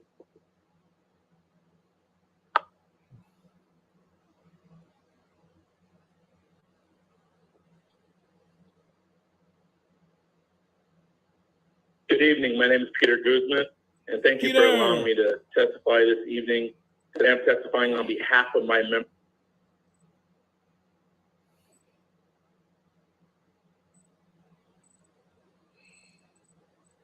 Good evening. This is Peter Guzman, President of the Latin Chamber of Commerce. Can you hear me okay? We can hear you now. Go ahead. Thank you. I am here to testify on behalf of my incredible members. Those members include the Laborers Union, the Carpenters Union, the Plumbers, IBEW, and many, many others who built Allegiant Stadium. I witnessed lives being changed because of that stadium, and now we have the opportunity to do it again. I also want to state that I am honored with the questioning tonight. It was very, very good and important question, but I want to share with you, when it comes to community benefits, I was there in the inception of community benefits. I helped come together with the community benefits, and I sit on the community benefits committee. Today, I have from the inception. I can tell you that people that reflect and look like me and all minorities in our community have benefited from that stadium in terms of construction, concessions, and beyond. We can do this again. We should do this again, and the Latin Chamber of Commerce is in full support of this stadium being built in Las Vegas. Thank you.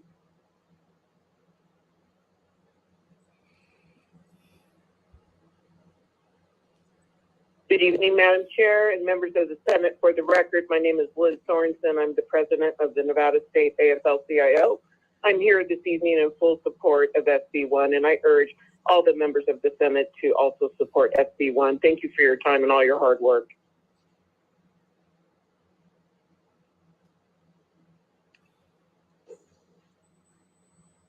Good evening. For the record, my name is Daniel Davison. I'm in support of SB1. It'll create a bunch of good paying jobs with great benefits for our community, Nevadians in general. Also, it's going to create apprenticeship to growth. That's going to create the future and construction going forward and start these younger people and off with a great career for their future, for them and their families. Thank you. Have a nice night.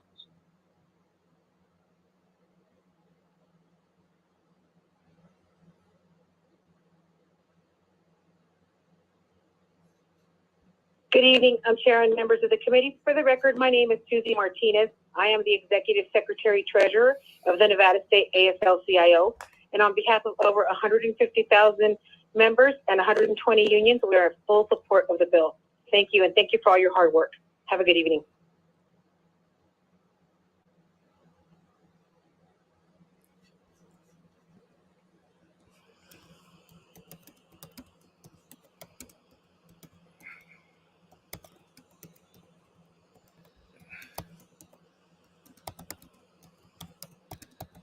Ray, please press unmute on your computer. Great. Good evening. So there's Ray Court for the record. And I'm just here to say that I'm in full support of SB1. Bringing the A's in the stadium to Las Vegas will be a great thing for future employment and economic value. And I urge the committee to help us support this. Thank you.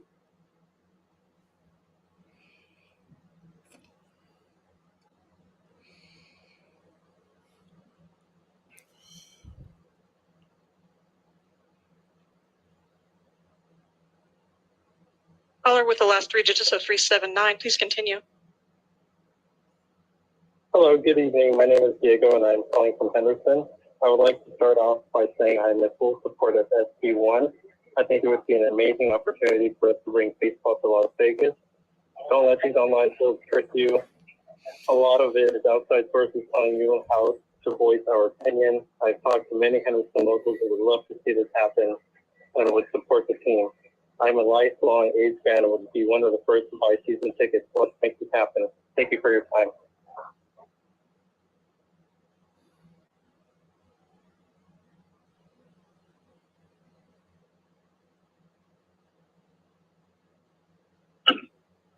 Good evening, Madam Chair. For the record, my name is Robert Sumlin, ROBERT,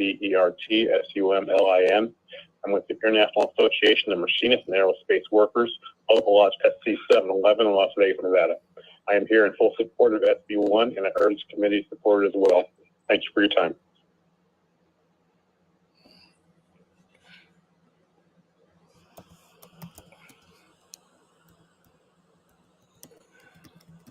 Good evening, Chair Canizaro, members of the committee. For the record, my name is Russ James with the Nevada AFL-CIO, longtime member of the Painters and Allied Trades. For all of the reasons already stated, I am in full support of SB1. Thanks for your time.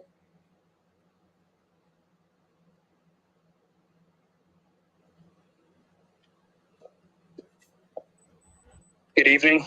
For the record, my name is Nate Domsky with Local 12 Operating Engineers. I am here in full support of SB1 because the proposed project will create great paying union jobs for our building and construction trades and service industry workers. I urge you guys to pass this bill. Appreciate your help. Thank you very much.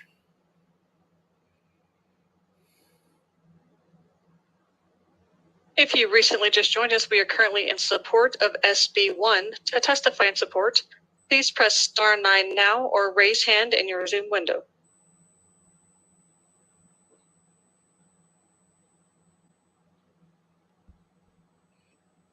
Okay, come on. Moving along. Hello, my name is Mark Thompson, and I'm a local Las Vegas, Nevada resident, and I am in full support of the bill, and I believe it will bring more people to our city, and also that it will also create lots of jobs for the people that live here, and I'm looking forward to attending baseball games and also getting a season ticket so I can go to like as most games as I can.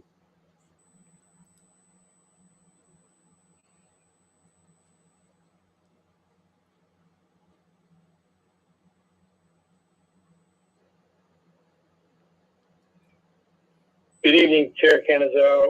My name is Clarence McCarthy, CLARENCE, and I rise in full support of SB 1, and I urge the committee to support SB 1. Thank you.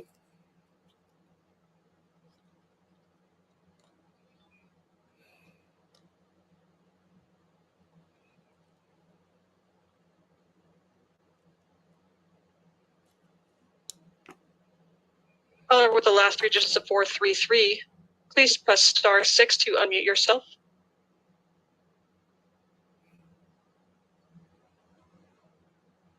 Again, caller with the last three digits of 433, please press *6 to unmute yourself. Thank you. Please continue. My name is Bob Horton. I'm a business agent here in Las Vegas, Nevada for the Iron Workers Local 433. My members are in full support of this. We are all sitting at a round table right now. And I want you to look at two things. I'm talking to everybody on the board. Good evening, everybody. We have an opportunity to create jobs. We have an opportunity to bring wholesome, all-American entertainment for working families here to Southern Nevada. Not just Las Vegas, Henderson, Indian Springs, Pahrump, all of that. The baseball games are more reasonable than nice games. And I have personally been to nice games and met tourists and conventioneers that were here that came to the games and spent their money because they did not have that opportunity at home. It's a win-win. I worked on the Houston Oilers Astrodome back when, and we had Supercross in there, rodeo, everything. The opportunities are endless. I know time is short. Thank you, everybody. Thank you for your time given, and wish you well.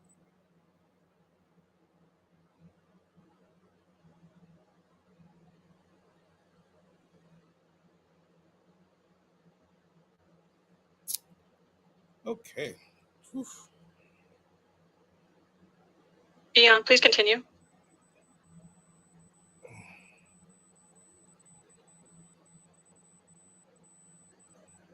Dion, we can see that you are unmuted. Can you please continue?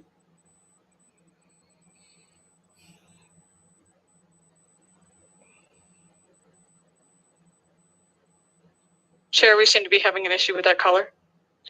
For those of you that have recently just joined us, if you would like to testify in support, please press *9 now to take your place in the queue or raised hand in your Zoom window.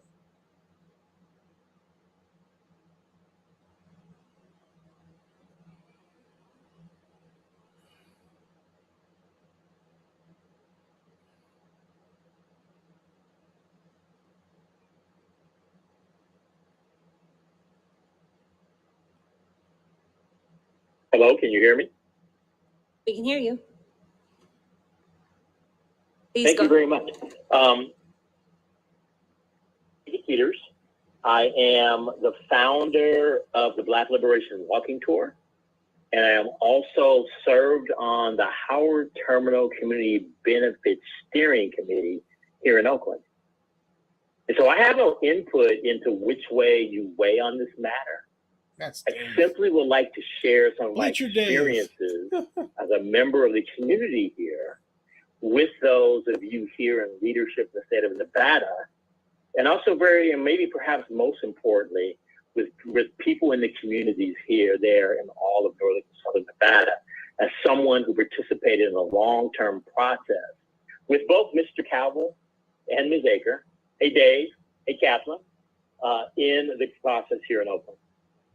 And so I want to just, remember that the words of Maya Angelou, who told us, when somebody shows who you are the first time, believe them.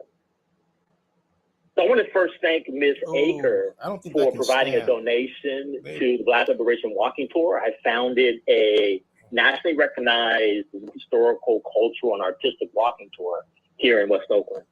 I also am on the board of directors of an affordable housing organization here in Oakland, as well as a 30-year CPA here in this community. And so, Ms. Aker provided a grant to the walking tour several years ago when they were rallying support here in Oakland. And then Mr. Cabell was part of a community benefits process here in Oakland, in which hundreds of Oaklanders spent tens of thousands of hours developing over 100 community recommendations for Mr. Cabell. And this was a process sponsored by the A's. 18 months in, Mr. Cabell came to the community and said, despite all the work that we had done and the If you could please go ahead and wrap up. But not made. Sir, we're about 2 minutes, so if you could just go ahead and wrap up. I'll wrap it up. Have been made. When it came down to sign an agreement, he told us that there would not be $1 from the A's, much less a penny. And so we were sold a $12 million economic project. So I would suggest to you. If you could go ahead, we're going to ask, sir, we're going to go ahead and ask you to submit the rest of your comments in writing to the committee, and we'll move on to the next caller.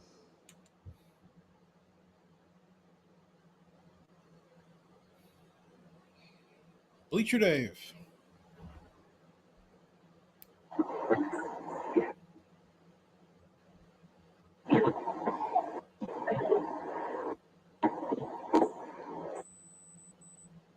Caller with the last 3 digits of 100, please continue. Yeah, hi. I'm just a local Las Vegas. I've been in the sports business, but we're not a. If you could go ahead and state your name for the, sir, if you could go ahead and state your name for the record. My name is Stu Chaikin. I'm from New York. I've lived here for 15 years. We are not a desperate town. We don't need any team. And if you look at the history of the A's owner, and sir, we are in. Comes here and doesn't sir, we are in support of Senate Bill 1, and it sounds like you might be in opposition. I am. Okay, then we're going to go ahead. We're going to go ahead, sir. We're going to go ahead, and we are still in support of Senate Bill 1. So if you're here to testify, if you are here to testify in support of SB 1, we are still on support testimony. BPS, do we have any more callers in support of Senate Bill 1? If you would like to testify in support of SB 1, please press *9 now or raise hand in your Zoom window.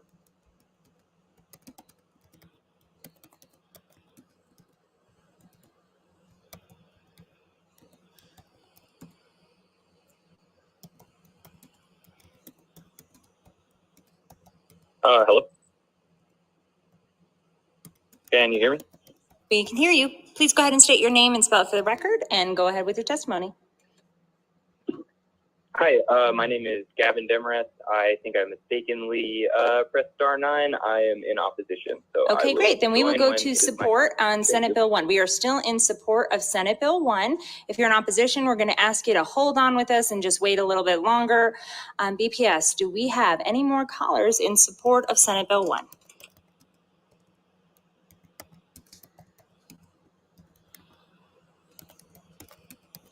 Dion, we will try you one more time. We can see you are unmuted. Is there a possibility that you have your volume turned down?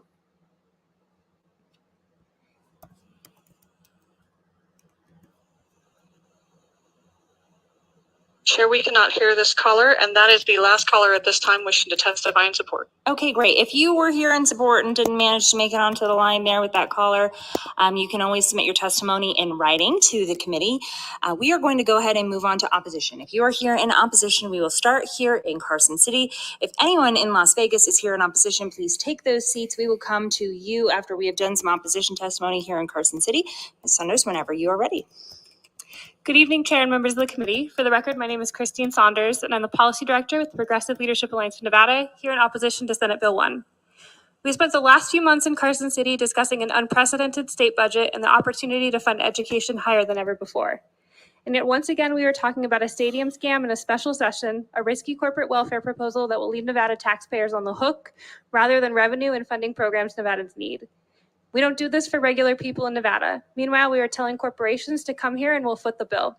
The Nevada way is always business first at the expense of what our communities need most, like public transit, high quality education, tenants' rights, safe air quality, and healthcare. We are not opposed to good paying union jobs or diversifying Nevada's economy, but we shouldn't have to be giving tax incentives and handouts to billionaires to do so. It is irresponsible of the state to prioritize new corporate development over the needs of Nevadans. If the A's want to come to Nevada, they are more than welcome to on their own dime. But it's time for the state of Nevada to prioritize what Nevadans are asking for. We urge you to oppose this bill. Thank you. Great, thank you. Next in Carson City. Ms. Magnus, when you are ready. Good evening, Chairwoman and members of the committee, including Senator Cole. For the record, my name is Annette Magnus, and I'm the Executive Director of Battleborn Progress, here today in opposition of SB 1. We have been very consistent on this issue over the years, and by the way, I am born and raised in Las Vegas, and we have mobilized our 22,000 plus subscribers today who live in Nevada against this bill. I have joked as I come to the end of my time with Battleborn Progress that this has been like the Eras tour of all the worst ideas I have seen in this building. But this specific walk down memory lane might just be the worst for me. I was standing right here in this exact spot in 2016 when Allegiant Stadium was rammed through in a very similar fashion during a special session. Somehow, though, reading this bill, we have managed to bring forward an even worse deal than the last one. And now we have wasted taxpayer dollars, thanks to the governor, twice in a week with 2 special sessions. This deal will leave taxpayers on the hook because, as you heard, there are no new revenue sources to back these bonds. I don't care how anyone tries to spin this. The A's are a failure of a team and should not be given our tax dollars when their owner is a billionaire and doesn't need this cash. We look at the deal. Just look at the deal the same owner went back on with the Quakes and the stadium that the public built for them. They are still last in their league and have not invested in the team as promised, even with their new stadium. We have been here before. I've seen this in my entire life in this state. We went through this with the Allegiant Stadium, and I hate to break it to you, but the Raiders are still a losing team, and their record has gotten worse since they moved to Las Vegas. And they still make UNLV pay to use it, which is a joke. The bill is just another example of this. And like I said in 2016, if this team wants to build a stadium, their billionaire owner can build it with his own money. I would like to know why the A's management is hiding in the gallery today and not down here fully answering questions to why they deserve our tax money, especially after the same management has previously been quoted ripping public funding for stadiums. Ms. Magnus, if you could wrap it up. Yep. I will end by saying this. I am an avid sports fan. I grew up watching baseball with my dad. On Saturday, I was at the first Stanley Cup game that the Knights won. Not only are they an actual winning team, but they also somehow managed to play in a privately funded facility. Imagine that. I urge you to vote no for this scam. I'll bet you she's got Raiders season tickets too. Thank you. I'll bet you. Please. I'll just bet you. Thank you, Chair and members of the committee. My name is Eric Zhang, here on behalf of One API Nevada and Asian Community Development Council. First, I want to acknowledge, yes, this will create good paying union jobs and also a great opportunity for API small business in our community. And I also believe that the wisdom, if you build it, they will come. However, as grassroots advocate and representative of provider of direct services for our most underserved members of our community, I'm here in opposition due to how the current community benefits agreement is written. Although from the last hearing until now, we do see that one more slide for more of the intent. It is encouraging in its intent, but we would like to see greater community involvement with accountability and specificity written in statute that support our most marginalized community in a meaningful way. For that to see community-based return on investment, we're also in opposition because if we cannot write it in statute because it will lock in and not be adaptable, then the current language of 5 years review and update should be shortened to more frequent intervals. If the same argument, so like annually or 2 years to report to this legislature that will be more nimble, adaptable, accountable, and equitable to the Nevadans. So I urge you to oppose for how it's currently written. Thank you. Great, thank you. Anyone else here in Carson City? I'm not seeing any, so we will go down to Las Vegas. Whoever wants to start first, just go ahead and hit your microphone. Please make sure that you identify yourself and state and spell your name for the record. Hey, so good evening, everyone. I'm glad this party has been extended. Beautiful weather outside. Huh. This is really a regressive mood. Oh, I'm sorry. My name is Cyrus Hojadi. We've seen the Allegiant plan and how it was short on its promise. I oppose this is because I don't want the Tropicana Hotel to be replaced. I'm not a fan of its location. The senators made very good points. Krasner about taxes, Pat Spearman about other priorities we should have. The veterans housing was a really good one. I didn't know about that. There's other investments we can do, particularly in transit. When I was at the Target protest last weekend, both sides agree that that's a good idea. I'm concerned about parking because remember, after the Golden Knights was built, they started to charge for parking. I'm concerned, yes, about another COVID era. Let's talk about the jabs. Two senators talked about it. People from all over the aisle have talked about stadium subsidy issues, such as John Stossel, John Oliver. Not to mention, you talk about taxes funding this. Room taxes, which people are paid through Siegel Suites. Senator Neal brought up this. This is a regressive tax. A lot of low-income people live there, and they also use ride-sharing programs because they don't have a car. When we also talk about subsidies, for a lot of different industries, subsidies for food and transportation is not the same as stadium because these are necessities. Entertainment is not something we need to live and survive. And I believe this is just a desperate approach to pump up the economy, to gouge prices, and it's perhaps another reason why we need to restructure our local government. But other than that, I will ditto all the other excellent testimonies. Al. Great to see that we have a lot of agreements, and I will yield my time. I hope this session continues.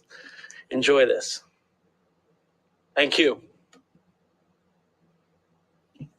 Senator Cannizzaro, members of our state senate, my name is Steve Pastorino, Pastorino, and I live in Senator Dondero Loop's district.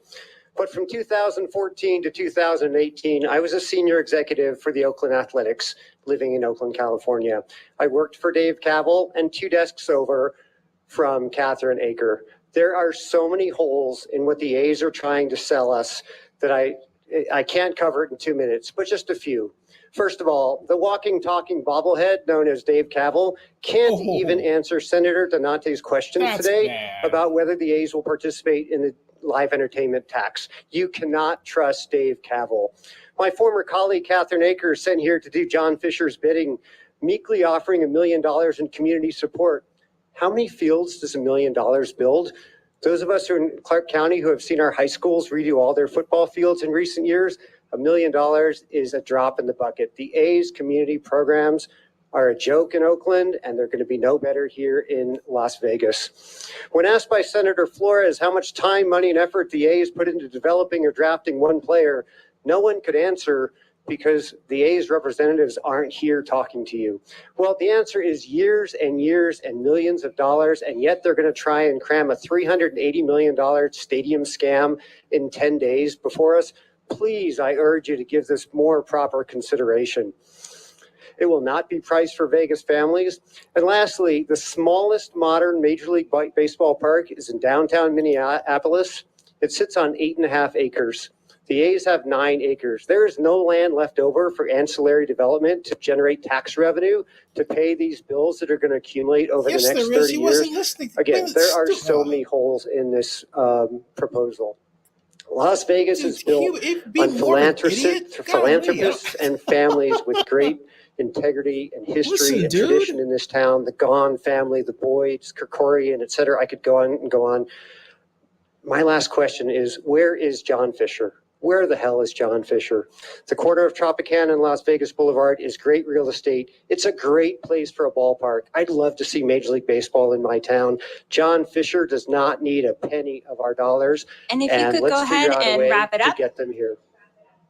I'd love to wrap it up, and I'd also love to join a stadium advisory board if there's an opportunity. You need someone who knows what's going on inside the A's front office. If you could please go ahead and Thank put the rest of your comments in writing. Thanks. Next, please, go ahead. Alex Rodriguez for the record, RODRIGUES. I'm also in Melanie Scheibel's district. I oppose SB 31. If billion-dollar corporations, the A's, the casinos, utility companies, CEOs, stockholders, we all know that in this town they have the money to invest. If they really believe in this project will be profitable, why don't they invest it in themselves? If potential investors are cheap and possibly don't see value in this for themselves, then what makes the public believe this is a value to us? The taxpayers involved here, there is no trust from the people about who the contractors will be, which union workers or non-union workers will get the jobs. The cost of supplies, the cost of labor, the cost usually tends to be a little higher sometimes than projected. For example, whenever tax dollars are involved, sometimes the quality of union workers are not the best of the construction. Just for example, like the Yankee Stadium, it had structural concrete issues. Look at the Washington Redskins Stadium, the FedEx Field. It's had structural issues on their upper middle levels and their higher levels with pipage leakage, concrete structurals, all kinds of damage that lack of the construction from the workers. Take a look at an example of public funding projects that have failed. San Francisco 49ers Stadium, projected to be $700,000 to be cost. It ended up being $1.3 billion. City of Detroit, they went bankrupt after they built the Lions Stadium. The St. Louis Rams and the Miami Marlins, both cities are still on the hook with the tax dollars. Actually, the city of Miami is actually in default of the payments of their stadium right now that was built. We all know privatization always works because we will get the quality of workers of their choice, the quality contractors, the quality supplies, and get the stadium built in a faster, timely manner if the A's and investors have to worry about the tab, not the taxpayers. I am in strong belief that if the A's will come along with the jobs, that the people who testified earlier in support regardless, if we tell them no, it worked for the San Francisco Giants, the Boston teams. They have their own privately funded arenas and stadiums. The LA Rams and Chargers. If you could please go ahead and wrap it up. Not true. Oracle go get private investors. Stay out of our pockets. This is a project of failure. Let the private investors fail. If the profitable, then let them have the profits. We're going to ask you to put the rest of your comments. We, the taxpayers, are fine. Next in Las Vegas. Hi, I'm Declan Pastorino. I am a diehard A's fan. I love the A's, and even with that said, I cannot support this bill. The A's have been saying this stadium has very little risk, no risk. There's always a risk in investments, and this is an extremely big risk. The A's don't care about their team. John Fisher is a crook. He only cares about profit. The A's last year were in the top 5 most profitable teams in baseball. That is with the worst team in baseball because they don't pay their players. They don't field a good team. They don't sell tickets. They get TV contracts. That's all they do. And the A's stadium won't fix this. They might draw fans in a year, but the Twins, they built a stadium in 2010. They had 40,000 fans in their first year. 10 years later, they're down to half, 20,000 fans a game. And the Marlins, they built a stadium in 2012. Now they're down to 11,000 fans a game. The A's are saying they're going to have 27,000 fans a game. That's not going to happen with the worst team in baseball. And it won't be cheap to go to these games. The Aviators, their tickets at the lowest are $18 for a minor league team. This is a major league team in a brand new ballpark. There's no way they're going to be selling tickets for $15 to be affordable to families like mine. Even we're not going to pay for these games. And they make it sound like a safe investment that the A's will be here for 30 years and pay back the money. But the Rangers built a stadium and left after 25 years. What happens when the A's leave Las Vegas and they leave money on the table? What are we going to do? There's no reason to take this risk. We have bigger priorities. We have mental health problems, education, affordable housing, public transit. I mean, you've heard all of it. We know what we need, and we don't do it. So don't put money in the hands of John Fisher. He's a crook. If he wants a stadium, he can build it himself. Thank you. Anyone else in person in Las Vegas who would wish to give testimony in opposition to Senate Bill 1?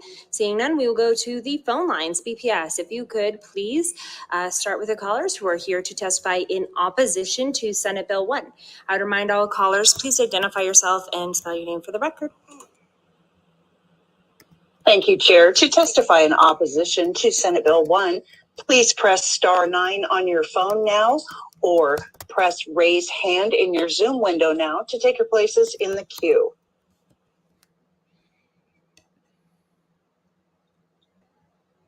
Hello, my name is Dr. Hal Gordon. I'm a recent econ PhD graduate from UC Berkeley who did part of my dissertation on sports economics.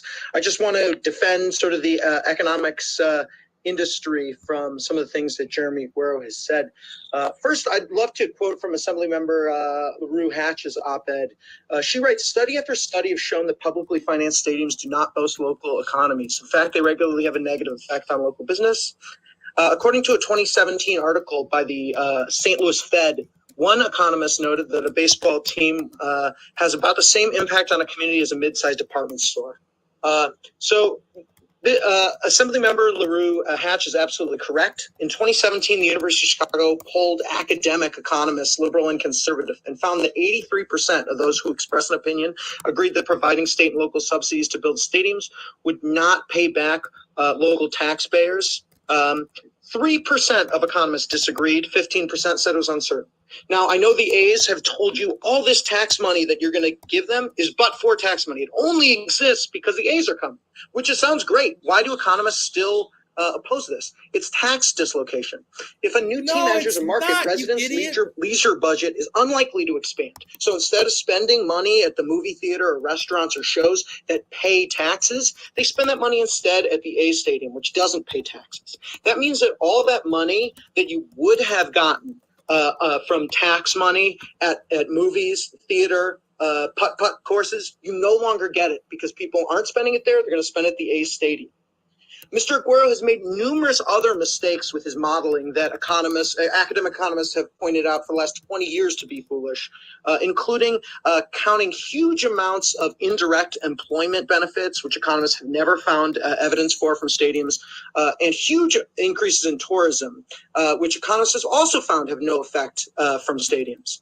The A's seem to be searching for the right community benefits to Vegas. I suggest the community benefits that they provide are to just simply pay their taxes like any other business. Finally, please, I didn't hear any questions about the first-rate stadium provision, which will require the state If you could go ahead and wrap up your comments. We're right about 2 minutes. Sure. It would require the state of Nevada to pay hundreds and hundreds of millions of dollars in maybe 20 years to improve the stadium. That's not going to be paid for by anything. You're going to be on the hook for that. The state of Wisconsin is now on the hook for $500 million. Okay, we're going to go ahead and ask you to go ahead and put the rest of your comments in writing. Thank you so much. I really appreciate it. Great. We will move on to the next caller.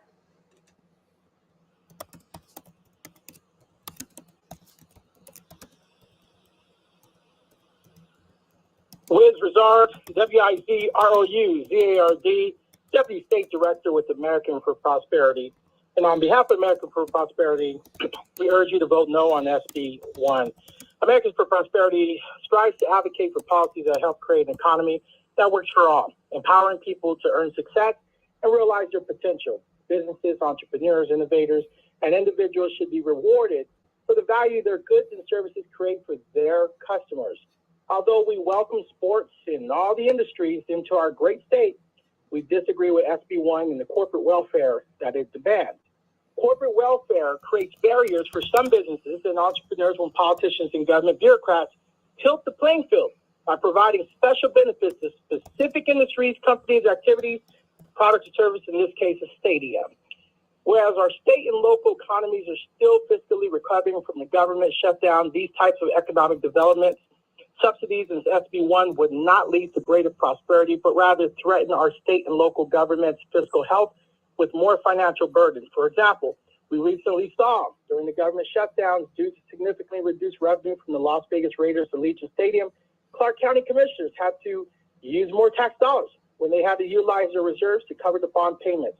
Also, research by Mercatus Center at George Mason University shows, much as everyone has shared here, economic growth, state per capita gross domestic product, or job growth do not fare better with such programs. The most impactful way government can spur economic growth is by easing regulatory burden on enterprises, not providing subsidies We should focus on eliminating regulatory barriers that prevent industries such as sports from coming into the state without tax dollars. And for these reasons, we urge every legislator to please vote no. And again, if the A's want to come here, let's use private funding and let's do it the right way. Thank you.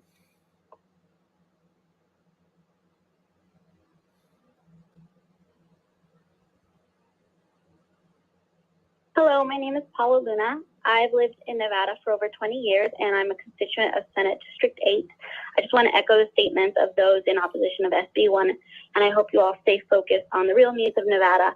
Thank you so much. Please oppose SB 1.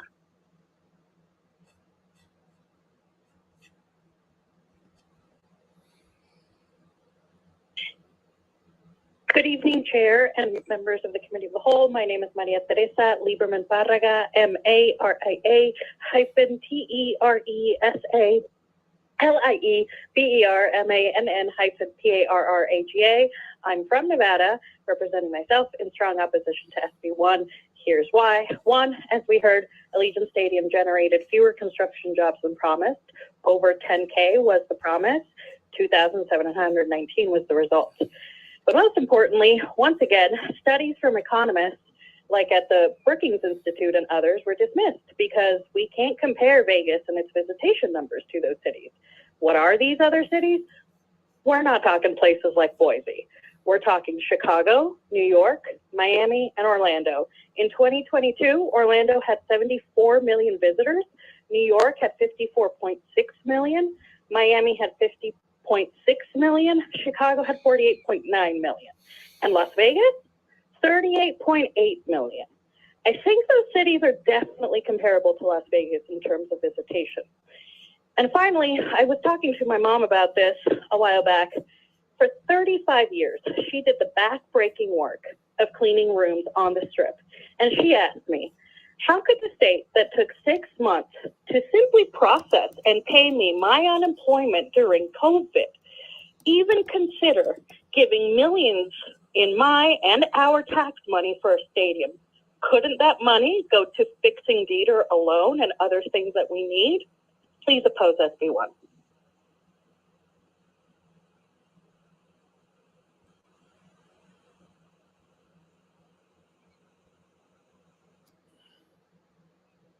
Hello, this is Susan Proffitt, Proffitt.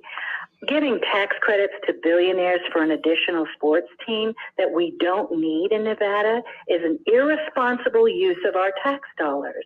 We already paid for Raider Stadium, but we have not seen the benefits yet.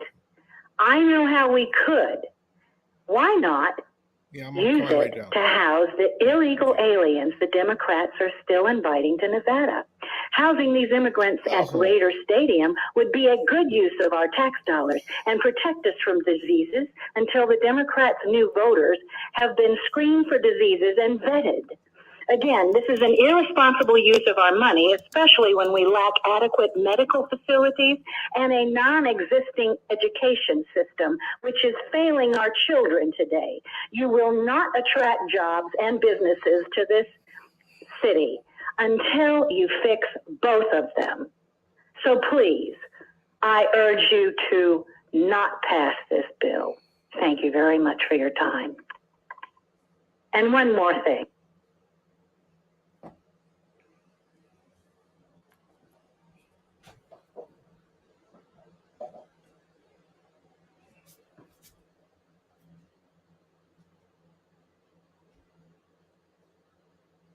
Caller with the last three digits, 773. Please press *6 to unmute yourself.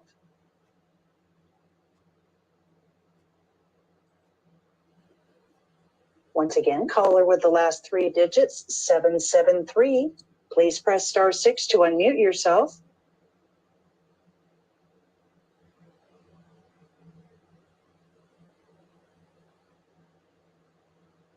We seem to be having trouble with that caller, Chair. Moving to the next caller.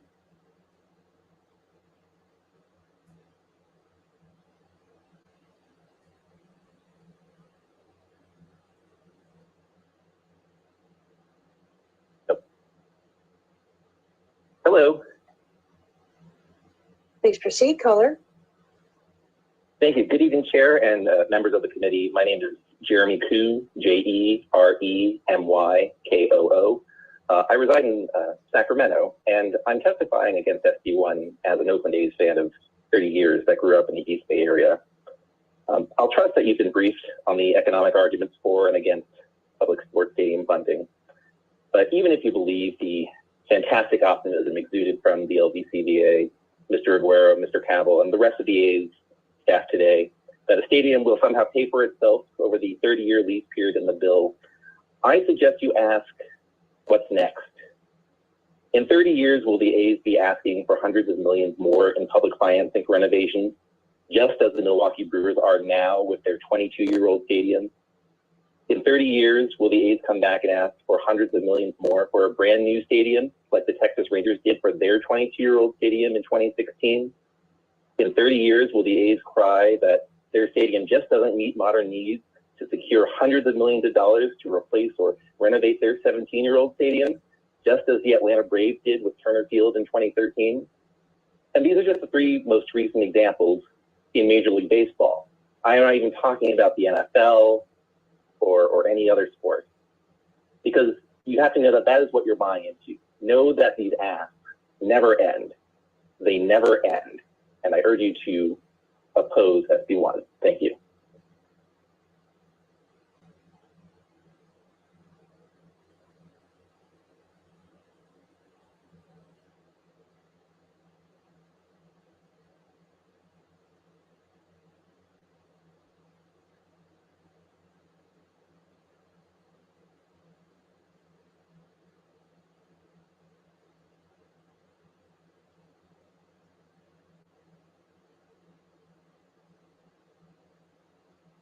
Hello? Hello, this is Janet Carter, C-A-R-T-E-R, and I'm calling to testify in opposition to this bill. I said this in testimony during the regular session. It's not about the fact that the A's are a bad team. I've been a Cubs fan for almost 40 years. I get bad teams, and I'm still a fan. It's all about the money. If we have this kind of money to spare in the state of Nevada, there are just so many needs that are so much greater than building a stadium that could be privately financed. And all of the things that we could do would bring just as many good jobs to the state as the stadium would. I'm talking improving our public transit, which is abysmal in Clark County. I'm talking about improving education, and I'm talking about working to mitigate the effects of climate change. All those things are going to cost money, and all those things could bring us good jobs just as much as the stadium. So please oppose the stadium and spend the money where it needs to be spent. Thank you.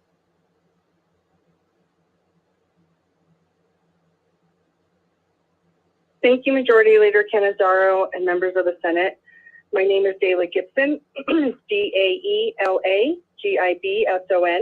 and I'm representing Planned Parenthood Votes Nevada. We are in strong opposition to SB1. Once again, Nevadans are being asked to finance a stadium we don't want and can't afford. There's so much else we can accomplish with these hundreds of millions of dollars, including free access to preferred birth control for people of reproductive age, including IUDs, oral contraceptions, etc. Free access to menstrual products for incarcerated people, free access to menstrual products for students, free access to Plan B at colleges and community health centers, free breast pumps for new parents, free parenting classes and other support programs for new parents, free STD and STI testing and treatments, paid leave for new parents, investing in affordable and accessible health care or housing or education would be a much better use of this money. So we urge your opposition. Thank you.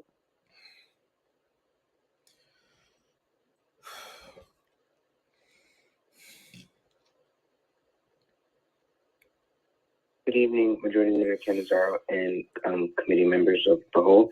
My name is Brian Harris, and I'm calling in opposition of SB1. I've been a Nevada resident for going on 4 years now, and I just wanted to personally say that I think that Nevada doesn't need another stadium paid for by the public, and we really should be focused on things that matter to those that live in Nevada. So I'd also like to ditto the comments that were made by the previous individuals who testified in opposition. They all were stating things that are very true. And thank you for your time. Enjoy the rest of your night.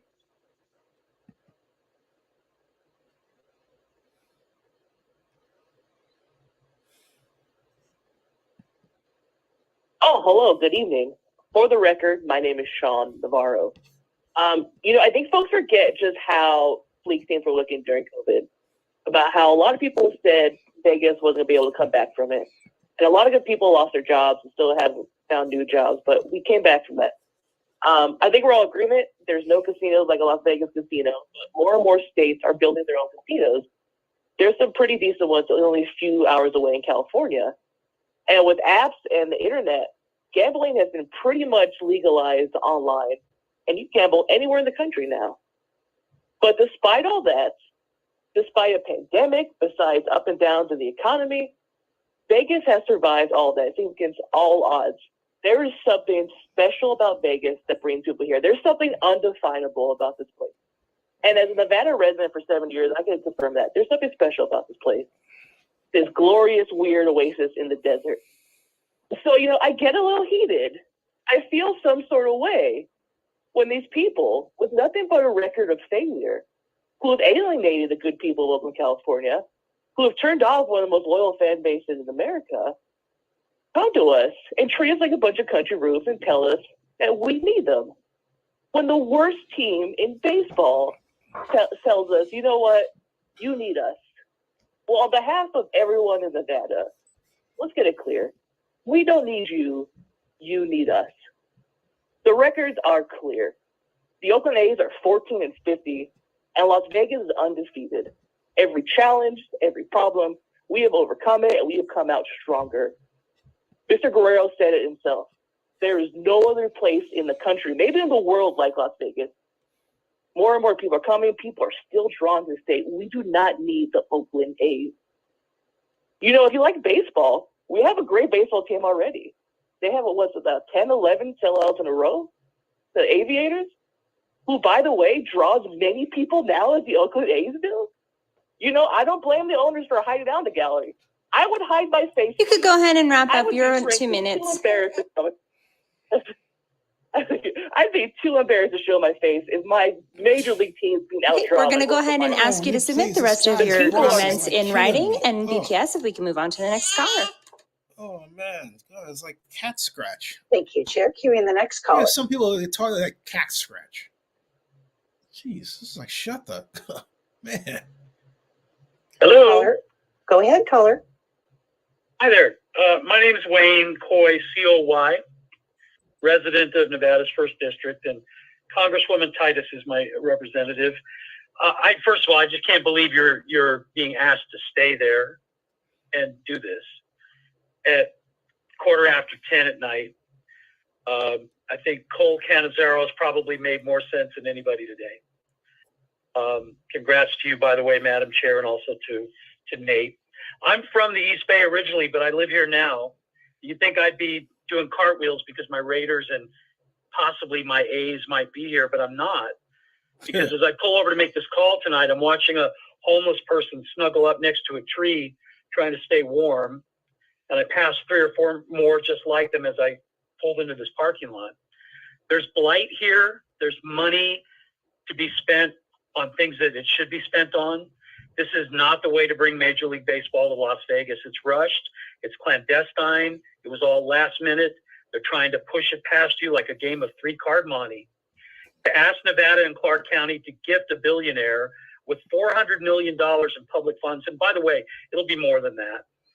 That just means to me that if you're going to do this, you're not paying attention to what's around you like I am right this second. You're not paying attention to what your constituents are telling you. And the current public opinion on your own website shows that over 80% of the people are opposed to this. If somehow this passes after all of that, that just tells me that you are not doing what you were elected to do. And at that point, all we can do is wait for you to run for re-election again and let you know that we are indeed paying attention. As much as I love the A's, vote no. Let's get a major league team the right way here in Las Vegas. Thank you.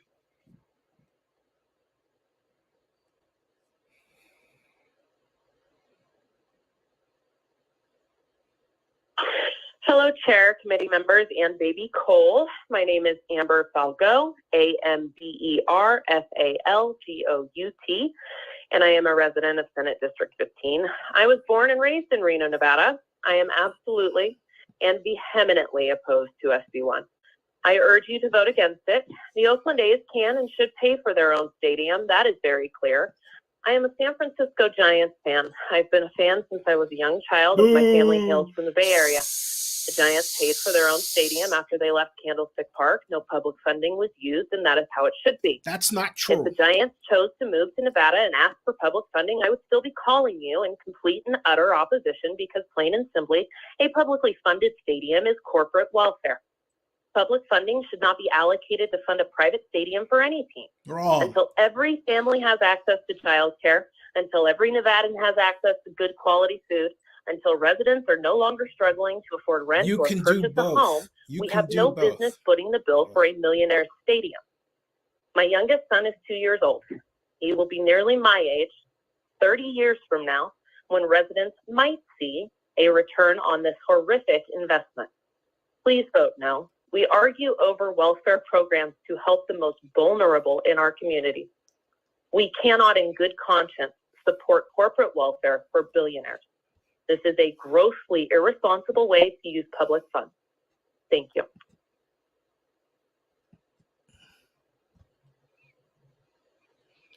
Okay. Is that the end?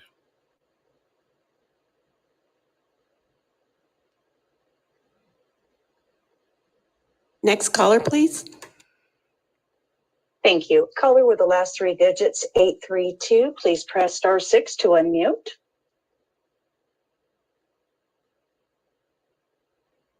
Hi, my name is John Johnson. I'm a resident of North Las Vegas. Senator Spearman is my senator. First of all, I'd like to say good evening to the chair and the rest of the senators. I'm in strong opposition. I was in opposition with the Raiders Stadium, but more for the A's Stadium, it's the funding mechanism for me. When it comes to the Raiders, at least the funding was a revenue source that was tied to raising the taxes on the room.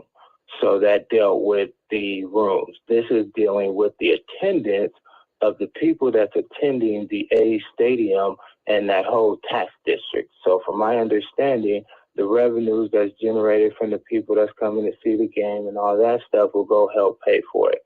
Well, unfortunately, the history of the Oakland A's is not a history of them investing in their team. At least the Oakland Raiders, they invest in their team. They have some Pro Bowlers.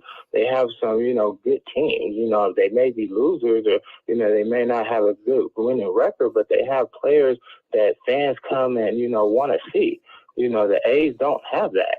So you're telling me that they're going to go from having the worst attendance record, but now magically they're going to move to Las Vegas, and because it's Las Vegas, their numbers are going to skyrocket? No, you have to invest in your company. You have to invest in the product for your fans to come. And I don't see that with this team, and I just see it's a bad deal. And when their attendance rates are not what they say, once again, Clark County is going to be stuck, just like they were stuck with paying the bond when, we got shut down. But once again, we're back open, and, I'm pretty sure they got paid back for what they had to spend, and, it's business as normal. But, once again, that's off of room taxes. That is not off of whether or not Allegiant Stadium sells Caller, out please for wrap their up your Raider game. testimony. For that reason, I would definitely vote no. Thank you. Thank you. Next caller, please.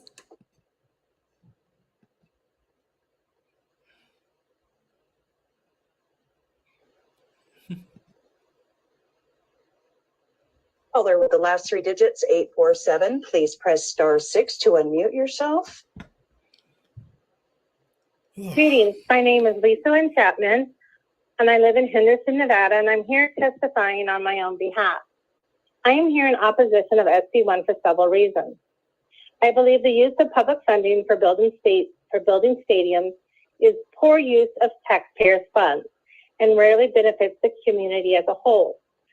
As you have heard from Senator Harris and also the PhD in economics, they testified and gave some statistics. I have already submitted my testimony that has all of those footnoted in it if you would like to see.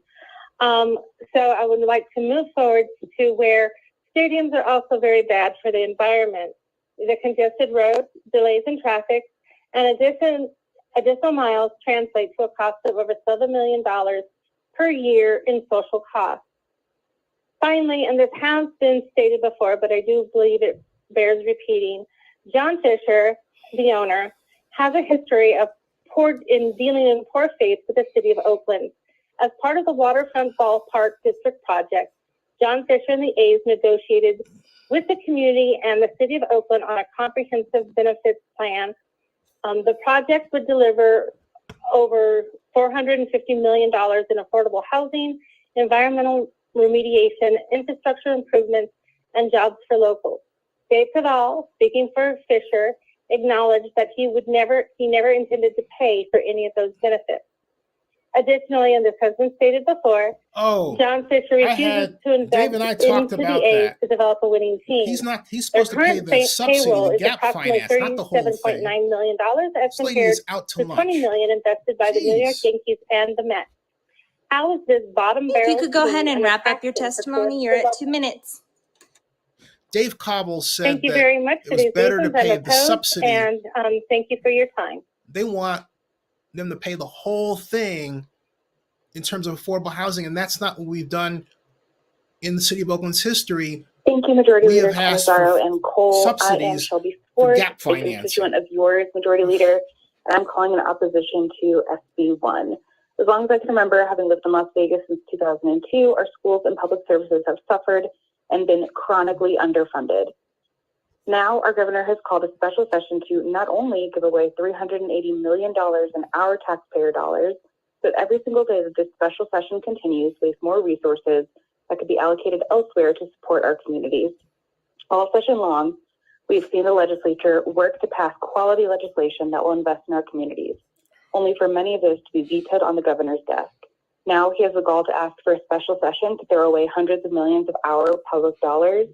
That's a slap in the face and a horrible look for the governor and the legislature if this measure passes. Thank you so much for your time.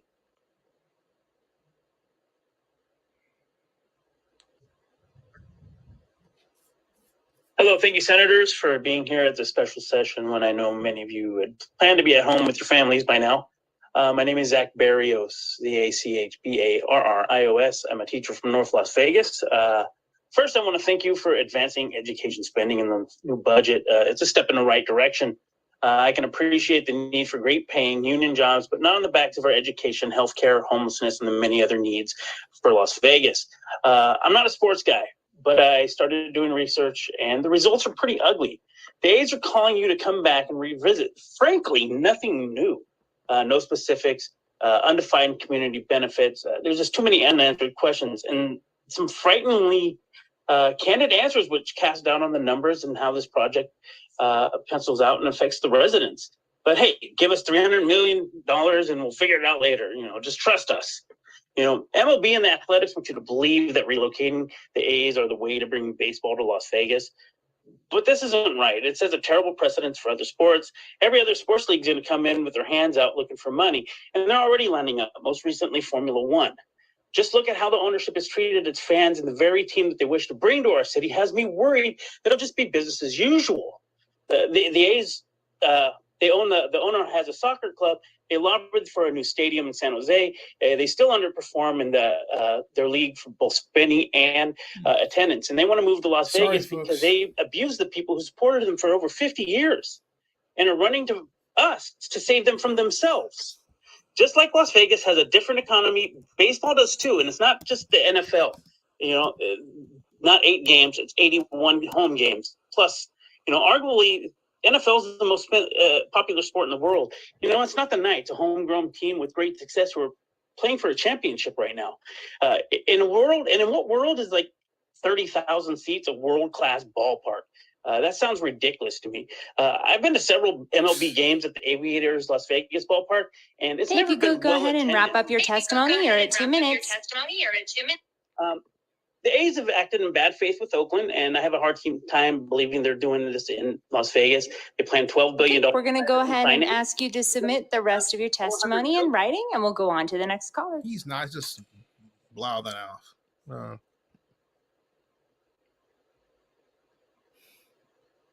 Yeah.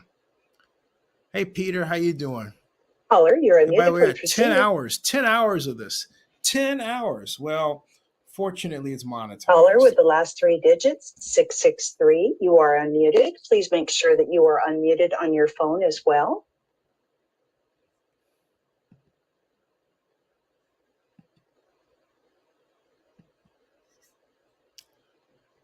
Caller, please proceed. Save us. Seem to be having trouble with that caller chair. I'm going to move to the next caller. Good. Jeez. Maybe they gave up. Maybe they fell asleep like me. Oh, my Lord. It's just 10 hours of this stuff. 10 hours, a minute, and 50 seconds. And counting. Like I said, fortunately, it's monetized. Caller, you are unmuted. Please proceed. Another sleep at the wheel. See? It's 10:27. Caller with the last three digits, 663. You have been unmuted. Please proceed.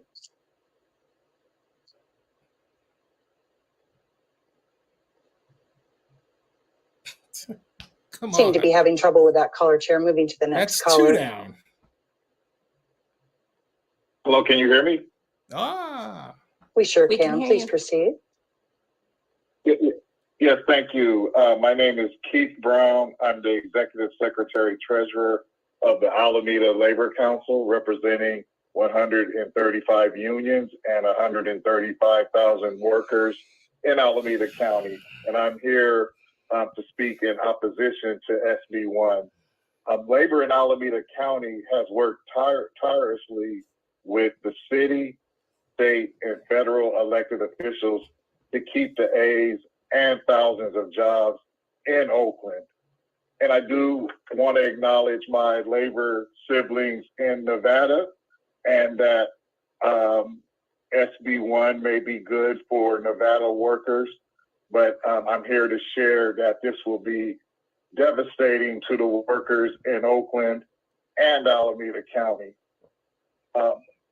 My council, we represent unions that work at the current Oakland Coliseum. These are thousands of union members. The majority are workers of color, and many are Oakland residents. And without a stadium, they will lose their jobs. These are good union jobs that provide benefits. So that's what's at stake for us in Oakland and in Alameda County. Thank you for listening. Where were you in getting on the city of Oakland to get its act together? That's my thing. It's like now it's like the 11th hour, and all of a sudden, Mr. Brown comes up. Good evening, Majority Leader Canizaro and Co-Chair Cole, members of the committee. For the record, my name is Donna West, and I'm a resident of Senate District 21. The proposal before you has been rushed. It seems that the A's simply believe they can follow the Raiders' move to Vegas. The A's spent more time on site selection than on the details in the bill before you tonight. While I support adding union jobs, this deal does not diversify our economy, nor does it add jobs that raise our income levels. We need to say no on SB 1. Tell the A's to complete a solid, detailed plan that addresses the many issues that you have all raised tonight. We need specifics on how the stadium will impact the quality of life for those of us in Clark County, and details on how the A Stadium will benefit our community and address the issues our community has raised tonight. I urge a no vote on SB 1. Thank you.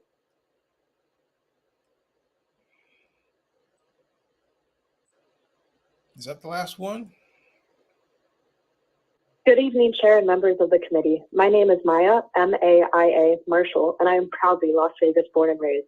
However, I am not proud of this bill and I strongly oppose it. There are so many better ways we could and should spend this money in a way that would actually benefit Nevada taxpayers.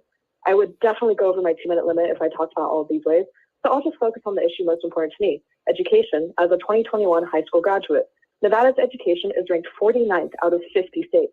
We are getting Fs and we're trying to get A's, but not A grades, baseball A's, the very same baseball A's that are now on track to be the worst team in MLB history.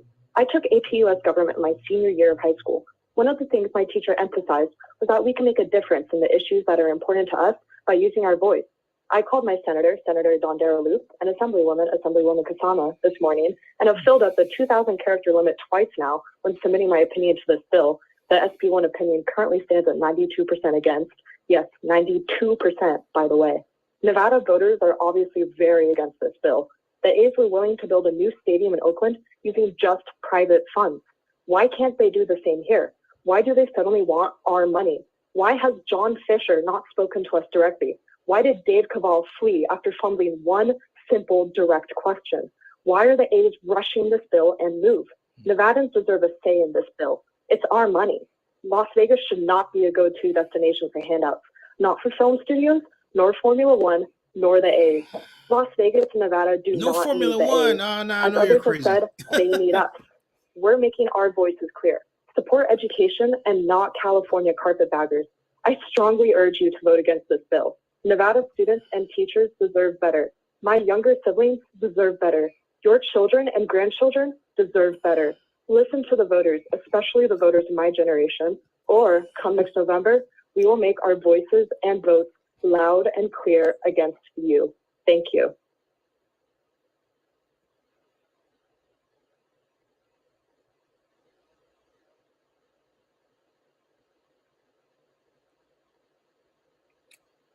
All right, wrap it up.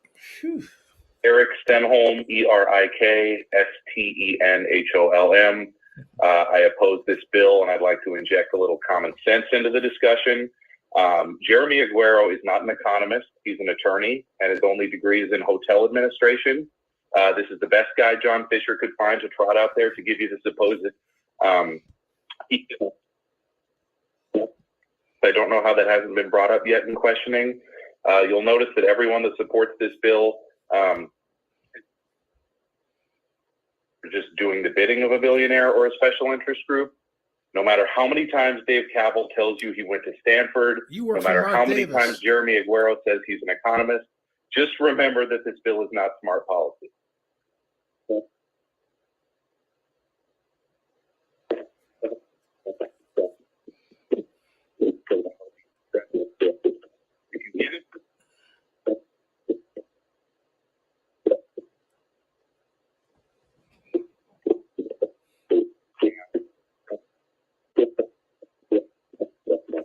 What is this? EPS, we're having a hard time hearing this particular caller. If we could come back to this caller and go on to the next. Come on. Thank you, Chair. Queuing the next caller. Good evening, Madam Chair and Senators. Thank you for staying up late to hear us regular folks, us non-billionaires. I begin by paraphrasing Rockefeller's question about Carmen Sandiego. Where in the world is Oakland A's owner John Fisher? Where is he? He couldn't bother to present himself today to answer questions about the $380 million handout that he's asking for. And the best he could do was send Dave Cavall, who couldn't even give you direct answers to simple questions. I'm insulted as a Nevadan, and I hope you are equally insulted by the indifference and the arrogance put on display by Oakland A's management and ownership today. John Fisher's lobbyist, Jeremy Aguero, concurs with the general rule that publicly funded stadiums are generally bad policies. But he says, we're the exception. And I ask you this, if Las Vegas is so unique and the demand is so great, why is there a need for public funds? T-Mobile Arena was built without public funds. Why should this be any different? Let me say that again. If Las Vegas is so unique and the demand is so great and we are so exceptional, why is there a need for any public funds? leveraging the T-Mobile has public already dollar proven this can be done with so that you can private put funds. Let's more look to money into Miami, players. a comparable That's situation. My research tonight indicates they had 26.5 million visitors to Miami. Miami-Dade County issued $500 million in bonds for a new ballpark for the Miami Marlins. And this last year, the Marlins finished 29th out of 30 in attendance, 11,000 per game and 900,000 total for the year. It's a total unmitigated disaster. Miami is a big tourist hub just like we are. It was a disaster for them. It will be a disaster for us. Don Fisher will not spend on a team. And that's his Marlins business have model. a team. He only spent Free marketing. $59 million. Okay, you're at 2 minutes. If you go ahead and wrap up, sir. Sure. He uses revenue sharing from MLB and a low ball payroll. Okay, we're going to ask you to put the rest of your testimony in writing and go ahead and submit it to the committee. BPS, before we move on to the next caller, we are just about 50 minutes in opposition. We had about 50 minutes of support. So we'll take a few more callers. And if you do not make it through the queue, we will ask you to submit your testimony in writing so that we can receive it as a committee of the whole. And after that, we'll move on to neutral. Yeah, most of the callers are from Oakland. BPS, go ahead and have the next caller identify themselves and begin with testimony. Thank you, Chair. Queuing the next caller. Hello, my name is Adrian Lowry, and I oppose this bill. The conceit of this bill is that in order to make productive use of this property, we need to take hundreds of millions of dollars of taxpayer money and commit it to build a stadium for the benefit of a billionaire, John Fisher, heir to the Gap fortune. The revenues from this bill are speculative. Research shows that stadiums have little positive economic impact on local economies and are a poor public investment. We're being told that our state or city is completely unique from others in terms of how stadium economics work. And we're also being told that despite this completely unique situation, we can accurately project the revenues and other impacts from this project. That alone smells strange, it raises an eyebrow, and it demands more explanation. I want you to really reflect on that. If our situation is truly unique from every other stadium deal, then what is the historical data that we are basing these projections on? Perhaps we were making some creative assumptions of this. I think I heard one of the presenters we would get a 200% return on investment. I'm sorry, but did that raise any flags for you? Nevadans have a lot more sense than that. Sorry, folks. The revenues are speculative, but the costs are real for Nevada taxpayers. The money committed to this could instead be invested in programs that we know will benefit our economy and the people of Nevada. We have multiple crises that are currently harming our economy and will continue to snowball in harming our economy. These include crises in homelessness, healthcare, and education. We know about the costs associated with these crises, and we know that our state budget is failing to provide the necessary funding to address them. Please oppose this bill. Thank you.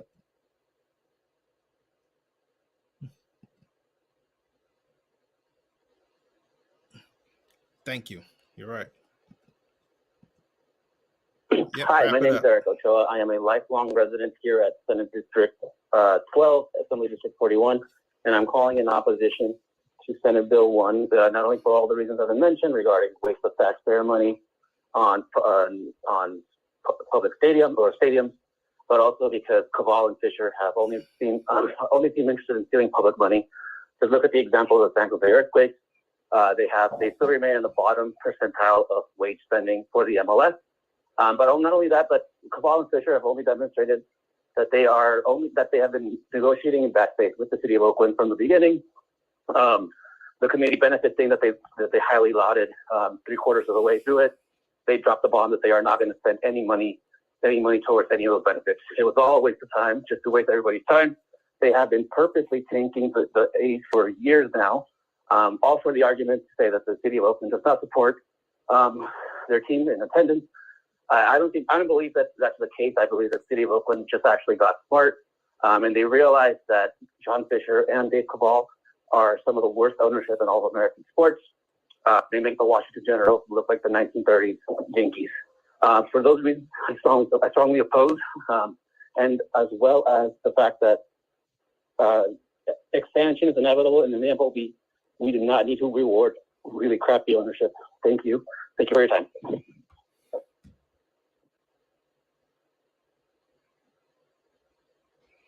Wrap it up. Wrap it up. I'll take it through. Hi, my name is Turner Honig, and I am a lifelong A's fan from Hayward, California. I currently reside in New York City, where it is currently 1:41 a.m. Do not dismiss me because I am an Oakland A's fan from California. Everyone calling in here is calling in to warn you about John Fisher and Dave Kaval, because despite how amazing you think Vegas is, you are tying your taxpayers to snakes who have no thought other than what's best for themselves. This is being rushed because the A's have screwed themselves in Oakland, and now their only hope is that you're foolish enough to give them taxpayer dollars to forgive their ineptitude. John Harpo Fisher is a failure. If you don't believe me, Google the Gap stock right now. Why would you give hard-earned Nevada taxpayer money to someone who has ran his franchise into the ground for 20 years? Since he came on board, Dave Kaval endeared himself to A's fans in the East Bay, rooted in Oakland, he proclaimed. He turned his back on that in an instant. You talk about community benefits? Go ask the people in the East Bay about the community benefits they've seen when Fisher inherited a winning ball club in 2005. They don't exist. Why would you force your taxpayers into business with such a man? That's not befitting of Vegas. You are better than Dave Kaval. You are better than the Athletics and their lies, and they are lying to you. Do not fall for it. Vegas deserves a baseball team, and there are going to be 50,000 fans at the Oakland Coliseum on June 13th that are showing up to give the middle finger to John Fisher.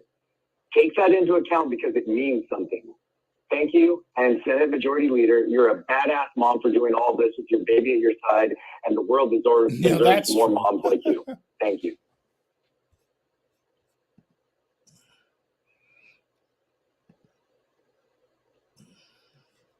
You are unmuted. Good evening, Senator Canizaro and the committee. First, I want to congratulate you on your new baby, Cole. My name is Bethany Lee, and I'm a kindergarten teacher in Las Vegas. I've lived here my entire life, and I'm proud to help educate our future for our state. However, we have been teetering on the verge of an educational famine. We are ranked 49th out of 50 in state education, and Clark County is losing almost 3,000 teachers this summer. And as you all know from the veto of AB 282, we are going to have a hard time finding substitute teachers. What are we doing about this? We're trying to rush a bill to give over $380 million in tax credits to an out-of-state billionaire to build a stadium for a team no one wants. If this bill is passed, it shows that we hold no value in our educational system. Experts, polls, and analysts and reporters all say that the stadium is a bad deal for Nevada, and yet we continue to entertain John Fisher's scheme to get our money. Have you seen one article that contends that this is a good deal for Nevada? No, that's because it isn't a good deal.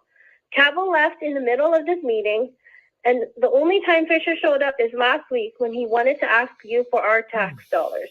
He hasn't spoken to the media or public once to try to get our support. Why? Because he knows that no one wants to support it. Did you notice how none of the presenters showed the level of public support for this move? Shouldn't the most important thing be, do Nevadans want this? News polls all show massive opposition. If we pass this bill to give him over $380 million in tax credits, what sort of message are we sending to our teachers and children? One last thing. Did you notice that the stadium funding comparison slide they showed was not adjusted for inflation? And it also conveniently is missing the San Francisco Giants Stadium, which was built entirely with private dollars. No, it so wasn't. If those numbers Jeez are wrong, Louise. and if you can't trust that slide, can you trust their other slides? Please vote no on SB1.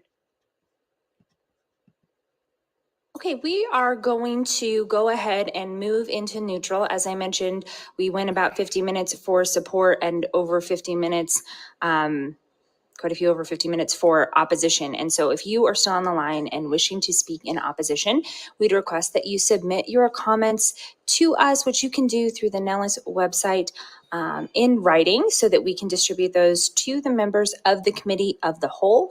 We are now going to move into neutral testimony. Is there anyone here in Carson City wishing to give neutral testimony? I don't see any. I don't see anyone down in Las Vegas. So we will go to the phone lines. I will remind everyone that we are in neutral. If you are on the phone lines and you are wishing to testify in opposition and you are going to try to jump in there for neutral and give your opposition testimony, I'm going to apologize in advance because we're probably going to cut you off so that we can get through the neutral stuff to the extent that we have people waiting to testify in neutral. And so we certainly appreciate your participation in the hearing, but we'll need those comments in opposition in writing. So BPS, we are on the phone lines. If we could go to anyone wishing to testify in neutral. Thank you, Chair. If you would like to testify neutral on SB1, please press *9 now on your phone or raise hand in your Zoom window.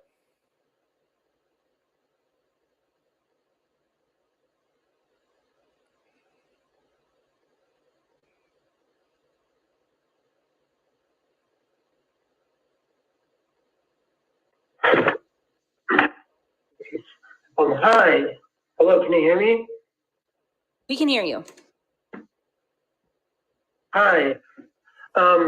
Good evening, everybody. I know it's been a long day for everyone, and I want to again congratulate the speaker for carrying a baby. The baby is beautiful, and I think I am not a Nevada citizen, but I am very concerned with what this means for the state legislature. If Mr. Lombardo, the governor of Nevada, has vetoed a bill, but he is okay with forcing a bill with holes to through the assembly in his special session. What does that mean for the Nevada citizens? Like, what message does that send? Like, this is like, I have work tomorrow morning, and I'm here because I'm giving my time to make sure that. No, that's not neutral. I would That's recommend opposition. Leaning towards. A little bit of backstory. I'm in opposition of it, but I can't. Okay, say that, so I would love to have you tell us the rest of that, but I did say if we are in opposition, we are going to politely let you get on with the evening. You can watch us online. We would like your testimony in writing. If anyone else on the phones who is listening to us right now didn't hear me the first time, and we are going to take neutral testimony because we've got to get through that.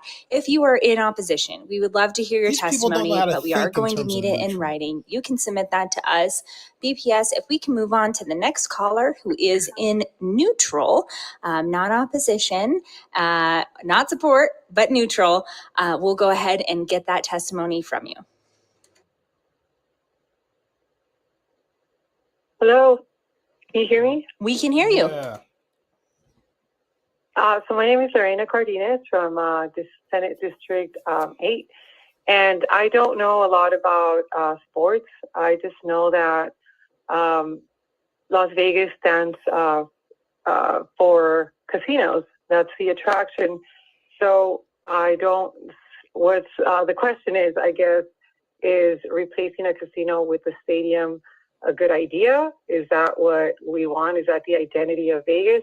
I also want to ditto the previous caller for Senator Canizaro and for her baby, because I hope when she sees the baby, she realizes that not a lot of babies have the chance to be born the way she's choosing. Abortions for thee, but not for me.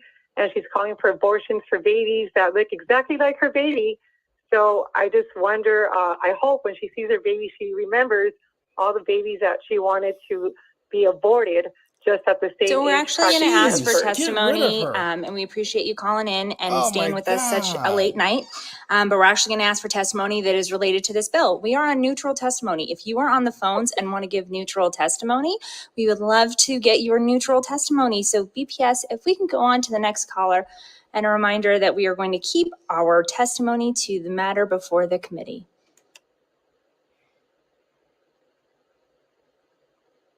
Caller with the last three digits of 062, please press *6 to unmute. Thank you. Please continue. I just think it's an incredibly difficult decision whether you should give money to education or to a billionaire for a stadium. When I try to weigh the moral value of the two, they seem exactly the same in my mind. Maybe it's because I was educated in Nevada.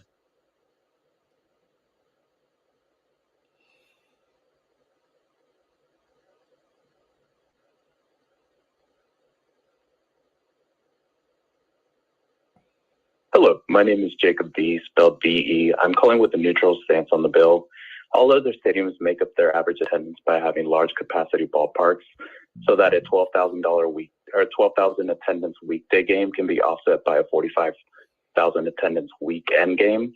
The current capacity of 30,000 is not only the smallest, but would not allow for the seats to make up the difference. The lowest numbers in worst case scenarios were asked but not addressed by the A's mouthpiece, because the reality does not fit the narrative. Furthermore, the way this has transpired for the people of Oakland leads me to believe that there will not be a lot of fans that follow the team on TV or single game vacations, leaving our community propping up the A's, a community that I'll remind you has an 80% disapproval rate. I don't know much about Cabell, it's an opposer. but I do know that the way he spoke today was disingenuous and did not leave a good impression on me. I encourage you to not vote on this bill at all and maintain a good standing with MLB for an inevitable future expansion. Our community does not want the A's to be rotted in Vegas. Thank you.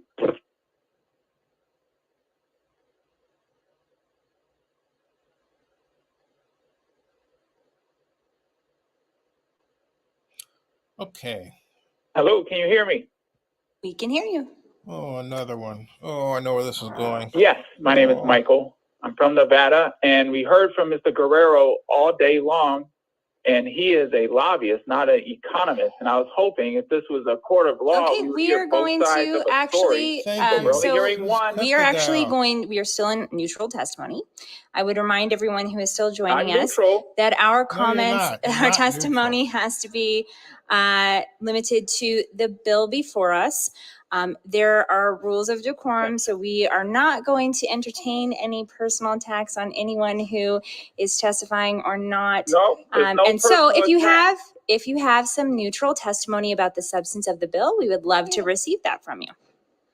Otherwise, we're going to move on. Yeah, move on. Just cut the guy. Jeez Louise. Hang up. Yes. All I was trying to say is I was hoping to hear both sides of the argument in front of the legislature, not just one side. So I am neutral. I just hope that you guys hire an economist who knows sports economists and have them testify in front of this legislature so that you can hear both sides and not just a side from one party. In any court of law, you hear both and then you make a decision. But today, all day long, we've only heard from one side. So I am neutral, and I hope before you make a commitment that you hear from an economist so that we can hear both sides of the story and also learn more about who you're getting in bed with before you make a decision that can affect people in Las Vegas and their education and their lives for the long distance future and not just for a quick buck. Thank you.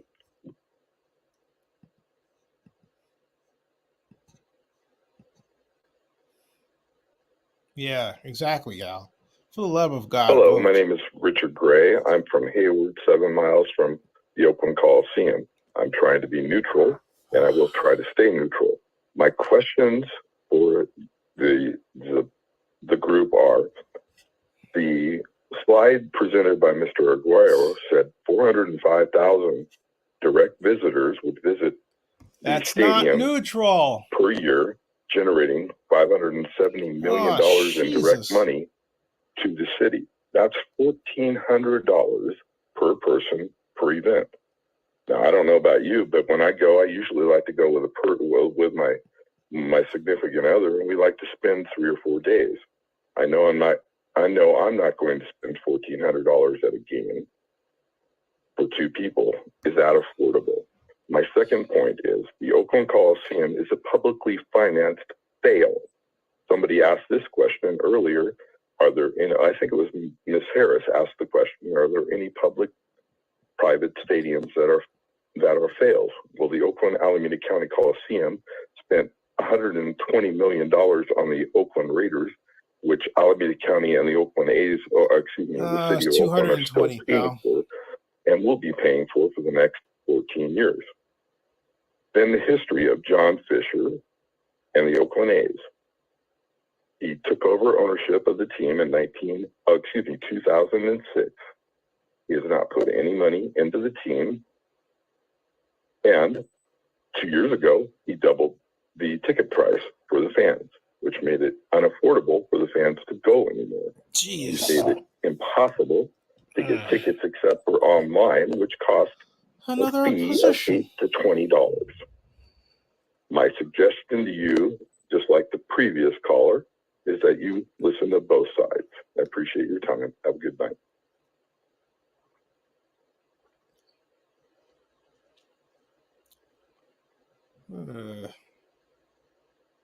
Hello, this is Jose Herrera. I am a resident for over 19 years now, and I would like to suggest I've been in private enterprise of my time in Nevada, and when I usually go for a loan for my business, I usually get terms, I covenant from the bank as to what requirements I have to fulfill and able to keep those loan requirements. Maybe we need to look at the same way where basically we can reimburse the A's if they meet certain covenants, but we should not put the money up front. We should definitely put the money in reserve. If they meet their end of the bargain, we can certainly go ahead and reimburse them for their investment, and they're keeping the promises that they've said that they will keep. It's just much easier than trying to put the money up front. We can reimburse them, but definitely I don't think that we should be funding it for them up front. Thank you.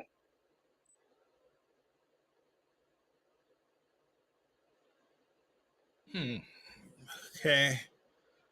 Nip it. Hello. We can hear you.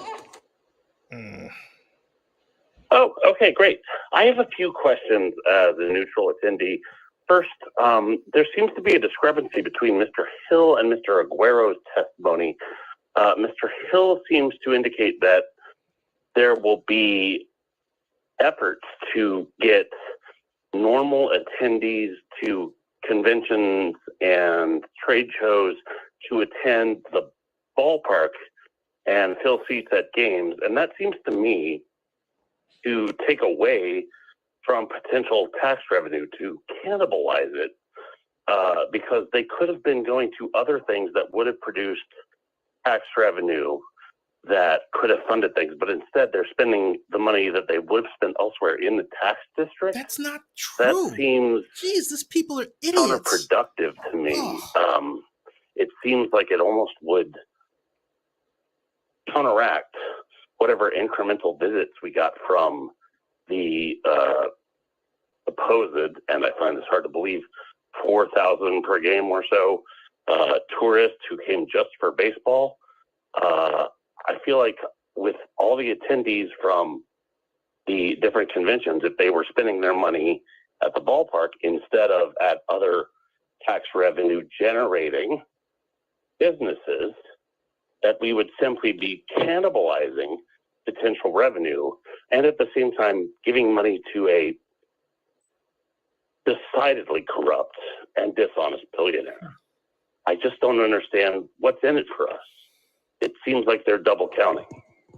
But if you can make it that, I appreciate it. Also, shout out to Representative or Senator Canizaro. I hope some of this money goes to help working families, working mothers, working parents, instead of supporting a billionaire. Thank you. Boy. Okay, get us out of this, Nicole.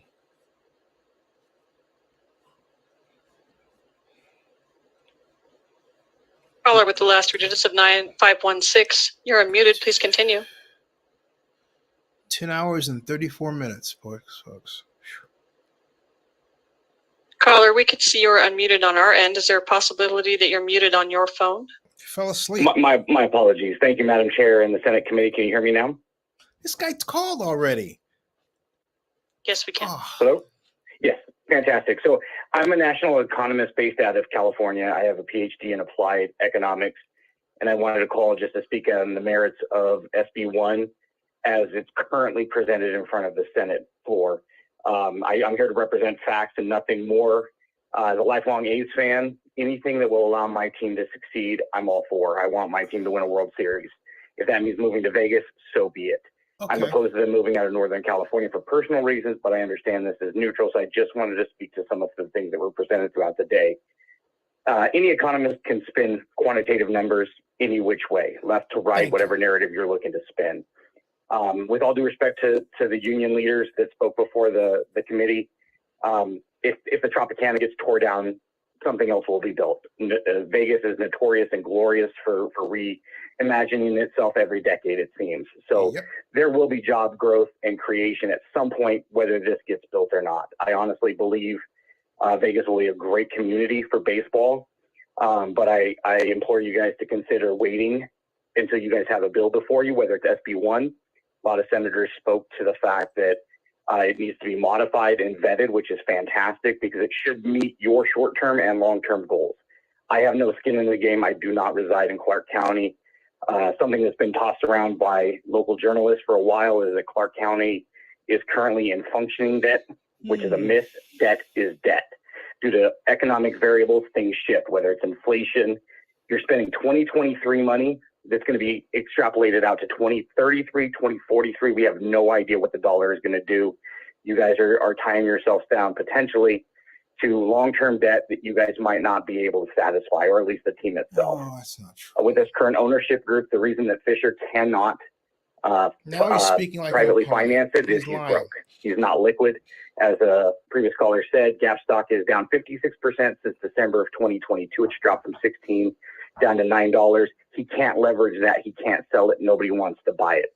It's going to continue to decline. It's probably going to hit $4 or $5 by the end of this year. So he literally cannot sell it. He needs Vegas to give him this $380 million handout, which if I was looking at the numbers, if I had them all before me, it'd be considerably more than $380 million. And another thing to keep in mind is the date of January 15th. If John Fisher and the Oakland A's do not have a stadium, whether it's at Howard Terminal in Oakland, Vegas, Nashville, Montreal, doesn't matter. As of January 15th, if the A's don't have a commitment from some city and some county somewhere in North America, they lose revenue sharing. And that's why they are a top profitable team year over year, because he's just pocketing free money from his 29 partners. So once again, if you guys want to consider SB1, fantastic. Just make them rewrite the bill so you guys can properly vet it and make sure that it meets Clark County and the city of Las Vegas's short-term and long-term goal. As elected officials, that is your obligation to do right by your constituents respectively and make sure that you guys are doing what's right for them and the taxpayers. I would say spend this money on education and other things. I know you guys are spending $250,000 a day on this special session. Previous caller said there was a homeless man. I bet, just using a little bit of that money here, there, and everywhere spread out would be much more beneficial than handing it to somebody that literally is broke. It's a pump and dump scheme. He's looking. You could go ahead and wrap up. You were at 2 minutes. Cut him. Yeah, fantastic. Once again, I appreciate all you guys' time for staying so late. Thank you so much.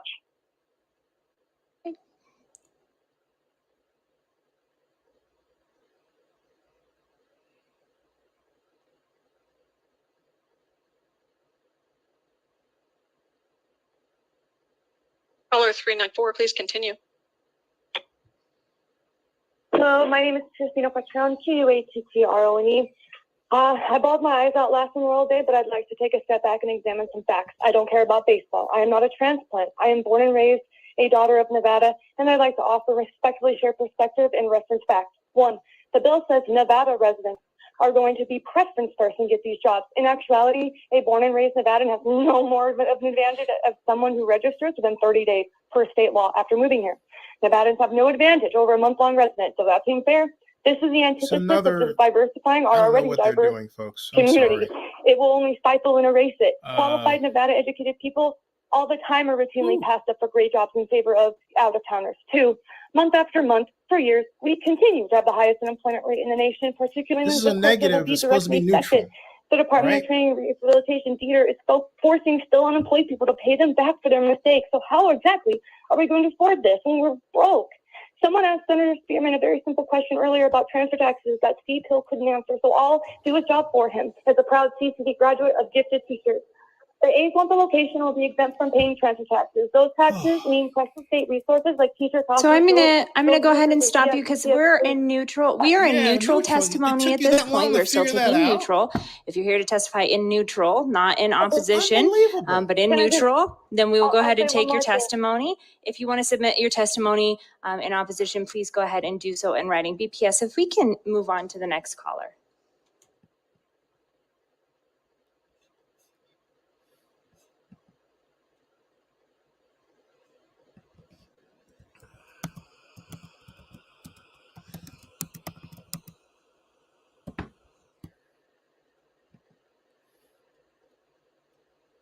Good, beautiful evening, Leader Canizaro and members of the Senate. My name is Matthew Wilkie, Wilkie, for the record, and I'm a constituent of Dr. Titus.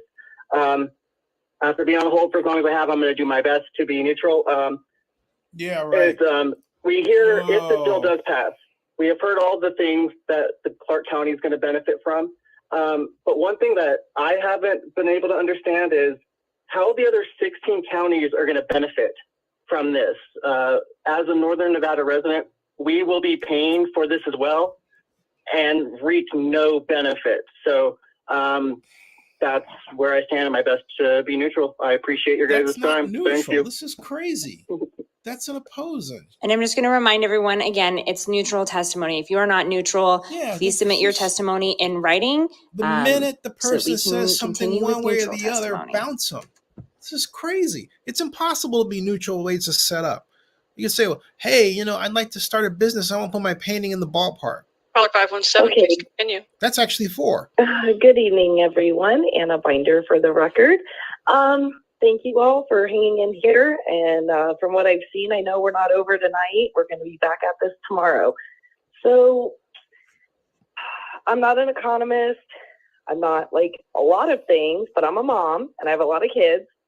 I'm a co-founder of Let Them Play Nevada. I don't care. Which was the uprising of sports parents during the pandemic who had been playing private league all through the pandemic and then hit all of the barriers when public schools wanted to open again, and how hard that these parents fought to get any support in this community to get their kids back to their regular activities.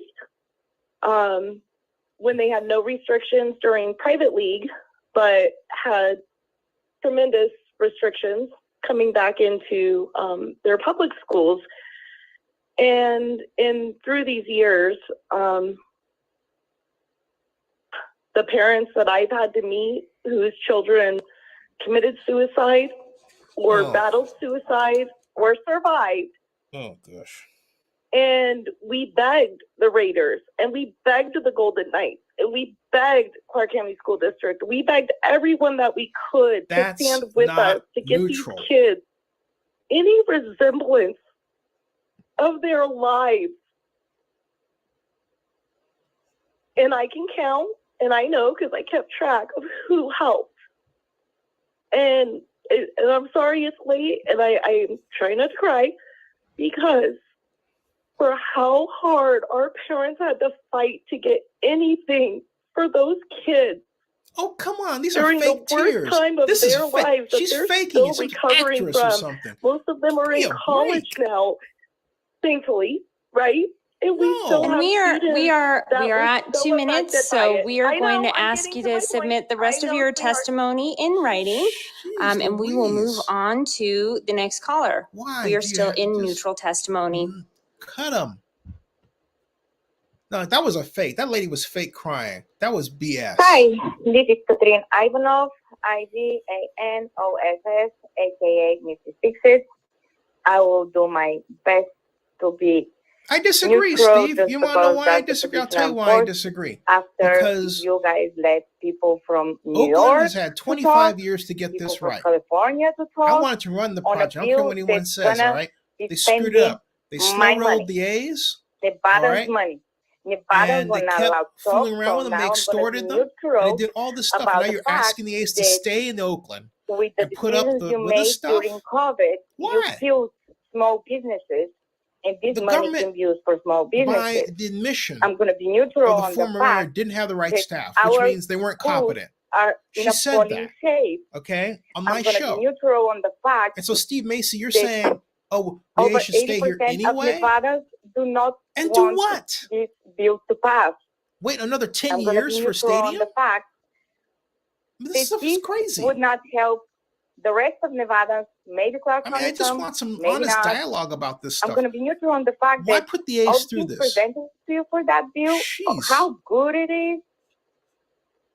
There is no proof of that. All the economists say stadiums are no good investments. I'm going to be neutral on the fact that this is our hard-earned money, or not even. This is actually my grandkids' hard-earned money, because we're talking investment for 30 years ahead. It is appalling to me. How can you even consider voting yes? And yes, we are watching, we are listening. You see how late it is. We've been staying on these phones and on Zoom for hours. I'm going to also be neutral on the fact that everybody in support of the bill were not your constituents. They were represented. Okay, and you are at 2 minutes. I will allow you to ask you to submit the rest of your testimony in writing. And again, we are in neutral, which means you are not in opposition or support of the bill, but actually neutral. We'll move on to the next caller. Why? Thank you very much. I stand in solidarity with the previous two callers. Oh. You have a momentous decision before you, and I and my wife, we come to the Strip every other month, and you have the best hand. This is very complicated. Why rush into a decision? Take your time and wait and get everything in writing from the Athletics. There is nothing wrong with taking your time. You have the best hand. Why settle on the flop when you can wait for the river and you can make the best deal for the people in Nevada? I don't know what to tell you to do. There is an opportunity here for small businesses, for the Strip casinos, for everybody in Nevada to benefit, but the best deal is not tonight. The best deal for the people in Nevada will come in 3 months. Take your time. Take your time. Ask questions. This is very complicated. The owners of the Oakland Athletics are asking to make a serious commitment. 10 hours My grandfather and 48 owned minutes. a small corner store, and his best decision about who he would give credit to was based on what he heard from other merchants. If he had heard from others that the customers asking for credit were trustworthy and honored their commitments to every other business on his neighborhood strip, he was much more comfortable offering him credit. So I don't know what to tell you, either positive or negative. But I would suggest to you, there's no need to make a decision tonight. The Oakland Athletics have already said they are not going to stay in Oakland. You have the best hand. I love to play Texas Hold'em. I love to play blackjack, and I've done it many, many times in the state of Nevada. And I would encourage you and the legislators who have stayed so long, to your constituents, and take the time to make the best deal. And we are at 2 minutes, so we are going to ask you to submit any remaining testimony in writing in BPS. We go on to the next caller. Why? How many callers you got, Nicole?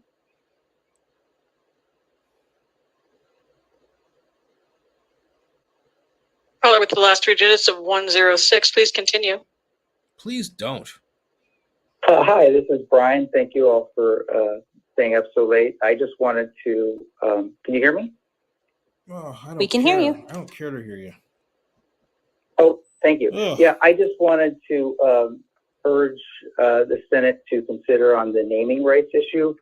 I was a little surprised when the athletics representative didn't know what the naming rights were worth because, in fact, in 2006, when the Oakland A's were considering moving to Fremont, they signed a $120 million naming rights deal with Cisco Systems. And so obviously that's worth a lot of money. This deal is obviously putting Nevada taxpayers at risk. And I think that those naming rights have a lot of value. You idiot. And so if taxpayers are contributing to that much money to the project, I think that the Nevada taxpayers should shut them off on general principle. In the money gotten from the naming rights. The thank you very much. That's all I have pays to say. into this guy is a lost cause, man. Well, that's democracy, right? Jeez. My name is stupid, and I cannot. Yes. think. Good evening. Gotcha. Please continue. This is Javier Gomez from District 16 in Nevada. I'm calling it neutral. And the fact that I live in Carson City, and the drive to Vegas or the flight to Vegas just seems a little too much for us over here in northern Nevada. Why? When I could just drive putting us through 3-4 this hours to the A's or the Giants. Oh my So goodness! I don't really see the benefit to us in the north, if that makes sense. That's an opposition. Cut it. Well, I do agree that Las Vegas is a baseball city, but Call the this question. deal is not. It's like De La Fuente It's City not Council. right. Call It's the question, Mr. Mayor. Call the question. Coming Please, out the call chamber the too question. fast. We need to really think this out if we're going to make a commitment for 30 years of no property taxes. And I'd like to thank you guys for staying up and having to deal. Nicole, please stop this. You're just gonna let this drag on and on and on. It's a shame. Vance, please continue. He's gone. Yes, hello. Thank you all for taking this time to listen to us. So I've been on with you most of the day, so I feel your pain, and I want to just say that yes, there's a lot of, from my vantage point, there's a lot of pros and cons to this. But what we're thinking about doing, we're thinking about bringing Major League Baseball to Nevada. We know that sports work in Nevada. It's a great town, and it certainly would be a great product. But it's just so difficult to wade through the actual ramifications of this without doing our due diligence, without truly vetting what we're getting into. I should say that Senator Sievers-Gansert had cited a Billboard article. Obviously, Mr. Jeremy Aguero has been giving his input all day. But neither of these people are, veritable sports economists. J.C. Bradbury, a sports economics researcher out of Kennesaw State University, has published many studies on this topic about public J.C. subsidies Bradbury doesn't know for what he's sports, talking about. sports arenas as such. And over these are 20-year research surveys. That's the kind of information, that's the kind of data points that we need to be looking at. And of course, we can't do this all in one night, and certainly not in a month even. So while it does seem like a good idea to bring MLB to the state of Nevada, I just think that we need to be vetting who we're getting into bed with, who we're going into business with. There's been a lot of talk of Mr. John Fisher, and I think it's right on the money to say that we need to really dive into what kind of owner, what kind of community participant this person is. And you are at 2 minutes, organization. so we are just going to ask you to submit the rest of your testimony in writing.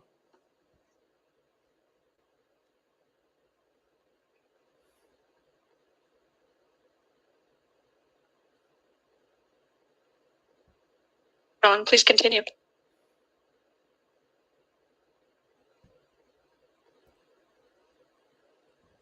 Mr. John Fuller, we can see that you are unmuted.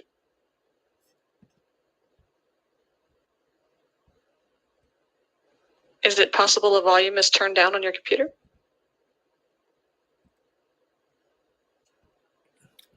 Get rid of him. I'm sorry, Chair. We are currently having a problem with that caller. If you recently just joined us, we are currently in neutral testimony on SB1. If you would like to testify neutral, please press *9 now or raise hand in your Zoom window. No.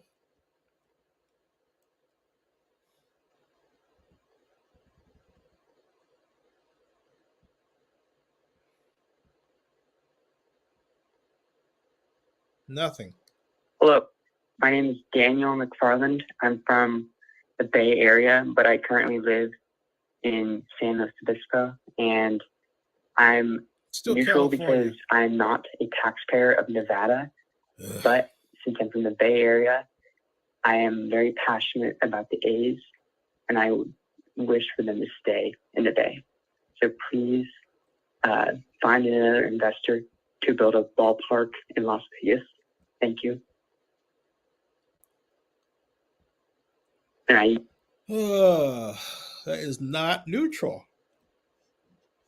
That is not neutral. Caller with the last 3 digits of 668, please press *6 now to unmute yourself. Thank you very much. My name is Alexander. I just have a few quick neutral points I'd like to make. Yeah, right, neutral. First off, the budget was passed yesterday. So, if this bill doesn't go through, there isn't going to be magically $380 million to spend on other priorities. Secondly, I know a lot of folks mentioned that they'd like to have a baseball team in Vegas, but this isn't the right time. Well, unfortunately, I think, this is the opportunity. So we are actually on neutral testimony. So I'm going to go ahead and ask you to submit your testimony in writing. For those of you who are joining us, we are in neutral testimony, which means you are not opposed or supportive of the bill before us, but rather have neutral testimony to offer. If you are in opposition, please type up that testimony and send it on into us in written form. BPS, let's go on to the next caller. Why? When does it stop? Caller 777, please continue. You cut them off. My name is Daniel Lane, and I'm well aware of what the meaning of neutral means, so I will stick to that. Here's my only question, and this has not been brought up, and I don't know if people that are not aware of the economics of baseball, as if they're aware why this is important. We have set a standard for what we expect our teams here in Nevada to be, whether it's the Golden Knights or the Raiders, and regardless of their success, they have spent money to win. This is an organization that has not spent money, not just in the last 3 years, in the last 5 years. I can go back to the year 2000, and they're still in the lower half of Major League Baseball in spending. So my point is, I can't make a decision. I know that they want us to invest in them. I just need to know that John Fisher is going to invest in us when or if he gets a stadium here. If he is refusing to do that and he wants to spend 70 or 60 or even 40 million on the payroll, then that's not the type of major league team that we want here. Okay, so we are in neutral testimony. We're going to ask you to submit your testimony in writing to the committee. I will remind everyone else who is online with us right now that we are in neutral testimony, which means we are not here to testify in opposition, but rather to offer some neutral point on this piece of legislation. BPS, if we can move on to the next caller.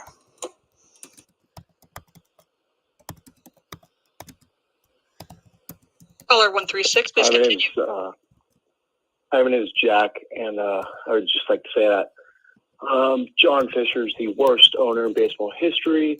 He's an awful person. Okay, we are also in neutral testimony, and I will remind everyone, you can submit your testimony in writing.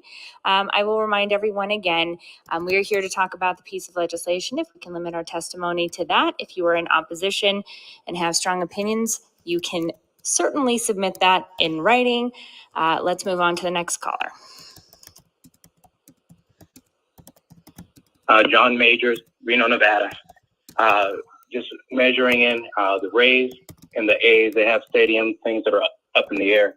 The commissioner's already talked about the opportunity for 2 more teams. It doesn't seem like we're in a time crunch if we're actually trying to get a team. So the Oakland A's are the only ones who are underneath the time crunch, where we can put together a great proposal that makes sense for the state and not have to deal with being held over a barrel by a person who is trying to railroad us into giving us an answer right now. I think we have 4 opportunities to come up. It could be the A's, could be the Rays, it could be 2 expansion in the future. I don't think that there's a need to rush through a special bill. Thank you very much.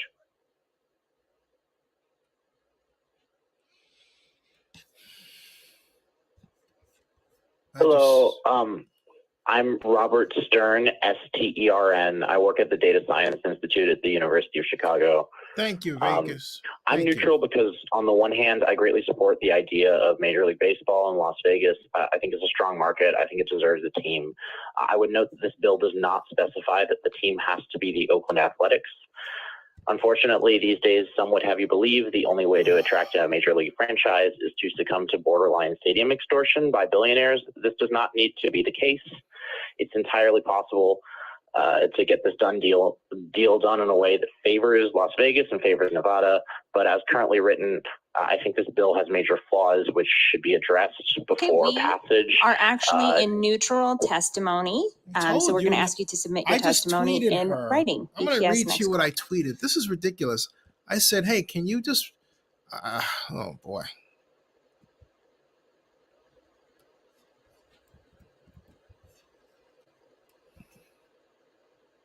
Caller 801, please continue.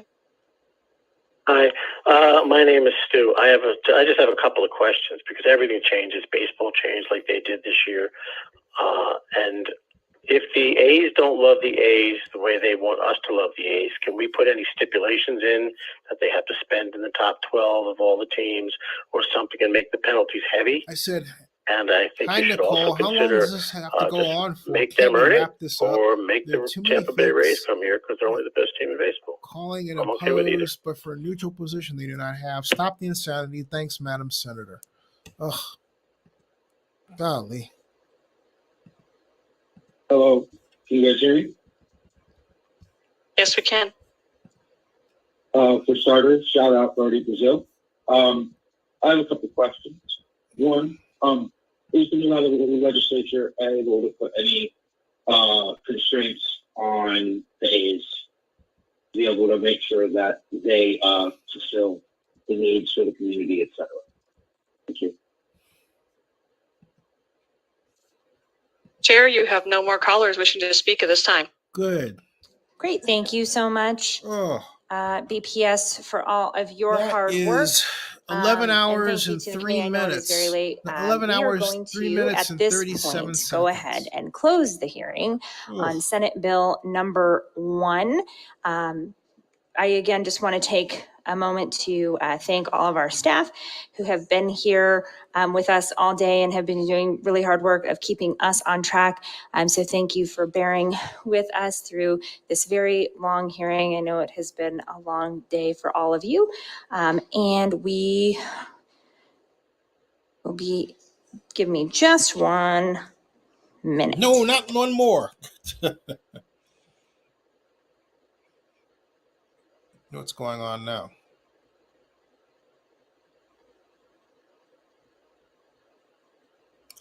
It says audio only.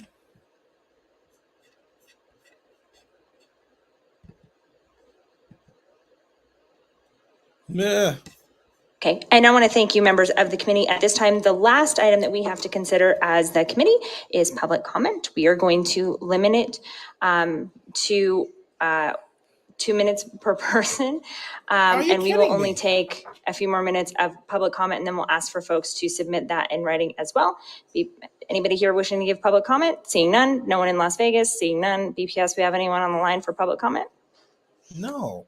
Thank you, Chair. To provide public comment, please press *9 on your phone or raise hand in your Zoom window to take your place in the queue. You're killing me here. This is Good evening, everyone. Sorry to keep you out really late at night. Thank you so much for everything that you have been done. This meeting has been done very professionally. Congratulations, Senator Canizaro. I can agree with Senator Pat Spearman that we could possibly use yearly session because, I heard about that good bill. However, I think we can compromise where we can cap the number of bills at 400. We've got to really invest in a lot of things to improve our tourism, particularly in transit. I'm working on a project that would mix heavy rail and personal rapid transit into one. We need to restructure our local government, such as adding county commissioners or possibly breaking up the county.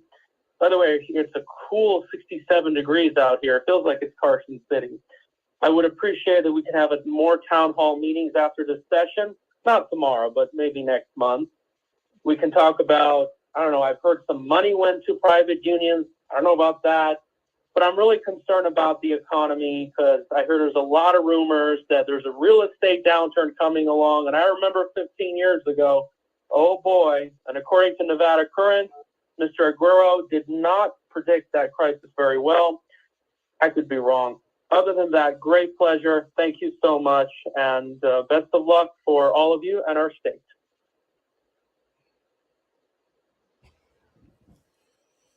Let that be your last one. Who cares yet? I already had public comment.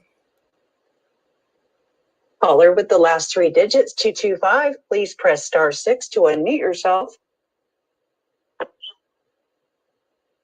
Hi, Go ahead. this is Katrina. Katrina Ivanov, IVANOSS, aka Mrs. Fixit. Assembly District 42, Senate District 9. Can't understand. I'm a little bit disappointed of how that session went because the support was given 15 minutes because all the people, they were given all the people that they had and 15 minutes went up. But then the opposition was not given all the people that they had. So the only reason everybody got 15 minutes because they only had 15 minutes of support. And I don't believe that's fair. Also, congratulations to the chair for her lovely baby. But honestly, I don't believe the legislature is a place for babies.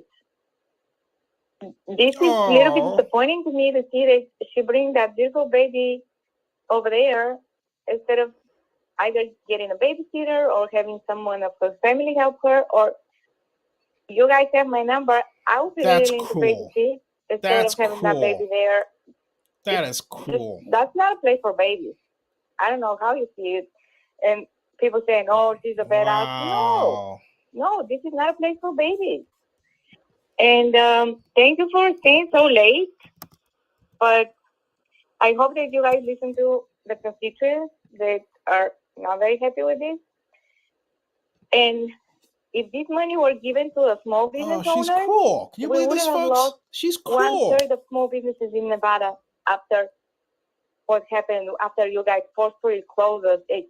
You decided who was essential and who wasn't essential, even though the businesses were doing the same thing. The small papa and mama shops were closed. And we are at 2 minutes. Thank you so much. You can submit any additional public comment in writing.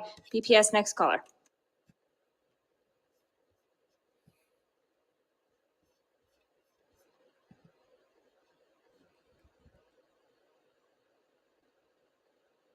Caller, you're unmuted. Please proceed.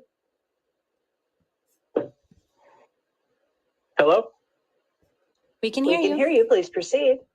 Okay, you didn't say the last 4 digits of my phone number. My name is Alex Rodriguez. Once again, I spoke earlier. I'm here on behalf of the Libertarian Party. I just wanted to give my overall feedback on this legislative session. There were some good things that I was happy with, some bad things that I, was not happy with. The good things are, I did not vote for Governor Lombardo, but I do want to thank him for vetoing some of the all-time bills, vetoing the most bills of all time, one of them as the governor. And, the bad thing is I was disappointed how many bills were just proposed. We have so much government. Our small businesses are hurting. We've heard throughout the shutdowns, picking winners and losers who can stay open and can't stay open. I would like to get the commerce tax repeal that the Republicans voted in place back in 2015.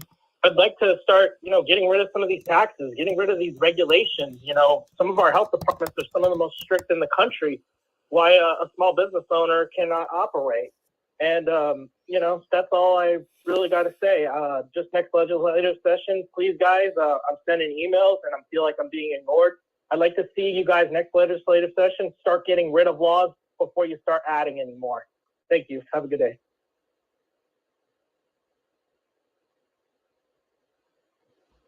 Oh, more silence. I just. Hello, my name is Christiane Marsh, last name Marsch. Thank you so much for staying so late. I was trying to give you my testimony in opposition, and I'm a little frustrated that I was giving time for so many people, outsiders that are not Nevadas, to speak against, and I didn't have a time. And then you could see that so many people step up to speak in the neutral, because it shows for you and your committee that a lot of Nevadas are mad and don't approve this bill, that's B1. So I'm just giving a little bit insight that I worked a long time here in the hospitality industry as a special events planner. I saw the beauty of Nevada. We are unique. We attract so many conventions from everywhere in the world. We're the number one in trade shows. We attract so many visitors. We don't need a stadium. They need us. This billionaire behind. And I'm going to go ahead and remind everyone who is with us for public comment that public comment is not a chance to speak on legislation that is pending before the committee, but rather an opportunity to give public comment generally. So we will move on to the next caller. You can certainly submit your testimony on Senate Bill 1 in writing. Yeah, that's all they're doing, PPS though, next Nicole. Come on, give me a break. Jeez. Okay, hello, Christina Quattrone again. May I please say what I was going to say earlier, or do you just want me to kind of just be really fast? I want you to go away. Respectfully. Oh, stop, please. I ask you. Hello. Okay, I guess I'll just start what I wanted to say. So I am testifying in opposition. I have a deeply moral civic duty. My pappy was a dealer at the Tropicana, keep in Italy by boat. My family is an agri-state, dated 100 plus years on the strip. I don't care about baseball. I am not a transplant. Okay, and we're going to thank you for joining us. Public comment is not for testimony on the bill, but rather public comment before the body generally. PPS next caller.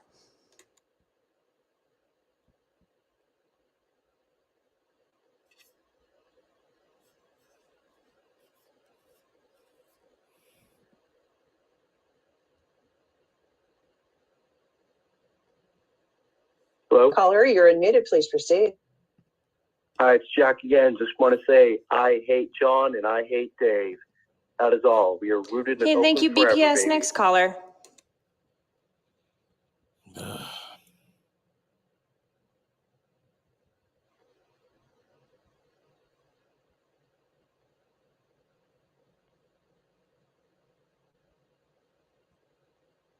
Hello, I just wanted to say that my name's Autumn Corona, AUTUMNCORONA, and if these sessions are really costing $250,000 per session, it really seems like a waste of money, and if it's going to cost 2 sessions of time, and that's $500,000, I think there's better things to do with this money. Thank you.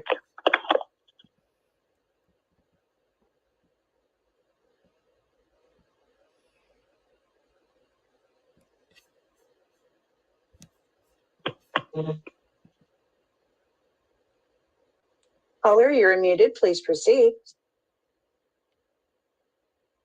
Hi, I want to thank you guys, first of all, doing a great job. Some of these callers are getting a little out of hand. It's getting late for everybody. Great job on everything. I really, truthfully, see both sides of the situation that's going on, from the Oakland people to the Vegas people to the Nevada people. I just want to say that I just hope and pray that we get a fair shake, a fair vote. There's no shenanigans when it comes to the voting. And that's all I really hope for. Either way, the vote comes.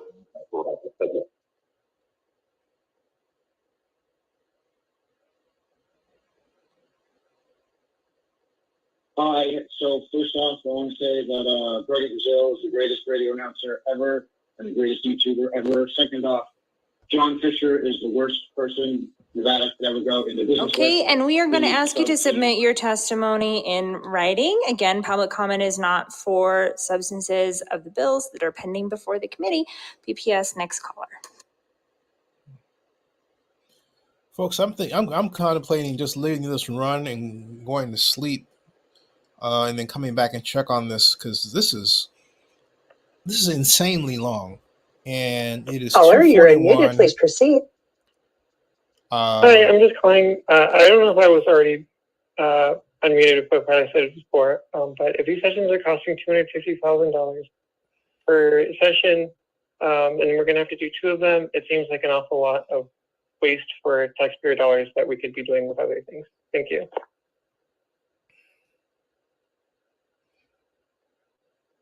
I'm anxious to see how long they go along with us, but it is 2:41. I have to get up in the morning and take my mom to the doctor. My name is Rocky Martinez. I'm a former Vegas resident, current Oaklander, and I will say if the junk fee, resort fee issue isn't solved, then the 5,000 predictions for Twins, Royals, Blue Jays, you name it, fans coming in, probably not going to get across the finish line. Or the federal legislation get rid of that and problem. Thank you. Once again, we are on public comment. If you would like to provide public comment, please press *9 now on your phone or raise hand in your Zoom window to take your place in the queue.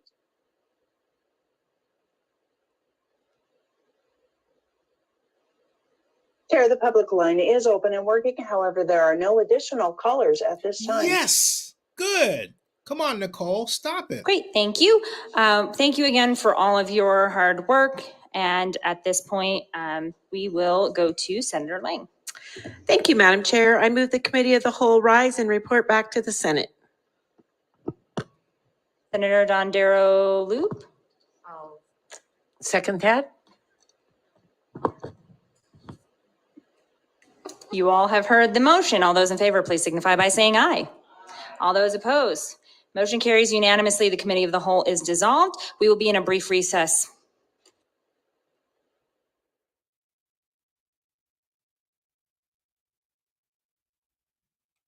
Okay, does anybody know what that means? I'm trying to figure that one out. The Committee of the Whole is resolved.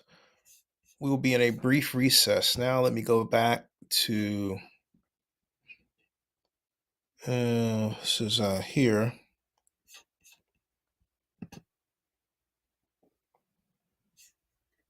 Okay.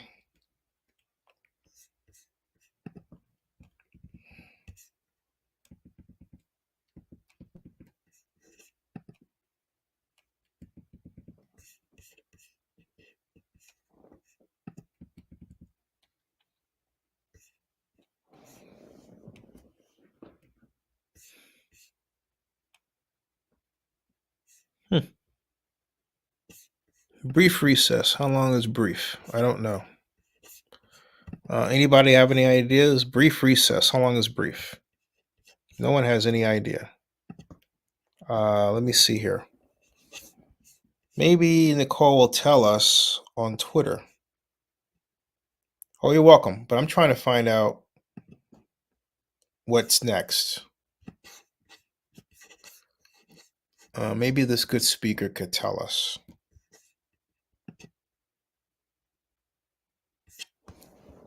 Oh, let's see here. Tweets, replies.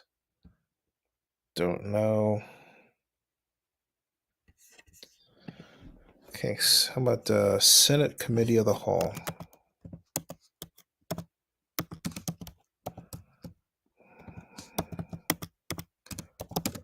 The Whole.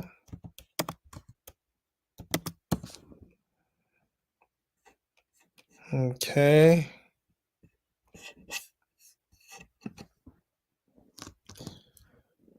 Okay.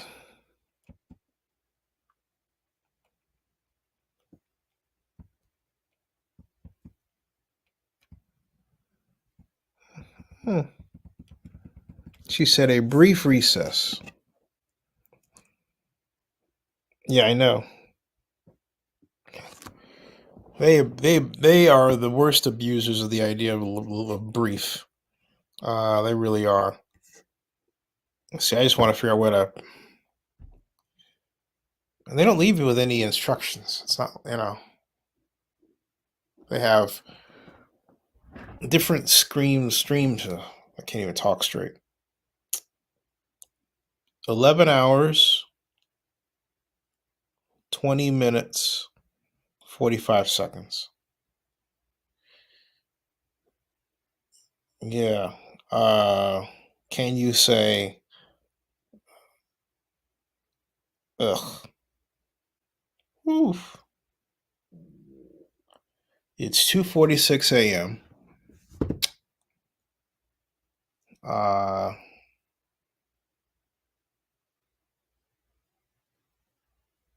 And like I say, I'm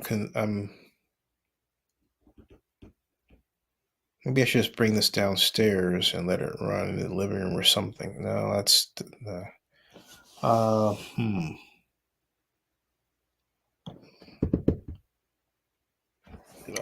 brief recess. She says brief.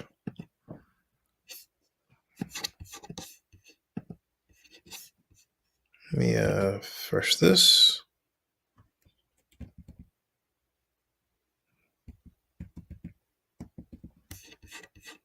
Home. Wait a minute. Okay, here we are. Thank you, Madam President Pro Tempore. I move that the Senate stand in adjournment until the hour of 11:30 on Thursday, June 8th, 2023. Aha. You've heard the motion. All those in favor say aye. Opposed, nay. And the motion is carried. The Senate is adjourned. Okay, so the Senate adjourned. All right. That was weird. The Senate adjourned. Okay, so the Senate adjourned until tomorrow.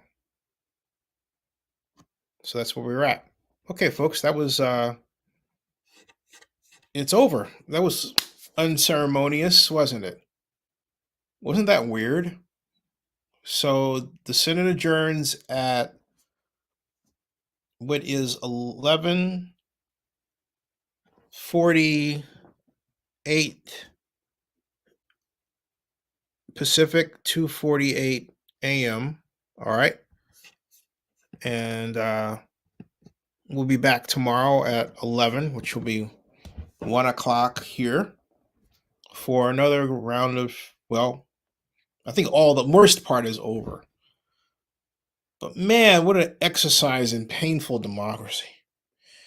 I guess democracy is painful. It's supposed to be. Everybody gets their say. But, for the love of Pete, just learn to cut it. I think at this point, it's fair to say that the opposition is overwhelmingly not Nevadan. Overwhelmingly. I don't care what Battleborn says. The majority of people on these calls were from California by far. Okay? I mean, the number of people that were from Nevada was comparatively small. Comparatively small. And most of the people, let me put it this way. Most of the people responding because the A's have not performed well on the field. Okay?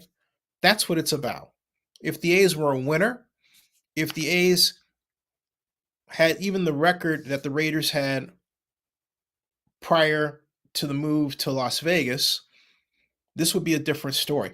I think more of a slam dunk considering the fact that they're only asking for 1/6 of the bond issue money, okay? But the bottom line is the A's did not win on the field, and they spent an inordinate amount of time trying to get a stadium deal done with a city that didn't know how to do it. Let's get that out of the way. This is upon us because Oakland did not know and still does not know how to close the deal. During this Mayor Tao makes a press conference. That's it. She doesn't announce that they're going to establish there's no way to be able to say to the A's, okay, we finished our tax increment district and we're ready to go. We have created a fast track system for you by establishing a new authority. And here's our new timetable. We're not going to focus on the same issues like it's Groundhog's Day for 4 years, affordable housing splits and off-site infrastructure improvements that they've been going on again and again and again and again and again and again and again and again and again and again and again. And at this point, it's ludicrous. Okay? They haven't said anything like that. They have quite literally been waiting on their hands. So it's, this is where I was saying to Steve Macy, I don't like the idea of the A's leaving, but I like less the fact that the city of Oakland has not made any changes. And after the Warriors situation didn't work out, we didn't do any contemplating. After the Raiders, none. And Libby quite literally unfolded the same playbook she used with the Raiders. In other words, her being the face of it for the A's. And it didn't work. She had no successor. And I asked her about it. I said, who is going to take over as the point person for this? Because Miss Mayor, you made yourself the face of it. And she basically guessed it would have to be Ed Reskin, who was already planning his way out. That's what you do when the person who hired you, the mayor, is ready to jump ship because she's been termed out. That's our new system, which is not a good system, okay? I say new because it's been with us since the turn of the 21st century. And we're not, long into it. So I'm at this point, let's just get this over with. It's going to go, however it's going to go, it's going to go. It feels like the A's are going to get what they want. And because the complaints and the opposition are not super fervent, and when you start looking at the details, their complaints fade. This is a chance for the Athletics to do everything all over again, and a new slate and a new city, a different way. Dave Cobble said they're looking for a partner. Hear that? They want a partner. They have Bally's and Gaming and Leisure at the property, but they want a development partner for the ballpark, not just around it. That's what's going on. Folks, I'm going to bed. See you tomorrow. Subscribe to Zenny62, bookmark oaklandnewsnowblog.com. Thank you all very much. This has been a whirlwind. This has been 11 hours, 28 minutes, and 30 seconds now of video. Whew. All monetized. Boy, and I need the money. Thank you all for your contributions. Subscribe to Zenny62 on YouTube, and please bookmark oaklandnewsnowblog.com, zenny62.com, and oaklandnewsonline.com. Have a good night, everybody, and thank you from the bottom of my heart. We all need some sleep, Al. You're right about that. That ends this broadcast. We'll see you. Thank you, Peter. See you on Twitter. Thank you so much. Thank you, everybody. Thank you, Vegas, Mark, Al, Mark, Steve Macy, everybody else. Thank you.